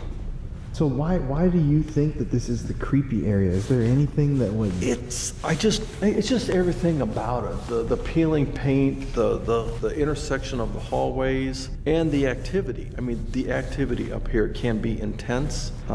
Seems to be more violent too. Like it seems frightening up here. Mm-hmm. Are you feeling that cold? I feel a coldness coming down my left side here. I'm like, I got goosebumps under my 2 layers all of a sudden. Yeah, and it's not real cold up here. It's, you know, we are in the chapel, the original chapel. There are people who have said they've seen a woman in green up here. But these are the most serious things here. Hold that. Let me get a shot of that. Sometimes when you come over, that's not paranormal. The pigeons. Yes. Now, you can feel the cold breeze coming through here. Yeah. We are up on above the 5th tier of the west cell block. It is ice cold. Watch your step here. We are a long ways up. Oh, wow. That's crazy. This is the west attic. So this is where everybody has seen the balls of light. Oh yeah. Oh yeah. If you want, I mean, we can take a walk down there with the lights on, or we can take a walk with the lights off. Let's do lights off. Let's go. You know, people will say, well, why is an attic so haunted? Back in 1930, there was a major fire at the Ohio Penitentiary in Columbus. They had to find new prisons for the other inmates. Some 300 of them were transported here, and they put them up here. This was almost like a big, giant college or military dorm room. In 1930, this was still a reformatory for nonviolent offenders. Now they're bringing all these violent offenders here, murderers, rapists, and this is where they held them. MHAO cells, I can't see any guards coming through here to patrol. It looks like they pretty much had the run of this place. That ductwork, you see those 2 ductworks down there? Mm-hmm. That's right at my equipment where I saw that lightning bolt. And this is where everybody else was standing. There's a whole bunch of graffiti on the walls. It's just hard to believe that it's still here like that. Yeah. I mean, some of these you'll see 1932 and other, you know, later dates. They even have showers back here. Oh. That is so cool. You want to head to now, or you want to head back down? Energy, though. Oh, Jesus. See? Oh, my God. See what I tell you? That did get me. See? You got that on video? Yeah. Good. There's also another room above us. Oh, what is that? It was the first hospital. Oh, shit. Not too many people will go up there and investigate. Really? Yeah. Can you go up? Oh, yeah. Yeah, you guys will be able to go up. Yeah. Nice. So excited to start. This area definitely feels so different, though. Yeah. I know what you mean. Yeah, it's...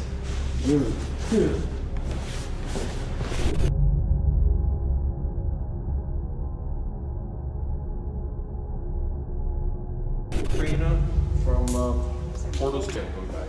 Right. So we're just tearing down the podcast, and we just started to hear some noises, some banging coming from down there. I'm not gonna find anything. There's never anything down here. Maybe look. You said down here, right? Well, the noise is gonna happen down Tree branch. Bony finger. Did you say bony finger? Oh yeah. Shit. That's hella creepy. Hearing movement and banging and all these different sorts of noises that no one could explain. Randomly, when I was over in a dark cell getting a B-roll shot, my light died just 10 minutes ago. So all we have tonight are flashlights. Like I said, we're the only 4 people in this entire prison complex. It's huge. We're gonna start out here in one of the cell blocks, do a little bit of time in solitary confinement, and then head up to the administration area, which is the kind of vortex of the haunting where a lot of people have these negative experiences. So without further ado, I'm joined by, let me show the whole crew. No. Here's everybody who you've already met. You're kind of dark back there, Greg. Step in the spotlight. Yeah, a little bit, but and Jeff, as always, rocking the Paranormal Files merch. There you go. Hell yeah, Oh, yeah, baby. look at that.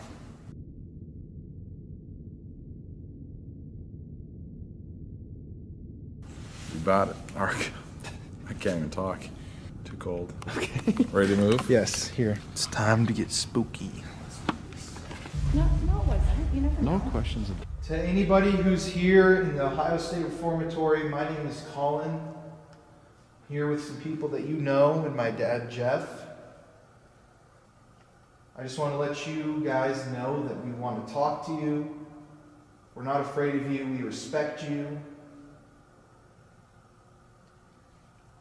So if you could do something for us and let us know that you're here by maybe opening your cell door for us.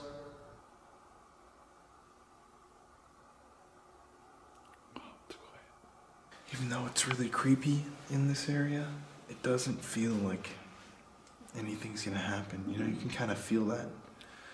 To me, it feels kind of dead right now. So we've got a couple other spots that we want to go hit. Thank you, guys. Yeah, there's something different here. It is different, isn't it?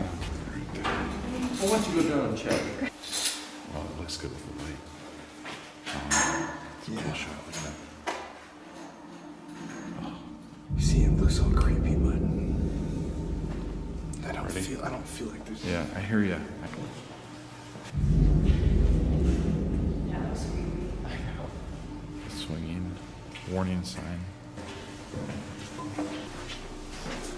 Isn't it definitely warmer here, huh? Yes, it is. It will be really warm when we go through the door. Wow. Oh my gosh. These ones over here. Oh. You want me to? Yes. Up here. Okay. Cold. Did you guys hear that? Yeah. That scream? Whoa. No? I didn't hear it then. Okay. I wasn't paying Maybe it was attention. just me then. So this is the creepy hallway. Colin? Did you hear that, Greg? What was it? It's like a. What do you say we sit for a second? Do you want to film? Oh, God. Oh my God. What the hell? What? That was scary. What? I swear in everything. I swear I just heard kids laughing. Kids laughing.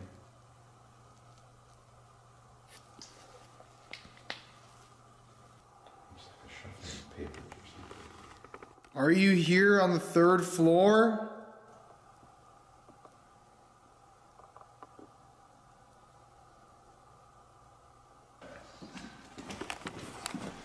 What? What?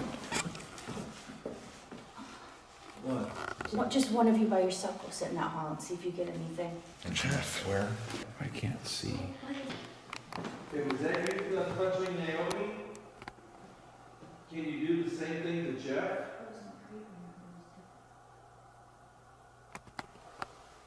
Can you tickle Jeff's leg? Come over and tickle my leg or grab my hand. I've got my hand held out here. Show us how strong you are by Pulling my. I'd really love to see as you tickle Jeff's leg. How about pulling on my coat? Kind of dizzy. Who's out here? What was that? That was I cute. don't know why she did that. That's kind of ominous. Who's out there? Who indeed? Who's out here? Yeah, that was kind of crazy. Is this open right here? Let's go try over here in this where we did the interview. It's really disorienting up here. Hello?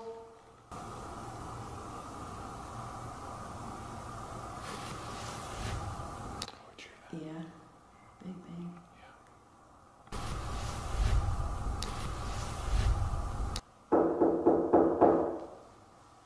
Are you there?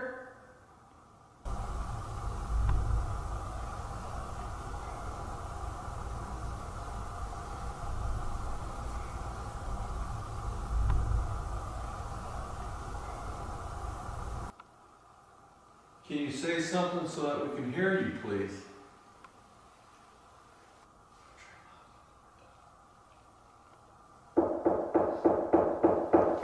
Please? Hello? All right, we're gonna go somewhere else then.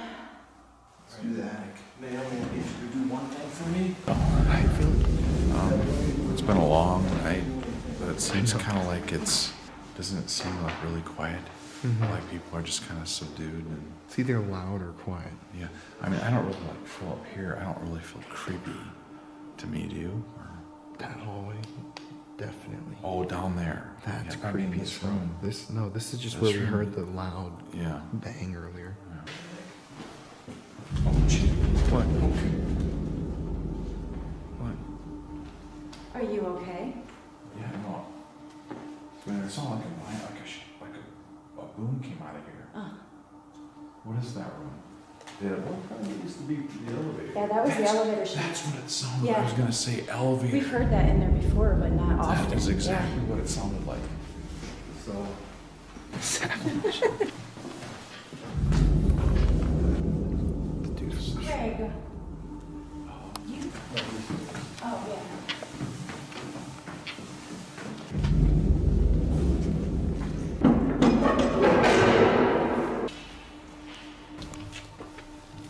Yikes. God, better ask some questions. Oof. What do you think, Colin? Very cold. Is there anybody in here?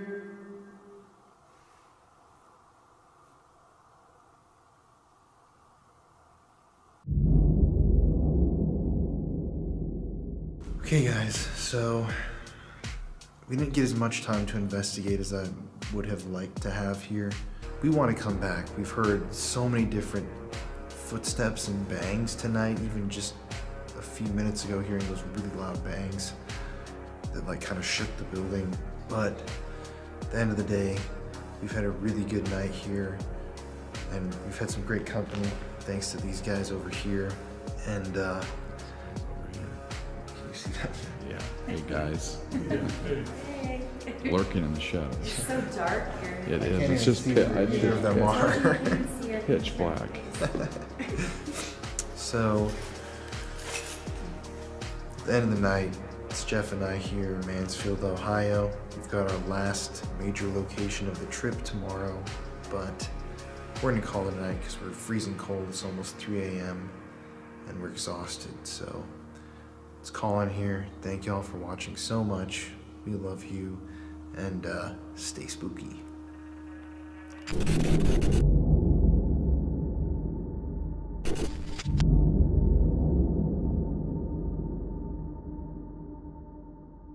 Let's keep rolling when we walk out, just in case.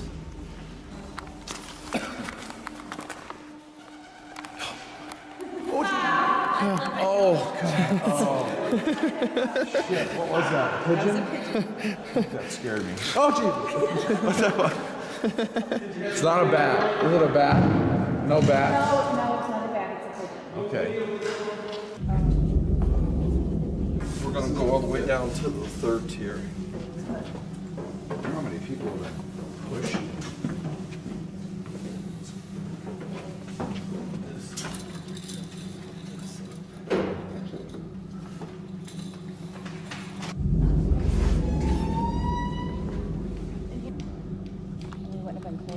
Feel how warm it is? I'm sure I don't have anything, but I'm just curious on my neck. Where? Just to see. On my neck. Oh, you do. I don't know. Yeah, you do. You do. Like I'm feeling Scratch. burning. Yes. You got a scratch. Wait, don't touch it. Don't touch it. Okay. Did you touch yourself? No, I'm feeling a burning actually down my back. No There, way. Yeah, there, I'm and gonna take a picture. there, and on my. If you pull my shirt, my back down. I can turn the lights on, but I want to take a picture. Is it really like? It's Yes, really deep. And it's getting, Really? We're watching it grow. Oh my actually. God. You had to have scratched. No. Because it wouldn't be burning. No, I'm honestly. There's no dry skin. No, it's just it's strictly burning. It's burning. Yeah, and we're actually watching it grow more. How about if you pull down my top? Yeah, I can now, but.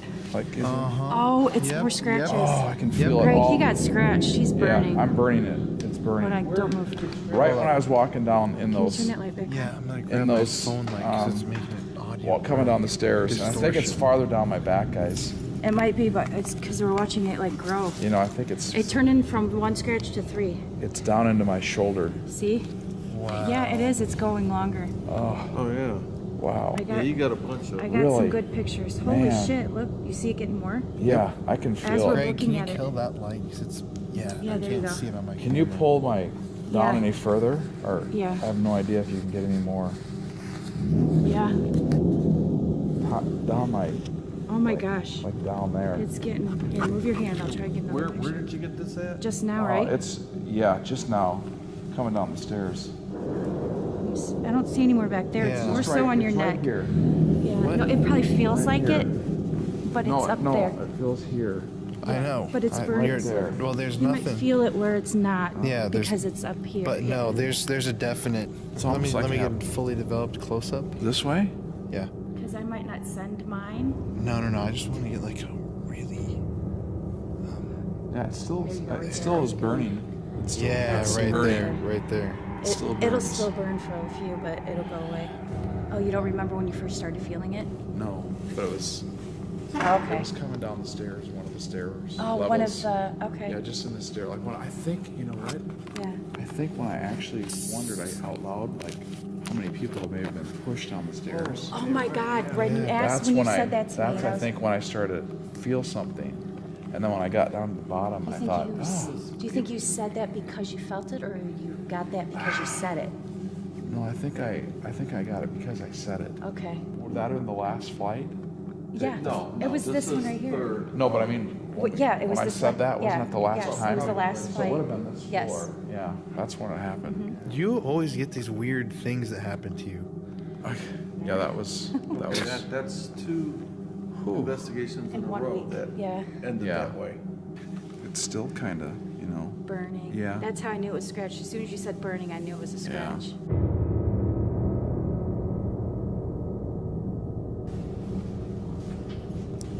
Yeah, I'm very disoriented up there. Well, it's late too. Tired. Think about it, like you said maybe 15 minutes before that happened. Oh, this is the time when Yeah, this you happens. did say that. Right, that's right. About the same time, too. Yeah, Almost. that's what I mean. Different locations. Except gone. Is it gone? You want to look? It might save it for a while. It's fading pretty quickly. Yeah. But what I'm trying to say is, it's so weird because people online should know. You can see there's no white skin on the side, like dry It's still skin, burning. like if you would have scratched no, yourself. No, I didn't do I that. no, I want to just point that out. Yeah, Wow. yeah. How do you feel?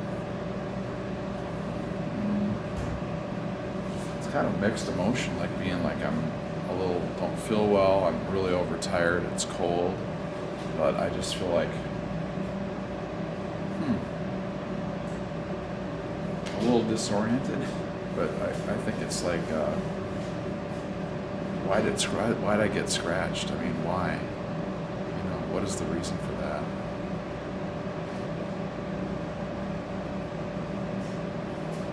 I don't know. I would like to be still burning that area.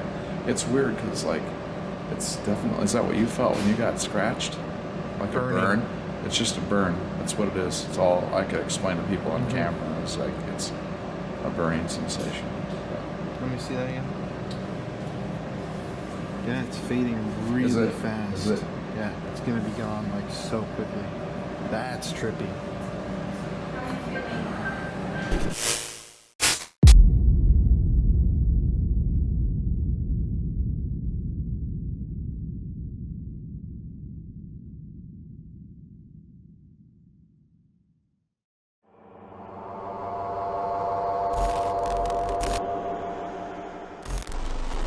But this was the place for the worst of the worst. These people were suffering up here. I'm gonna tell you guys, we do this for real. We just show up and investigate. So a lot of times it's not that scary because we do it. We've been doing it every night this week. I'm terrified right now.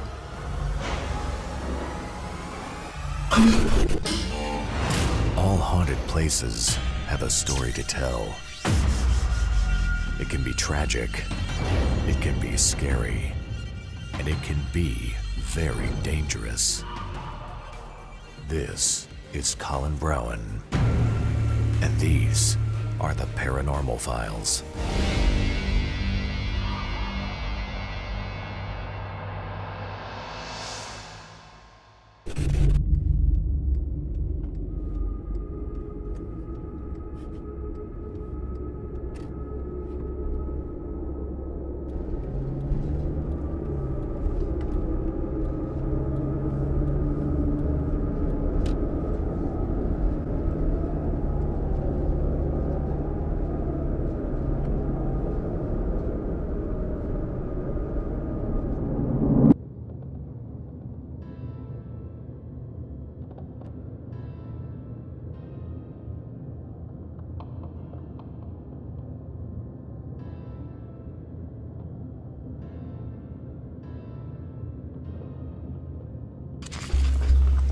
Roll on the way upstairs, just in case.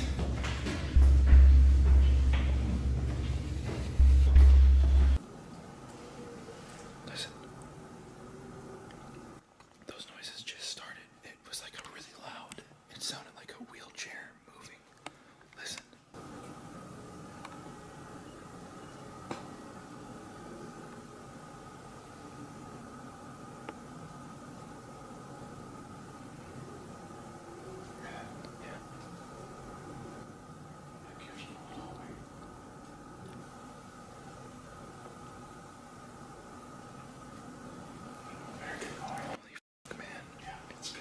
We, just to provide some context, we just packed up all of our podcast stuff, and that scared the shit out of me. Hold up, before I go down, let's just ask a question if that's really that loud.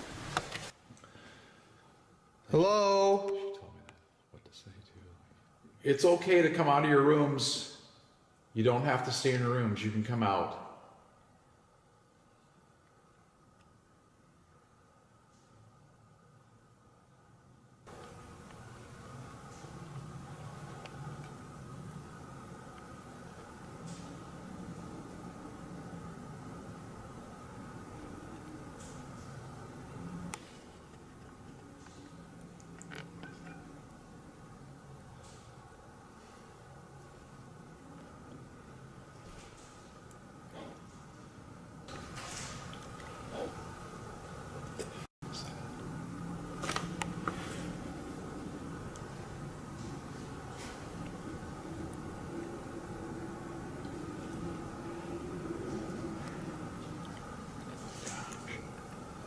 You're welcome to come out of your room. You don't have to stay in your room. I was getting closer. Keep coming. You can walk towards us. We're not going to hurt you.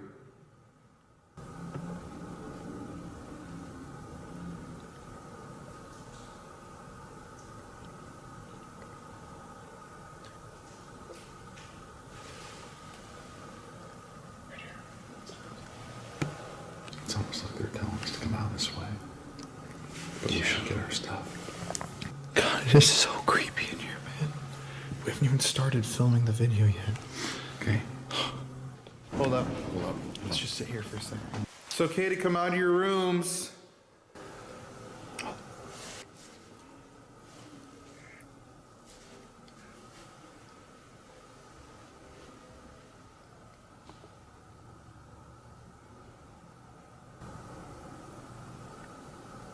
Can you step out of your rooms? It's okay.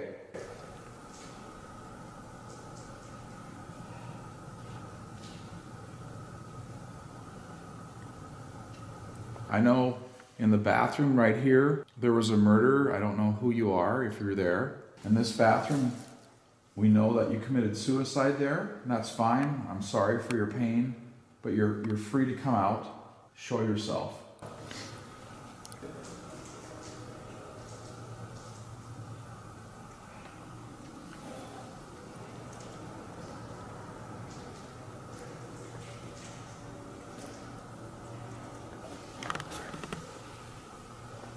That's the doppelganger room.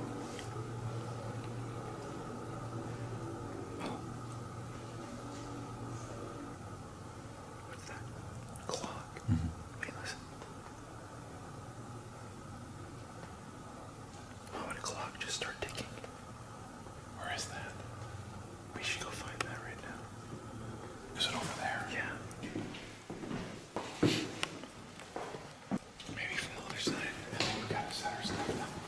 guys, so I know that intro was a bit all over the place, but I'm telling you, this place is really freaky. Jeff and I are both on edge. This is the first time I've felt like this at any of these locations we've been at. It reminds me of when I first started ghost hunting. This place is very active. We were warned by other paranormal investigators in Ohio that this is not only the scariest place that they've investigated, but also the most active, and it's proven to be true immediately upon entry. We're here right now at the Madison Seminary. This is an infamous building here in Madison, Ohio, and all those clips you just saw were completely raw. Jeff and I just filmed the podcast. This place is supposed to be really physically haunted, and the people who work here say it's dark.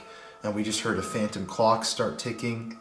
I heard the wheelchairs move multiple times. We're hearing banging. We tried to find footsteps. We couldn't find any source for that. We're gonna do 2 locations in here tonight and focus on them. We're heading up top to the asylum where the physical, violent, dark energy is. And then we're gonna head to the basement of the building, which is where every person tonight told us they were afraid of. We also have to go to where they thought there was the human remains. Yes, the whole human remains. Yeah, we gotta go in that room. Okay, so we're gonna just walk up now. Okay. Hi, I'm Shelly. I'm a member of the MAD crew at the Madison Seminary.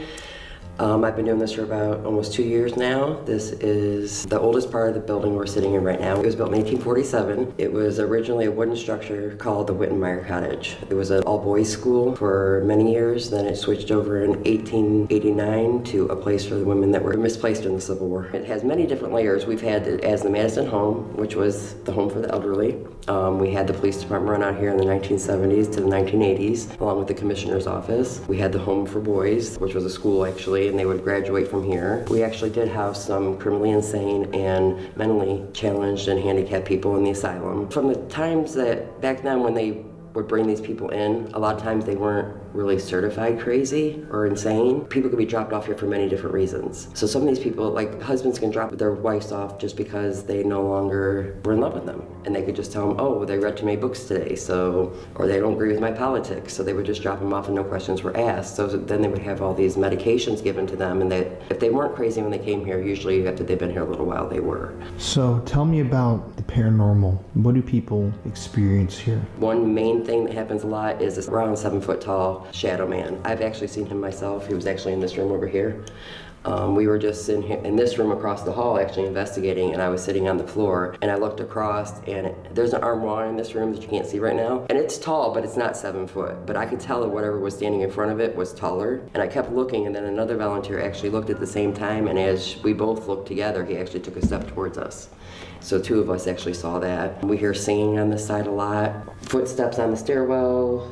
The other side, where the asylum is and stuff, we've had people touched, we've had people scratched, we've heard disembodied voices, shadow figures, light anomalies, we've had poltergeist-like activity, we've had stuff fly off chairs, a doll actually, there's actually video online about that, where a doll was sitting for 9 days on the same chair, then all of a sudden she just like went forward, and the way she fell, we tried to reenact it and we couldn't get her off the chair the same way she fell. So what about yourself? What are your 2 favorite experiences that you've had here? Probably when I had to be removed from the asylum. I have a connection with one of the spirits up there that I feel a connection with for some reason ever since day one. There's a room up in the asylum that I go to all the time. It's one of my favorite rooms. We were in there investigating, and I actually had like a breakdown. It was almost like, I don't even know how to describe it because I don't remember it. I have it on video. We've seen the video of it. I know I cried. As I was coming out, I'm arguing with them, telling them I can't leave her. Then they finally get me outside, and my mentor actually at the time called me a word. And she's like, well, you're not one, but you're being one right now. And you don't act like this, so what is going on? So it's almost like an emotional control. That was kind of creepy, but I kind of like it too because it's cool because it shows something's going on here.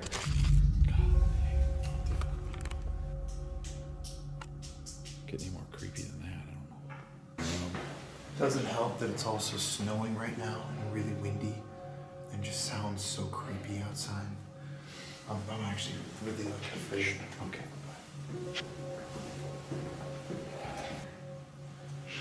It's just so damn cold in here. By the way, did you hear a scream? You were standing there? Just now? No, very before. I was like, I heard it. What? When? Wait, listen. That's the wind. Do you hear the clock though? Let's see if we hear that.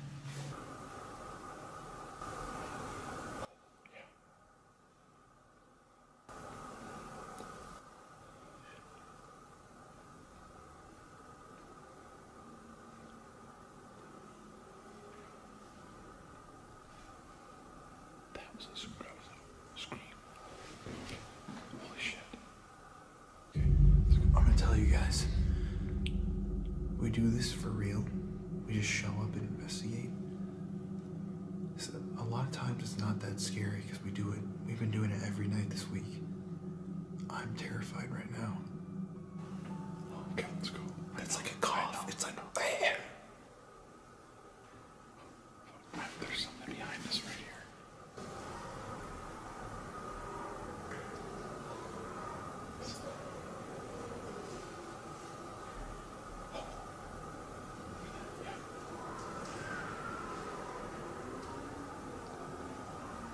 It's like we're in a horror movie. Like, really? Doesn't it like we're surrounded?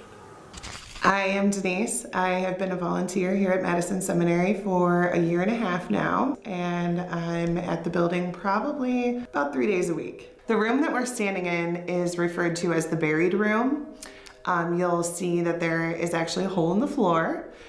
We have always heard legends about a woman being buried in the floor, and a lot of urban legends come with some truth to them. So we actually brought in cadaver dogs. They had free reign of the whole downstairs. We didn't bring them to this room. 2 of them came right into this room and did their tell, which is to pat on the ground and sit. We then brought in ground penetrating radar. They found an anomaly right in this spot 3 feet down. We cut a hole in the floor and dug down to 3 feet and didn't find anything. We were a little disappointed, so we brought in the cadaver dog that is actually the active duty dog for the police department. It came right into this room, went right to the dirt pile and did its tell, pat it on the dirt and sat down. According to the handler, that means that sometime within the last 30 years or so, there was a body here at some point.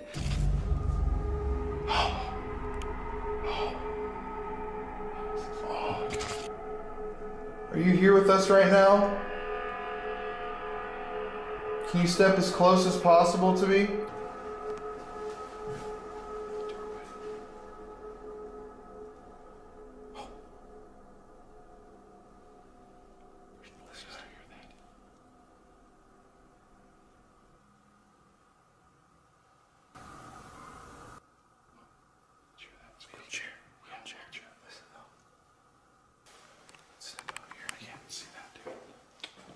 oh my god.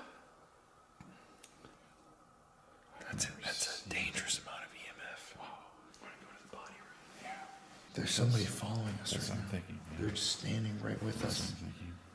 Oh my god. I just feel terrible, honestly. I feel really creeped out. This place really disoriented. So here's where they thought the cadaver dogs found a body. It's just freaking completely gone. You hear that? Yeah. Do you think that I can sit in that chair? Yeah. Want to go lights out? Yeah, guys, so like Jeff just said, this is the body room where they think that there was a body buried at one point, but they don't think that there is one here anymore. We're both really freaked out. I feel like I'm in a different state of mind. It's like affecting both of us. It's the first time this has happened this whole trip.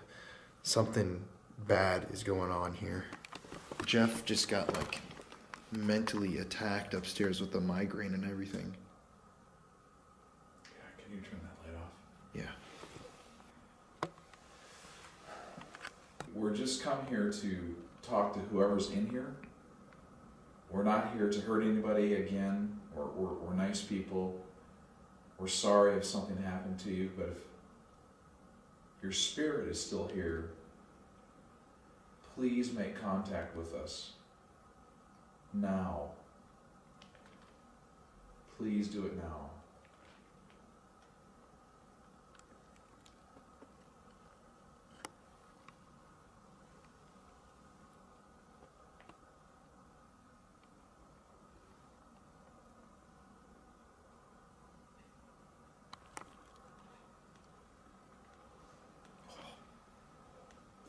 Could you come out there of that? Are you in that hole? I've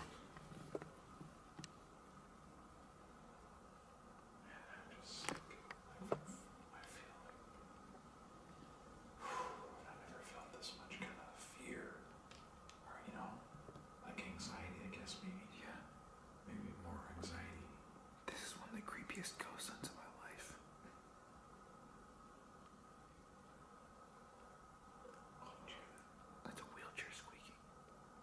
I will be honest and say that I am a chicken and I am afraid a lot in this building. I think that you would have a hard time figuring out which part of the building is the most active just because there's not a part of the building that isn't active. That's something upstairs. Now my ear's ringing. Are you here? Ear piercingly loud.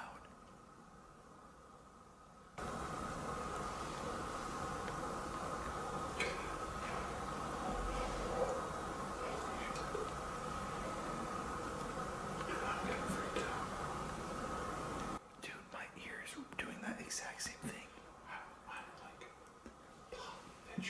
Yeah, that's what mine is right now. Yeah, that's what mine is, but it hasn't popped.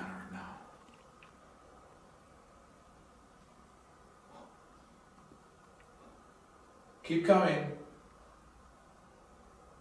Can you shut that door for us? Please?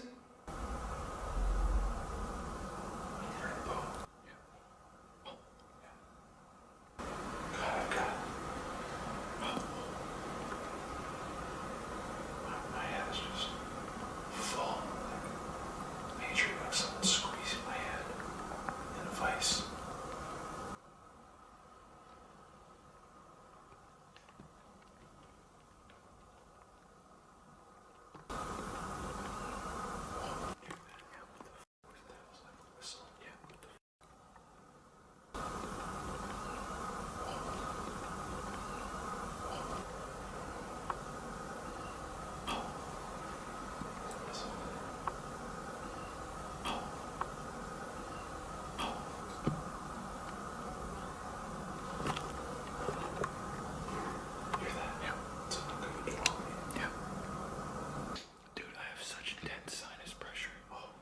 We're here right when the storm is hitting.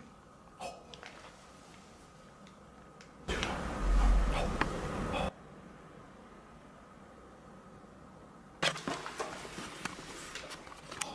the hell is that? That's something moving upstairs. What the fuck? Should we go downstairs? Yeah, we better. I got so much pressure in my head here.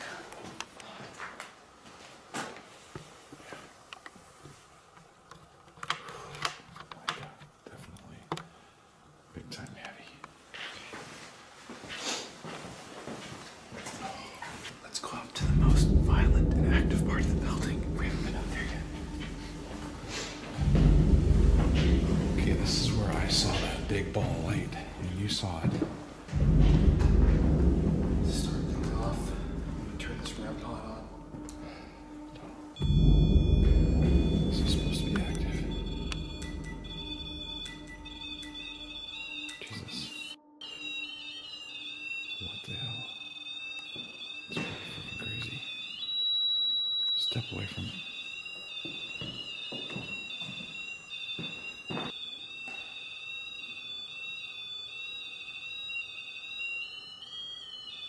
Are you guys here? What the hell? Oh my god. You didn't like that?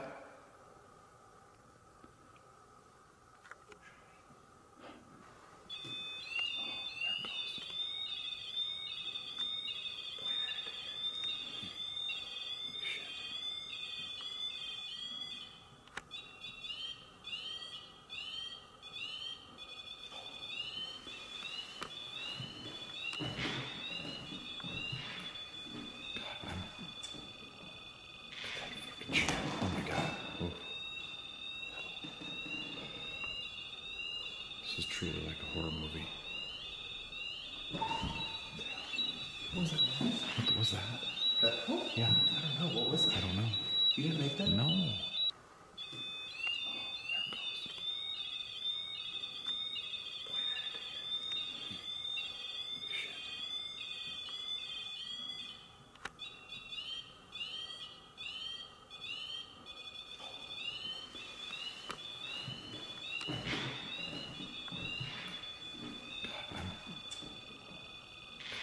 Oh my god.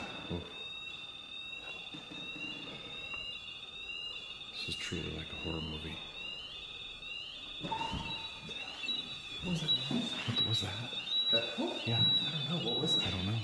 didn't make that? No. Can we go, Can we go lights out? Colin. Okay. Thank you. Okay, something just knocked over here. Can you do that again? I want to remind everybody, right now we're in the asylum where a lot of abuse took place. There's a lot of people with mental disorders up here.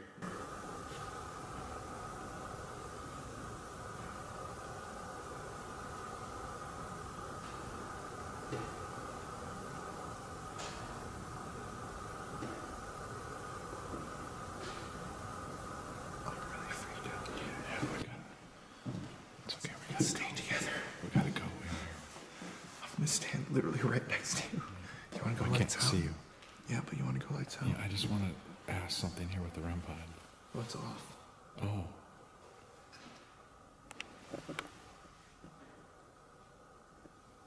Like a dragon. A dragon. Stay with you. Come back here. That's where he's creepy.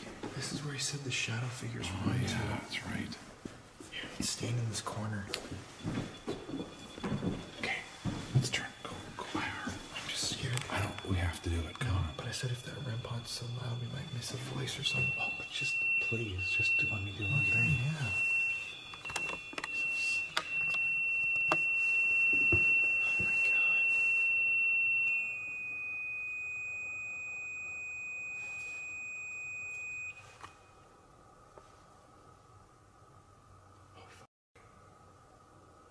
My name is Jim. Commonly called around here as the gangsta, and the owner of the building gave me that name, but I've been here since August of 2018. I came for a public hunt and I haven't left since. The hunt got to me and I knew I had to come back every week. This is my home away from home, and right now we're standing in the asylum. This was the what we call the rec room here, because we think this is where they would have brought the people out, and they'd put them in wheelchairs in the alcoves here. But this was the place for the worst of the worst. They more or less had them hidden in the back so nobody could really see them. Up here, the windows do not open. In the wintertime, it got chilly. There was some heat in the building, but I'm sure not a whole lot got up to here. There was enough that they survived. In the summertime, it gets up to 100 to 120 degrees up here. Like I said, the windows do not open, so these people were suffering up here. There's one name over here in the corner that has been engraved into the floor and into the windowsill. His name is Rudy. We have had some EVPs come through with the name Rudy. How many of you are here? Get on the bed. Yeah, please. Do you want us to go?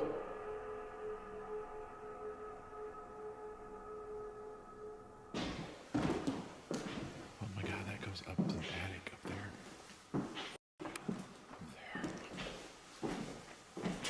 He said to try the spirit box in here. We haven't had any luck on the spirit box this whole trip. No. Hey everybody, my name is Colin. I've been in a mental hospital before. It said that's funny. Yeah. You hear that? Yeah, I had heard.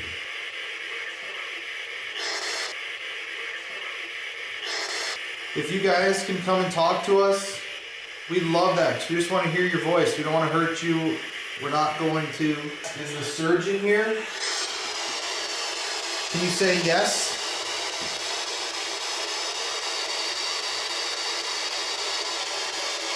All the hair on my body just I think we have to let it run a while.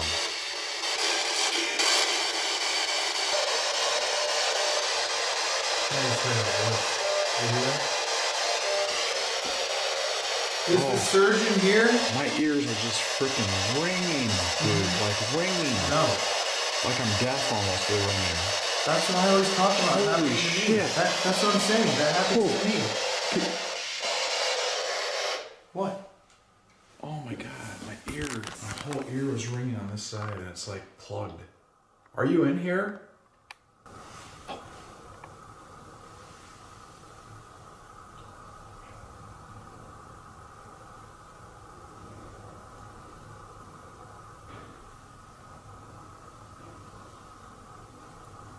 Are you walking towards us?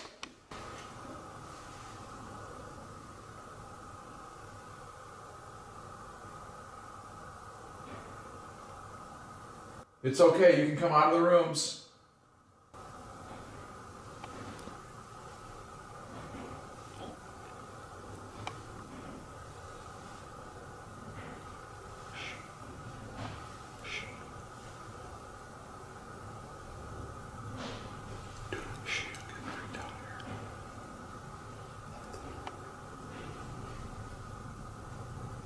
Can you do that again, but even stronger, please?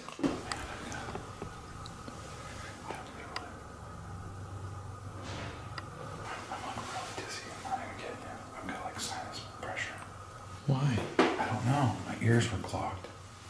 It's not like I'm trying to. I don't know why. It just happened, I mean? It's been happening since my ringing in my ear is still going on, both of them.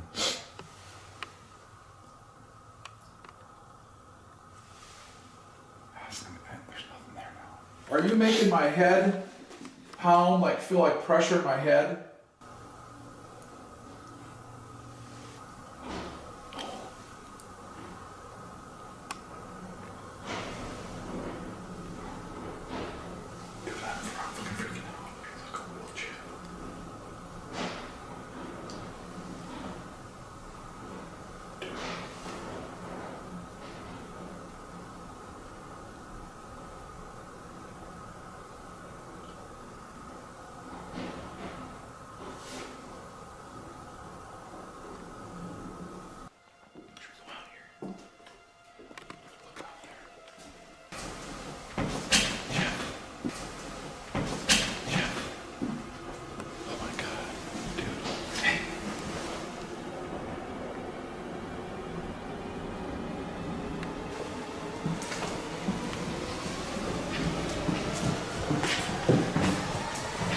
Upstairs on the top floor in the asylum, we had a former police officer tell us that there used to be a table in this specific room that he described as a torture table. He said that it had metal arms that went out with metal restraints, and the legs of it were the same, but they went up and out at a 45-degree angle. We had heard rumors about this table before, and we actually had an exam table donated to the building. So of course, we put it into that room. Well, it definitely sparked something up there, and we kept getting EVPs and things on the FASMA box from a guy who likes to be referred to as the surgeon. I don't normally buy into the idea of somebody's mind being taken over, but once it happened to me, I couldn't really deny it anymore. We were in that room and it was just the girls up there. We kept getting, things on the FASMA box that would say nice hair or pretty eyes or just creepy things like that. I thought it was really weird that he was saying things like that. And then I had,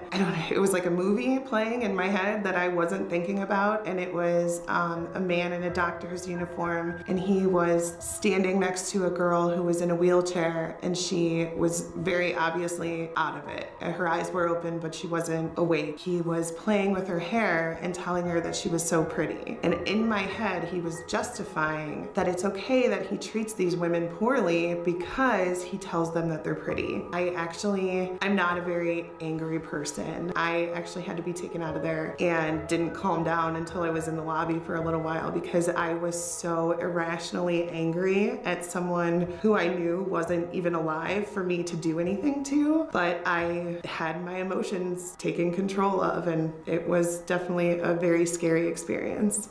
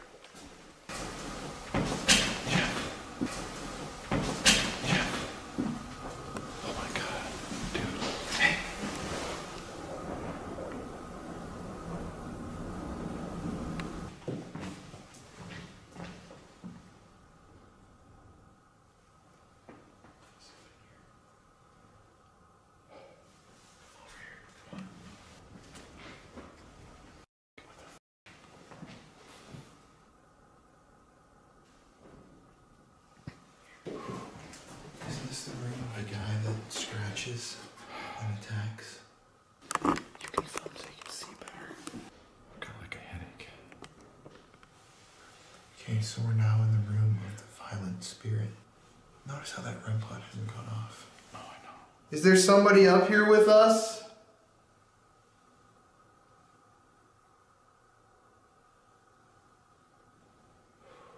What's wrong? I have a pressure headache.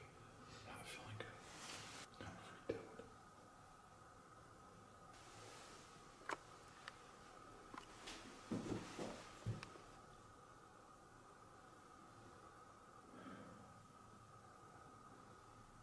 Energy's really heavy up here for me. Can you say hello to us?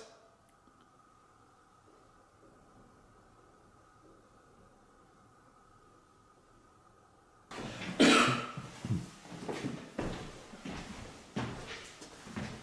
don't like it up here. What the hell? Is it on? It's dead.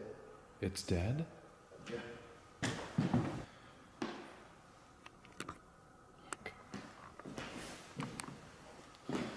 Okay, so we're gonna move on to another floor.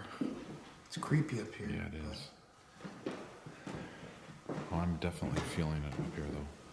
Oh, like my head is just like exploding. Trip for me. I kind of feel like there's like negative things a lot of negative around energy me, here. like coming at me at something. Yeah. I'm not sure why. Mhm. Trip for me. I kind of feel like there's like negative things a lot of negative around energy me, here. like coming at me at something. Yeah. I'm not sure why. Mhm.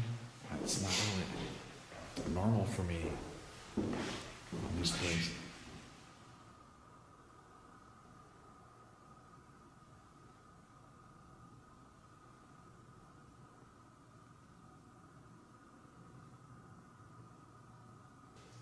Is there anybody in this hallway?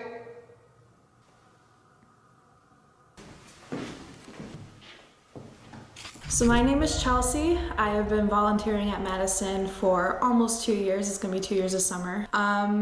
I've been touched more than once here. I would say probably about 4 times. 2 of them were on the back porch. Another time I got touched was actually in our bride's room of the Ohio cottage side on the 2nd floor. We were in there for a tour of all things. We were in there for a historical tour. I was being the watcher for one of the tour guides, and I was just standing in the room. There was a whole bunch of people in the room with me, and all of a sudden, like, I had my hand on my hip, and all of a sudden I got pinched on the back of the arm. I thought it was like one of my friends like joking with me, like trying to pinch me to get my attention, and I like looked over at them and they weren't even paying attention to me. I looked on the back of my arm, and all of a sudden there was just this big red mark on the back of my arm. I don't know how it got there. I even saw like some indentions in my skin from it happening. I don't know if they were trying to be mean to me or trying to get my attention, I'm not sure, but probably my wildest experience here.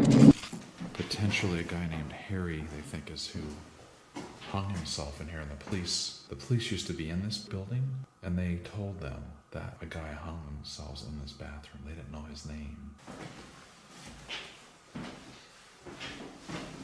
He's back. Oh, there's a bathtub in here. That stall's really creepy. Yeah. Is there anybody in this hallway with us? Or on this floor? Did you commit suicide in here?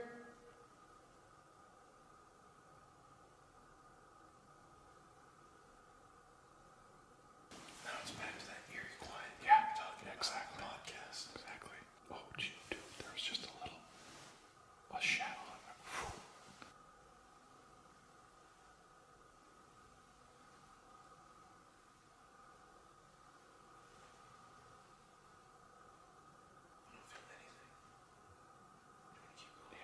It feels like the energy's gone off of this floor. It feels like the energy's gone off of this floor. Quiet.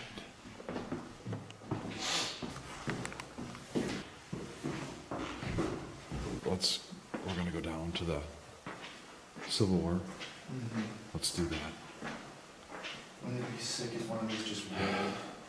It's super creepy. And final question, what do you think is the creepiest part of the building? The creepiest is the Civil War basement. It's a feeling. I can't even describe it. It's just, some days it takes my breath away to go down there. I used to say that it didn't bother me, but here lately I almost feel, I don't want to say evil, but it is definitely menacing. He likes to let you know he's there. Now, the spot I like the least is in the Civil War building in the basement. There's a bathroom down there that has been remodeled because that was where the police had their workout room, so they remodeled the bathroom. For some reason, I do not like going into that room or going into the room right beside it. There's just something there, and there's always been something there that you just know it's there. It's just a feeling, and it's strange because actually I'd been in this building back in the 90s for meetings, and that was the bathroom you had to use. And you go into that bathroom and you just knew something was watching you. You could feel it. I didn't like it then, and I still don't like it. So I avoid that one. I would say either the scariest or the part that I do not wish to go to unless I had someone with me would probably be the laundry wing. When you get to that door that leads, the dark hallway that leads down there, it's just, I dread it. I know that something's down there waiting, and some days it's not a very good feeling, and it does not please me to go down there by myself. Is the laundry wing the basement? Yes, that's the one that you and Denise interviewed at. We have a lot of equipment issues, batteries drain, cameras will turn off, whatever. A lot of times our fire system will shoot a trouble code. It's really nothing, and it doesn't send a signal to the company or anything. It's just, I don't know, they just mess with it sometimes. There was one night where we had a private team in here, and it just so happened to be 3 police officers. In the middle of the night, the fire alarm went off. It wasn't just a trouble code. It was all of the sirens, all of the lights were on. It was a legitimate code. The box said basement. It said basement pull, meaning that someone had actually gone up to the lever and pulled it to indicate that there was a fire in the building. So since the team was the only people in the building, we assumed that somebody had broken in. So the police that were here for the private were walking around, and they were in full police mode. They were checking the perimeter, they were checking all the rooms to make sure nobody was here. And then I realized that it said Civil War basement. So I told Shelly, we went and got the police officers because they were outside securing the perimeter. We go down into the Civil War basement, and it looked like someone ran into one of the rooms. So we're scared at this point. We can handle spirits, but a real person breaking into the building was a little bit intimidating. So we go to look in that room, and the 3 police officers all hear someone in the bathroom. It was just like a movie. They're yelling into the bathroom, and they're going, "Come out with your hands up, this is your last warning." One of the guys says, "He's in the middle stall, I saw him go in there." And they go in, Shelly's pulling me back towards the door. Just in case somebody comes out, we need to run and leave. And nobody's in the bathroom. We look at the lever that was supposedly pulled, and it was not pulled. And those are set up so that the fire department has to come back and use a special key to reset it. You can't just put it back once it's been pulled. It has to be inspected. So this was something that had taken them so much energy. I can't even imagine how they would have done this. But it was a crazy night. The alarms and the lights were going off in the entire building. I'd say that this room that we're in is very intimidating for me. But also the basement of the Civil War side is scary too. So this was built in 1847. Civil War.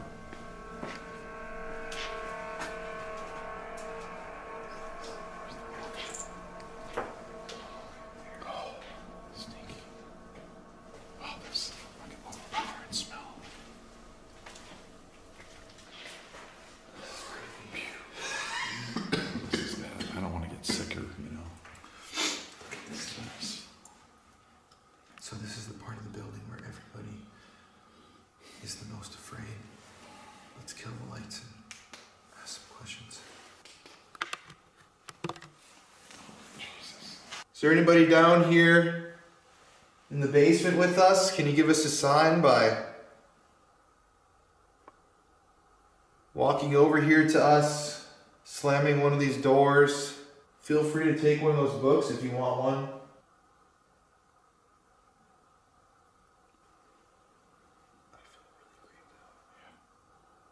It's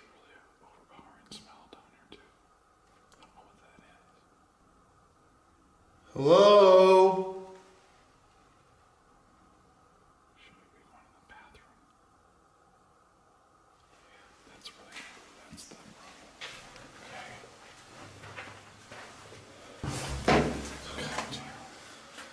So this is the creepy bathroom that no one likes to come to. Is there anybody here with us in the bathroom?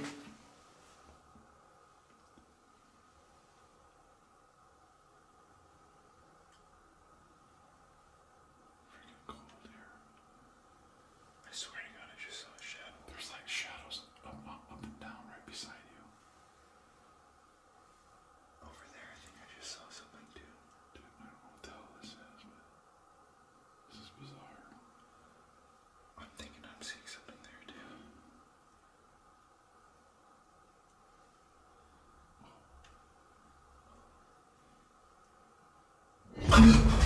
Dude, there's something there.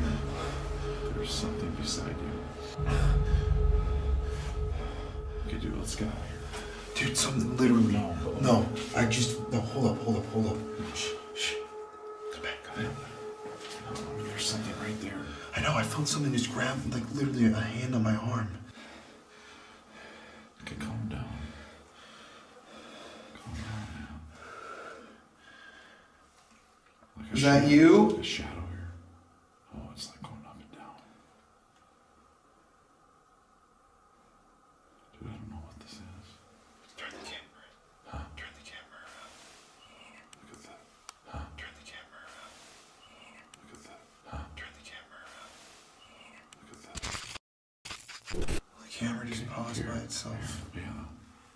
See it over on the wall here. Black. Oh yeah, that's this. Take the flashlight away. Oh, let's get out of here. I just felt the same thing again. Jesus. It's claustrophobic here. Phobic here. I just thought I heard a sound like a growl. It sounded like a growl, like a. I didn't hear anything. Okay. Well, we got 1 minute of memory card, so we have to call it a wrap. Damn. Is there anybody here? I got a major headache again. But Something literally grabbed my arm in there too. We got a wrap, dude.